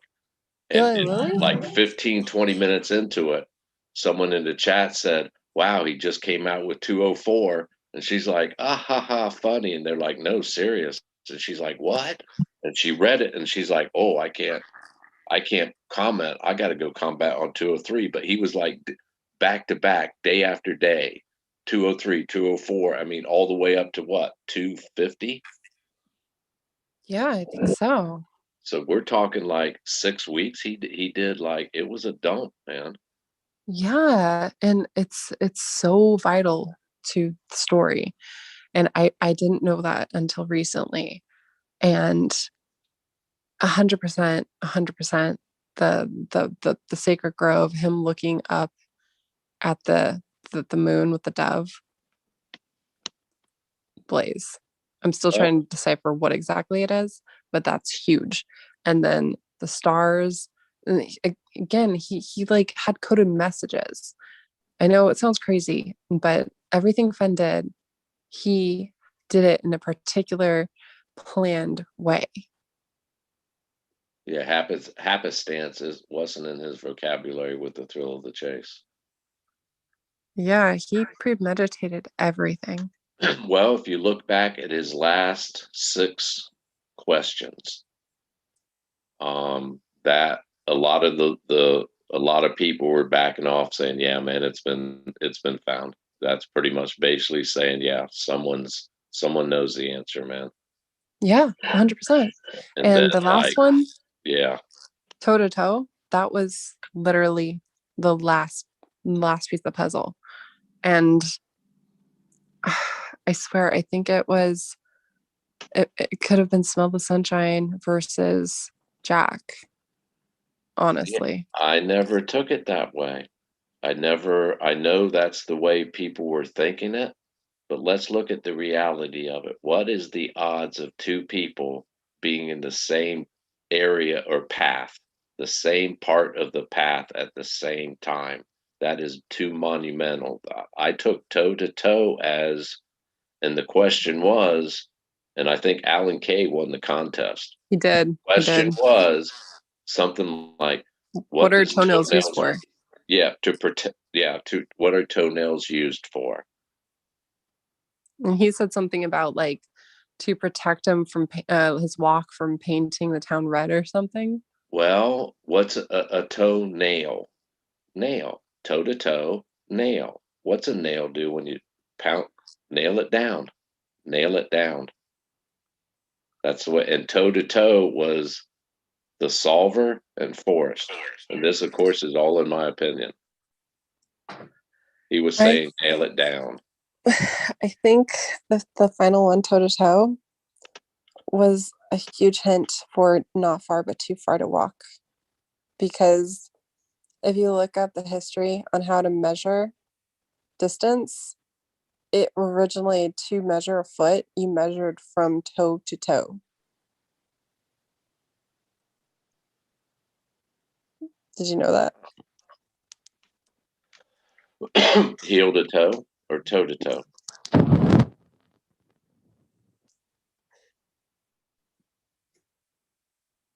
So when he's saying like toe to toe, I think he was giving him too far to walk. And I'm not talking about like physically, I'm talking about the puzzle itself, like the story in the puzzle. I think that I can't talk about what that really is. I have the answer, it's the guidebook, but I 100% think that is what Fenn was using the scrapbook or the post toe to toe. Because if you read the story, it says try to imagine what the prize might be. Do you remember that part? Say that again. Fenn says try to imagine what the prize might be. And as he's talking about the contest rules, right? He gives an approximate time frame of when this is going to expire and when they need to pick a winner. And he's telling you if there's if there's more than one of the same answer, then the best one will win. Like, I gotta pull it up. Hold on. That's what I'm saying. Like, I feel like my special power is reading between the lines because I could see, I could the smoke screen and I could see what Fenn was actually really trying to say.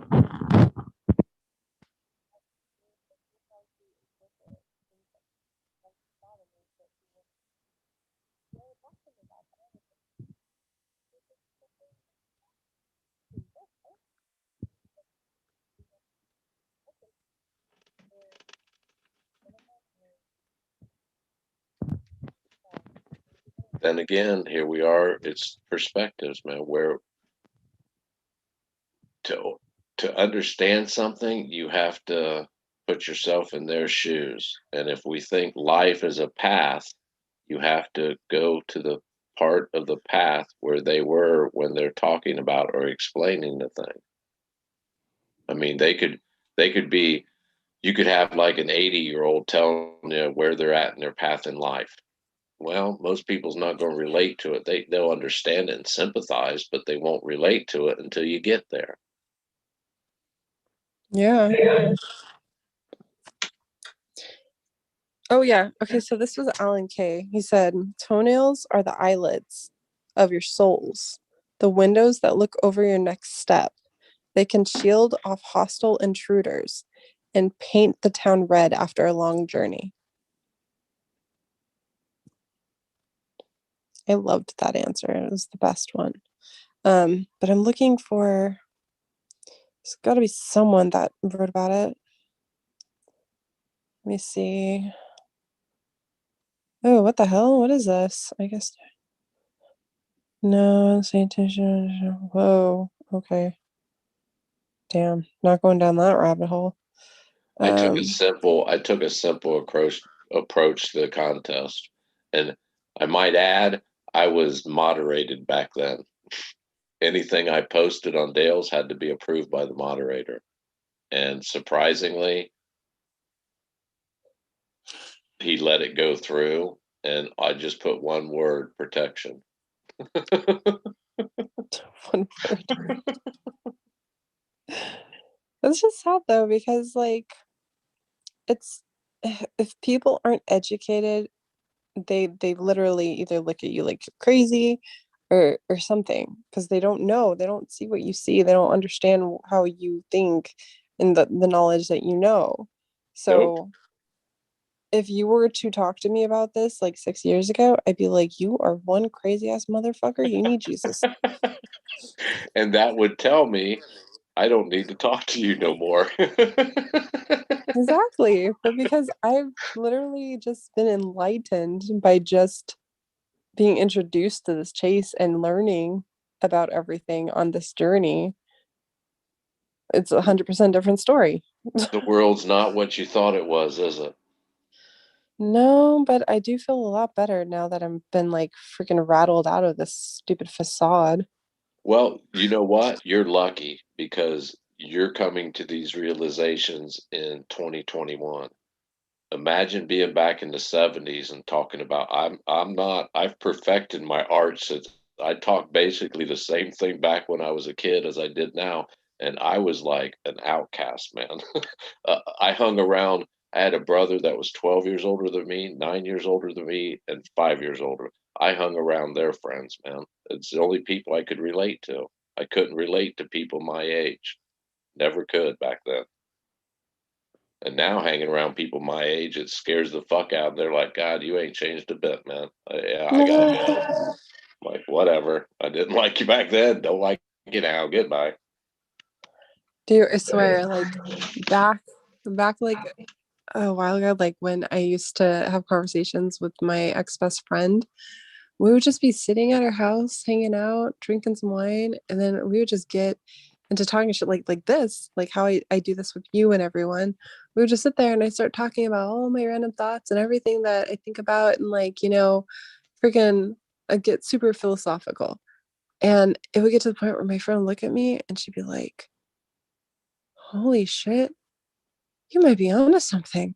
And then you could see her just going down this fucking rabbit hole in her mind, like, my life is a lie. That scares people. That scares people. It scares the shit out of them. Not only that, it makes them feel like a fool. It's like, damn, I've been living this lie, man. How many other people know about this? Well, you'd be surprised. Yeah, that's very true. But it's Well, like, okay. I give examples all the time when I love going to Walmart with the grandkids, man, and acting like crazy as fuck. I'm an adult now. I'm not a kid. You can't yell at me and tell, "Where's your parents?" You gotta. No, they see gray hair and see me. It's like, oh, and I'll do the old, oh, it's okay. It's just grandkid. Oh, yeah, that's okay. I love doing that, man. I love it. Why? Because I'm acting crazy like like a kid in public, and Walmart won't stop me from doing it. that is literally, I love that you say that because it's literally my favorite thing to see happen. And I hope to be like that when I'm older. I swear to you. And Yes. another thing that I love, which probably makes me look like an asshole, my favorite thing, I swear, is when you see a little kid running around and the parents are like, don't do that, you're gonna fall and hurt yourself. And they're just like, gee, shut up. And they do it, and they fall and eat shit. I just sit there and I laugh my fucking ass off. Because it's like, little kid, they warned you, they warned you, they warned you. And then all of a sudden they're just like, don't, and totally eat shit. And they're like, oh shit, I learned hard. You're just like, it's so funny to witness that. It's like, I'm not laughing at them getting hurt. I'm laughing at the moment they realize, fuck, I should have listened to my parents. I like waiting in line when a little kid, like 2, 3 year old, not much older. Well, I like them when they're younger, even especially like 3, 4, 5, 6 month old kids. When their parents is like, or their mom usually like is checking out and putting everything up, she's not paying attention, and I'll be behind them, and I'll normally have some kids with me or grandkids.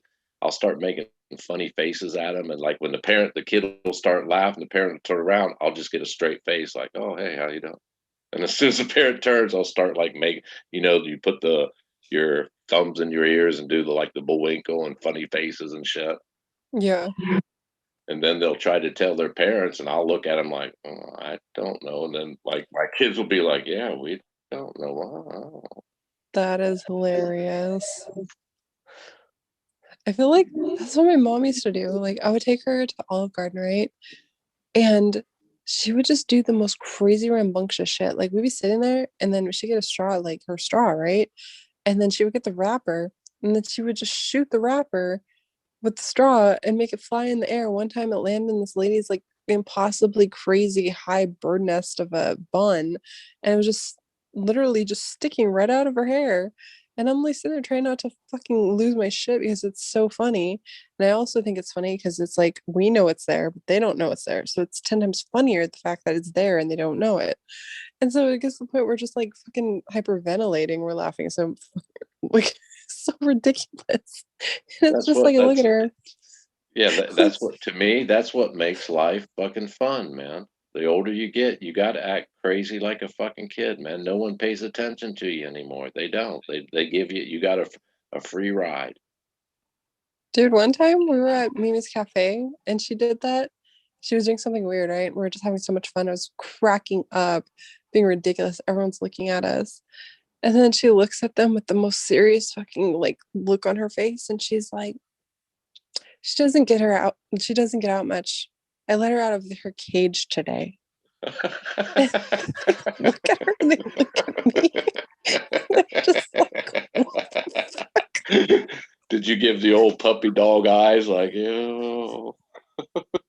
Oh god, it was so funny. Like my mom would say shit and do shit where you would just be like, you were fucking crazy. But it was like the funnest thing ever.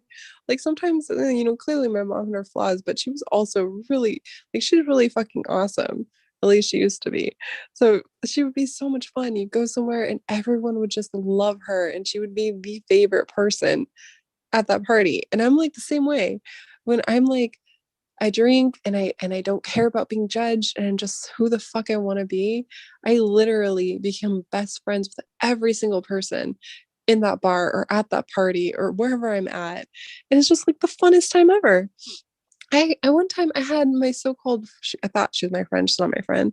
One time apparently I did something that pissed her off so much that she went up to punch me in the face, but I was high and I was the happiest person and the funnest person on the planet that night that she decided I couldn't punch you in the face. You were just too happy. So then she just walked away. And what's funny?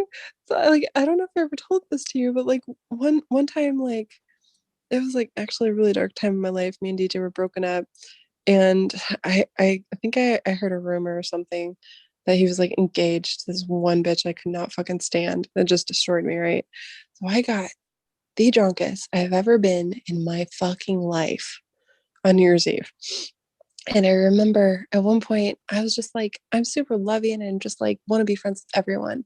So I remember the person who was throwing the party, he was friends with my friends, and I think my really good friend, she was like dating one of his roommates or something, right? So I went up and I hugged him and I was like, thank you so much for inviting me. This is so much fun. And clearly I was just dying inside. And his girlfriend didn't like that I came up and hugged him. So she walked up, punched me in the face. And I was so drunk, I thought I fucking tripped over her shoe. So when I got up, I literally went up to her and I apologized for tripping over her shoe. So Yep. did that curb her beating on you? She kind of stopped after that? Yeah, she literally the next day she apologized and everything. And she was like, I'm sorry, I thought you were trying to get on my man. I'm like, no, girl, I was drunk and I was just happy to be anywhere but fucking alone in my house. Like, but seriously, I'm like the happiest person on the planet. So if you ever see me like sad and like miserable, like shit, something just destroyed me to get me at that point. Because naturally, I'm the happiest person. Like, it was so funny yesterday when I was drinking, like, I think this is half the reason why DJ doesn't like me to go out all the time. Because when I do, I'm literally the funnest person. And I remember he was trying to piss me off. So we're at the bar and we're like sitting at these tables and there's a jukebox, behind us. And these really cute girls walk up and they start selecting songs. And he's like straight up looking at me while he looks at them. And he's like, hey, OnlyFans, and like saying shit. And sober me would have cried, would have made a huge fucking deal about it, right? Drunk me walks over to them and is like, hey, my boyfriend wants your number. He thinks you're cute. And he like looks at me like I fucking cannot believe you. I literally ended up being friends with him that night. And I was like shooting pool with him, drinking fucking shots and everything. And he's like, did you really just buy a shot for a stranger? I'm like, they're not strangers, they're my friends now. So I'm pretty sure it's like sober me is like so lame, and drunk me, when I just don't give a shit about being judged, is the funnest person on the fucking planet. That's for when damn your sure. that's when filters go down, man. The Yeah, filters that's go true. down. Yeah, that's very true. That's funny too, because like so many people say like I wear my heart on my sleeve, and so true. It's like you could ask me anything and I will answer. I will answer it. I won't fucking lie. I won't hide anything. The only time I won't answer something is if it's pertaining to someone's secret that I promised I would not reveal. That is the only time I won't answer something. It's just like, that's who I am as a person. And it was like, dude, either you're fucking psychotic or you're a very rare person. I'm like, yep, that's me. But then again, I also think DJ doesn't take me out that much because, oh, when I start, I don't stop. You don't know your limit. It's not that I don't know my limit. I just have so much fun.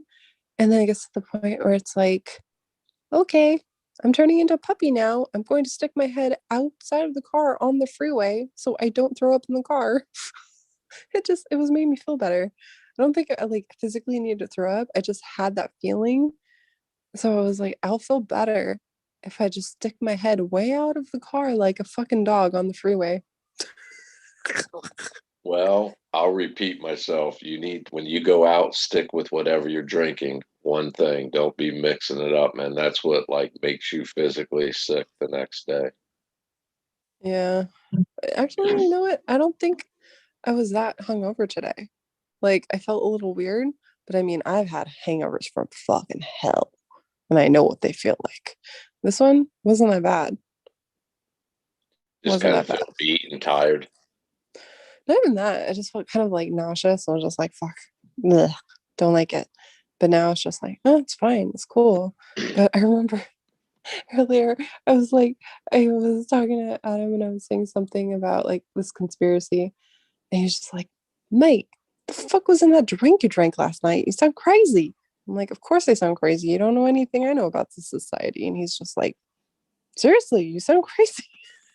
I'm just like, yeah, I sound crazy to people that aren't educated and know what I know. So yeah, call me crazy.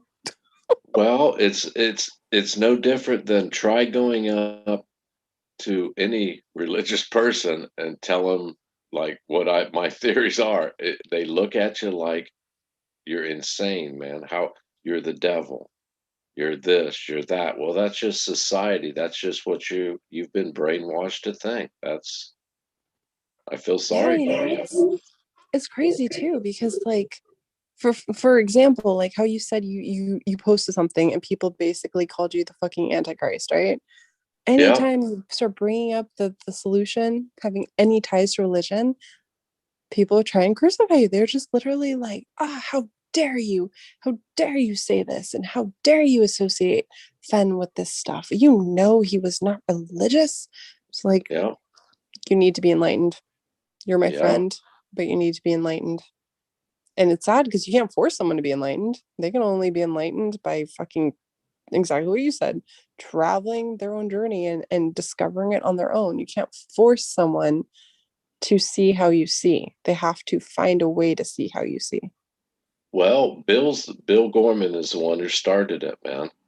He said my first video on YouTube in the Forest Fin community, Bill came out and commented. He says, "You better show the chest or they're going to crucify you." Well, when he said that, I took it and ran. Oh, you want to crucify? So I'll give you something to crucify. And started putting out more profound, like, let's see how far I can push this, man. Let's see where their heartbeat is, man. I'll find out who's who real quick. And I did. Yeah. I think that's so cool too. You know, like I think that's also part of why like I'm starting to feel a little bit bad for making that video on Galaxy. Like I really don't like him because of, you know, the videos he made on me and how he treats me sometimes. But the way he thinks is just like me. And I'm like, man, if we weren't mortal enemies, I think we'd be really cool friends because I love the way you think and I know how I know what you're seeing and I know how you're seeing this. But you're basically a dick to me, so fuck you.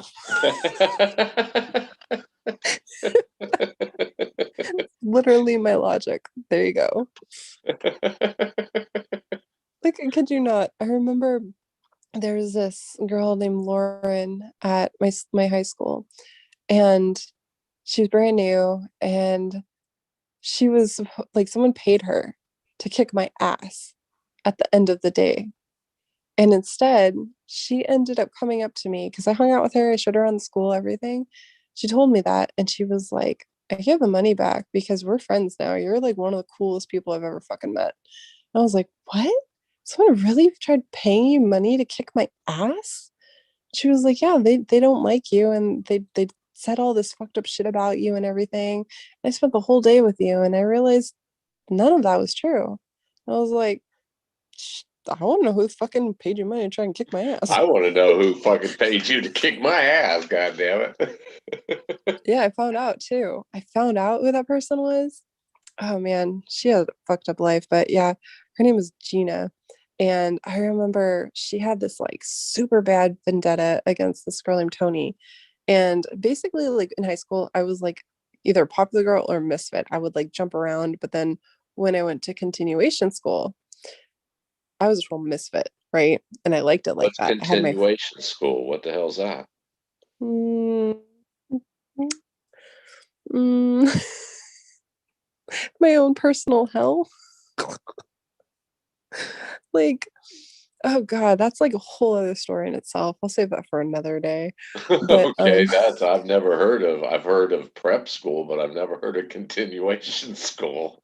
yeah, it was continuation school. Um, it was Are you talking about prison? no, but it felt like prison for kids. I think that's when I went there, that's literally how I learned to fight and to stand up for myself. Because when I first went there, I was the only fucking white girl there with bright ass red hair. I used to dye my hair super bright red. Like I'm talking like X-Men red. And then grayish blue eyes. I stuck out like a sore thumb. And when I tell you, I left that place, the most hated girl there is because I learned every fucking girl there was jealous of me and wanted to be me. Not to sound like a fucking narcissist, but this is true. I found out all this shit. And all the guys hated me because I had a boyfriend. I was DJ and they couldn't date me. And I literally I dropped out of that school because it was so fucking miserable for me. Like I literally could not stand it. I fucking hated it to the point I just stopped showing up. I was just like, fuck it. It's not even worth it. Fucking it was the worst time of my life. But I had my little group of misfit friends and this one girl, Tony, she would always hang out with my friend Doreen. Like Doreen was one of my best friends. One day she comes to school and she looks super pretty. She saved up all her money to like get her hair done, buy herself a pretty dress, everything. And the stupid bitch Gina fucking put ketchup packets on the bench that she knew we'd always sit at. So when she stood up to get something and sat back down, there was all this ketchup all over her dress, her brand new beautiful dress. And I was looking at him like, that is the most fucked up thing I've ever seen someone do. And I went to say something. But instead, Tony went up and she confronted her. And Tony was like super, super big, heavy set bone, big boned. But she was like a gentle giant. But she was like 10 times the size of Gina. Gina was like a short little fucking weirdo, right? Well, all of a sudden, all I see is Tony's feet flying over fucking head and going over the bench because Gina just one hit wondered her ass. And all of a sudden Tony gets up and it's like she's got a horn coming out of her forehead. She just like got knocked so hard, just like you see a huge ass lump just forming there. And I find out Gina was the one that wanted to pay my friend Lauren to kick my ass. And I'm like, fuck, I should be happy that she paid Lauren to try and kick my ass instead of me. She'd knock my fucking head off. I'm glad she didn't do it herself. Seriously, like to this day, oh, I don't even know what happened to her. I can't, I don't even know. I stopped talking to all those people, but man, she was one very mean lady.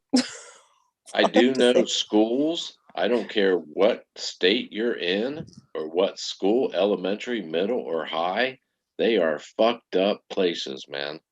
When my kid, They well, are. that when my kids were in elementary, they had to lock down and you had to have permission. Well, my kids were, through a divorce and all, they were having emotionally, they were having a hard time. Long story short, the school kept badgering me about them missing school, and I'd have to go to court. They would actually file court papers for truancy and charge me with delinquency. I would say the same thing. Listen, I agree, education's important. I really don't, but yeah, I agree. It's a, between us, now fuck you, man. But I told them what they wanted to hear. I said, my main concern as a parent is my child's emotional well-being. And if she tells me she's not emotionally well to go to school, she don't want to deal with it today, I'm not going to send her. And if you punish me for that, I'll fight it all the way down. They actually would come out and say, we have your child's best vested interest in your child. And I'd counter with, oh yeah, what's her favorite food? What's her favorite thing to do? What makes her happy? Well, we don't know. Well, how in the fuck are you assuming you know more than me? She has the rest of their she has the rest of her life. And I went through court with all three of my children for truancy throughout the years many times. But the system would keep fucking bringing me back, bringing me back. I'm like, enough's enough, people.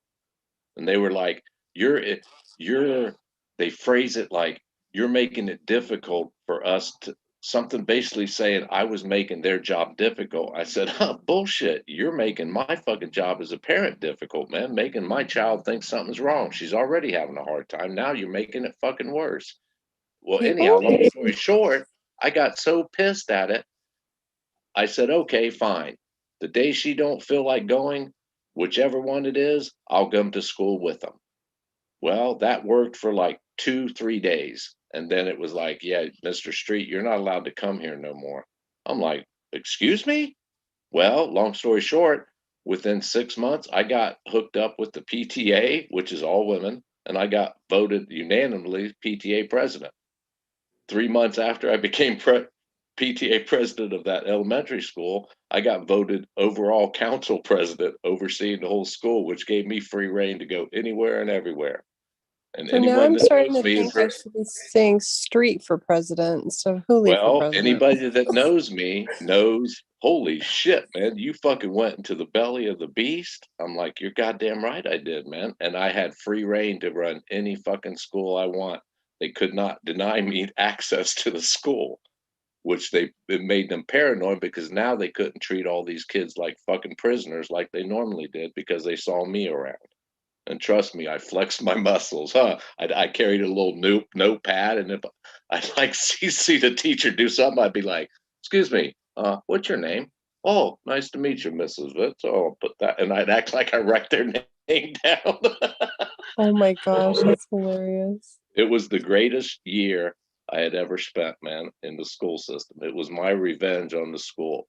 Yeah, you fucked with me and torment my children, make them learn all this stupid fucking shit in this prison atmosphere. Well, guess what? There's a new sheriff in town. Oh my god.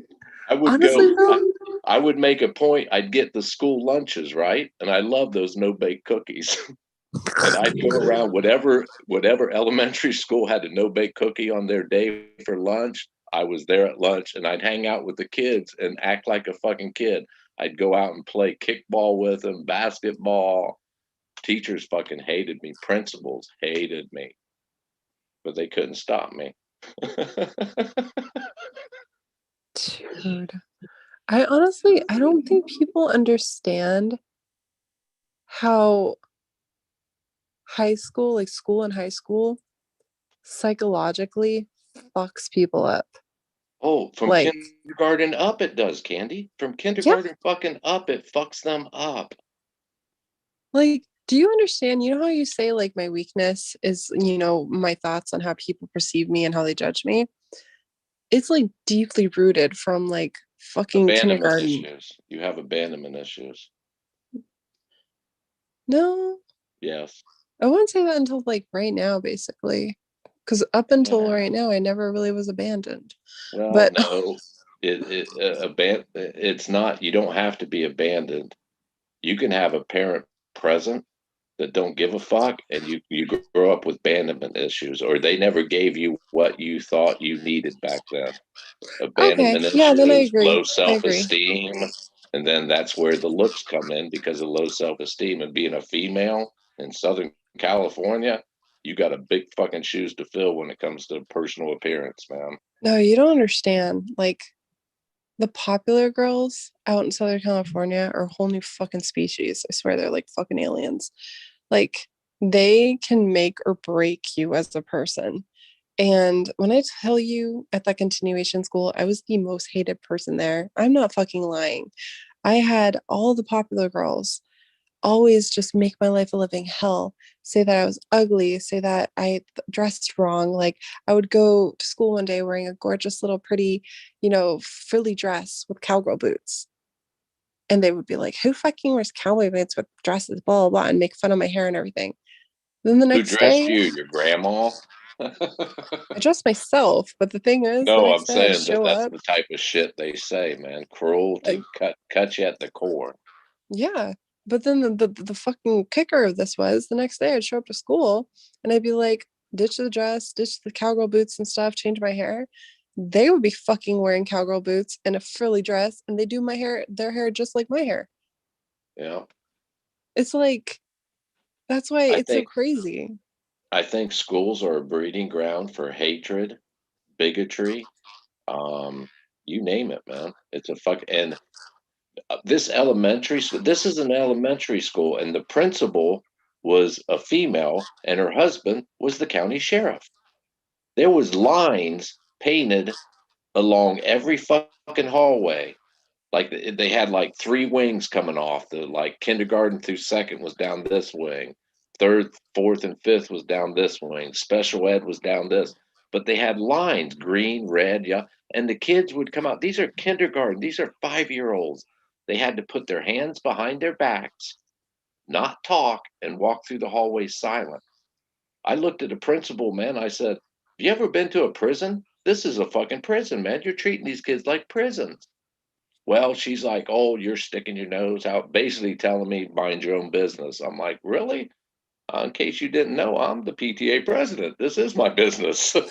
Parent Teacher Association. I don't You're see like, knock, principal in knock. here. Well, I would hop into line, man. And like the kids would be looking at, I'm like, they're like, who are you? And I'd hop into the back of the line, and that's normally like where the troublemakers hung out in the kindergarten class, right? I'll be like, I'm a new kid. I just transferred here from Oklahoma. They're like, oh no, you're not. Well, the teacher would see me talking. Of course, she's not going to say nothing. She's not going to tell them, be quiet. This isn't. If I wasn't there, they would snap at the kids like, you're not supposed to talk, and like make them stand in the corner type shit. I'm like, fuck, these are goddamn kids. Well, anyhow, I'd follow them to lunch, man, and hang out. And like the teacher, whatever I said, normally the teacher would be like, yeah, he's a new student. And I'd go back to their class with them and hang out all day. Of course, I don't need to say I was high at the time, so it was fun to me. But at the Oh same my time, the kids were having a good God. time. The teachers was like, it took there was a few the teachers that didn't like me, I hung out in their classes the most. I will I literally had tell you. Candy. It got so fucking bad. There was, I won't say her name because there was legalities involved. I tried to get her fired. I ended up getting her. She left this school system. She was a fifth grade teacher, and PTA we'd do fundraisers, and we had suckers, right? And after the kids would eat, we'd go around and sell them suckers. It was like 2 for $25, big ass like I don't know what rock hard candy suckers. I mean, we got a Oh, like deal the on. apple caramel suckers? Yeah, they were big ones like that, right? And there was this one girl, and you could tell she was in fifth grade. You could tell she had a horrible home life. Just looking at her, you could read like sorrow and despair. And she always had like all the kids picked on her because she dressed real bad. She was poor. It was just, she was a sad case. And this teacher fucking despised this girl, man. I watched it week in, week out. Well, there was a day we were selling the suckers, and they had, once they got done eating, they could raise their hand, and I'd come over with the little cart and ask them what sucker and blah, blah, blah. This girl didn't ask permission from this teacher, and this teacher and I hated each other to begin with. I went over there, sold her the sucker, and I no sooner turned around to push the cart to go to some other kid, and this fucking teacher comes over yelling and screaming at her saying, "You didn't ask permission. You're not allowed to eat that. Give me that," and took the sucker from her. Well, it was a bad day for me. I went over and I didn't yell. I whispered in her ear. I said, "You better fucking back the hell off, bitch, or I'll fucking destroy your ass. Now get the fuck away from her." She freaked, went crying to the principal. Long story short, I went to the superintendent and I said, "Listen, man, I have a fucking issue with her." And we made an appointment. They brought in the union rep, the principal, and the principal, the supervisor, or the superintendent of the schools, and the union rep tried to fucking paint a picture like it was none of my business how this teacher treated her because she has a college degree. I said, "It don't take a fucking college degree to teach a child like that. Are you calling me a liar?" And the teacher was like, "Yeah, that didn't happen at all." I said, "Well, let's bring this girl in." "Oh, no, we can't do that." Long story short, that teacher was left the school system. Her contract was not renewed. And the superintendent had 2.5 years left on his contract, and he left too. Moral of the story: do not fuck with street. Well, the Oh, moral of the I story am looking is forward to don't what you fuck do with soon. don't fuck with if I know I am right and this is a moral, ethical, and whatever dilemma, I don't give a fuck. If you have a college degree means fucking nothing to me. Nothing. Yeah. If you're wrong, you're wrong. But the point was, they did that. That teacher did that to her because she didn't like me, but she couldn't fucking get to me. There was nothing she could do to fucking disturb me. But yet she fucking took it out on you. That's the type of teacher does not need to be a teacher. She does not need that fucking degree to destroy these children. You know what was like the one thing I love the most about Fenn Chase is basically how he's saying you don't need a degree to be smart and to make a change in someone's life. And what made me laugh so hard yesterday was that guy I mentioned earlier, how I know he did a background check on me. He writes in a comment and he said, "So Candy, when are you going to finally get your GED?" Because like I said, the bullying at high school got so bad, I just stopped going and I got dropped. I just stopped. So I never got my GED. I never graduated. Try and say I'm stupid because I don't fucking have a degree, because I don't have a What's the PhD. last grade you completed? I think it was my senior year that it stopped. So the last grade you actually completed was 11th grade, right? Yeah. The last grade, and this is fact. My last grade I ever completed was 8th grade. See? And that's what I love, because people that society depict as idiots, worthless, because we don't have a fucking resume, like a shiny resume on paper, they're the sheeps. They're the people that follow society. And us, the people that never graduated, that doesn't have that stupid fucking shiny resume, we see things for what they truly are. Yeah, we're not brainwashed like they are. So yeah, I used to be really embarrassed to say I never graduated school.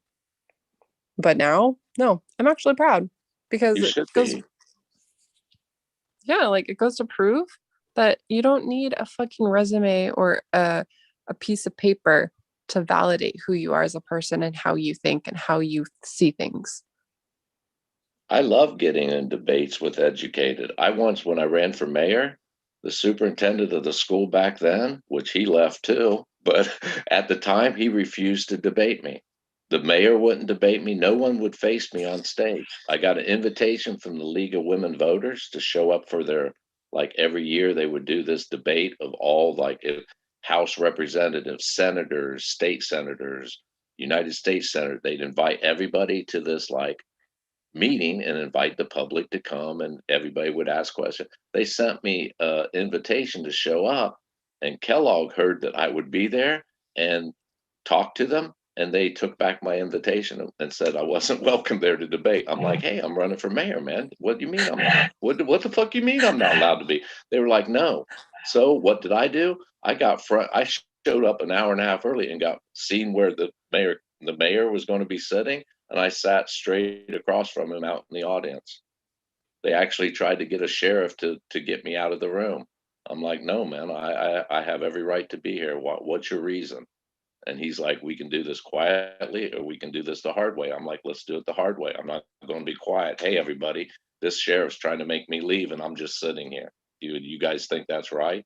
And of course, people were like, ain't you running for mayor? Why ain't you on stage? I'm like, exactly. Ask the women voters. They gave me an invitation and took it away. Damn. That's the world we live in, man. They don't like to hear the truth.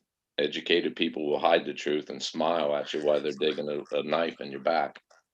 And that's what's so fucking terrifying about society and social media, or just the media in general.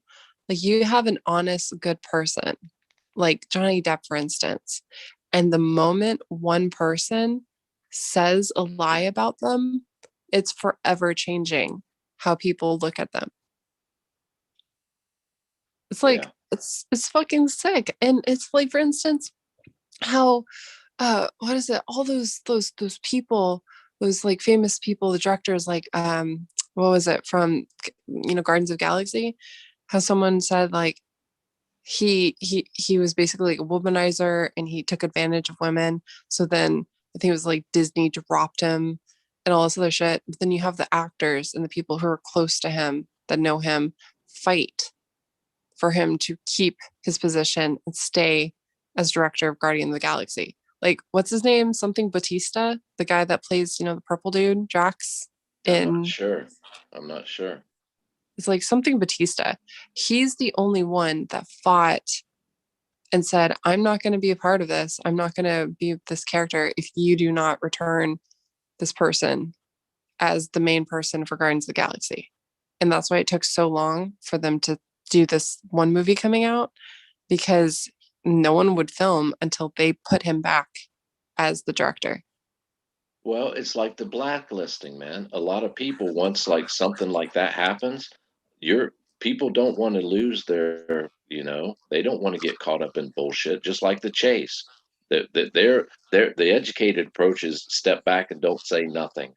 Just act like it's not happening. Well, it fucking is happening. If I got an opinion, I'm going to say it. But like the most of people, you want to maintain your composure.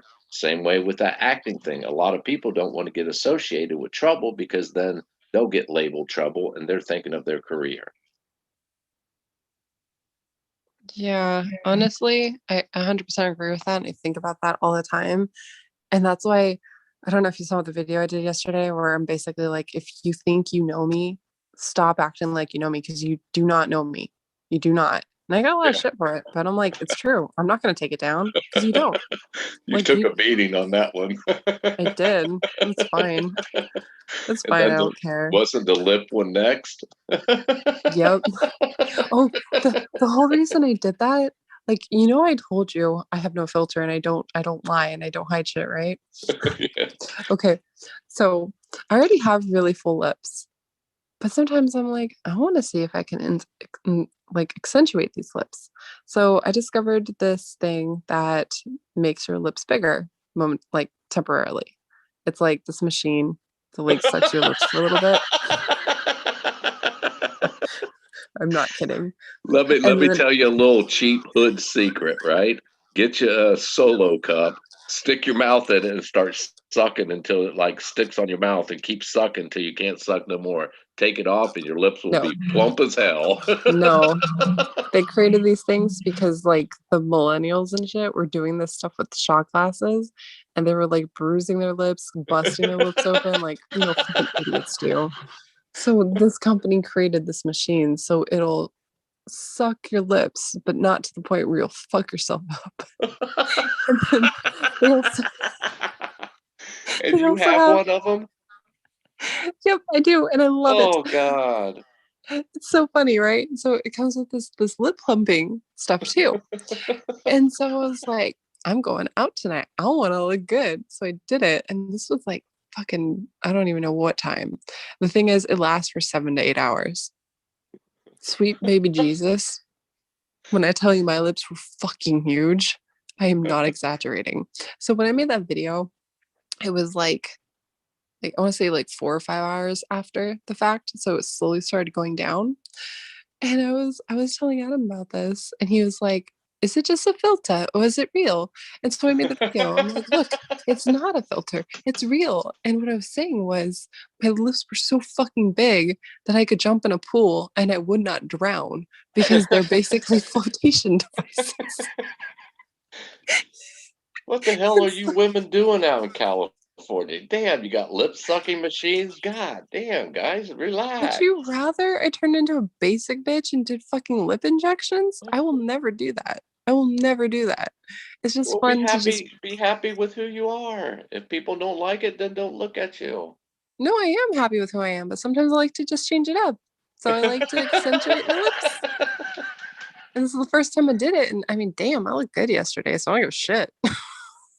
Like, but it was really funny because the only information you guys know is that I said a big kiss to my followers and my haters, and you just see me like prattling on about something and doing something with my lips, and you guys are like, "What the fuck are you smoking?"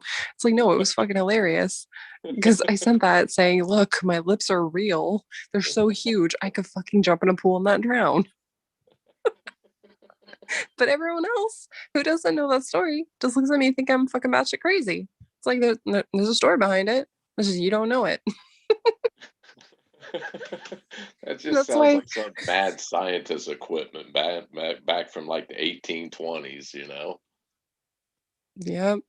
But I love it. It was fun. I like to change it up. It's fun. I could look like a total like I don't even know how to explain it. I could look like death warm over. And then if I want to, I can look really good. It's just I Well, don't care. It I just get it. depends. I get it, man. I'm not laughing at you. I'm laughing at the situation. I get it. But the whole just the concept of it is like I can remember, you know, wives. Hell, we going out to dinner? Yeah, 15 minutes later, let me jump in the shower and change, man. I'm ready. And then I'm sitting here 2 hours later because I understand that's what they're trained to do, and they think, this is what they're supposed to do, and it makes them feel pretty and all. It's like, shit, you could go out in your fucking pajamas. I still think you're beautiful. Hell, I'm married to you, man. What more do you want from me? I'm married to you. We have children. I don't, fuck, you could puke on me. Yep, that's beautiful, honey. Thank you very much. It's just, it's brutal what women have to go through, man. It's brutal, and I'll say the word brainwash. You guys are brainwashed by the grand illusion to think that's what beauty is. Okay, I'm gonna stop you right there. I do not think that's what beauty is at all. I do this because it's a form of a way for me to express myself in art. That's why I do makeup, stuff like that. It's how I express myself and how I feel. And that's why, I'll change up my hair all the time because it's how I feel. It's how I want to project who I am as a person to the world. But I'm not doing it for validation. I'm doing it because I enjoy it. I like it. I do it for myself. I don't do it for other people. And what's funny is yesterday, I like jumped in the shower, washed my hair, and then I just blow dried it. And my hair looked really good because I finally grew it out. I'm like, hey, I don't need extensions. This looks good. I wasn't wearing any makeup. I literally just put on my liner. I got my lashes done last week, which, God, you should see the eyeball video. Sweet baby Jesus. Anyways, I got my lashes done. So all I did was put on liner and did my lips. And I'm just like, hey, I look good. I'm ready to go out. It was like the fastest I've ever gotten ready. And I was like, I like this. This is fun. This is cool. It's me. It's like, that's what I do.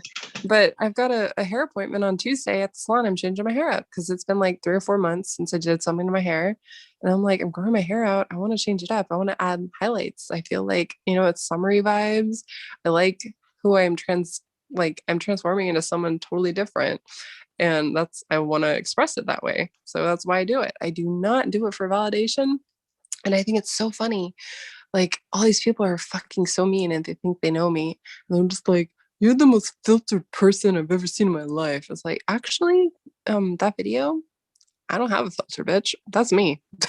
I Well, literally just plumped my lips up. let's look over, and there's cultures in Africa that put rings around the women's necks and stretch their neck out. Yeah, I know about that. Let's look at, there's like piercings and plates they put in their lips, and hell, China, they used to bind the contrabands feet.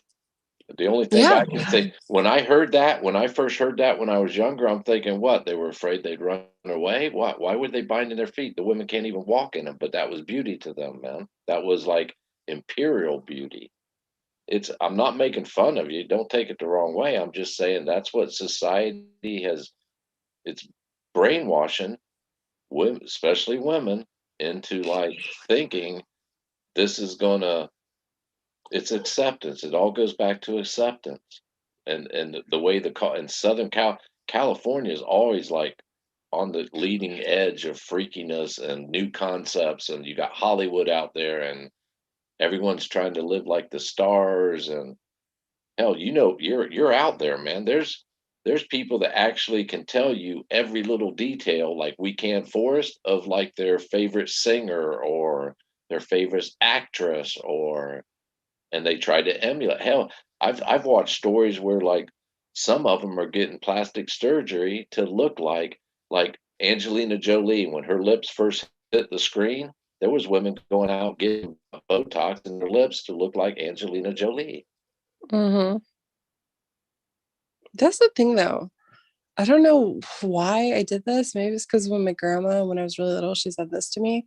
But I will never permanently change my body. Like, I'll never get implants. I'll never liposuction. I'll never get plastic surgery.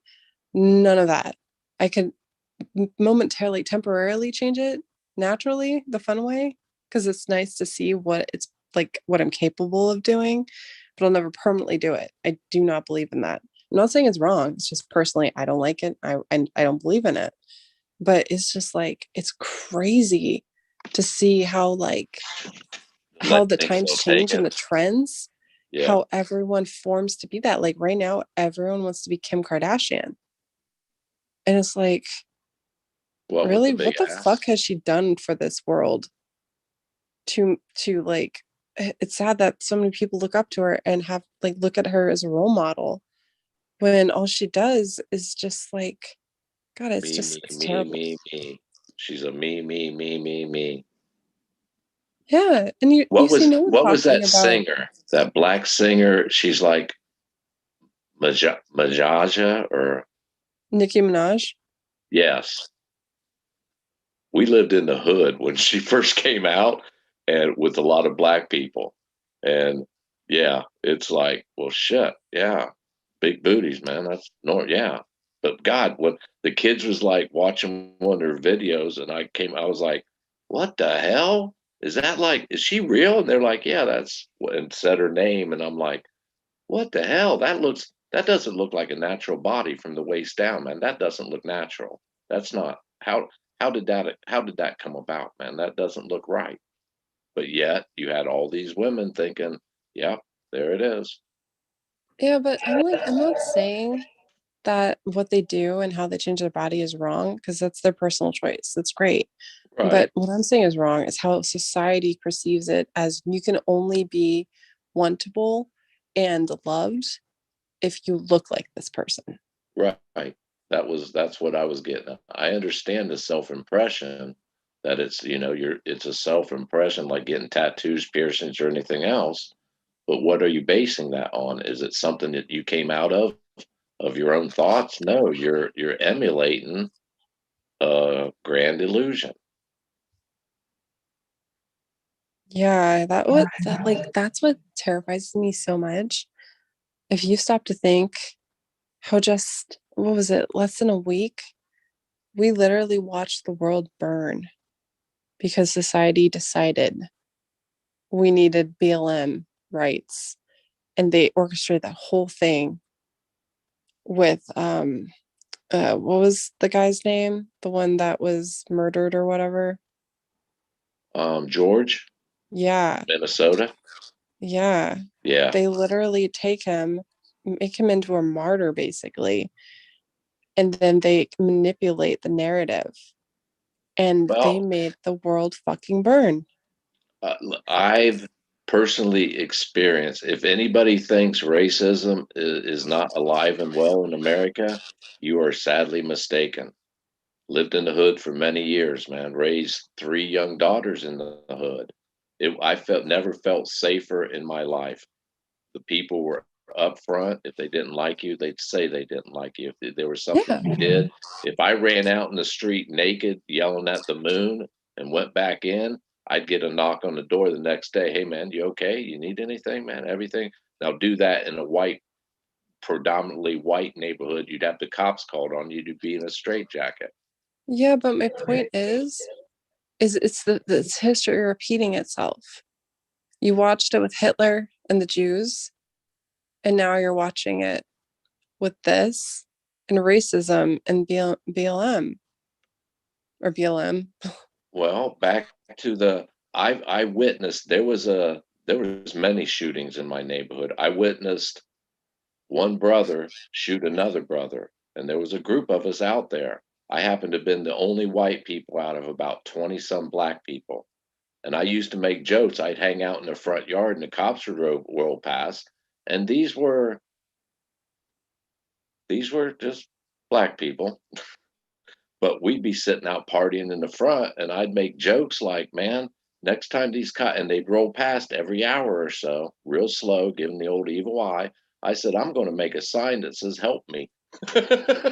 Oh my God. Well, about 2, 3 days after I came up with that sign saying "Help me," every time they went past, I'd hold up the sign "Help me," and they stopped rolling past. The two brothers shot. One brother shot the other one, and there was a group of us out there. At least 20 of us watched it. Um, the cops came up, and they had those 20 black people in intensive interviews trying to get to the bottom of it. I was across the street, standing in my front yard with my arms crossed. The lieutenant detective, a white guy, came over, said, I'm Texas, so what's your name? I told him my name. He said, nice to meet you. And he leaned into me and touched my shoulder and says, so what really happened? It caught me by I was like, what? He's like, so we've interviewed all these people, man. What really happened? Can you tell me now? I'm like, what the fuck, man? I was like, nah, man, what I just came out here. I didn't see nothing, man. I just walked out and everything already happened. I have no idea. And after it was all said and done, I went over and told him, and I was like, man, I'm shocked. I owe you guys an apology. Since I'm white, man, I'm going to apologize to all of you. I'm so sorry. These fuckers are so nasty, man. They Yeah, but you know insulted what me sucks? because I was white, and I got pulled over shortly after that, and they jerked the 3 black people in the car, black males, jerked them out of the fucking car, and I was like, yeah, and they were like, no, you don't have to put your hands up. You're all right, man. We don't need to talk to you. I'm like, what the fuck, man? Yeah, but that's the thing though. Yes, there's no doubt in my mind that racism is real and it exists in this world. But what I'm trying to say is that society knows exactly how to use that to their advantage to manipulate the masses to have things happen that they need to happen. So the fact that they know racism is such a sensitive topic, they play it to its maximum effect. And they're trying to separate, whites from blacks because it's a race thing, it's a hate thing. And it sucks because when that was happening, I was like, dude, yeah, I 100% agree with that, but I do not agree on how it's being handled and what's going on and how it's destroying. Like, were you watching those videos on the fucking freeway where families Yeah, are just sitting in the car and they're breaking windows and like psychologically fucking these kids up for life, basically? right. And people are Right. saying it's justifiable because they're marching for Black Lives Matter. It's like, no, that is not justifiable. Justifiable is standing up for what you believe in, not destroying and traumatizing people. And it's not even associated with Black Lives Matter. It's associated with fucking psychotic people that are being orchestrated by the society to make this shit happen. I agree with you. It is, as long as we're fighting each other, they can go on and do whatever they want. But when it Yeah. comes to no, their violence, the violence shown was not justified. No, I disagree with them torching and burning. But at the same time, if you corner and if you corner someone and push them so far all the time, they're going to lash out sooner or later. And when they do lash out, it's not going to be rational. They're going to be a mob, man.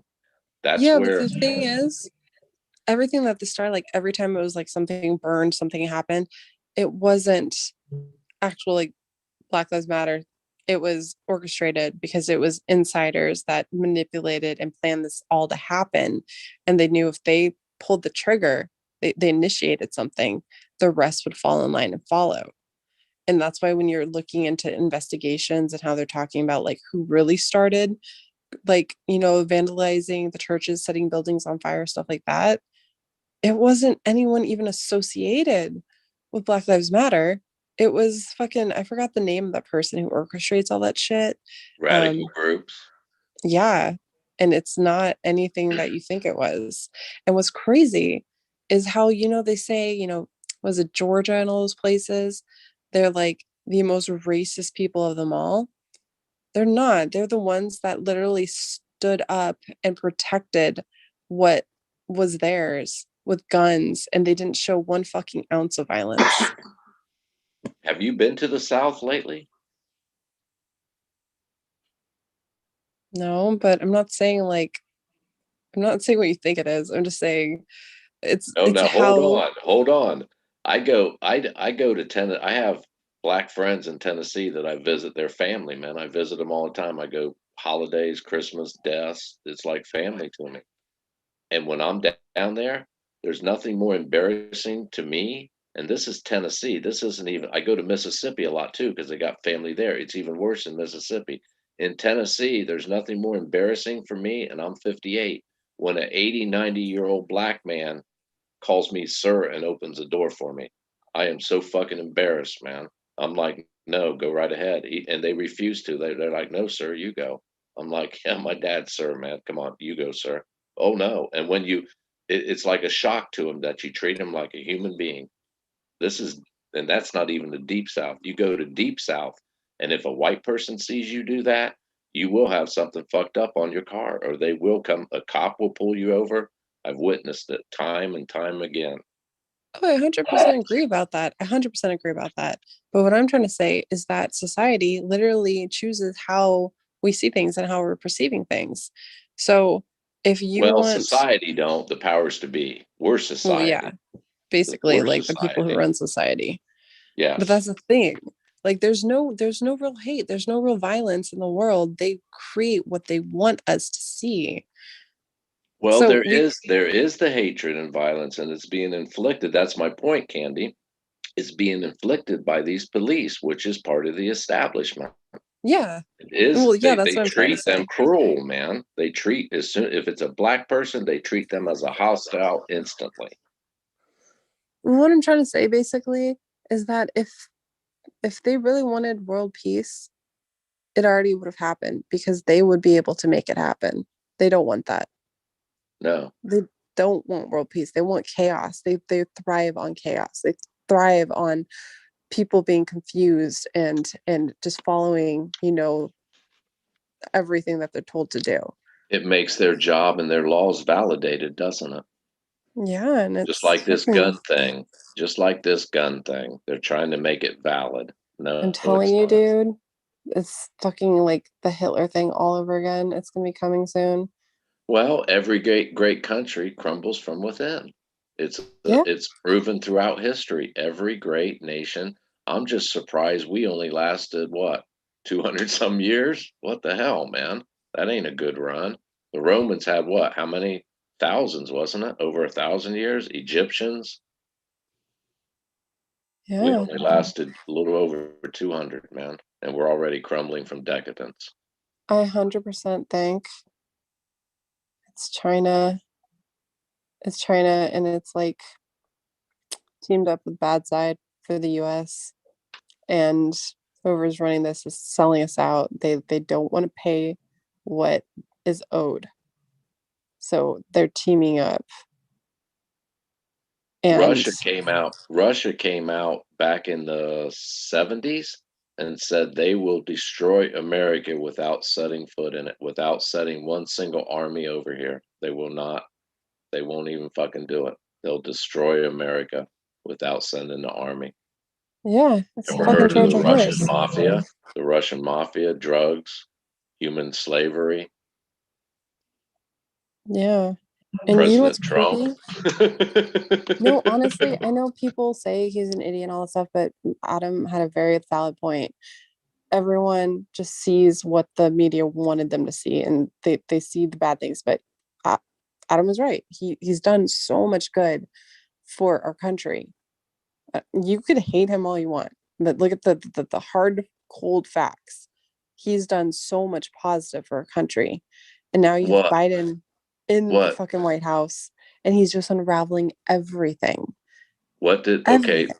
what did Trump do that was so great for this nation? Tell me something he's done. Oh God, there's so many things. So many things. What? I'll tell you on another day. But there's a whole list. Research it. I'm telling you. No, Research it. Research it and tell me the great things he did for this country. I see a lot of negative things he did for this country. He made the rest of the world despise us. He created rifts where they shouldn't have been. He dropped out of important ecological, environmental groups. He dropped out of, fuck, wasn't he talking about dropping out of NATO? He was trying to isolate us from the world. If you want to get along with the world, the last thing you want to do is isolate yourself from it. That's a form of hostility. I didn't see him trying to isolate ourselves from the word. I saw him trying to put us first for once. Have you ever noticed our own our own men that like fought in the wars and did all that stuff? They're homeless. They're on the streets. They have nothing. I mean, you were in the Navy. You know what I'm talking about. Yet we spend all our money sending it over to places that literally just don't give a flying fuck about us. And we just send it all over to them. And it's like, here, we gotcha. We gotcha every single time. And I'm saying there's nothing wrong with that. I'm just saying for once, Trump is trying to say, fucking make us first, make our country first. Well, during his 4 years in office, all those money we were sending overseas to other countries, they were still getting their paychecks. He never stopped them. No, that's the whole thing. He's been trying to stop it. That's why with like the whole COVID and all that stuff, he kept trying to push it and push it. And they were like, no, no, no, no. And now like Biden's in office for like not a week and they're like, it's pushed there. Try and tell me that shit's not orchestrated. There's shit going on behind the scenes that's just like beyond. And a prime example is that when Trump was running things, what Adam said, they were like so fixated and focused on, kids in cages, stuff like that. But then if you go think of it now, Biden running things, it's like more than tripled how many kids go missing right now because of the border and shit like that. And it's all tied into sex trafficking, all that fucked up shit. And literally what Trump was trying to do was expose Pizzagate. He was trying to expose that shit and who was behind it and what was going on. And if you fucking go deeper into that, it is huge. It goes all the way back to the fucking so-called suicide of the lead singer of Linkin Park, of Robin Williams, all these people, because they were all trying to work together to expose the names and the people behind this shit. And with what's his name? The really creepy dude that died in jail because Epstein. Yeah. Yeah. It goes to that. It goes to fucking huge big name celebrities, fucking shit like that. That is stuff they will fucking cover up because like they kill people who do this shit that find the truth. 100%.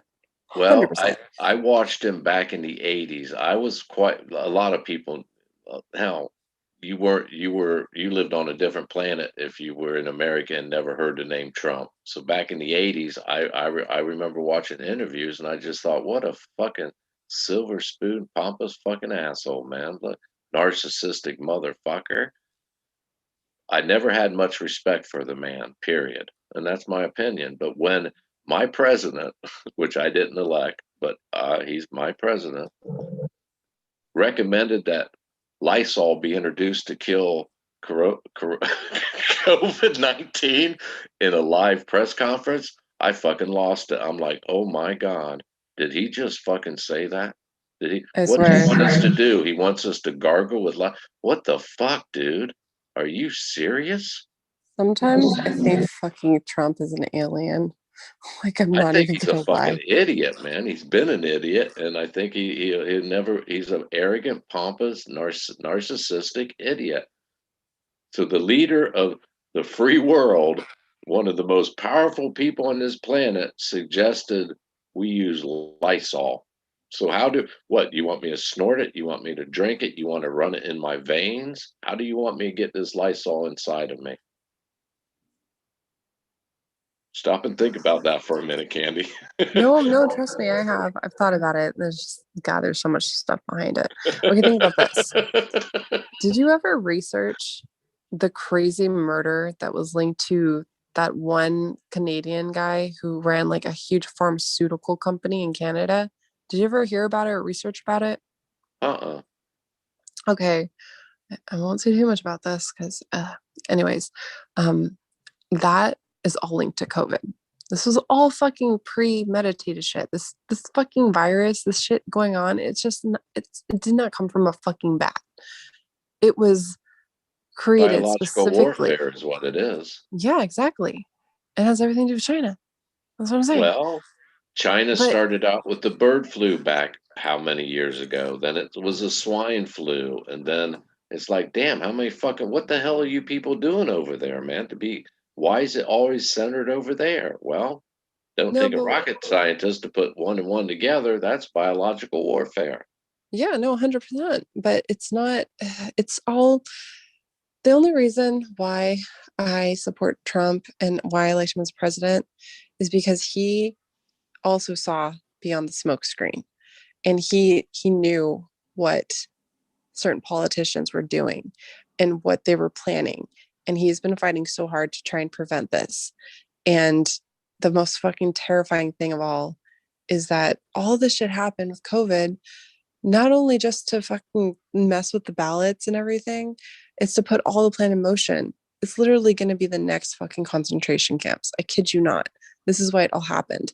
But it started with the murder of a guy who ran a pharmaceutical company in Canada, because that pharmaceutical company is literally what was purchased. I forgot who purchased it. It wasn't, clearly it wasn't Trump, it was someone else. The one thing they were saying that could prevent COVID from happening. What was that weird drug? Oh, that Bill talks about it. Quinine or whatever. Yeah. Quinine. Yeah. That person was the person who invented that shit. He was murdered. And before he was murdered, there was a bunch of people trying to buy his stocks, trying to buy into his company, just take the company from him. And he kept saying, no, no, no, no. And then one day while they were like renovating a house or something, the realtor like brought people in to show it, and they found him murdered like the most fucked up way possible in his house. Well, I'll say this, and I'm not insinuating, because as soon as you start talking about assassination and shit, I'm not insinuating that anyone could, whatever. But if Trump was pushing buttons and going where he wasn't, like you're suggesting, he was trying to open it, the powers to be would have put a bullet in his head like they did Kennedy. They wouldn't have hesitated to do. So that told me he was going to do nothing there. He's a puppet. There's nothing. What are you going to expose? No, I have to disagree. I think there are many attempts on taking his life, many attempts. That's why he was so like, what happened when the BLM thing was happening? Everyone was like, what a little pussy, because he went into fucking like what, the secret bunker or whatever. It's like, Right. no, he knew shit was happening. It was all smokescreen again. They tried time and time again to get to him. And so they caused chaos. So people would be looking in one direction and not be looking where they really need to look. So I'm saying, like, I understand how you think he was an idiot and all this stuff. I don't know if he was behind it or he was just the puppet for whoever was trying to fight it. But there's good versus evil going on. And I'm telling you right now, fucking evil is winning. Right now, evil is fucking winning. And pretty soon you're gonna see that shit's gonna hit the fan. And that little taste you saw of the Black Lives Matter thing, it's gonna be 1,000 times worse. And people are gonna start going missing. People are already going missing, but it's gonna get fucking worse. And that's why if you look around all over the United States, people are finding weird shit of concentration camps and shit like that. It's happening in China right now. No one talks about it. No one talks about how they're literally keeping people in concentration camps and treating them like fucking nothing. This is just what is a taste of what's going to come over here because the bad guys are winning. 100%. So the fact that they're Well, trying to take our guns away, they're trying to separate us, they're trying to make us hate our neighbors, they're trying to isolate us. You say you said Trump was trying to isolate the country? No. For what's going on right now, it's not isolating the country. They're trying to make us isolate each other. So it's literally prime pickings for whoever wants to come in and take over. you can only push people so far before they push back, man. Well, so I'm hoping, like, I hope people who watch Red Dawn educated their asses and they're prepared and they know what to do, because I'm talking interior, not from an exterior force. I'm talking from the interior. The United States government can only push people so fucking far, man, before they start pushing back, and you're witnessing it, and then they make it highlight like it's the other person's fault. You can only push. I mean, if shit's going to hit the fan, I don't. That's not a productive way to handle it. If shit's going to hit the fan, trust me, there's a lot of fucking shit. There's a lot of people in this country, man. They start seeing people drop and being gunned down, like 4 dead in Ohio when the National Guard opened fire on hippies protesting the Vietnam War. yeah, it's Well, fucking crazy though, because it's just all fitting the narrative. It's how they that want that things. happened in the 60s, Candy. Try that nowadays. Open fire on a fucking group of people now, and I guarantee you'll get fired back on. You ain't gonna get rocks thrown at you or spit on. You're gonna get fired fucking back on. And it's consequently that all these police stations are getting military, what they call them, surplus vehicles, and they say it's for the drug wars. What the fuck does my own city has 3 or 4 of these fucking vehicles, man? They're like armor plated and but they use it for drugs. What the fuck does the police station need armored vehicles for, man? Are you serious? That sounds militant to me. Yeah, that's the thing though. Like, that's literally they're painting the picture. They're making things happen the way they want it to happen, and they're thriving in the chaos. So you think when people think that they're being backed into a corner, like you say, it causes chaos, right? But the reality is they're not being backed into a corner. They just think they are because that's what society is making them believe. And then that's how you get the chaos. Well, It starts with an idea, and then once people believe that what's going on is what they're seeing, that makes it happen.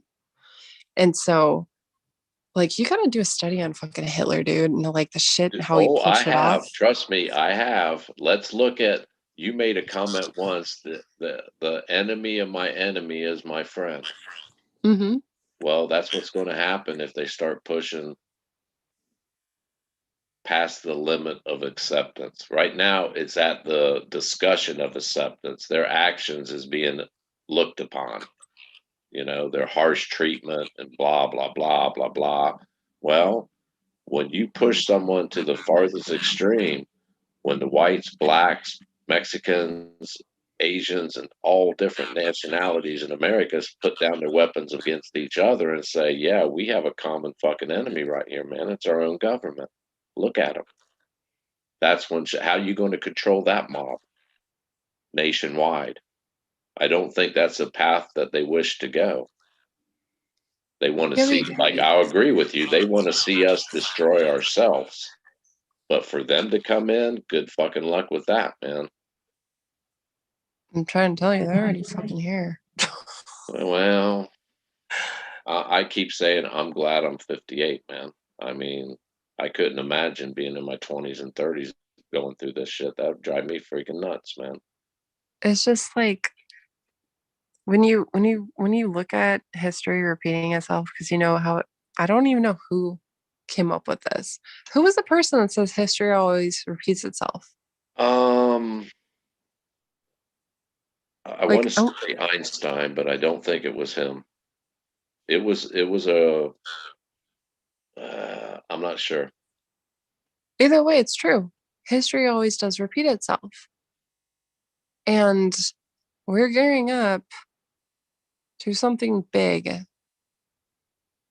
And it doesn't matter how many people have to be eliminated or sacrificed for this to happen. It's going to happen.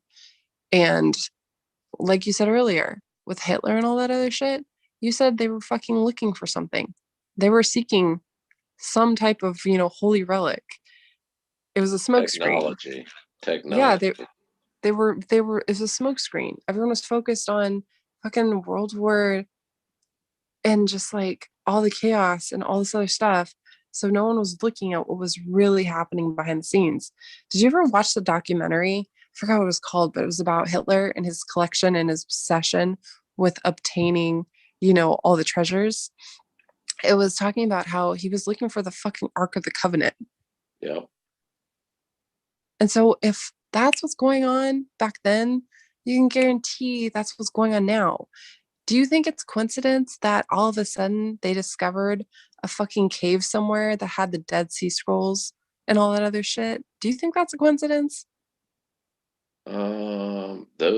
Where they found those, they haven't even begun to look at. There's tens of thousands of those caves, and they're just barely. If they found that in one of them, think what could be else be hidden in there. Exactly. But again, you know how everything, it's like kismet, it's all a synchronized shit like that. We're all suddenly be enlightened. We're all suddenly, think I fucking connected Fenn's poem to Secret Society that preaches about the fucking end of the world. We got the Hopi Indians and the Sioux Indians talking about the end of the world. All of a sudden there's discovery of the Dead Sea Scrolls in this cave that literally preaches of the end of the world and how the shit we know to be the Bible is all a fucking lie. And then you have basically all the shit happening where something is going on and they're looking for something. Put it all together. Well, as far as like alien technology, Roswell, when they got that ship, it went to Wright-Patterson Air Force Base here in Ohio, and they reverse engineered. And what, 20 some years later, we got fiber optics, we have computers, this was all reverse engineering. So if they're looking for, so the question is, what fucking alien technology are they looking for? Is it weapon? Yeah, I'd say it's a weapon is what they're looking for. Yeah, that or a way to get us the fuck off of here. Well, an atomic war, no one wins because you're just going to destroy the fucking atmosphere of the planet. You're rolling the dice. What do you win? Even if you do walk out victor, you win nothing. But wonder if there's technology out there that can destroy humans and maintain the natural environment around them. I honestly believe, you know how I was telling you? Like, I'm telling you, my brain is so fucking weird. You know how I'm like obsessed with that treasure hunt story about the blue apples? Right. So if you research about it, and I'm like, I've had dreams about this before I even knew this stuff ever existed. It's so weird. So if you research about it, It's actually known as, if you put it was like 2 or 3 stones. I can't remember. It was like 2 or 3 stones. You put them together, it gives you the power of God. That's what all this history and research basically says. Did I you think just it's say the power possible. of God? The power of God. It makes you a god, basically. This is like what history says, and people who've researched about this stuff, right? It says it gives you the power of God. And it's not saying it's like from the heavens, it's saying it's from this, not the heaven itself, it's from the heavens, as in from the sky. It's alien technology. I believe that is possibly what was in the Ark of the Covenant. It's possible. Because like what's It going was on? Why is definitely everything? atomic in nature, man. But that's the thing though. The whole mythology behind this, the lost city of Atlantis, is basically saying that they had something so powerful, a weapon, that it could have like destroyed the world. So instead, some type of other higher power destroyed them to save the world. So that shows you that God, and I'm doing air quotes, is of a human nature, man. They have Yeah, technology. What does God need with technology? that's why it's so crazy. It's like when you sit there and try and think about that, it's just mind blowing. You're just like, fuck, this is crazy. But it's true. And then this is like the whole thing. Why is Tesla, Elon Musk, and so many people pouring out their entire fucking fortune to explore Mars and get us the fuck off this planet? Is either they know we're short on time and something's about to happen, or they know something's here that we shouldn't be near. And we used to be on Mars and we fucking destroyed it. Yeah. And then we came here Well, and now they're we trying might to put us not have back on been Mars. on, but the gods, they were on Mars. I mean, humans, no, I think we were generated right here on this planet. I But the don't gods, know. yeah, they came from Mars. Well, yeah, 100%. And it's crazy because it's not just like aliens, us. It's like all types of different species. The Pleiadians, the Lyras, the Inaki, the freaking reptilians, like all these things, all this crazy stuff. And I just, again, I say this over and over. I think it's so fucking funny that people are so daft to think that we're the only people that fucking exist in this universe. Like we're the only species. Like aliens aren't real. It's only us. Mermaids aren't real. It's only us. It's Well, like, exactly. okay, We were genetically created by them. yeah, We have some of their DNA in us. That's how they yeah, no, that's created us out of 100% these true. freaking monkeys. Yeah, it's true. But what's crazy is that if you follow the research behind it, some of us were created from the Anunnaki, and I think they call them the light workers or whatever. I can't remember. They're the ones that have higher, they're very spiritual, higher consciousness, things like that, because they were literally made to be able to see past the illusion. But if you look at some of their folklore and their stories, they show human characteristics, greed, anger, lust. I mean, Yeah, it's written throughout history. So to, when people say they were enlightened, I don't think they were. I think that's why we're still here. Whatever they did, they created something that they had no fucking clue. A byproduct was consciousness. I don't think they have the ability. If they did, if they were enlightened, Candy, they would not show greed, lust. It doesn't make sense.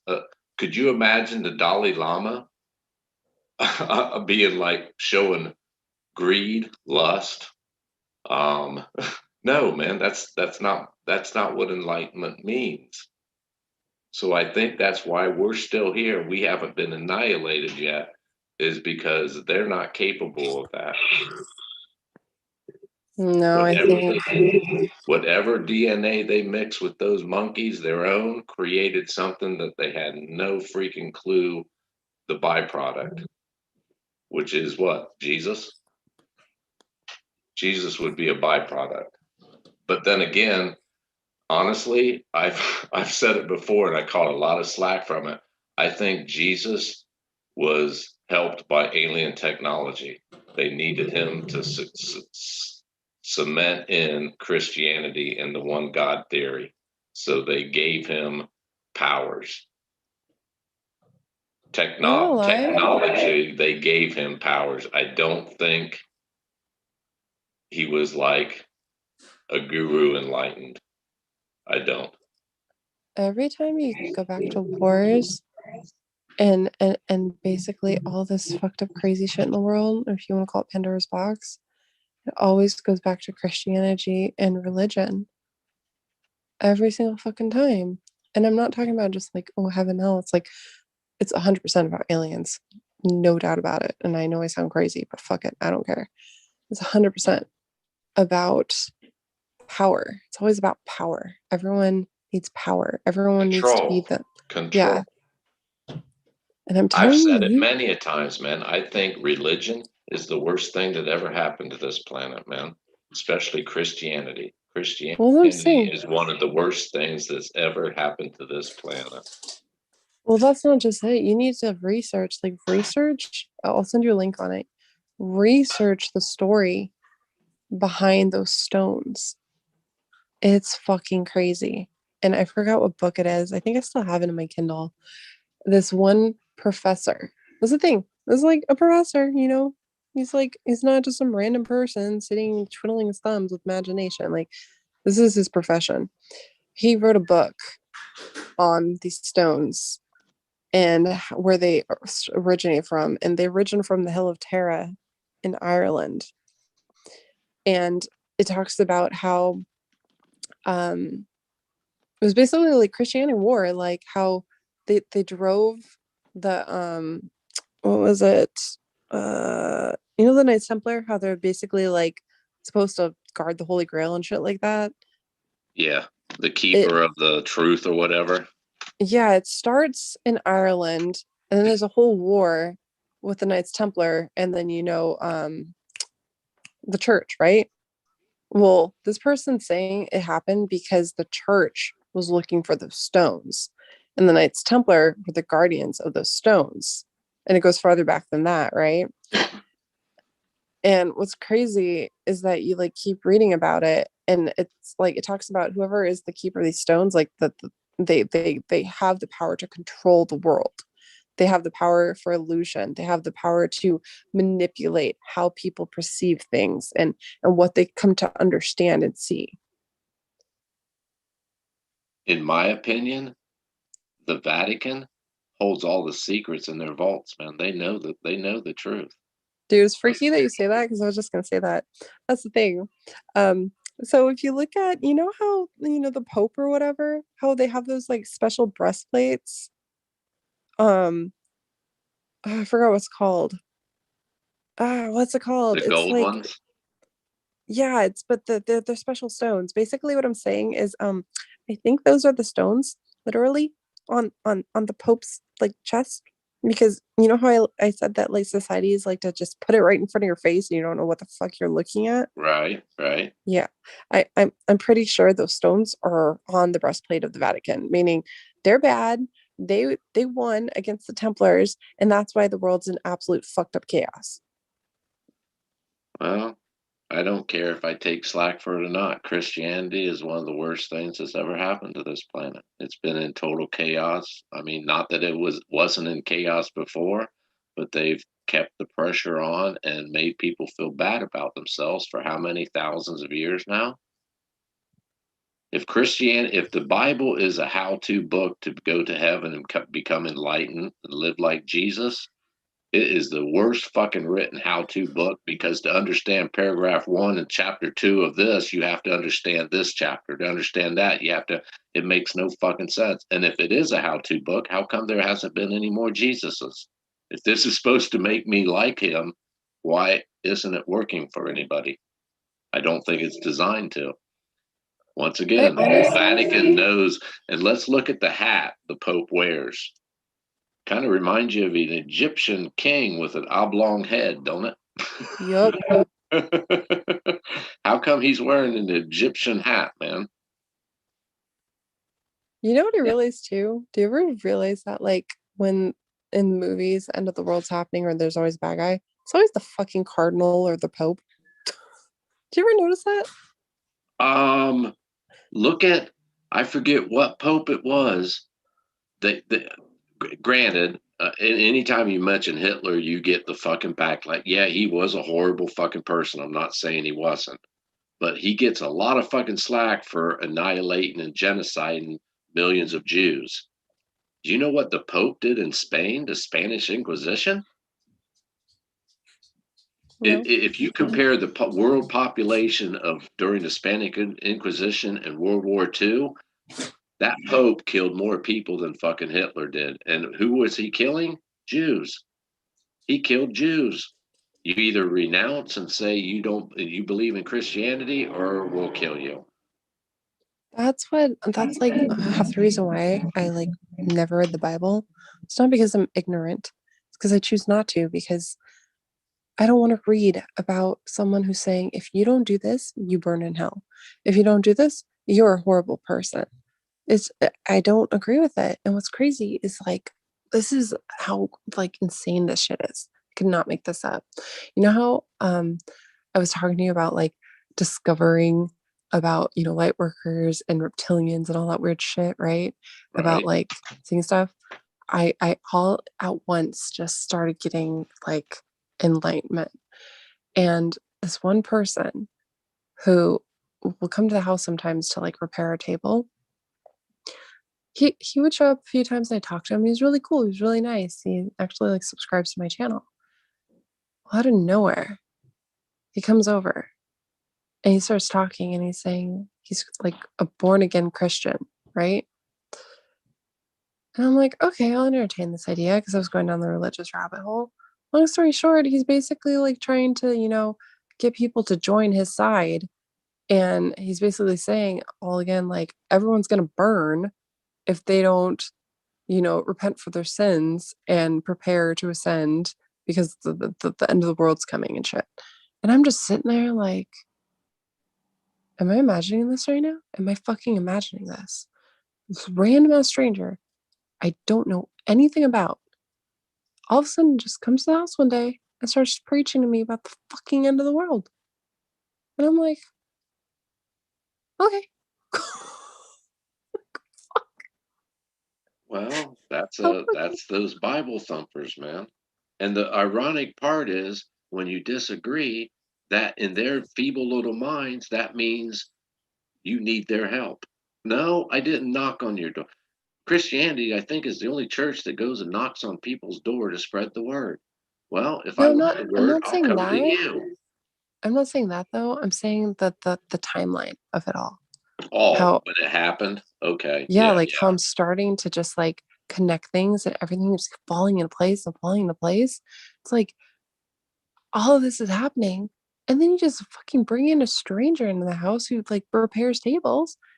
He's just like, the end of the world is coming. I'm just like, did I die 7 years ago? And this is literally my own version of hell? Well, if you believe in the philosophy of spirituality, the universe will give you and put things in your path to get your attention. And they're not going. The universe isn't going to hand just because you pray at night saying, "I want $1 million. I want $1 million." Well, the universe doesn't see it that way. The universe doesn't know want and need. But like religion, like Christianity says, you don't pray to ask for $1 million. You pray for the ability to earn $1 million. So what does the universe do? It provides in your path to what you're. I mean, if it's a deep, I used $1 million just out of blah blah blah. But if Yeah. you seriously devote your thoughts to it, it will manifest itself. But it's not like just like that. Your interest was on that, and guess what? The universe put something in for you to question. Huh? That's interesting. That's a hell of a, and it got your attention, didn't it? Yeah, and what's crazy is when people are enlightened and they finally start seeing things, you call it kismet, you call it serendipity. And Fen talks about that all the time. He talks about kismet. And it's just like, it's crazy because ever since I've just finally unlocked what I'm like supposed to see and understand, it like you can't unsee it. And it hasn't stopped happening. It's just like one thing after the other just keeps falling into place. At this point, I don't even have to go searching anymore. It just keeps falling into place. How many times have you heard me comment or emails and I'm like, I love damn, I love the thrill of the chase. I do. Yeah. Yeah. Because as soon as you open your eyes, you cannot unsee it no more. And it comes and the strangest things will happen. And they're not weird to me no more. Before, like back in 2016, shit would happen and I'd be like, whoa, man, what the fuck did I get in? What the hell is this, man? Oh shit. I didn't think this through. But now it's like, all right. Huh. What was I supposed to? All right, yeah, I'll go this path. All right, cool. Yeah, but it's like normal now. if I stop to think about it though, like I was already researching and slowly connecting stuff like this long before the chase ever happened, long before I even knew it was in existence. I was like obsessed with learning about the stones because one night I just had this crazy ass dream where it's like it felt so real that I was like reincarnated and I was supposed to be guardian of these stones and I was killed and I apparently fucked up and didn't do my job.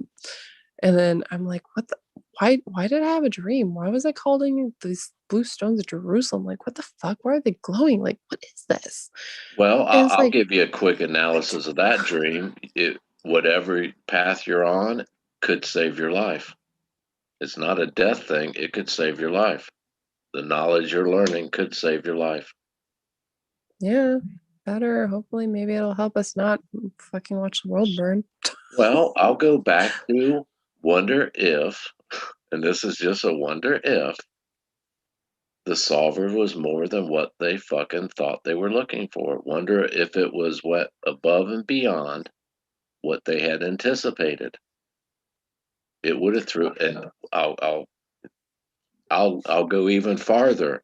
If the solver didn't want to step into those shoes, there's nothing they can do to make them step into those shoes. So did that just alter world history? I feel like I need to email Jack and be like, so, you ready to be the savior yet? Leave Jack alone, man. Leave him alone. I'm Look. joking. Christy K-Pro hounded him so much he finally said, you need to shut down your channel, you need to stop your forum, you need to do enough, man. Leave the Yeah, dude but alone. I'm That's not not where like, your answers lie, Candy, in my opinion. The answers you're seeking are not going to come from Jack. I know that. I was joking. Did you Oh, not hear me say like I should ask him if he's ready to be the savior yet? oh, okay. I was like, God, if he didn't talk to you before, that just no way. I'm surprised he's still talking to me because I mean the last email I sent him I was like you can clearly see the Fatima shrine, you could see the holy door, you could see the ossuary, you could see the dead dude. Like I'm saying all this stuff, and it's like any other person would be like block, block, block, fucking bye, bitch. And he's just like, hey, no, I'm not mad at you. Why do you keep saying I'm mad at you? I just don't respond to emails as fast anymore. And I'm like, dude, you're just like Fen. You're just like Fen. This is the type of shit I would send Fen all the time. And Fen loved it. He would just reply instantly and be like, it was just so funny. It wasn't like, give me answers to the treasure or the solution. It was like, hey, I'm gonna research about some crazy shit. Wanna know? Yeah, okay. I honestly think Jack's following a script. He's playing his part. He's following a script, a pre-written script. That's just my opinion. I just think it's so interesting that like before I never gave a shit about religion or the Indians and their beliefs and their like vision quests, anything like that. It wasn't that I like didn't really care. I was just never really interested in it because that wasn't who I was as a person. I'm like 100% a different person now. And now it's like all I can think about, all I can research about is like discovering new stories and how this all connects. It's just like it's the coolest thing to me. Well, it's funny. Indians, white man considers themselves civilized, and bringing Christianity was civilizing these savages. Well, in all actuality, the white men were the savages, man. Indians were human beings. They weren't. White man's just a human. They're not a human being until you become enlightened. Indian culture was enlightened. They were human beings, and they were not the savages. The white man was the savage. White man's the one that started scalping. Did you know that? Yeah. Yeah. So the Indians followed suit. Oh, you want to scalp? We'll fucking scalp too. But yet, when you read history books, it's all Indian scalping. Indian scalp. They're barbaric animals. No, they weren't. How would you feel if someone busted into your land and said, "This is mine. I'm taking it"? What? No, you're not. You put up a fight. Yeah. 100%. I think they were, and $25, I think, was the going rate for an Indian scalp. Hell, that's like what, $2,500 nowadays? That's a lot of fucking money, man. Sounded like the white man wanted a bunch of scalps and tortured these people. That's what it sounds like. Wait, wasn't it the Mayans? It was the Mayans that basically predicted the end of the world, right? The Mayan calendar, yeah. What was it, 2012 or something that ended that cycle? Yeah, but then if you look into like other people's research and calculations about like, how the calendar was changed and stuff, it's actually would have been 2021, not 2012. Well, okay, like we were talking Indians, the cycles of life, right? The fourth world, the fifth world, Christianity, the book of Revelations. I think that just goes along hand in hand. It's a new cycle in the world, the new cycle of world history. I don't think it actually means, I think it actually means like when the Bible says 1,000 years of peace and bliss like never before, and then the earth ends.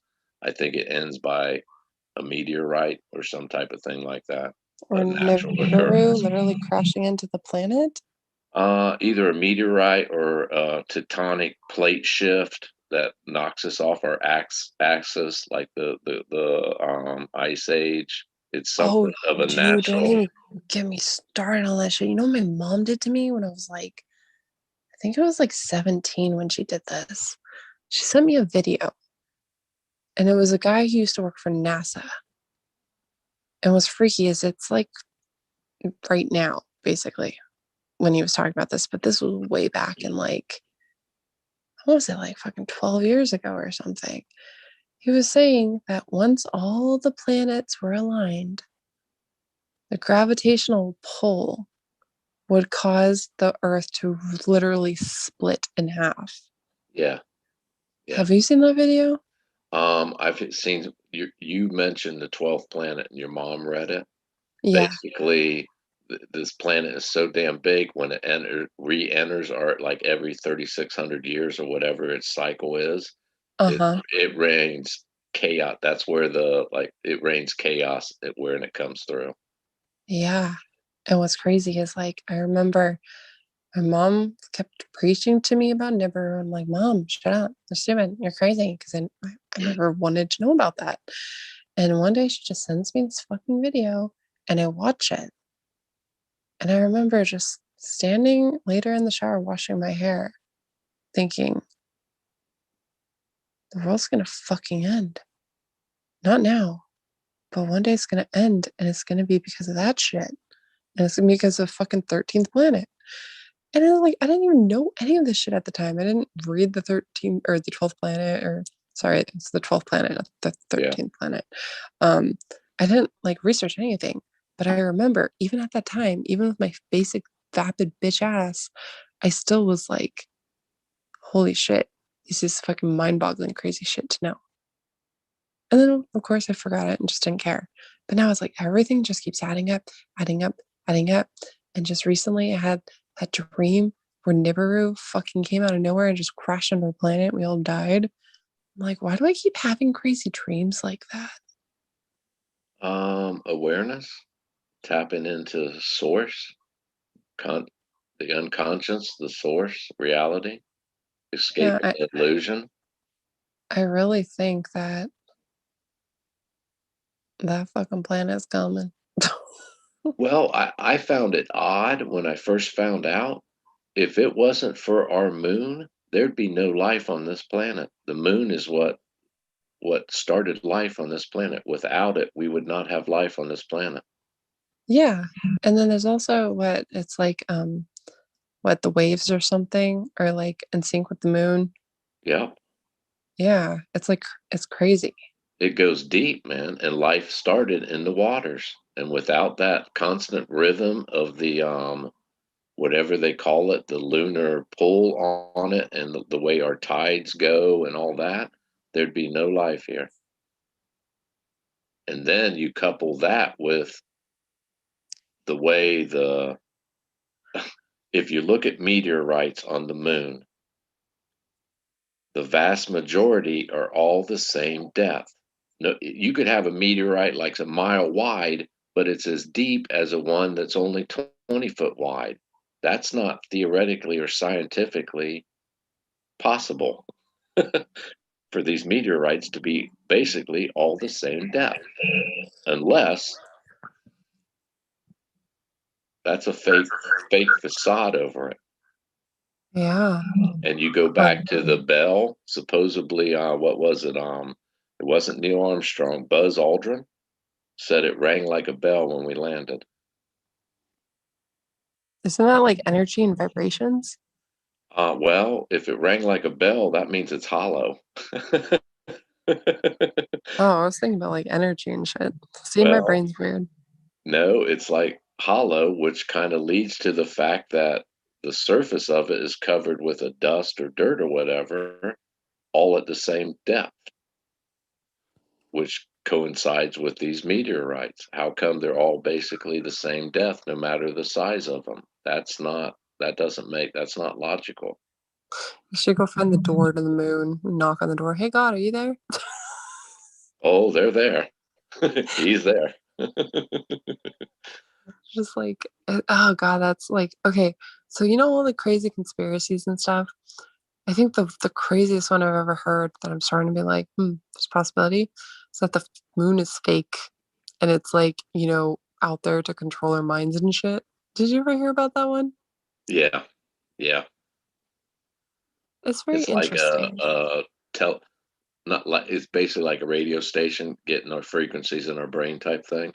Yeah. Yeah. And it's like blocking us from being able to contact or like communicate with like other worlds out there. Well, I've had my speech ready since I was a teenager. If I ever meet an alien, I'm going to say these words: "Take me to your leader." Oh my God, yes. Danger, Will Robinson.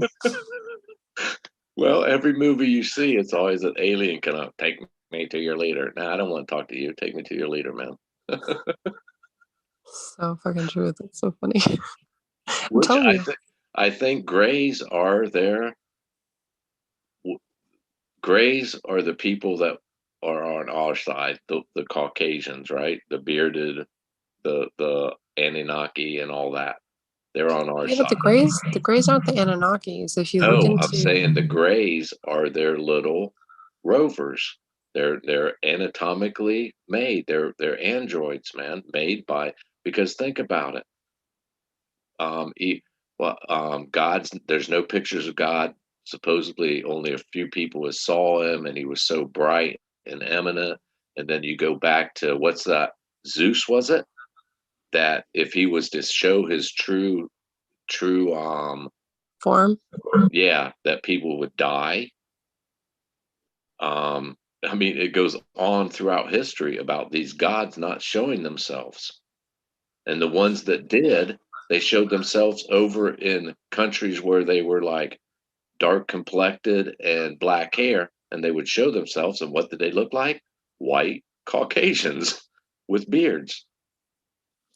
Hey, you know how I said like sometimes I could see ripples in the air?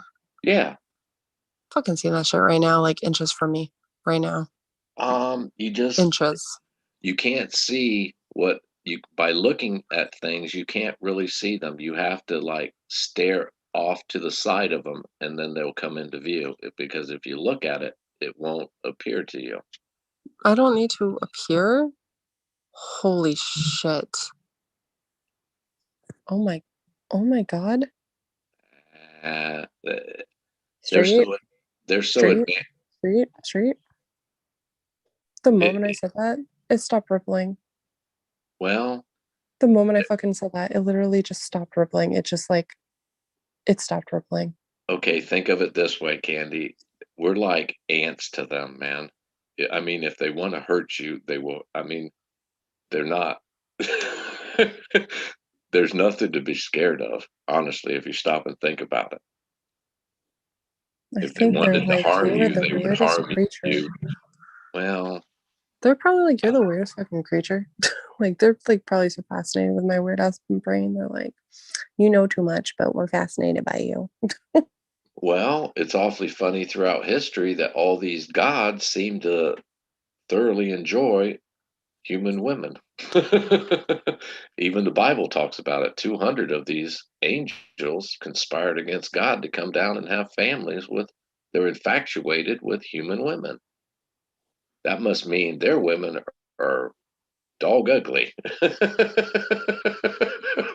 Oh my God. You're so funny. Well, that's logic tells me shit. You don't like your own species, you like my species. I wonder You know why. what's weird though?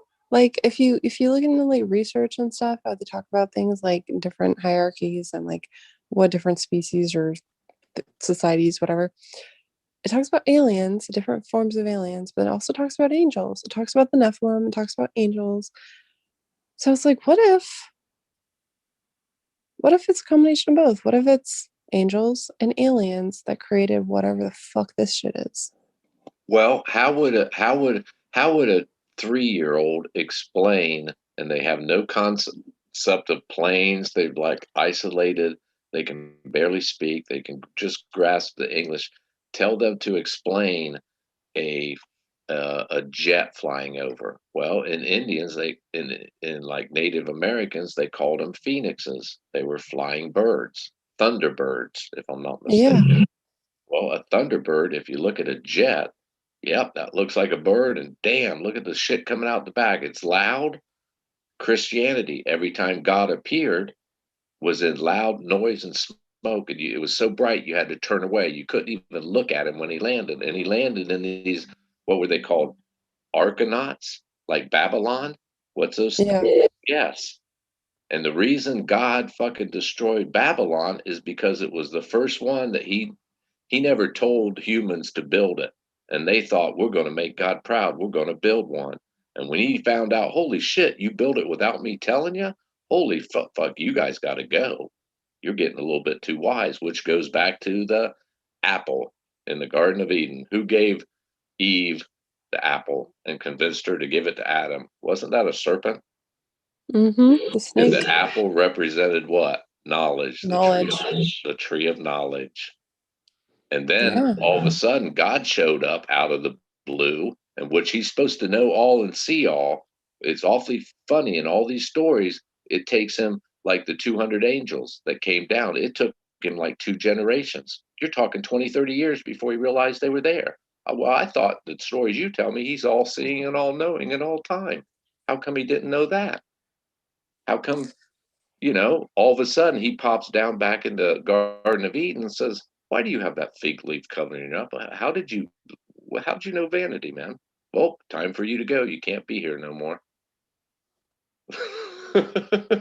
That's just like, it's so crazy and so cool at the same time to be able to sit here and realize that we could talk about this and come up with these connections and things just by imagination. And we And don't even have an education, do we? We don't yep, even have a piece of paper that says we're smart. exactly. But society calls us batshit crazy, and I'm fine with that.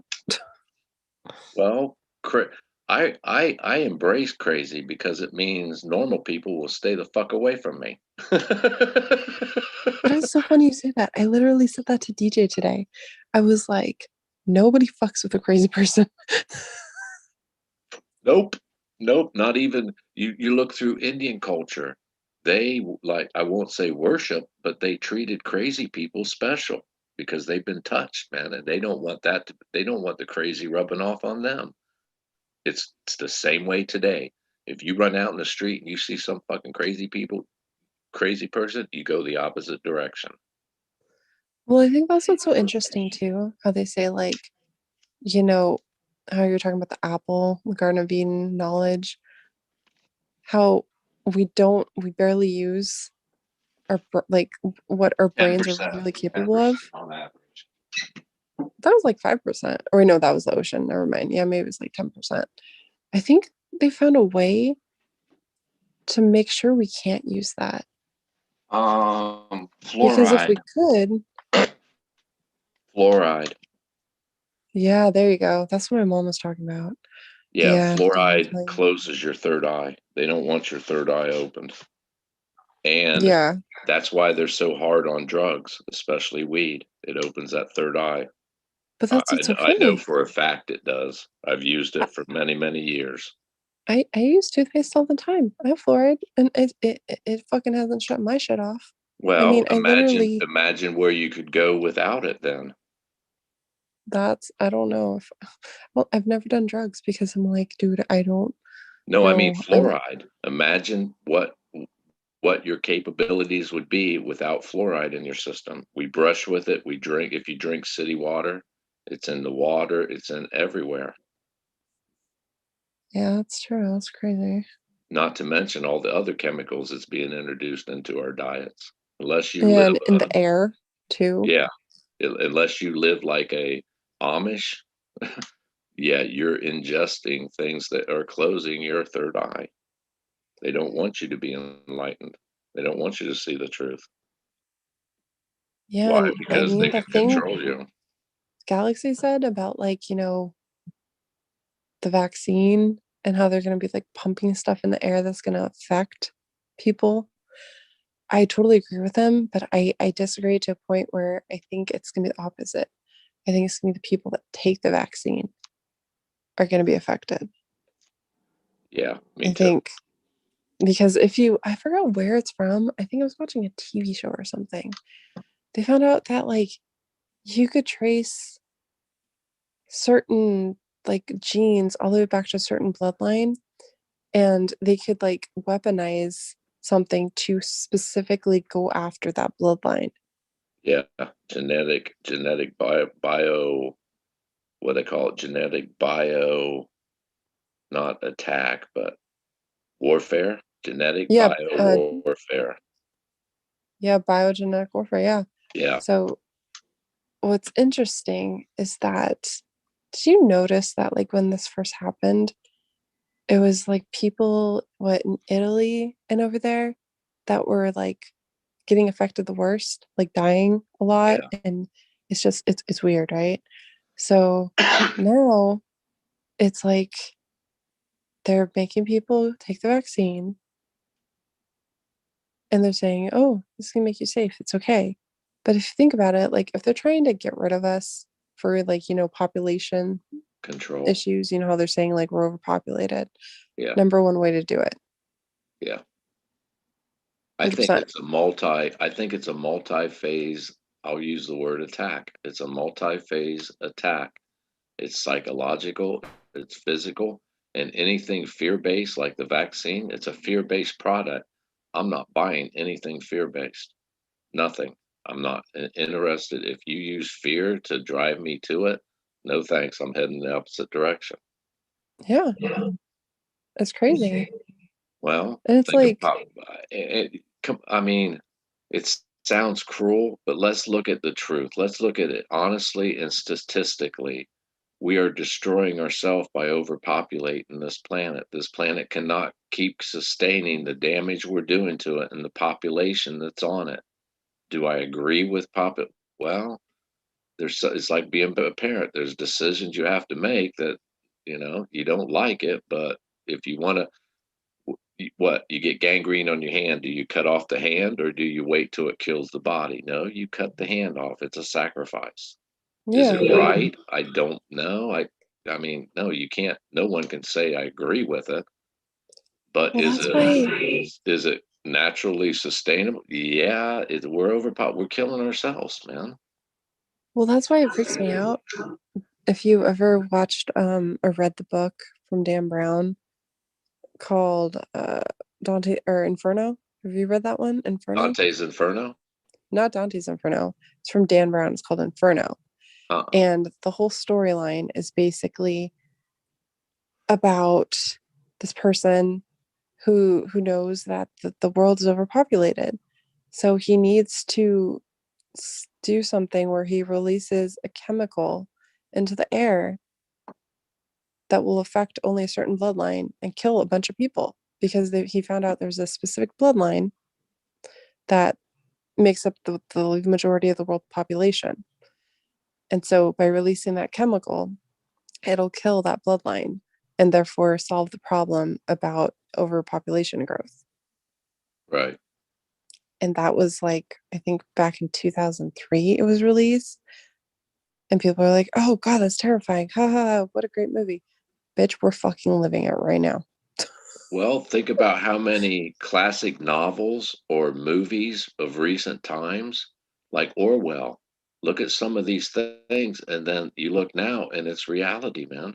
It's what Yeah. look at Star Wars is coming next. That's what we're in now. Star Wars traveling to other fucking planets and inhabiting them, and it's that what it's a saying. Does art depict what is it? Does art depict life or does life depict art? Yeah. It's crazy. Like, have you seen you know how they say everything was much bigger back then because there was more oxygen on the planet? Did you ever read about that? Uh-uh. Yeah, like it's really cool. I'm telling you, you gotta get on TikTok. There's some fun shit you can learn. Um, basically they're saying like everything was so much bigger because back then there was like so much oxygen there. Right now our planet barely has any oxygen anymore. Pretty soon it's gonna be like nothing left. Anyways, they were saying like how if you ever look at mountains and you compare them to trees, they literally look the same. Like, for example, the Devil's Tower. People say it's a mountain, but it looks just like a fucking petrified tree stump. Yeah. So people are saying, you know, there's evidence that back then the world was a lot bigger. And that's why, you Okay, I know, can see that. Look at like what they call it, the Jurassic age or whatever. Everything was so fucking big, man. The animals was huge, the trees were huge, everything was fucking huge back then. apparently the people were too. Freaking Tolkien. My mom used to Well, tell look, me that Tolkien was actually it wasn't just based on fantasy. He discovered shit and he talked about it. And people were like, he's crazy. So what do you do? The moment you don't want to be called crazy, you say it's fake. You say it's my imagination. I made it up. And people are like, right. oh God, you're brilliant. It's like, no, my mom used to tell me there was like stories where they discovered these huge, huge skeletons from the giants and stuff. And that's what actually inspired him to write about Mordor and stuff like that. And I'm like, Cyclopses. yeah, it was like some crazy shit. And I'm like, I'm telling you, like my mom. Those were the offsprings of those 200 fallen angels. Exactly. I'm Yeah. telling you, me and you and my mom would be like best friends. Um, yeah, she used to talk to me about all that stuff. I'm like, Mom, shut up, you're crazy. I love Lord of the Rings. Don't ruin it for me. And now you stop and think, and you're like, fuck, dude. There's so much about this that like she knows and she was saying, and I'm finally now figuring the shit out. But it's true. It's like everything was so much bigger and different back then. Magic existed, unicorns were there, mermaids were there, there's And they were magic, readily there's acceptable by the masses. It yeah, was and all of readily a sudden, acceptable and understood. yeah, I find it now all of a sudden strange it's gone. that since all this destruction in the Amazon jungle of it, that like cutting it down using the wood, it's affected. They've I watched a documentary. They've traced it back to the warming of the waters in the ocean to a direct result from all this devastation in the Amazon jungle. it's making that big of an impact on this planet. Oxygen, weather patterns, and the scary part is the documentary I watched said 3 degrees. If the temperatures of the mass of the oceans on Earth raise 3 degrees and maintain it, we are that's our downfall, man. Everything will fall from there. That's terrifying. That's scary. 3 degrees. And it can be linked straight back to, of course, phosphorus and all that, all the shit we're burning. Carbon footprint. Yeah, that's contributing, but the main contributor that started the ball rolling was chopping down all those trees in the Amazon. Well, like they also say, like the ozone layer, how it's like slowly we've been opening, like eating a hole through the ozone layer with all like the aerosol sprays and all that stuff that you're saying, the carbon footprint. And that's why people's getting skin cancer more readily now too. Yeah, it's like super crazy. But what's even crazier is that like for instance, you know how there was it was like I don't even know how long this went on, how they were I forgot what tribe it was, but they were trying to protect the rainforest, the Amazon. Did you ever read about that? How they're trying to protect their land? A tribe was? Yeah, and they actually won. They fucking won the court case, right? And all of a Brazil. sudden, like Was it not in even Brazil? yeah, I think so. I'm pretty sure. Yeah, I'm pretty sure because all of a sudden, like not even a few days after they won, that was when the crazy devastating fires were happening. Huh. Yeah. So the big man was like, "Oh, you won? Fuck you. We're gonna take the shit away anyway." And just stop and think about an action just like that. There was a human or a group of humans that thought that was a good fucking idea, man. That's gut wrenching to me. That's sickening. And these are the powers to be. And you think that's a Yeah. good idea. Just like this COVID. You think that's a good idea? Wow. Fuck no. Fuck And you no. call And yourself civilized, man. You call yourself educated, civilized. I don't think so. it's absolutely terrifying to know that they're that powerful. To know that they would literally burn our main source of why we're still able to be on this planet just because they can't have it is fucking terrifying. And it's funny too, because everyone else is just like, oh, I remember those devastating fires that happened in the Amazon. It was terrible. It was awful. But what they don't realize is there was a entire fucking battle going on with the tribes and some fucking corporation that wanted to use the Amazon to profit for money and power. And they won. And they said, no, you can't touch our rainforest. Legally, you're not allowed to anymore. So they fucking burned it all down. Yeah. And the whole world's just like, whatever. I don't know what's going on. And I'm the only fucking weird person on the planet sitting here saying, like, holy shit, I know what's actually going on. Well, I've said it to you a few times. Sometimes knowing is worse than not knowing, man, because of the Yeah. helplessness of it. I kid you not.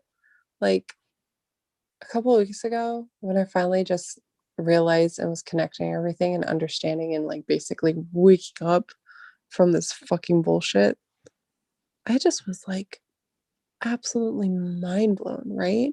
But what terrified me is, again, with that fucking weird in between sleep and awake shit, I remember I was reading up about like harmonic convergence and all that other shit.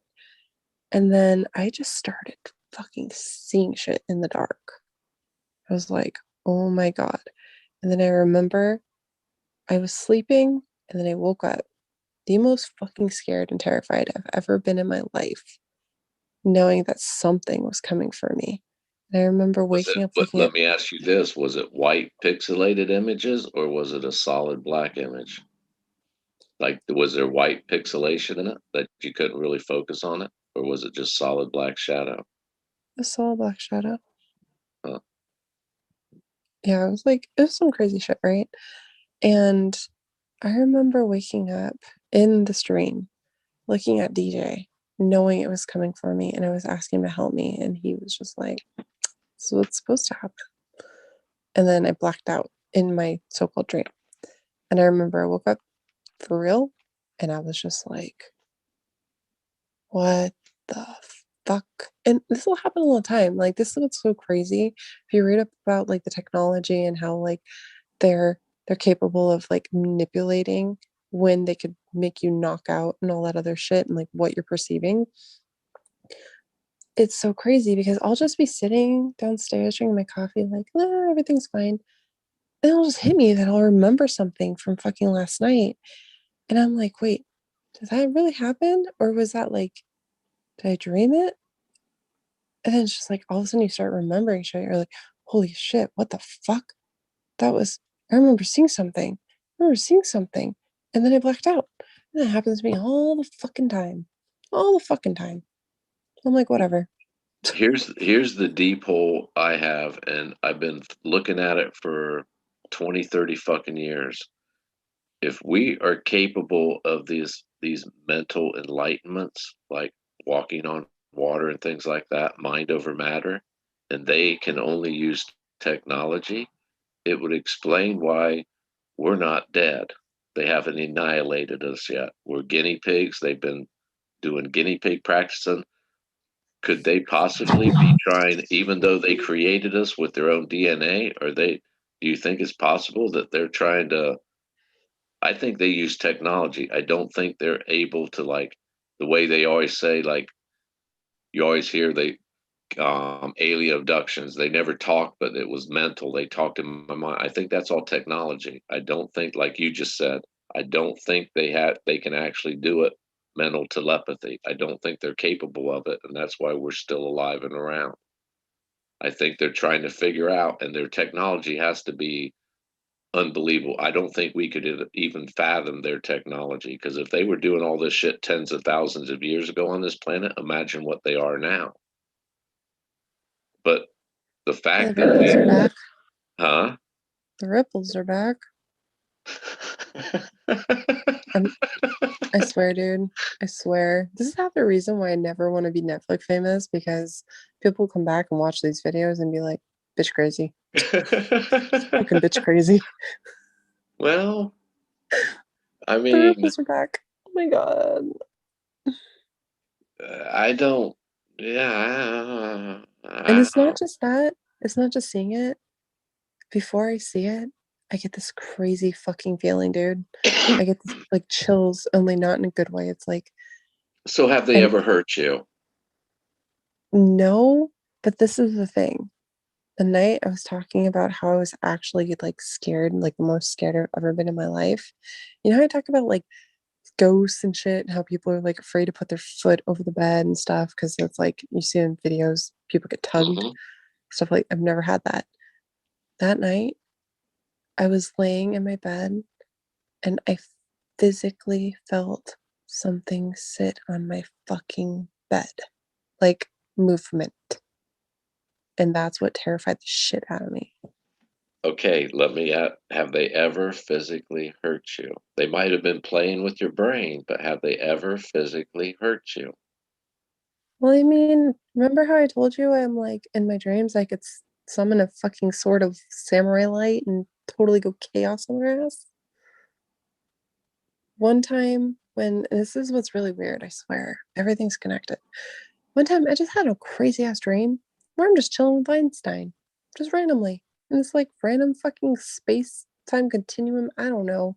And he like points at this little tiny baby chalkboard on the table. And I'm like, oh, okay. And so I go over there and he writes down some type of equation on the board, shows it to me, and then erases it. And when he did that, a black hole appeared. And all of a sudden I was sucked through. And it was just like the craziest astral projection shit I've ever experienced in my life. I was like, what the fuck? And what's so crazy is that to this day, anytime I try and remember what was written on that damn chalkboard, scary shit happens. Scary shit happens. To the point, I remember I was talking about it with my mom, And this was back when she was like, reptilian. I'm like, bullshit, mom, bullshit, bullshit. Even though I was dreaming about weird shit. I was like, no, I don't believe in it. I don't want to think it's real. Well, the moment I try to remember that stuff in my dreams, they're like, we want to know that fucking equation, bitch. And I'm like, no, you can't. And they're like, we're gonna cut you for it. I'm gonna cut you. I'm like, no, you can't have it. You can't have it. It's a secret. It's a secret. So those are all mind games. You're being played a mind game. Let Well, me it ask was you this: freaky when you though. got sucked into that black hole in the chalkboard, was you constantly floating, or did you finally land on land? What was crazy was I got sucked through and then I was pulled into the ocean and it felt like I was trying to go to the center, to the core. So you were floating in a body of water. But I started out in space and then I was pulled from space all the way, kept falling, and I finally hit the ocean. And I remember when I was falling, I just barely missed a huge shark that was swimming by. And I was like, I knew I should have been scared, but I wasn't because I was like, it's a fucking shark, dude. And I kept fucking falling. And I felt like I was literally getting pulled into the center of the earth. It was weird, right? But this is the freakiest part. Have you ever researched about Einstein on his deathbed? Uh-uh. I don't know if you want to, but basically, he never stopped thinking and he never stopped researching and he never stopped trying to work on the formula about basically every that makes life in Time space existence. continuum. It was like it was you know how like the theory of everything? Mm-hmm. He was basically that was his life's work. And on his deathbed is rumored that he wrote down an equation because he finally understood it. And he wrote that equation down and then he died. Who was around his bedside when he died? I'm still trying to figure that out. His But what's wife, I would crazy imagine.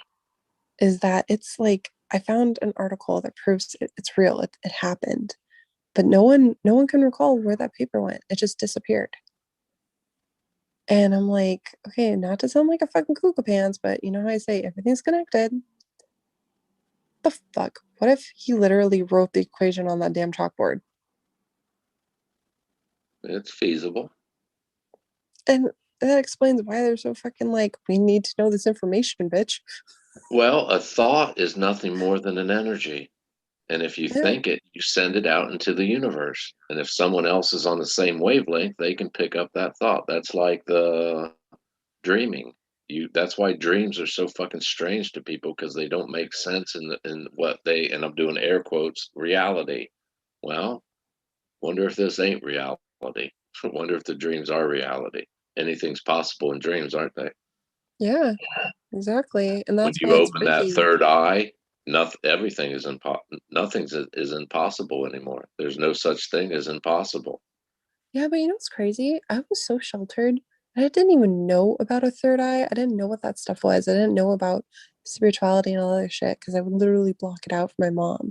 So the fact that that terrifying so-called dream or whatever that I experienced with that fucking reptilian literally sitting on the bed and putting his fucking scaly ass claw finger to the forehead where my third eye is located, that's terrifying. That's like, bitch, we trying to turn off your third eye and it ain't fucking working. Well, stop and think about it for a minute. If they're like not showing themselves to you and they're doing like mind games, that means you must be pretty powerful, huh? I think I won't say scared of us, but intimidated by us because of our abilities. I don't think they have the third eye. I don't think they're capable. They use technology. Well, So I was whatever watching. genetically they did to us created something that they had no fucking idea existed. Well, that's what's so crazy. You gotta watch this one girl. It was like April something. At first, I was watching her. I'm like, if you didn't know what we know, and then you watch her, you'd be like, she's crazy. I don't think she's crazy at all. She talks about some interesting stuff, and basically, it's saying like celebrities. They make celebrities, and then they take them because they're creating their own versions with the reptilians or whatever you want to call it. And that's why, you see celebrities fucking losing their minds because they're basically like they don't have their own body. So they have to take over a body type thing, right? It's some crazy shit, but if you like look into it, it actually starts making sense. It's freaky. So the story is basically that the Anunnaki created us as slaves.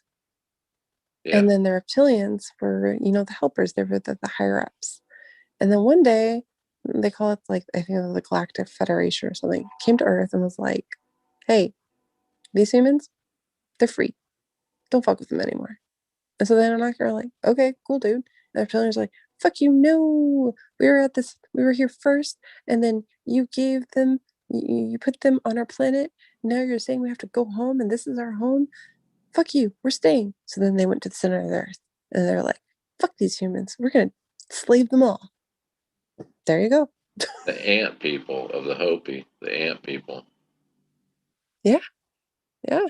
And it talks about, Cleopatra and Mark Antony and how their son escaped when all that shit was going down and literally escaped to the Grand Canyon and brought entire civilizations into the Grand Canyon.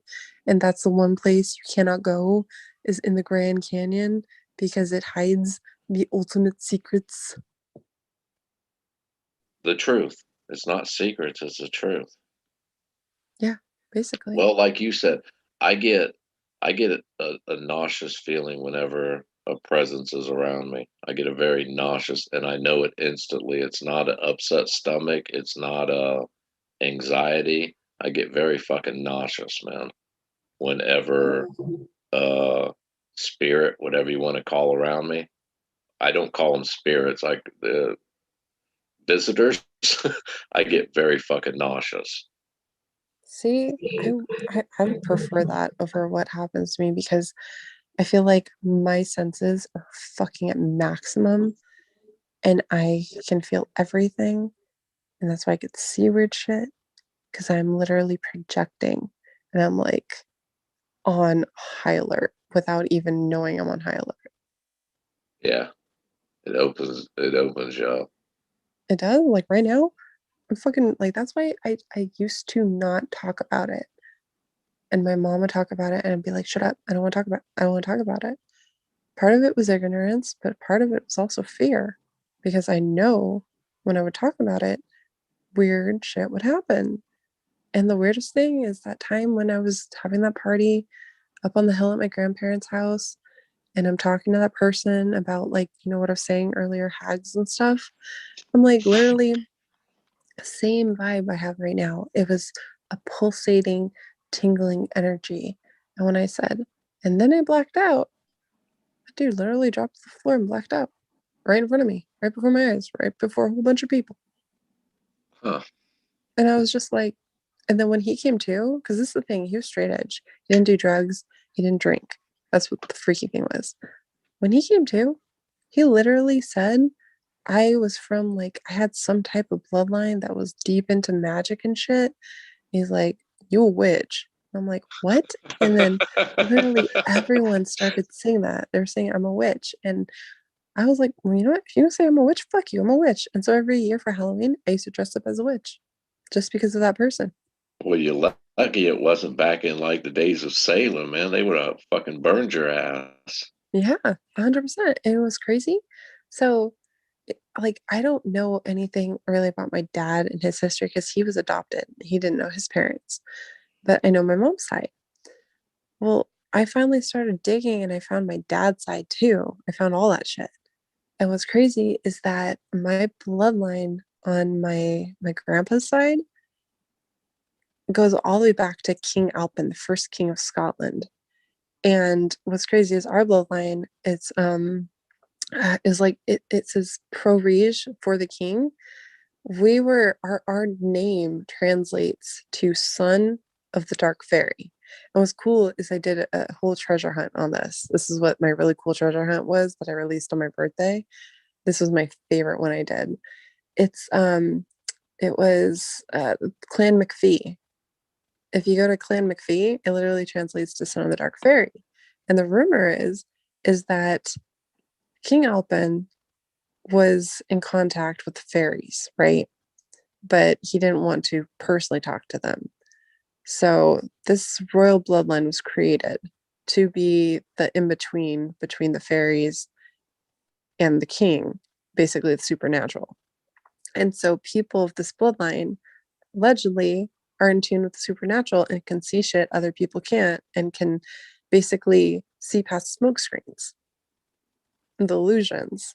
Right. And I was reading about that. I'm like, holy shit, that's totally fucking me. That is 100% me. What the hell? I started like reading more into it, and it just like goes farther back, and it's so cool. And it's like, um, allegedly the myth starts about a silky woman, half seal, half woman, right? And she would come ashore to find a husband or whatever. And if that husband took her tail or her her seal skin and hide it from her, she couldn't return back to the ocean. And like that's where it all comes from. I'm like, oh, that's so crazy. Like, what the fuck? This is interesting stuff. I'm like, I'm tied to this. So I remember I was up super late just researching all these rabbit holes and reading stuff. And I was like, Mom, did you know we're literally from a clan that translates to Son of the Dark Fairy, and we apparently have like what they call fairy blood, and that's why we like have weird shit happen to us. And she was like, how do you know that? Because I remember ever since I was little, I used to tell my Mom, I'm Irish and Scottish. And she's like, no, you're German. You're German. I'm like, no, I'm Irish and Scottish. And then finally one day I like found all the proof. I'm like, no, our bloodline goes all the way back to Scotland and Ireland. I was right, you were wrong. Well, look at the phrase dark arts. When you go into your deep subconscious, isn't that the dark spots where light don't shine? The dark art, they cast a shadow on it like it was evil. It wasn't, man. There was nothing evil. They just happened to tap into something that your normal peasant idiots wasn't able to tap into. And look at all the stories. It wasn't all the kings back in that time. They had a magician, didn't they? Yeah. Even the Yeah. Egyptians, they called them alchemists. And Mhm. like you hear stories of like Moses was doing miracles. Well, the whatever they called those in the Egyptian court, they're magicians or priests or whatever. They did the same shit. Turn the Nile to red. Yep, I can do that. Turn a staff into a snake. Yep, I can do that. Yeah, and what was the one thing? They were looking for the elixir of life. Well, I think it goes back to that. I forget. I mentioned it once before. It's the Tablet of Kings. I forget what culture it came from, but it marked like 10 certain kings was king for over 10,000 years. Well, Oh yeah. that's fucking impossible unless you have some type of technology that can do that, or you have like biogenetics where like Isis. So look at the story of Isis. He was Mhm. scattered throughout the land, and his wife, after years and years, got all his pieces back. Come on. That's not talking about a human here. And the funny part is, she never did find his penis. Well, Oh an god, that's android funny. can't reproduce, now can they? If you That's have a funny. robot, they cannot fucking reproduce. They cannot fornicate and reproduce. So the story makes sense if you look at it that way. Well, also, again, another point about fucking genocide is if you read about what's his name? The one that went to Florida looking for the Fountain of Youth. Yeah, not court. Yeah, I can't remember his name. yeah, I know who Ponce you're talking. Leon or something. Yeah, Ponce de Leon. Yeah. He like they fucking did the most fucked up shit possible to these kind civilizations. And they took all their riches and their gold, they enslaved them and they murdered them, they took over their lands. All it like Yeah, the story of Florida is beyond fucked up. But the truth behind all of it was he was in search for the fountain of youth. yeah, Alchemists are in search for the elixir of life. yeah. All these things. every time it's about longevity or something supernatural, it always follows genocide. Yeah. So I'm saying something's gonna be coming soon. Well, it's funny that you mentioned earlier when COVID first hit, I think Spain and Greece was hit the hardest, especially Spain and Italy too. They were hit the fucking hardest, man. Yeah. It's kind of funny that if you look through Spanish history, they were the most barbaric fucking group out there, man.